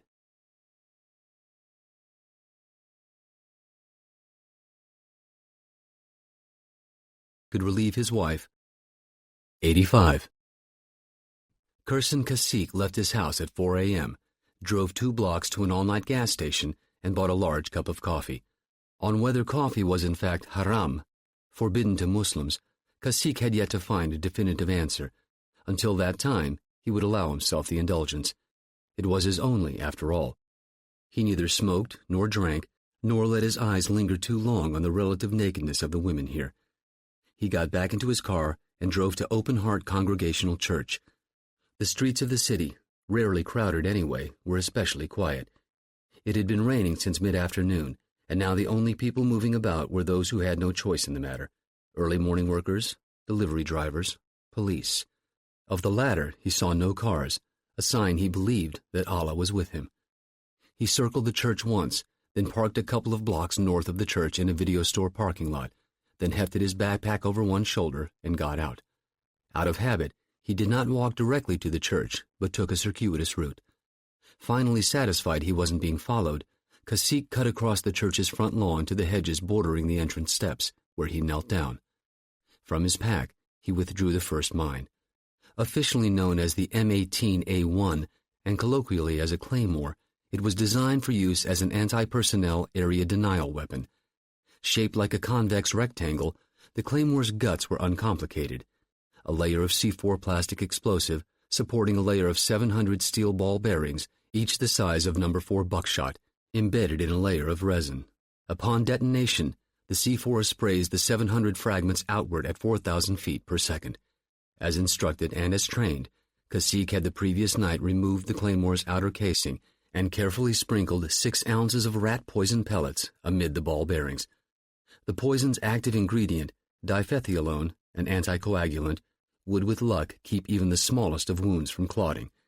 It was a tactic his Palestinian brothers had used to great effect in both the Gaza Strip and the West Bank. It hadn't taken Israeli first responders long to catch on, but during that all-too-short grace period, many dozens had died, bleeding to death from what would have otherwise been minor lacerations. Having never seen such attacks before, paramedics here would face the same horror and confusion. Once satisfied the pellets were evenly distributed, Cacique sealed the poison in place with a thin layer of candle wax, let it harden, then reassembled the Claymore's outer shell. The manual had recommended tissue paper, coated in a sheer layer of spray-on fabric adhesive, but the wax would work just as well, he knew.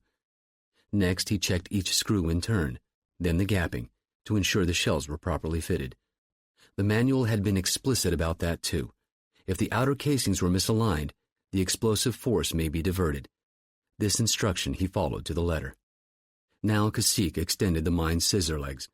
He then made sure the label, front toward enemy, was pointing toward the entrance of that church that would, in a few hours, be bustling with activity, then jammed the legs into the soft earth inside the hedges. He got down on his belly, crawled through the hedges, then turned around and peered through the open sight affixed to the top of the mine. Good. He'd chosen the perfect location.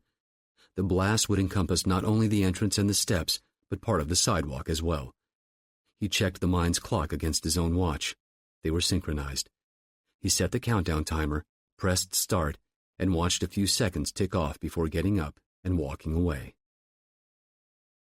As was their custom on weekends, Hank Alvey woke up early on Sunday morning and quietly got their 3 kids out of bed, fed them oatmeal and blueberry waffles, then got them settled in front of the TV, the volume turned way down, for cartoons. The previous night's rain clouds had moved on, leaving behind bright blue skies. Sunlight streamed through the living room windows and across the hardwood floors on which the kids now sat, entranced by the TV. Shortly before 7, he made Katie her sourdough toast and coffee and woke her up with breakfast in bed. The tire shop he managed was closed on Sunday, so this was the only day he could relieve his wife of what would otherwise be a 7-day-a-week job. Taking care of the kids so she could sleep in an hour was, she frequently assured him, so romantic and so sexy, and on most Sunday nights after the kids went to bed, she showed him exactly how much she appreciated the gesture. But that was for later, Hank reminded himself, pouring the coffee, which went on the tray next to the freshly buttered bread. Most mornings, he was able to almost reach their bed before Katie rolled over and gave him a sleepy smile. This she did now. "What's for breakfast?" she asked, smiling. "Take a guess." "Ah, my favorite." She sat up and shoved pillows behind her back. "What'd you do with the kids, lock them in the closet?" "They're watching Yo Gabba Gabba. I think Jeremy's got a crush on Fufa." Katie took a bite of toast. "Which one's that?" "The pink flower bubble thing." "Right. Are we going to church?" "We'd better. We missed the last 2 Sundays. We can hit the 9 o'clock, then take the kids to the park afterward." "Okay, I'll make myself pretty." "Done," Hank said, and headed for the door. "I'm going to let them out of the closet now." Katie was down the stairs, dressed, her hair and makeup done, even before Hank was ready for shoes. Their oldest, Josh, could tie his own, but not so with Amanda and Jeremy, so Hank took one and Katie took the other, and then they were up and moving, looking for their coats and car keys, making sure the back door was locked. "We're going to be late," Katie called. Hank checked his watch. "Not quite a quarter till. We'll be there in 5 minutes. Okay, kids, let's get a move on." Then they were out the door. Half a block north and west of the church, Cacique was sitting on a bus bench, sipping his 3rd cup of coffee of the day. From this angle, he had a perfect vantage point of the front steps. There. The front doors opened, and people began emerging. Cacique checked his watch. 8:48. Now, from the path leading around the church to the rear parking lot, came a line of 9 a.m. worshippers. Leading the group was a young couple with 3 children, 2 boys and a girl, all 3 holding hands as they skipped ahead of their parents. Cacique squeezed his eyes shut and asked Allah for strength. This was necessary, and the children, small as they were, would be killed instantly, so quickly that the pain wouldn't have time to register in their minds. The incoming group reached the end of the path where it joined the common area around the steps. Cacique checked his watch. Less than a minute now. 100 yards from where he'd planted the mine, he could not see that his plan was unraveling, and it would only be later, after he was captured, that the police would explain how he'd failed. For the past 5 hours, as the claymore sat first in the rain and then in the early morning sun, the candle wax Cacique had used to cement the rat poison pellets to the ball bearings and their resin base began to crack. This alone wouldn't have interfered with the mine's function, but what Cacique didn't know was that this particular claymore mine and 8 others were more than 2 decades old and had spent the last 8 years improperly stored either in a wooden box in a damp cave or buried in the sun-baked soil of Afghanistan's Nangarhar province. As the candle wax cracked inside the casing, the resin, far past its effective lifespan and as brittle as a fortune cookie, also cracked, but only a few millimeters. It was enough, however, to loosen the sockets in which 14 of the ball bearings rested. With overlapping metallic tinks that no one on the church steps would hear over the babble of voices, the 14 ball bearings broke free and dropped against the shell's lower casing. If not for 10 hours of rain that had fallen since the previous afternoon, this too wouldn't have hindered the mine's detonation. But the legs holding it upright in the soil, now softened to a mud-like consistency, succumbed to the weight of the fallen ball bearings. At 8:49:36, 24 seconds before detonation, Cacique's carefully aimed claymore tipped forward and came to a rest at a 45-degree angle, half its face pointing at the dirt, the other half pointing at the concrete. When she would awake later that day in the hospital, Katie Alvey's first thoughts would be, "My husband's dead," and "I think my children are alive," followed by the realization that dumb luck probably played a big part in both those outcomes. As Cacique's mine was tipping forward, the Alvey family mounted the front steps along with dozens of other late arrivals and started upward. Hank walked closest to the hedges bordering the steps, with Josh and Amanda to his left, then Katie and Jeremy, who was holding his mom's hand. Witnesses would later describe the explosion as a whoosh, followed by the hailstorm from hell. Katie neither saw nor heard these things, but had for some reason turned her head to look at Hank when the claymore went off. Of the 700 bearings inside the mine, 400 or so struck the dirt, cratering the bed and taking a yard-wide chunk out of the concrete. The remainder of the bearings either skittered along the concrete, punching through feet and calves, shattering bones and ripping away whole chunks of flesh, or bounced off the concrete and tore across the steps at various angles and trajectories. Those unlucky enough to be struck by these were either killed instantly or suffered horrific limb injuries. Hank Alvey, his body protecting his oldest boy and his daughter, caught a ball bearing beneath the left jaw, effectively cleaving his head into 3 portions. Katie saw this but had no time to react, no time to grab any of the children or to shield Jeremy with her body. As it turned out, none of it had been necessary. Katie stood blinking, her ears ringing and her brain failing to immediately register the carnage around her. On either side of her, Josh, Jeremy, and Amanda were similarly stunned, but that passed quickly, and then the tears started to flow. The steps were awash in blood and littered with arms and legs and unidentifiable chunks of... who? She recognized no one. Dozens of people lay strewn across the concrete. Some weren't moving, while others writhed in pain or tried to crawl away or toward loved ones, their mouths moving but no sound coming out. Then Katie's ears cleared and she heard the screaming. And sirens.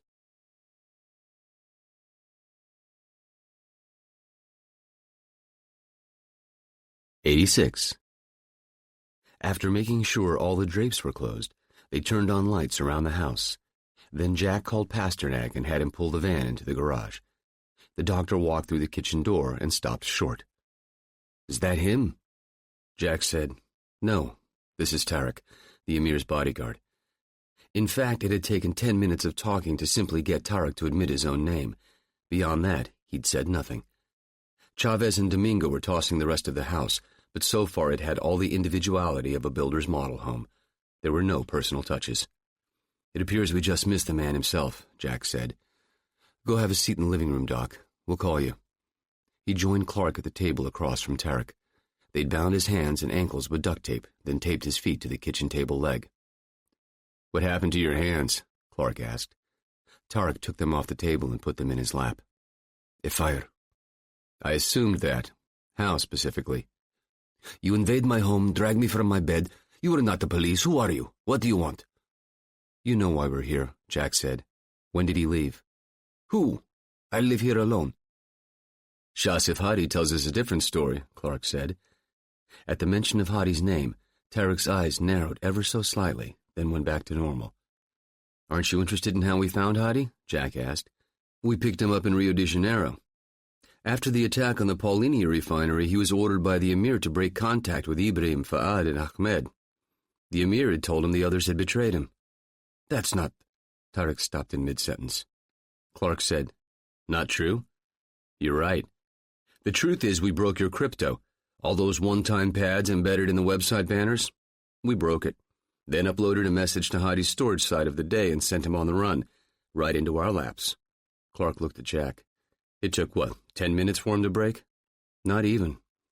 Here's another piece of news, Tarek. The cargo ship Lausanne, we put a stop to that, too. The Salim kids are dead, and the Newport News Fire Department is offloading the propane tanks as we speak." This time, Tarek couldn't help himself. "You're lying." "About what part?" Clark asked. "Hadi or Lausanne?" "Both." "So you admit who you are and that you know the Emir?" Tarek clasped his hands on the table before him and stared straight ahead. From the hallway, Ding called, "John, you're going to want to see this." Clark and Jack found Ding and Dominic in the master bedroom. Sitting atop a chest of drawers was a laptop. Ding said, "We found it in the nightstand." He hit the return key. After a few moments, the Emir's face appeared on the screen. The backdrop was the living room couch and wall. "My name is Saif Rahman Yassin. I am also known as the Emir, and I am the commander of the Umayyad Revolutionary Council. I speak to you today as a devout Muslim and a humble servant and soldier of Allah. By now the world has already witnessed the vengeance of Allah visited upon the infidel nation of America." Clark tapped the return button, stopping the video. "That's the son of a bitch's last testament," Jack asked. "What's the date on this?" "Yesterday," Dominic answered. Christ. They followed Clark down the hall and back to the dining nook. Clark sat down at the table while everyone else hung back. "Tarek?" "What?" "I want you to tell me where Saif is and what he's doing. Before you answer, you need to understand the ground rule. You get one chance to answer, and then—" Tarek stared straight ahead. "You're going to kill me? Go ahead. I do not fear death. I'll be welcomed into paradise, Asa." "We're not going to kill you, Tarek. But before another hour passes, you're going to wish you were." Tarek turned and looked at Clark. "I'm not afraid." Clark regarded him solemnly for a few moments, and then, without taking his eyes off Tarek, said over his shoulder to Ding, "Go fill up the bathtub." Clark had never quite understood the debate over whether or not waterboarding was torture. Anyone who'd either been through it or seen it firsthand knew that it was torture. It got results, the validity of which could be ascertained only by a particularly astute interrogator or subsequent intelligence gathering. Clark was blessed with the former attribute, but lacked the time and resources for the latter. 8 minutes, a saturated towel, and exactly 32 ounces of water was all it took. Satisfied, Clark rose from his crouched position over the barely conscious and sputtering Tarek and turned to Ding, who stood arms folded as he leaned against the bathroom wall. "Pull the plug," Clark ordered. "Get him cleaned up and locked down." "You buy it, John?" "Yeah." Clark checked his watch. "Either way, we're out of time."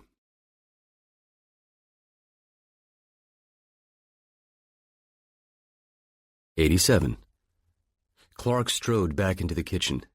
"Jack, grab the phone book. We need the closest airfield. Commercial helicopter tours will be our best bet." "On it." "Dom, you'll drive. Doctor, are you comfortable staying here with him?" Ding was coming down the hall, dragging Tarek behind him. "We'll be back for you."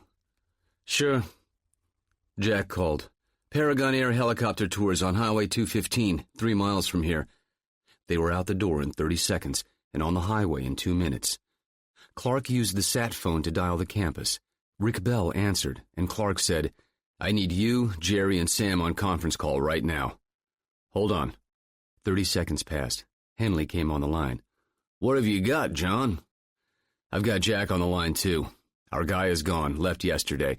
A bodyguard was still at the house. They've got a bomb, Jerry. Probably something below 10 kilotons, but big enough for what they've got planned." "Wait, back up. Is this credible?" "I believe it is. We have to assume it is." "Where'd they get it?" "No idea. Our guy didn't have that info." "Okay, what else?" The Emir's meeting with 6 other men about 100 miles north of here. The bodyguard didn't have the nuts and bolts details, but their target is Yucca Mountain. As in the nuclear waste repository? Yep. It's not even open yet. There's nothing there. There's groundwater, Jack replied. Come again?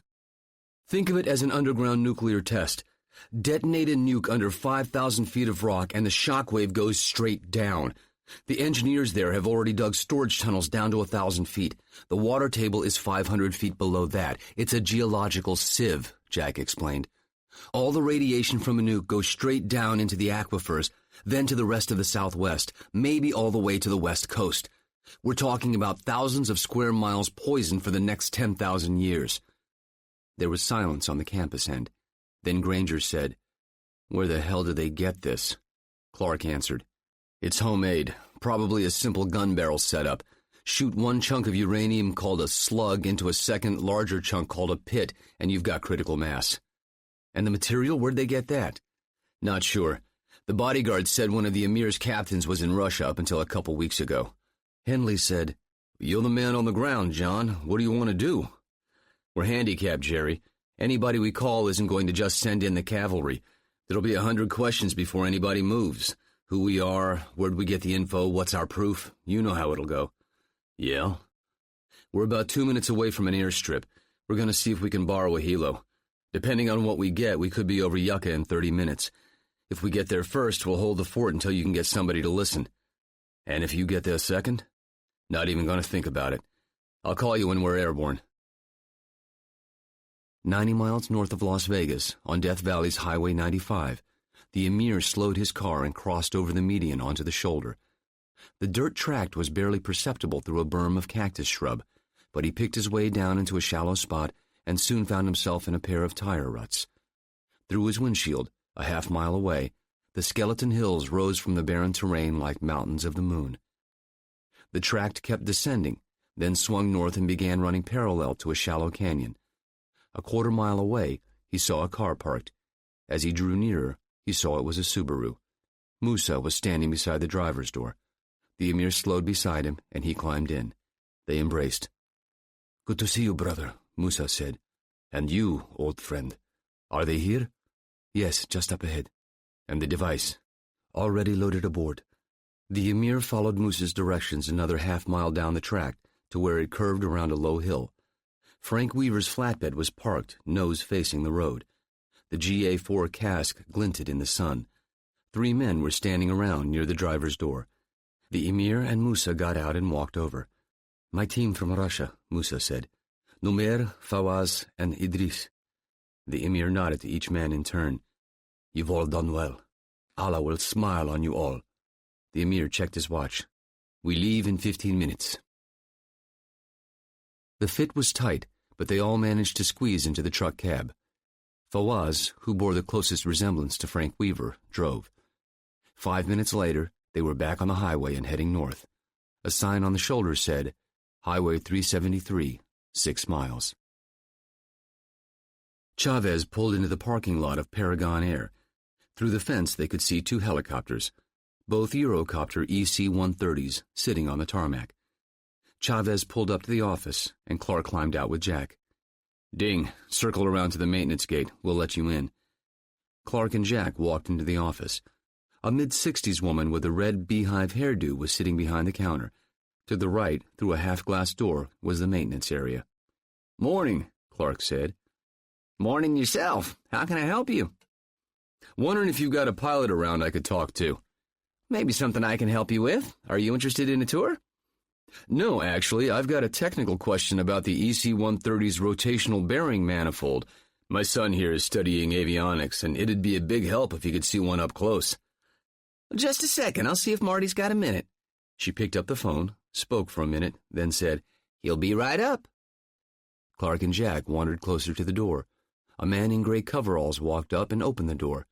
Clark stuck out his hand. "Hey, Marty, Steve Barnes. This is my son, Jimmy." As Clark spoke, he stepped through the door, backing Marty along. "Got a question about the EC-130. Only 2 other people were visible in the hangar, both at the far end, near a Cessna. "Sure," Marty replied, "but we should probably step back inside." Clark lifted his shirt tail and showed Marty the butt of his Glock. Oh, shit, hey. Relax, Clark said. We just want to borrow a helicopter. Huh? And we want you to fly it. Is this a joke? Nope.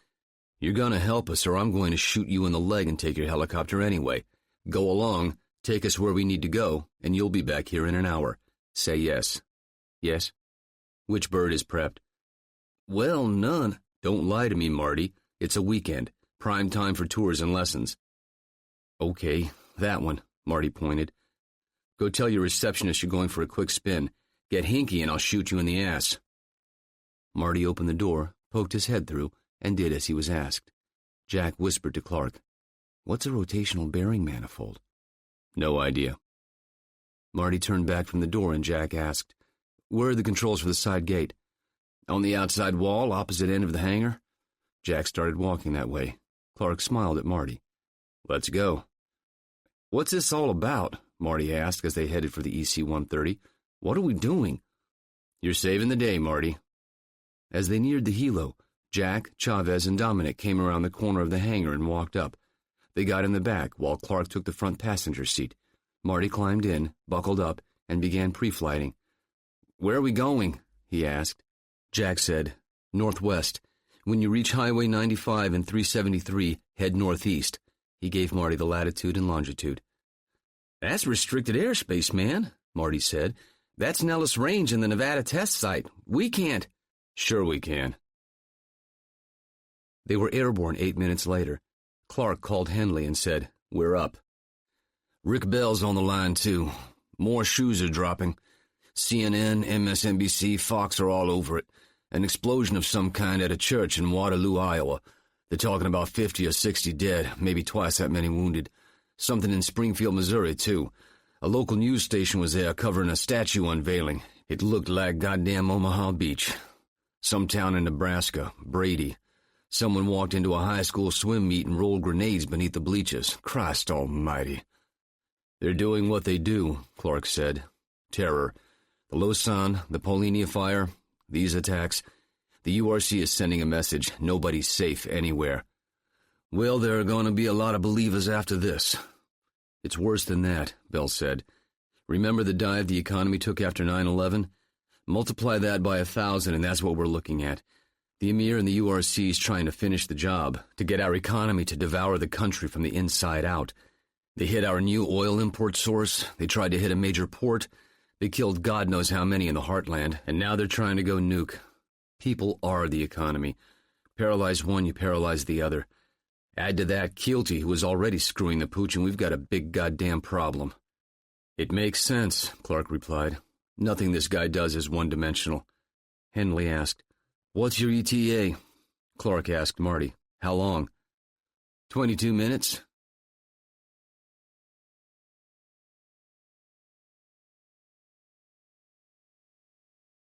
'88. 15 miles from the 373 junction, Highway 95 appeared below the E-130, a straight gray line cutting through the brown desert. "How close is the Nellis Range?" Clark asked Marty. "Reach out your window and you're almost touching it. That's what I'm telling you. As soon as we cut northwest, we're going to light up radar screens. These folks don't fuck around." "We need to get to Yucca." "Shit, please tell me you're not terrorists." "We're the good guys." "What kind of good guys?" "Hard to explain. Can you get us there before they chase us down?"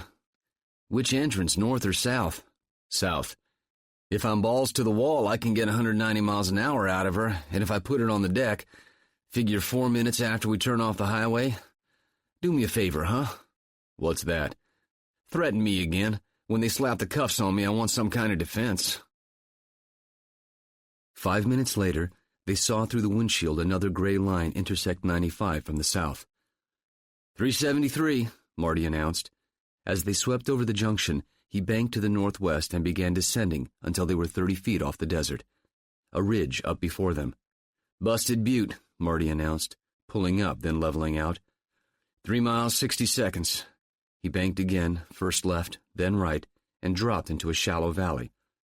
A 2-acre square gravel lot appeared through the windshield. On the lot's far left side, a keyhole shape had been cut into the hillside. At its center, an enormous tunnel entrance. "Company," Jack called. On the north side of the lot, A road extended into the desert. A flatbed truck carrying what looked like a giant stainless steel dumbbell was pulling into the lot. "What the hell is that?" Dominic shouted. "GA4 cask," Jack replied, "for transporting spent fuel rods." "Thought this place wasn't open." "It isn't." Jack scanned the binoculars north up the road to the white phone booth-sized guard shack. He could see 2 figures lying on the pavement. "Men down at the checkpoint," he called. Clark asked Marty, "Can you put down in—" "Not with that truck in there. I'll clip a rotor. Down the road about 50 yards I can." "Do it." "Coming around." Marty banked sharply, spiraling back the way they'd come before stopping in a hover over the road. In the lot, the truck had stopped. Men were piling out of the cab. "I count 5, Dominic called. As they watched, 2 of them sprinted down the length of the flatbed toward the EC-130. Still running, the men raised AK-47s and started firing. "Shit!" Marty shouted. "What the fuck is going on?" "Those are the bad guys," Clark told him. Marty slid the helo to the right, away from the road and behind the hill. "This'll do," Clark said. Marty brought the EC-130 down in a 1-bump landing. Clark and the others climbed out. Clark leaned back through the door and shouted, "Find cover and set down. Stay off the radio, and be here when we get back." "Aw, come on." Clark pointed his gun in Marty's general direction. "That help?" "Yeah." Clark slammed the door, then sprinted to where the others had clustered 30 feet away. Sand peppered them as Marty lifted off, then banked left and headed down the road, where he turned again behind a low hill. After 20 seconds, the chop of the rotors faded. "Listen," Jack said. Over the hill, the flatbed truck was moving. With Chavez in the lead, they charged up the slope. They were 10 feet from the ridgeline when they heard the chatter of automatic weapons. Controlled 3-round bursts. Voices shouted, echoing off the canyon walls. Chavez dropped to his belly and crawled forward. After a moment, he signaled the others forward. Below, the flatbed was pulling into the notch in the hillside. As they watched, a man in a yellow hard hat sprinted across the lot, heading for the road. There were 3 overlapping pops, and the man pitched forward and went still. "I count 4 others," Dominic said. "Don't see any of them moving. You guys?" No one answered. They sprinted down the slope to the concrete lip at the edge of the lot, then followed it up the opposite slope toward the edge of the entrance notch. They crept up to the edge, peeked over, and were met by the sounds of wrenching steel. The cab of the truck was disappearing into the mouth of the tunnel. The cask slipped into the entrance, scraping along the upper rim. The truck ground to a stop, lurched forward a few feet, then stopped again. The engine died. A man appeared around the rear of the flatbed, his AK at his shoulder. Bullets thunked into the dirt at their feet. They backpedaled and dropped down. Chavez wiggled forward, peeked up, then rose to one knee, snapped off 3 shots, and dropped down again. "One down," he said. "Do we know how big this thing is?" Jack asked. "No bigger than a footlocker, I'd imagine," Clark replied. 2 men could carry it. Come on, let's move." They picked their way back along the concrete rim, then rolled over the edge one by one and dropped to the ground. Ahead, along the concrete wall, were stacks of crates, coils of wire, rolling tool chests, acetylene cutting rigs, and arc welding units. Beyond them, the corner leading to the notch. They moved toward it in pairs, leapfrogging one another until Clark could see around the corner. He turned back, pointed to Jack, gestured him forward, then Dominic, then Chavez. At the entrance, nothing was moving. The flatbed was wedged tightly, both sides pressing against the walls and the cask against the roof. From the tunnel came the humming of an engine. It faded. "Sounds like a golf cart," Dominic said. "Cushman utility vehicle, sort of the same thing, but faster." "What do you know about the layout?" Clark asked. "Seen a few sketches on the internet, but since it's not even done yet, I don't know." "Best guess." "This main tunnel probably runs all the way to the north entrance. At intervals down the tunnel, there'll be ramps that angle downward." "Straight shot or curved?" "Straight." "How deep?" "Almost 1,000 feet. At the bottom, the ramp will level out into a landing. How big, I don't know. Branching off the landing will be storage tunnels for the casks. The good news is they're going to want to plant that thing as deep as possible, which means a ramp. From the main tunnel to the bottom, it'll probably take them 10 minutes. At Clark's signal, Jack and Chavez sprinted to the rear of the flatbed, climbed up, and began moving forward past the cask. When they were almost to the cab, he and Dominic came around the corner, split around the truck, and sprinted to the walls on either side of the entrance. Clark slid along the wall, knelt down, and peeked under the truck chassis. He straightened up and signaled to Jack. 2 men inside. Jack nodded and relayed it to Ding, who passed it on to Dominic on the other side. Slowly, carefully, Jack slid open the cab's rear window, then accepted a boost from Chavez and squirmed through into the sleeper compartment. He slid down on the floorboard, crawled ahead to the dashboard. Out the side windows, the rock walls came to within a foot of the cab. He poked his head up over the dash until he could see through the windshield. The tunnel was more massive than he'd originally imagined. Like the skeleton of a submarine, the walls and ceiling were braced by massive hoop girders. Halogen lights affixed to the ceiling stretched into the distance. Over the hood, Jack saw the top of a man's head move from right to left and disappear from view. 20 feet down the tunnel, he saw another man crouching beside a yellow Cushman. Careful to keep his head out of sight, Jack wriggled into the driver's seat. From the sleeper compartment, he heard a single tap. 1. Another tap. 2. On 3, Jack pressed his palm against the horn. Gunfire erupted on either side of the cab. The man beside the Cushman stood up and fired a burst from his AK. There was a single pop, then another. The man stumbled backward, bounced off the Cushman, and slid to the ground. "Come on out, Jack," Clark called. In pairs, they wriggled beneath the truck and into the tunnel. The first man Jack had seen lay still a few feet away. Dominic trotted down to the Cushman and checked the other man. He turned back, drew his thumb across his throat. They collected the 2 AKs and then, with Chavez at the wheel, climbed into the Cushman and started down the tunnel. "How stable is this thing they've got?" Jack asked Clark.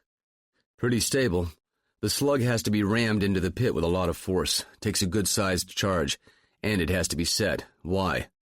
"Working on an idea." 50 feet ahead, the string of halogen ceiling lights converged into a circle. "First ramp," Jack said. "Easy, Dom," Clark ordered. They pulled to within 20 feet, then stopped, got up, and walked up to the ramp's entrance. Lit from above by yet more halogen lights, the ramp angled down at 25 degrees. "Should be able to hear their Cushman," Jack whispered. They went silent and listened.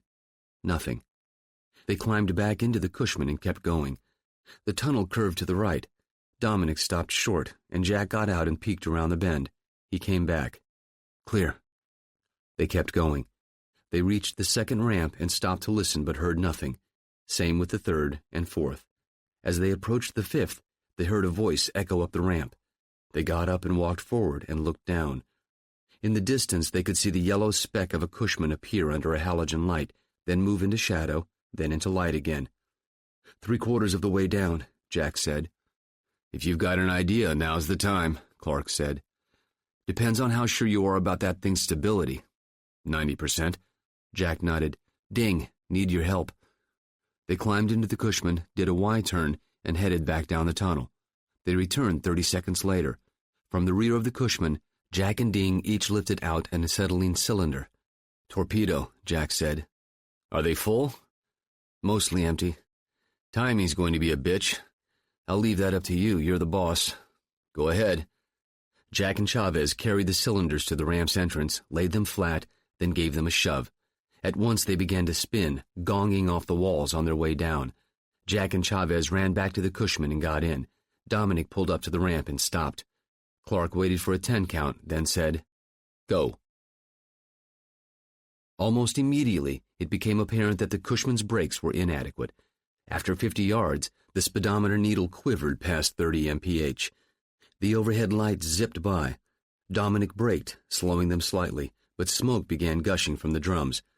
200 yards below them, the cylinders were spinning and tumbling like a pair of footballs. The Emir's Cushman was almost at the bottom. "Gonna be close," Chavez said. Clark said, "Slow us down, Dom." Dominic tapped the brakes with no result. He stomped on the pedal. Nothing happened. "Keep your hands inside," he yelled, then veered right. The Cushman's front quarter panel scraped the tunnel wall, sending up a shower of sparks. They slowed slightly. He eased away from the wall, then back again. 100 yards down the ramp, the cylinders caught up with the Emir's Cushman. One cylinder took a bad bounce and tumbled past, but the second one crashed into the rear bumper. The Cushman skidded, turning broadside, then tipped onto its side and skidded onto the landing. "Get us stopped," Clark ordered. Dominic spun the wheel hard over, putting the whole left side into the wall. The Cushman slowly ground to a stop. They got out and started down the ramp. On the landing, the Emir's Cushman lay upside down. A few feet away, a body lay sprawled on the concrete. They paused at the entrance to the landing. To their left, the tunnel continued on another 50 feet before turning sharply left. There was no one in the tunnel. Chavez walked over to the body and knelt down. "Not him," he said. They jogged down the tunnel. Around the corner, they found themselves in a 30-foot wide alley. Overhead, vaulted girders spanned the ceiling. They could see the circular entrances to the storage drifts, spaced at 20-foot intervals along each side of the alley. "I count 12 per side," Dominic said. "Split up," Clark ordered. "Me and Jack will take the right, you two the left." Clark and Jack sprinted across the alley to the opposite wall. Jack mouthed, "I'll take the last 6." Clark nodded. Jack took off in a sprint, glancing at each drift as he went. On the other side of the alley, Dominic was doing the same. Jack dashed past the 5th drift, saw nothing, then continued past the 7th and 8th. He skidded to a stop, backed up, and looked again. He saw a flicker of light 200 yards down the drift. He could just make out 2 figures crouched beside what looked like an industrial bait box. Jack looked around. Clark was working his way forward, but too far away. Same with Dominic and Chavez. Hell with it. He sprinted into the drift. He'd covered half the distance to the figures when one of their heads snapped up. A muzzle flashed orange. Jack kept running. Raised his gun, snapped off 2 shots. From the alley, Clark yelled, "Over here!" The man stepped forward, firing from the hip. Jack hunched over and pressed against the wall, trying to make himself small. He adjusted his aim, laid the sights on the man's center mass, squeezed off 2 rounds. The man spun and went down. The other figure ignored his fallen comrade and kept working, his hands moving in the box. He looked up, saw Jack, kept working. 30 feet away, Jack raised his gun and kept firing until the slide locked open, the magazine now empty. 20 feet. A head peeked around the box, disappeared again. Jack covered the last 10 feet in 2 strides, then dropped his shoulder and slammed into the box. He heard something pop in his shoulder, felt the pain rush up his neck. The box skidded backward. Jack's feet went out from under him, and he slammed face first into the concrete. Blood gushing from his shattered nose, he pushed himself to his knees. His eyesight sparkled. He looked around. The first man's body lay sprawled against the curved wall, his AK a few feet away. Jack crawled over to it, snagged the sling with his right hand, and dragged it toward him. He got to his feet and stumbled around the box. Already on his feet, the Emir was stepping toward the box. He saw Jack and stopped. His eyes flicked to the box, then back to Jack's face. "Don't!" Jack barked. "You're done. It's over." Down the tunnel behind Jack came the pounding of footsteps. "No, it's not," the Emir said, and knelt down before the box. Jack fired.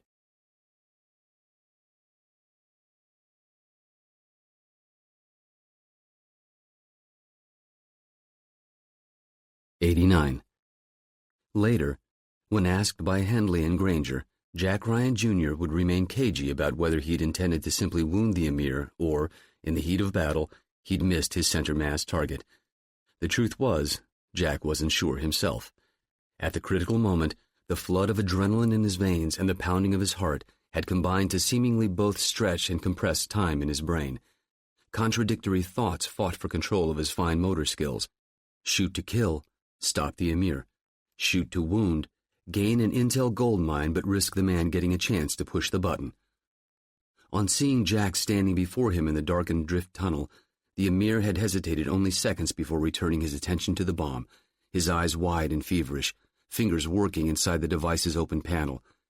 It took only a split second more for Jack to realize he wasn't facing a man who cared whether he lived or died. By gunfire or by nuclear detonation, the Emir had come here to finish his holy task. Jack's weapon had bucked in his hand, and the tunnel had flashed with orange, and when the sound faded and the darkness returned, he saw the Emir lying on his back, arms splayed, the flashlight illuminating his face. Jack could see the AK 7.62mm bullet had entered the Emir's right thigh on an angle, traveled upward, and punched out his buttock. Jack took 2 quick steps forward, weapon raised, ready to fire again, when he heard footsteps pounding up behind him. Then Clark and Chavez and Dominic were there, pulling him away. Though they wouldn't discover the reason until a day later via a Homeland Security intercept, Clark and company had emerged from the main tunnel's entrance with their now bound and gagged quarry, not to the sound of helicopter rotors and sirens, but rather dead silence. As Clark had suspected, their helicopter's course north along Highway 95 and their subsequent intrusion of the airspace above the Yucca Mountain hadn't gone unnoticed on the radar net that blanketed the Nellis Air Force Range and the Nevada nuclear test site. However, the alert that would have normally brought helicopters and security forces from Creech Air Force Base's 3rd Special Operations Squadron had been short-circuited by the DOE's test shipment from Callaway Nuclear Power Plant. Somewhere in the inevitable and often unfathomable bureaucratic process, the DOE had neglected to tell the Air Force they'd decided to forego the helicopter escort for the shipment. As far as Creech was concerned, the stolen EC-130 on which Clark's team rode was air cover for the shipment. Whether from fear or a suspicion that his passengers were indeed the good guys, Marty had taken Clark's stick-around order to heart and had sat in the idling EC-130 until Clark and the others appeared jogging down the service road.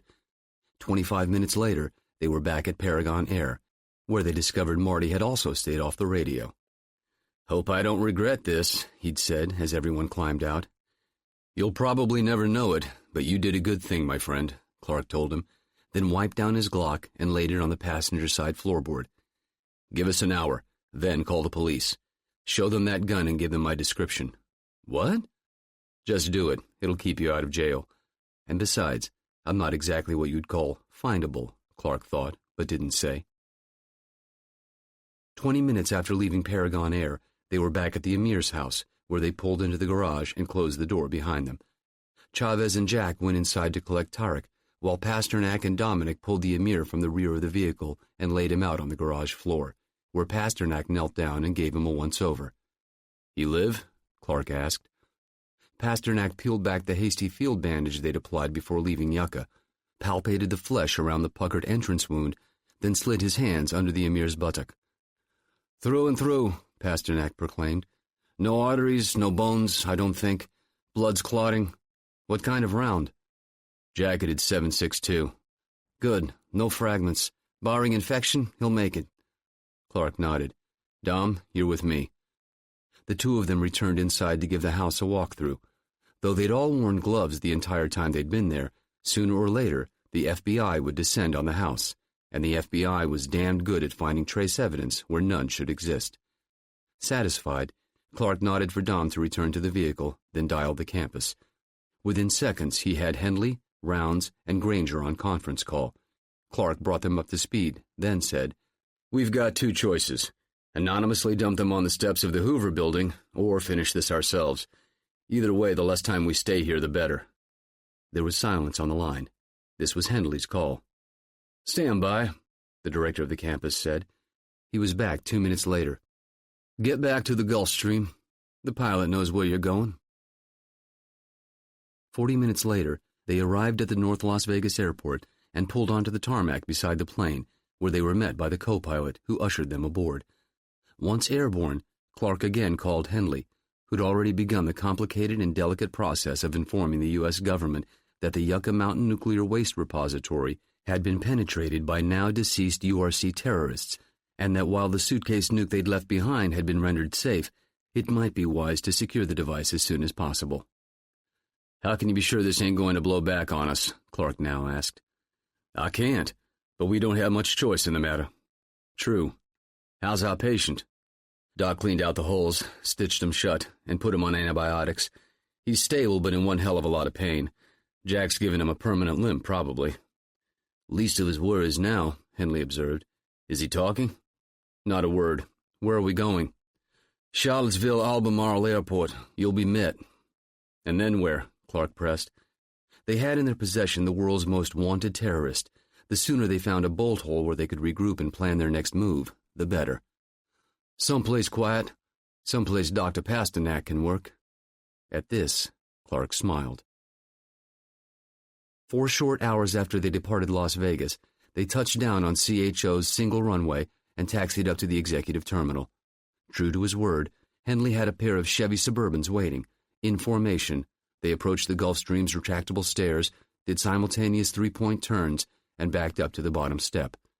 From the passenger door of the first Suburban, Henley leaned out and signaled to Clark and Jack, who climbed into the back seat, while Caruso and Chavez, trailed by Pasternak, escorted their charges to the trailing Suburban. Within minutes, they were off the airport grounds and heading north on Highway 29. Henley brought them up to speed.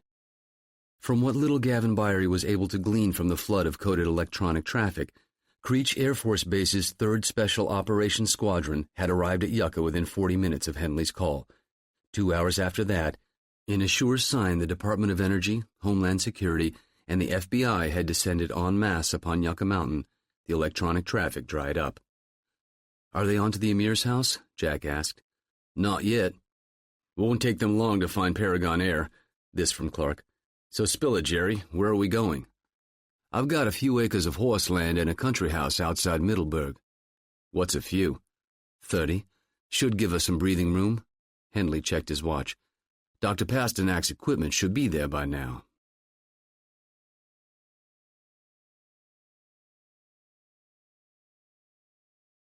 "90. After the nearly constant adrenaline rush Clark and his team had experienced since touching down in Las Vegas 24 hours earlier, what followed immediately upon arriving at Henley's country house was anticlimactic. To his obvious disappointment, Pasternak announced that it would be another day, perhaps 2, before his patient would be stable enough to undergo interrogation. That left everyone with plenty of time to waste and nothing to do but play cards and watch cable news. Unsurprisingly, there wasn't a whiff of what had occurred at Yucca Mountain, but there was wall-to-wall coverage of what the networks had universally dubbed the Heartland attacks. The Claymore mine blast at the Waterloo, Iowa church had claimed 32 dead and 50 wounded. The mortar attack at the Springfield, Missouri statue unveiling, 22 dead, 14 wounded. The grenade incident at the Brady, Nebraska swim meet, only 6 dead and 4 wounded, thanks to a quick-thinking off-duty volunteer police officer who shot the perpetrator dead after he'd rolled only 3 grenades beneath the bleachers. The Waterloo and Brady perpetrators, both of whom had been tracked to their respective homes within hours of the events, had taken their own lives. Added to the other attacks, the casualties were climbing into triple digits. Under the guiding hand of the FBI and Homeland Security, the near-miss chlorine attack aboard the Lausanne and Newport News had been attributed to a galley fire. By 4 p.m. of their first day at Henley's country house, as the plastic pretty female and lantern-jawed male anchors that dominated afternoon cable news collectively announced that President Edward Keelty would be addressing the American people at 8 p.m. Eastern, Clark got up and wandered off to find Pasternak. He found the doctor in Henley's woodworking shop, a fully appointed pole barn behind the house. The maple-topped bench had been converted into a makeshift medical suite, complete with halogen work lights, a Dreiger ventilator, and an EKG machine resuscitator by Marquette, including manual external defibrillator paddles to convert an irregularly beating heart to normal sinus rhythm. Both machines were brand new, fresh from their manufacturer's shipping cartons, which now lay stacked a few feet away. Everything was ready and present, save the guest of honor, who was ensconced in one of the guest bedrooms under a rotating watch manned by Chavez, Jack, and Dominic. "All set?" Clark asked. Pasternak pressed a series of buttons on the EKG and got a series of apparently satisfying beeps in reply. He powered down the unit and looked at Clark. "Yeah." "Got second thoughts?" "What makes you say that?" "You ain't exactly a poker player, Doc." Pasternak smiled at this. "Never was good at it. Guess it's the whole Hippocratic Oath. Kind of a hard thing to shake. I've had over 10 years to mull it over, though. After 9/11, I couldn't figure out if it was just about revenge or about something bigger. The greater good and all that."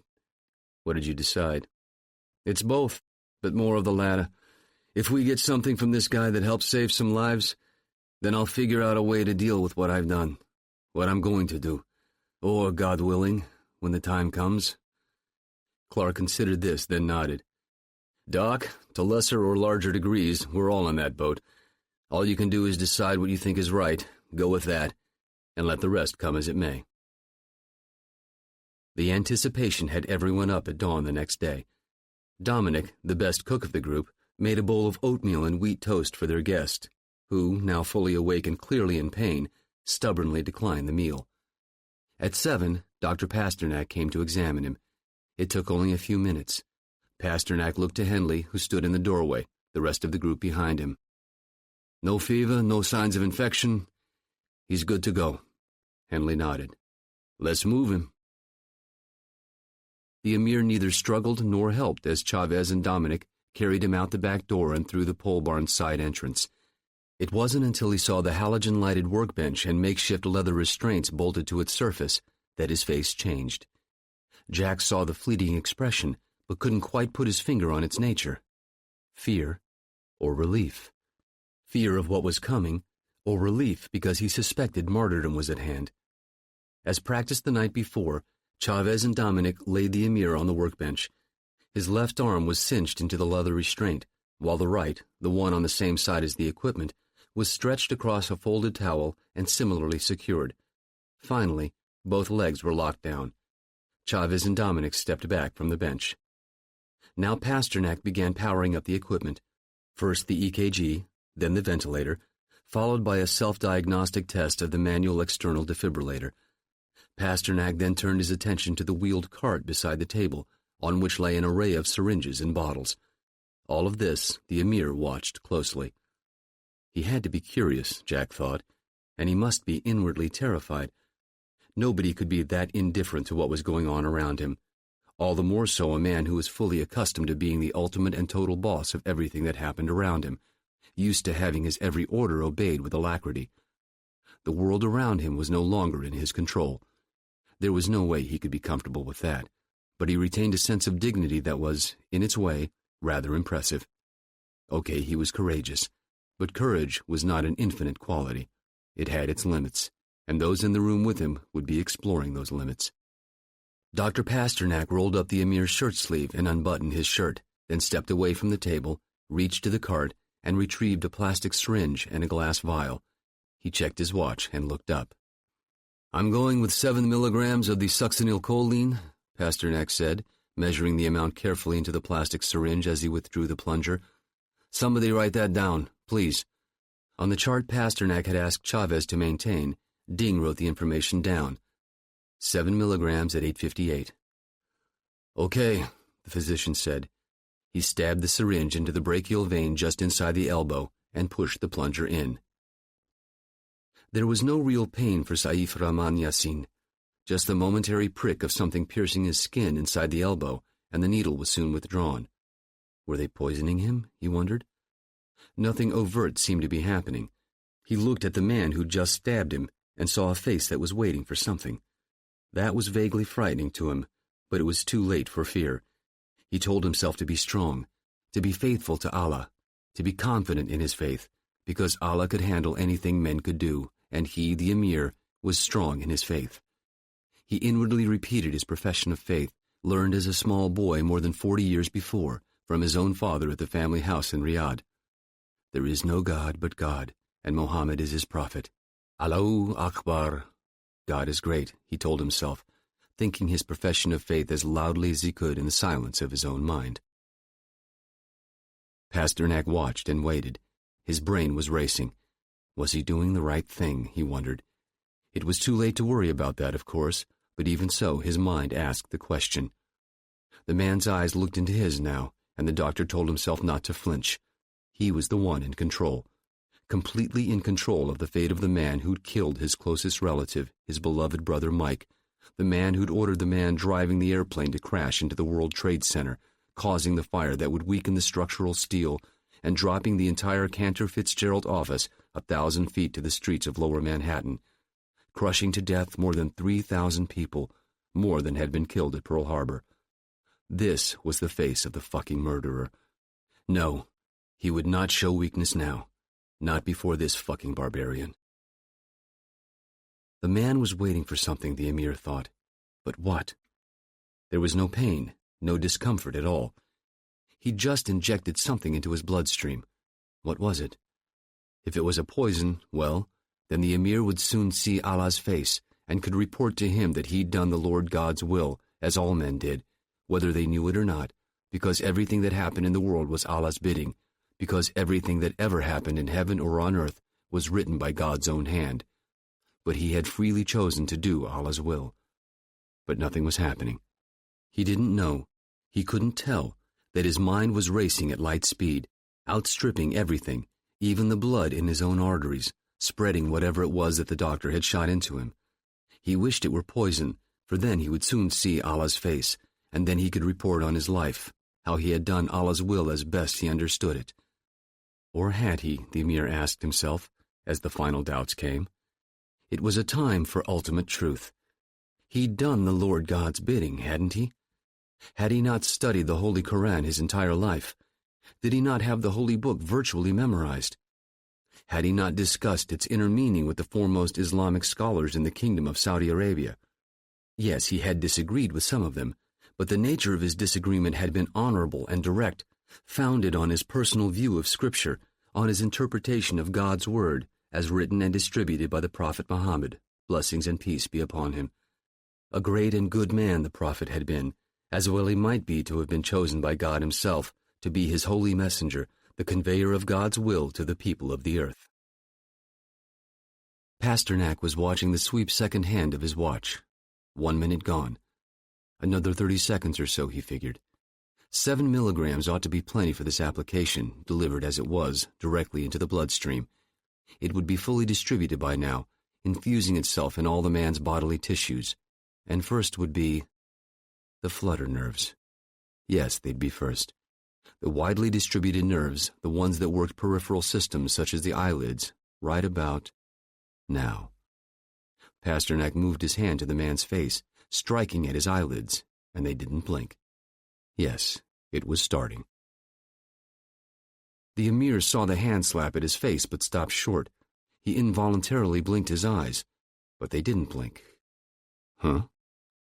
He tried to lift his head, and it moved a centimeter or so, then collapsed back down. What? He commanded his right fist to close and pull against the handcuffs, and it started to, but stopped, falling back down to a resting position on the wooden surface of the table, the fingers unflexing of their own accord. His body was no longer his own. What was this? What was this?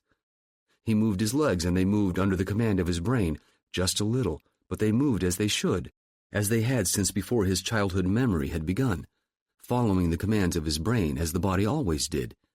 Command your arm, an infidel philosopher had written, and it moves. Command your mind, and it resists. But his mind was working, and his body was not. What was this? He turned his head to look around the room. His head did not move, despite his commands. Neither would his eyes. He could see the white drop ceiling panels. He tried to focus his eyes more closely on them, but his eyes were not working as they should. His body was like the body of another man. He could feel it, but he could not command it. He told his legs to move, and they barely fluttered, then froze limply in place. Limp, like a corpse. What was this? Am I dying? Is this death? But it wasn't death. Somehow he knew that, and... For the first time, the emir felt the beginnings of fear. He didn't understand what was happening. He only knew it would be very bad. To Clark, it looked as though the man was going to sleep. His body had stopped moving. There had been a few jerks and some little spasms, like a man settling to go to sleep in bed, but they'd stopped with surprising rapidity. The face became vacant, not focused, not proclaiming strength and power and lack of fear. Now he had the face of a mannequin, the face of a corpse. He'd seen that often enough in his life. He'd never thought what it was like for the mind behind the face. When death happened, the problem with that body was over for all time, allowing him to move on to the next problem, leaving this one behind for all time to come. It had never been necessary for Clark to destroy the body. When it died, the body was finished, right? Part of Clark wanted to approach the doc and ask him what was happening, but he didn't, unwilling to disturb the man in charge of the current operation quite yet. He could feel all of his body. It was all a matter of crystal clarity to Saif. He couldn't move any of it, but he could feel it all. He could feel the blood pumping through his arteries, but he couldn't move his fingers. What was this? They'd stolen his body from him. It was no longer his. He could feel it, but not command it. He was a prisoner in a cell, and the cell was... himself? What was this? Were they poisoning him? Was this the onset of death? If so, shouldn't he welcome it? Was the face of God just moments away? If so, he told his mind to smile. If his body couldn't move, then his soul could, and Allah could see his soul as clearly as a large stone in the midst of the sea. If this were death, then he would welcome it as the culmination of his life, as a gift he'd given to so many men and women, the opportunity to see Allah's face as he would soon do. Yes. He felt the air entering his lungs, giving him the last few seconds of life as these infidels stole his life from him. But the Lord Allah would make them pay for this. Of that he was sure, completely sure. Pasternak checked his watch again, coming up on 2 minutes, coming up on the last part. He turned and looked at the resuscitator. The green pilot light was on. The same was true of the ventilator. He'd have them when and if he needed them. He could restore this bastard's life. He wondered what Mike would think of that, but that thought was far too distant for him to latch onto it right now. What happened after death was unknown to living men. Everyone found out eventually, but none could return and relate it to the living. The great mystery of life, the subject of philosophy and religion, believed, perhaps, but not known. Well, this Emir guy was getting a look of sorts. What would he see? What would he learn? Just a moment now, Pasternak told those around him. The Emir heard that and understood the words. Just a moment until he saw God's face. Just a moment before paradise. Well, he'd not gone all the way he'd hoped to go. He'd not become the world leader of the faithful. He'd tried. He'd tried his best, and his best was very, very good. Just not good enough. That was a pity. A great pity. So much he could have done. Someone else would have to do it now? Ahmed, perhaps. A good man, Ahmed, faithful and learned, good of heart and strong of faith. Perhaps he'd be good enough. The Emir felt the air going in and out of his lungs. He felt it so clearly. It was a beautiful feeling, the very feeling of life itself. How was it that he'd never appreciated it, the beauty of it, the wonder of it? Then something else happened. His lungs were stopping. His diaphragm wasn't moving. The air wasn't coming into his lungs now. He'd been breathing since the moment of his birth. That was the first sign of life when a newborn screamed its life to the world, but his lungs weren't filling with air. There was no air in his lungs now. This was death coming. Well, he'd faced death for the last 30 years, at the hands of the Russians, the hands of the Americans, the hands of Afghans who'd not accepted his vision of Islam in the world. He'd faced death many, many times, enough that it held no terrors for him. Paradise awaited. He tried to close his eyes to accept his destiny, but his eyes wouldn't close. He still saw the panels of the drop ceiling over his head, just off-white rectangles that looked down at him without eyes. This was death? Was this what men feared? How strange a thing, his mind observed, waiting, not with patience but confusion, for the final blackness to overcome him. His heart continued to beat. He could feel it thumping away, pumping blood through his body, and thus bringing life, bringing consciousness, soon to end, of course, but still present. When would paradise come to him, the Emir wondered. When would he see Allah's face? Respiration stopped at 3 minutes, 16 seconds, Pasternak reported. Chavez wrote that down too. The doctor reached for the ventilator mask, checking again to be sure the system was turned on. He hit the button on the mask and was rewarded by the mechanical sound of rushing air in the rubber mask. Then he took the paddles off the resuscitator and pressed them to the man's chest, turning his eye to the EKG readout on the small computer screen. Normal sinus rhythm, he saw. That wouldn't last long. The Emir heard odd sounds around him, and he felt strange things but was unable even to make his eyes go look for the source of the sounds, locked as they were on the white ceiling panels. His heart was beating. So, he thought rapidly, this is what death is like. Was it like this for Tarek, shot in the chest? He'd failed his master, probably not because he'd been sloppy, just because the enemy in this case had been overly skillful and clever. That could happen to any man, and doubtless Tarek had died shamed at his failure to fulfill his mission in life. But Tarek was now in paradise, the Emir was sure, perhaps enjoying his virgins, if that was really what happened there. Probably not, the Emir knew. The Quran didn't say that, not really, enjoying the favor of Allah. That was sure enough, as he, the emir, was about to discover. That would be sufficient.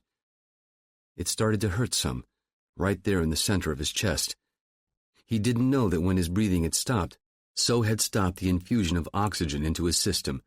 His heart, a powerful muscle, needed oxygen to function, and when the oxygen stopped, then the heart tissues went into distress and would soon start to die. The heart was full of nerves, and they reported the lack of oxygen as pain to his still functioning brain.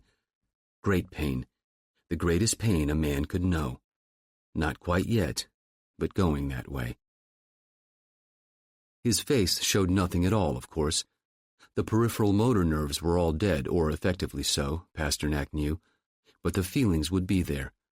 Maybe they could measure that on an electroencephalograph, but that would just show traces of black ink on white fanfold paper, not the searing agony that the tracings represented. "Okay," he said quietly. "It's starting now. We'll give him a minute, maybe a little more." Trapped within his non-functioning body, Saif felt the onset of pain. It started distantly, but it increased steadily and quickly.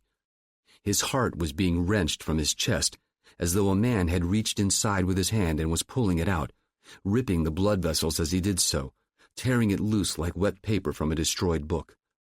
But it wasn't paper. It was his heart, the very center of his body, the organ that provided life to the rest of him. It seemed to be on fire now, burning like kindling wood on open ground surrounded by rocks. Burning, burning, burning, inside his chest, burning. His heart was burning alive, burning as he felt it. Not beating, not sending blood to his body, but burning like dry wood, like gasoline, like paper. Burning, burning, burning, burning while he lived. If this was death, then death was a terrible thing, his mind thought. The worst thing. He'd inflicted this on others. He'd shot Russian soldiers, infidels, all of them, but still he'd ended their lives, put them through this. And thought it amusing? Entertaining? Part of Allah's will? Did Allah find this amusing too? The pain continued to grow, to become unendurable, but he had to endure it. It would not go away. Nor could he. He could not run from it, not pray aloud to Allah to stop it, not deny it. It was there. It became all of reality. It overwhelmed all of his consciousness. It became everything. It was a fire in the middle of his body, and it was burning him up from the inside out, and it was more terrible than he'd ever imagined it to be. Was not death quick in coming? Was not Allah merciful in all things? Why then was Allah permitting this to happen to him? He wanted to grit his teeth to fight against the pain. He needed to scream aloud to protect himself from the agony that lived inside his body. But he couldn't command his body to do anything at all. All of reality was pain. Everything he could see and hear and feel was pain. Even the Lord Allah was pain. Allah was doing this to him. If everything in the world was God's will, then had God willed this on him? How was that possible? Was not God a God of infinite mercy? Where the hell was his mercy now? Had Allah deserted him? Why? Why? Why? Then his mind faded into unconsciousness with a final epilogue of searing pain to see him on his way. On the EKG readout, the first irregularities showed up. That got Pasternak's attention. Ordinarily, in the OR, as anesthesiologist, it was his job to keep watch on the patient's vital signs. That included the EKG machine, and he was, in fact, rather a skillful diagnostic cardiologist himself. He had to pay very close attention now. They didn't want to kill this worthless fuck, and more was the pity. He could have just given him a death such as few men had ever experienced, a fitting punishment for his crimes. But he was a physician, not an executioner, Pasternak told himself, pulling himself back from the edge of a tall and deadly cliff. No, they had to bring this one back. So he reached for the ventilator mask. The patient, as he thought of him, was unconscious by now. He pressed the mask onto his face and pressed the button, and the machine shot air into the flaccid, deflated lungs. Pasternak looked up. "Okay, mark the time. We're breathing him now. Patient is doubtless unconscious now, and we're infusing air into his lungs. This ought to take 3 or 4 minutes, I think. Could one of you come over here?" Chavez was closest and came at once. "Put those paddles on his chest and hold him there." Ding did that, turning to look at the EKG readout. The electronic tracings had settled down and were repeating themselves regularly, but not in sinus rhythm, something his wife might have recognized, but to him were just like things he'd seen on TV. To his left, Dr. Pasternak was hitting the ventilator button at regular intervals of maybe 8 or 9 seconds. "What's the score, Doc?" Chavez asked. "His heart is settled down now that it's getting oxygen. The succinylcholine will wear off in another couple of minutes. When you see his body moving, then it'll be mostly over. I'll breathe him for another 4 minutes or so," the doc reported. "What did he go through?" "You never want to find that out. We gave him the equivalent of a massive heart attack. The pain would have been intense, really miserable. For him, maybe that's just too damn bad, but it would have been pretty fucking awful. We'll see how he responds to it in a couple of minutes, guys, but he's been through something that nobody will ever want to repeat. He probably thinks he's just seen the bottom floor of hell. I guess we'll see what that did to him, in a few minutes." It took 4 minutes and 30 seconds before the legs moved. Dr. Pasternak looked at the EKG readout on the resuscitator and relaxed. The emir was out of the influence of the succinylcholine, and his muscles were now under the control of his nerves, the way they were supposed to be. "He'll be unconscious for a few minutes, until his brain is fully suffused with oxygenated blood," the anesthesiologist explained. "We'll let him awaken normally, and then we can talk with him." "What's his mental state going to be?" This was Clark asking the question. He'd never seen anything even remotely like this before. "That depends. I suppose it's possible that he might remain strong and resistive, but I would not expect that. He's been through a singular and very, very adverse experience. He will not want to repeat it. He's been through pain that makes childbirth seem like a picnic in Central Park. I can only speculate how dreadful it's been for him. I don't know anyone who's been through this. Well, maybe some people who've been through massive coronaries, but they don't usually remember the intensity of the pain. The brain doesn't work that way. It erases great pain as a defense mechanism. Not this time. He will remember the experience of it, if not the pain itself. If that experience doesn't frighten him beyond anything he's ever experienced, well, then we're talking about John Wayne on amphetamines. People like that do not exist in the real world. There's the complication of his religious beliefs. Those can be pretty strong. How strong? Well, we'll have to see. But if he resists us from this point on, I will be surprised." "If he does, can we repeat the experience?" Clark asked. Pasternak turned. "Yes, we can. Almost indefinitely. I've heard around the shop at Columbia that the East German Stasi used this technique to interrogate political and espionage prisoners, and that it was uniformly successful. They stopped using it, I don't know why. Maybe it was too evil even for them. As I said yesterday, this is off the syllabus from the Joseph Mengele School of Medicine. The guy who ran the Stasi was Jewish, as I recall. Marcus Wolf, I think his name was. And maybe it affected him on that basis." "How are you feeling, Rich?" Henley asked. "I'm fine, but he isn't," the doc paused. "Will they still execute this guy?" "Depends on who ends up getting him," Henley replied. "If the FBI gets him, he'll go through the federal court system, and if he does, then eventually he goes night-night at Terre Haute, Indiana, after due process of law. That's not our concern, really." Because what he's just been through was quite a lot worse than that, Pasternak didn't say. His conscience was under control, but it was making noise. This really was out of Joseph Mengele's playbook, and that wasn't something calculated to make a New York Jew happy. But his brother's body had never been recovered, squashed to atoms by the collapsing WTC tower. He didn't even have a grave that he could visit with Mike's kids, and this bastard had made that happen. And so Rich Pasternak told his conscience to be quiet. He was doing, if not God's work, then his family's work, and that was fine with him. His conscience would have to be quiet about it. "What's this guy's name exactly?" Pasternak asked. Clark handled the answer. "Saif Rahman Yassin. He's child number 50 plus of his father, a man of commendable vigor, his dad was, also tied with the Saudi royal family."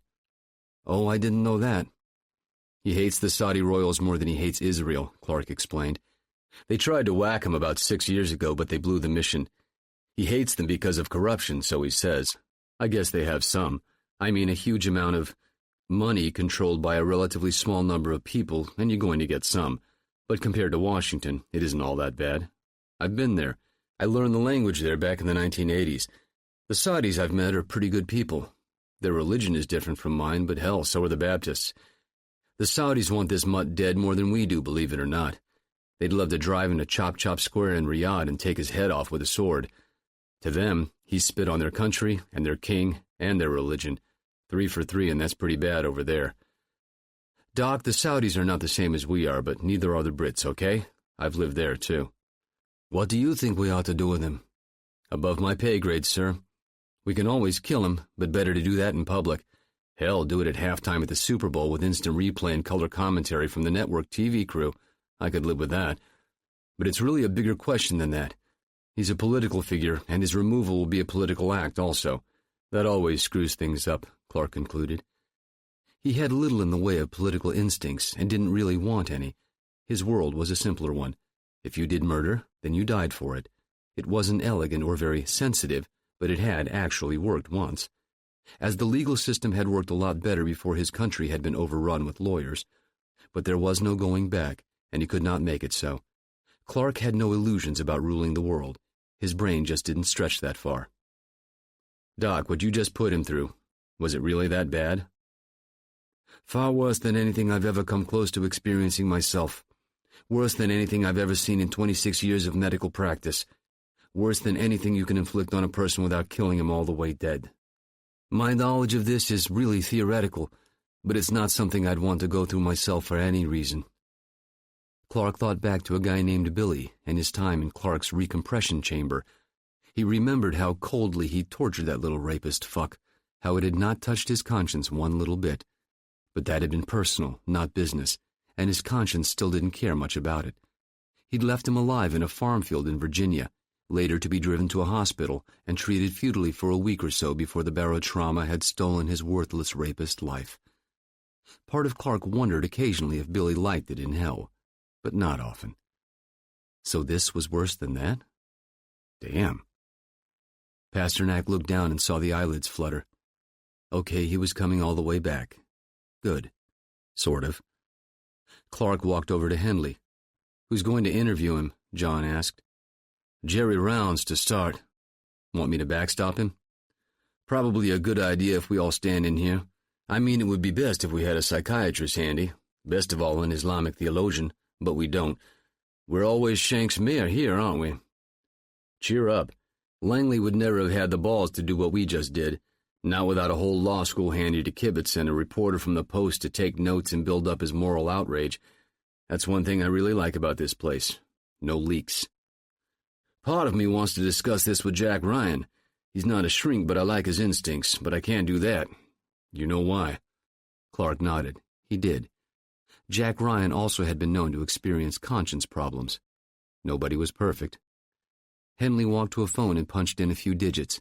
Just 2 minutes later, Jerry Rounds came in. Well? Rounds asked. Our guest has had a bad morning, Henley explained. Now we need to talk to him. That's your job, Jerry. Looks unconscious, Rounds observed. He'll be that way for a couple of minutes, Pasternak clarified. But he'll be okay, the doctor promised. Jesus, do we have enough people in here? Rounds observed next. More people than the regular board meetings. Then the TV camera came in, set up on a tripod by Dominic, and the tarpaulin curtains they'd duct-taped together the night before were erected around the workbench. At his nod, Dominic hit the camera's record button, and Henley took over, announcing off-camera the time and date. Gavin Byrie would, of course, later digitally alter Henley's voice. Dominic replayed the sequence and pronounced the recording clean. Head games? Rounds asked, almost to himself, but Clark was standing right next to him. Why not? Clark responded. No rules on this, Jerry. Right. Clark had a way of cutting down to the bone of the issue, the intel chief noted. Clark wondered if everyone should wear cowboy dress, jeans, gun belts, and 10-gallon hats to distort him all the way, really to play head games with Saif. But it was better, probably, to keep it simple. Thinking too much about anything usually obfuscated everything and ended up leading nowhere. Simple was usually better. Almost always. Clark walked to the table and saw that Saif was moving now, moving and twisting in his sleep, about ready to wake up. Would he be surprised to be alive, Clark wondered? Would he think he was in hell? For damn sure it wasn't paradise. He looked closely at the face. Little muscles were moving now. He was about ready to rejoin the world. Clark decided to stay where he was. "John?" It was Chavez. "Yeah, Ding?" "It's really been that bad, eh?" "That's what the doc says. He's the expert." "Jesus." "Wrong deity, man," Clark observed. "He's probably expecting to see Allah, or maybe the devil." "I guess maybe I can stand in for him," John thought on reflection. He looked around. Jerry Rounds looked uneasy. Henley had sent him up to bat in the bottom of the ninth, bases loaded and a full count. Well, he'd be inhuman not to be a little tight, John thought. He felt himself being drawn into this. It was coming his way, and he suddenly knew it. Oh, shit, Clark thought. What was he supposed to say to this bastard? This was a job for a psychiatrist, maybe a serious Islamic churchman or theologian. What did they call them? Mufti? Something like that? Somebody who knew Islam a hell of a lot better than he did. But was this guy really a Muslim? Or was he a would-be politician? Did he himself even know what he was? At what point did a man become what he proclaimed himself to be? Those were deep questions for Clark. Too damn deep. But the man's eyelids were fluttering. Then they opened, and Clark was looking into them. "Feels good to breathe, doesn't it?" Clark asked. There was no answer, but there was confusion on the man's face. "Hello, Saif. Welcome back."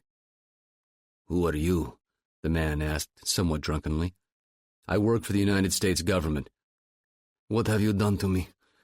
What happened?" "We induced a heart attack, then brought you back. They tell me it's an agonizing procedure." To this, Clark got no response, but he could see the flicker of terror in the Emir's eyes. "You should know this. What you just went through can be replicated, indefinitely and without long-term damage. Fail to cooperate, and your days will consist of nothing more than one heart attack after another." "You cannot do that. You have—" "Laws?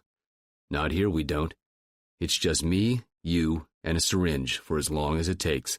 If you don't believe me, I can have the doctor back here in 2 minutes. Make your choice." The Emir's decision took less than 3 seconds. "Ask your questions." Clark and Rounds quickly discovered that their interaction of the man known as the Emir wasn't going to be an interrogation, but rather a cordial debriefing.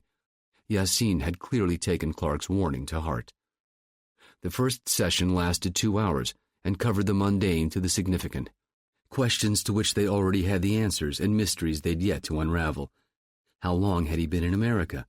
Where and when had he undergone plastic surgery? His route after leaving Pakistan? How was the house in Las Vegas purchased? How big was the URC's operational budget? The locations of bank accounts, the URC's organizational structure, cell headquarters, sleeper agents, strategic goals. And so it went into the early evening until Henley called a halt. The next morning the group gathered in the kitchen of the main house to do a post-mortem and to plan the day's questioning. Their time was limited, Henley explained. Whatever their personal inclinations, the Emir didn't belong to the campus, and justice was not theirs to dispense. The man belonged to the American people, justice to be dispensed according to their laws. Besides, once Yassine was in the hands of the FBI, months and years could be spent wringing from him every last drop of information. In the meantime, the campus would make hay with what the Emir had so far disclosed. They had plenty of leads to run down, and enough intel to keep them busy for 8 months to a year. "I'd say there's just one last thing we need to get out of him," Jack Ryan Jr. said. "What's that?" Rounds replied. "The why of it all. This guy's thinking is too layered. All the pieces and parts of Lotus, Yucca Mountain, the Lausanne, the attacks in the Midwest. Was the whole point terror or something bigger? It has to be more than 9/11 writ large, right?" Clark cocked his head thoughtfully and looked to Henley, who took a beat, then said, "Damn good question." By mid-morning, they had what they wanted.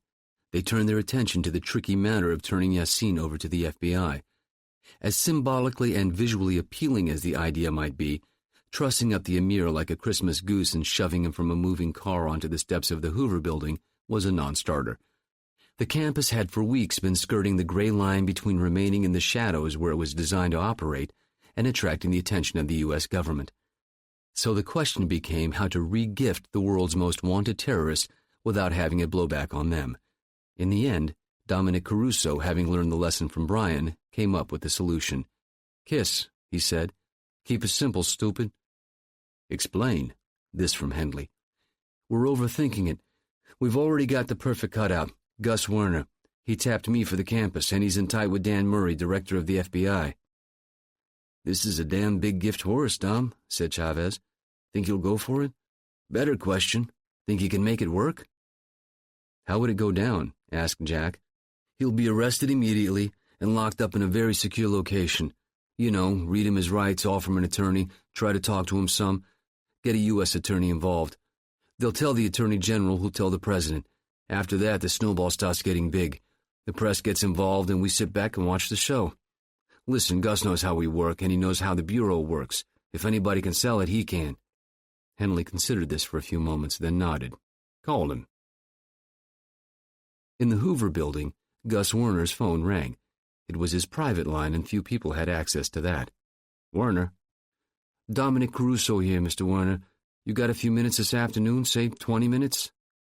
Sure. When? Now?" "Okay, come on down." Dominic parked a block from the Hoover building and went into the main lobby, showing his FBI ID to the desk guards. That allowed him to walk around the metal detectors. FBI agents were supposed to carry sidearms.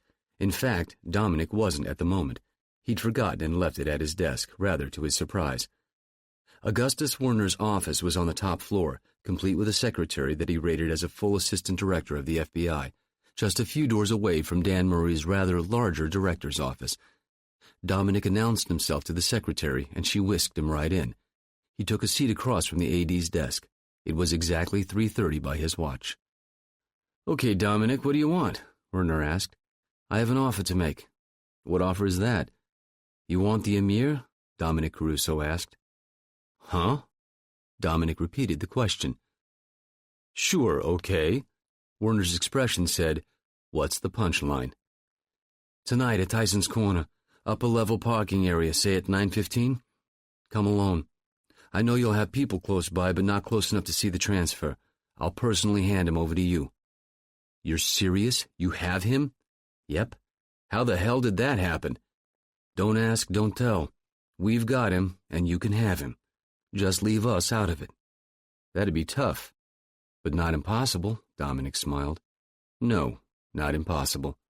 Anonymous tip, unexpected break, whatever." Right. I have to talk this one over with the director." "I understand that. Stay by your phone. I'll be in touch." As everyone knew it would, the call came quickly, within 90 minutes in fact, and the time and place of the meeting was confirmed. 8:30 came soon enough, and then it was time to get ready. Dominic and Clark walked out to the workshop to find Pasternak giving the Emir a once-over, under the watchful eye and ready Glock of Domingo Chavez. "He good to go, Doc?" Dominic Caruso asked. "Yes. Careful with the leg, though." "Anything you say." Clark and Dominic stood Yasin up, and Dominic took the flex cuffs from his back pocket and attached them to his wrists.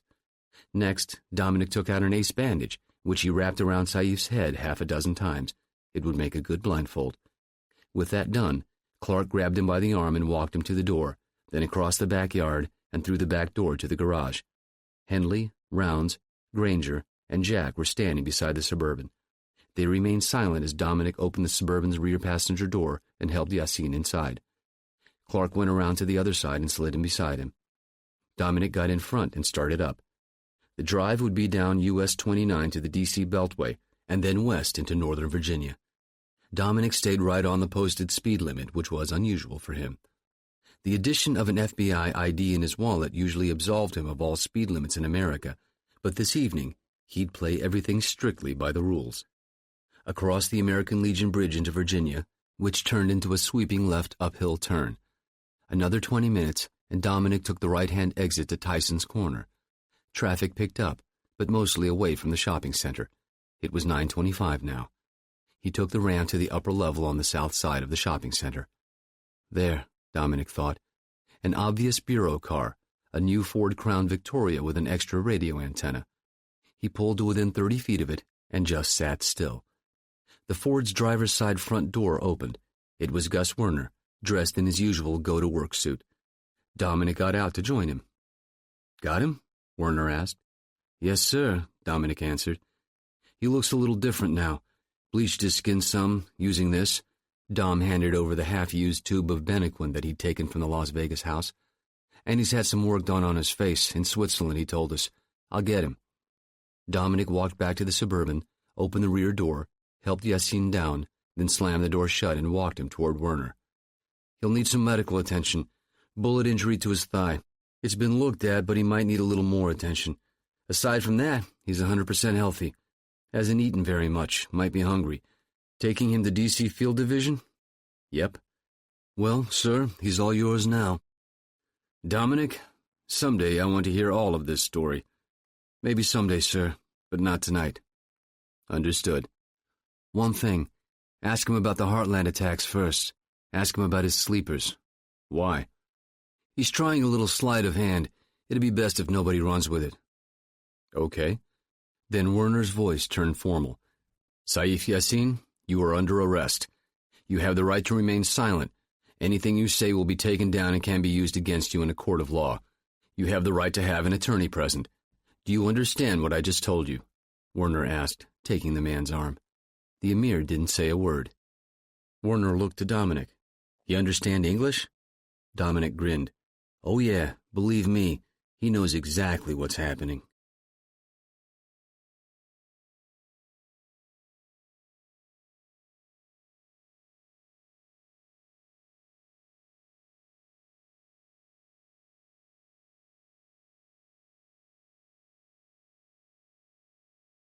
Epilogue. Arlington National Cemetery. Though Jack Ryan Sr.'s Secret Service detail obviated any worries about unauthorized photographs being taken, most of the members of the campus, Jerry Hendley, Tom Davis, Jerry Rounds, Rick Bell, Pete Alexander, Sam Granger, and Gavin Byery, had arrived several minutes early in 3 separate cars. Chavez and Clark came in a 4th vehicle with the recently retired and newly hired campus member, Sam Driscoll, who'd been spending half his time at the campus bringing himself up to speed, and the other half hunting for townhouses and rehabbing at Johns Hopkins. Though he'd never met the fallen Caruso brother, Driscoll was a soldier to the core, and blood relation or not, known or not, a comrade in arms was a brother. "Here they come," Chavez murmured to the group and nodded down the tree-lined drive. Per Marine Corps standards, Brian's immediate family, escorted by Dominic, arrived in the lead limousine and stopped behind the hearse, where an 8-man escort platoon of Marine Corps pallbearers stood at attention, eyes forward and faces expressionless. Moments later, the second limousine, carrying the Ryan clan, appeared and glided to a stop. At a nod from Special Agent Andrea Price O'Day, rear doors on both limousines were opened and the attendees emerged. At the grave, Jerry Henley and John Clark stood beside each other and watched as the members of the escort platoon stoically and smoothly slid the flag-draped coffin from the hearse and then fell into position behind the chaplain for the march across the lush lawn. "Starting to sink in," the head of the campus murmured. "Yeah," Clark agreed. 6 days had passed since Yucca, 4 since Brian's body had returned home from Tripoli. Only now had any of them had time to absorb everything that had transpired. For the country, the campus had scored a big win, but it had come at a big price. The rain that had been falling most of the morning had cleared away an hour earlier. The rows of stark white headstones seemed almost luminous in the midday sun. Paralleling the pallbearer's course to the grave, a Marine band contingent marched in lockstep while playing a somber drum cadence. The casket reached the foot of the grave, and the family members took their positions.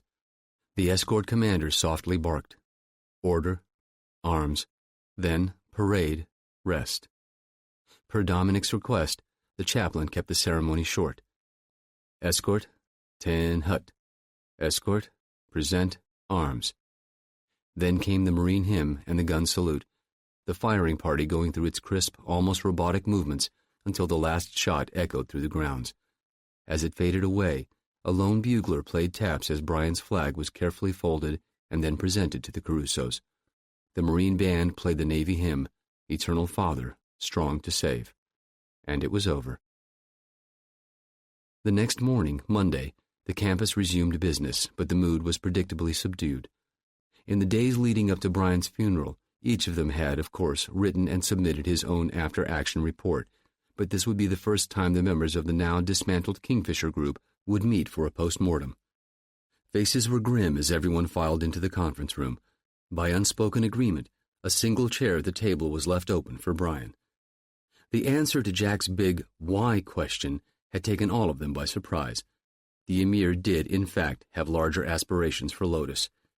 The Heartland attacks and the aborted Lausanne incident had been designed as jabs, the Yucca Mountain detonation as the uppercut that would awaken the sleeping giant. With an inept and reactionary Edward Keelty at the country's helm, the FBI and CIA would in due course unravel the identities of those responsible for the attacks, only to find carefully constructed and fully backstopped legends that would eventually lead directly to the doorstep of Pakistan's Directorate for Inter-Services Intelligence and radicalized elements of the Pakistan Army General Staff, both long suspected to be less than enthusiastic supporters of the war on terror. Where the United States rightly invaded Afghanistan following 9/11, she would again react swiftly and overtly, expanding military operations east across the Safed Ko and Hindu Kush mountains. The inevitable destabilization of Pakistan, already a near-failed state, would, according to the Emir, create a power vacuum into which the Umayyad Revolutionary Council would step and take control of Pakistan's substantial nuclear arsenal. "It's plausible," Jerry Round said. "Worst case, the plan succeeds. Best case, we have to go into the area big, maybe quadruple our current presence. And stay there for a couple of decades," Clark added. "If we thought Iraq was a recruiting poster for militants," Chavez observed. "A win-win for the Emir and the URC," Jack added. "I told Warner to dig into the legends first. He'll figure it out," Dominique Caruso said. "The question is, was this the only trick the bastard had up his sleeve?" As if on cue, the phone beside Henley's elbow buzzed. He picked it up, listened, then said, "Send her up." He hung up and said to the group, "Maybe one less question that needs answering." Mary Pat Foley appeared in the doorway 60 seconds later. After greetings were exchanged, she laid a manila folder on the table before Henley, who opened it and began reading. Mary Pat said to Sam Driscoll, "Kalaj finally spit out an answer on your sand table."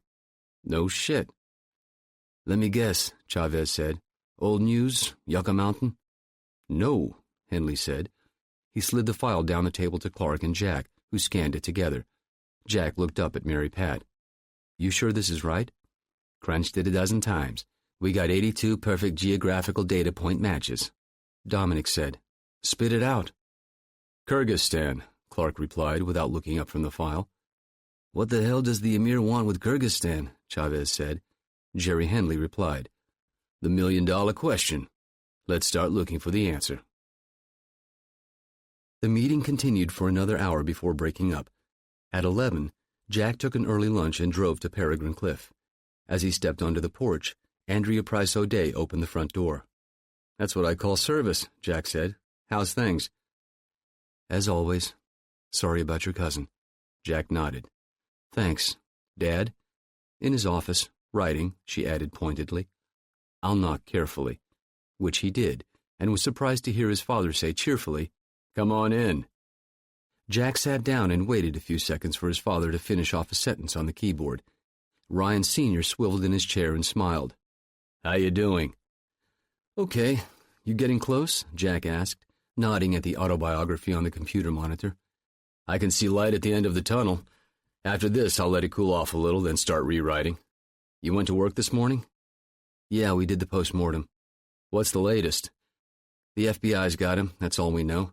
That's all we may ever know." "He'll break," Ryan Sr. predicted. "Might take a couple weeks, but he'll go." "How can you be sure?"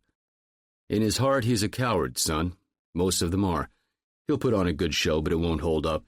We got to talk about something. Keelty's already taken the gloves off." "Digging for dirt?" The former president nodded. "Arnie's nosing around, but it sounds like Keelty's people are talking illegal espionage. Might be a story breaking in the Post next week." "Illegal espionage," Jack repeated. "Sounds a lot like the campus. Could they—" "Too early to tell. Maybe. If so, they'll use it as an opening salvo, try to blow us out of the water before the race really gets going." "What can we do?" "There's no we, son. Ryan said gently, then smiled. I'll handle it. You don't look worried. That worries me. It's politics, nothing more. It's going to get uglier, but Keelty's days are numbered. The only question is how long it'll take him to realize it. Hell, I'll tell you what I'm really worried about. What's that? Telling your mom you've gone into the family business. Ah, shit. If the campus comes out and she reads about it in the paper or gets shanghaied by a reporter, you and I are in the doghouse. So how do we do it? Keep it vague. I'll handle the part about the campus. You tell her what you do there. Not all of it, right? Not the field stuff. No. Better that you don't know either, huh? Ryan nodded. And if she asks, Jack said. She won't. She's too smart for that. I gotta tell you, Dad, I'm not looking forward to this. She isn't gonna be happy. That's an understatement. Better now than later, trust me. Jack Ryan Jr. considered this, then shrugged. Okay. Ryan stood up, then clapped his son on the shoulder. Come on, we'll face the fire together.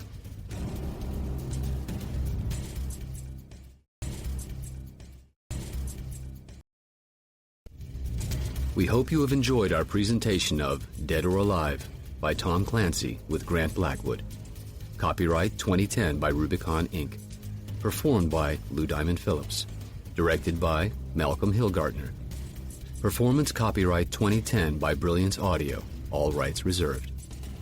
For further information concerning this program or other Brilliance Audio titles, please call the following toll-free number, 1-800-222-3225, or visit our website at www.brillianceaudio.com. No part of this recording may be played for an audience or reproduced in any form. It may not be streamed, downloaded, broadcast, or copied without written permission. Address all inquiries to Brilliance Audio, P.O. Box 887, Grand Haven, Michigan, 49417.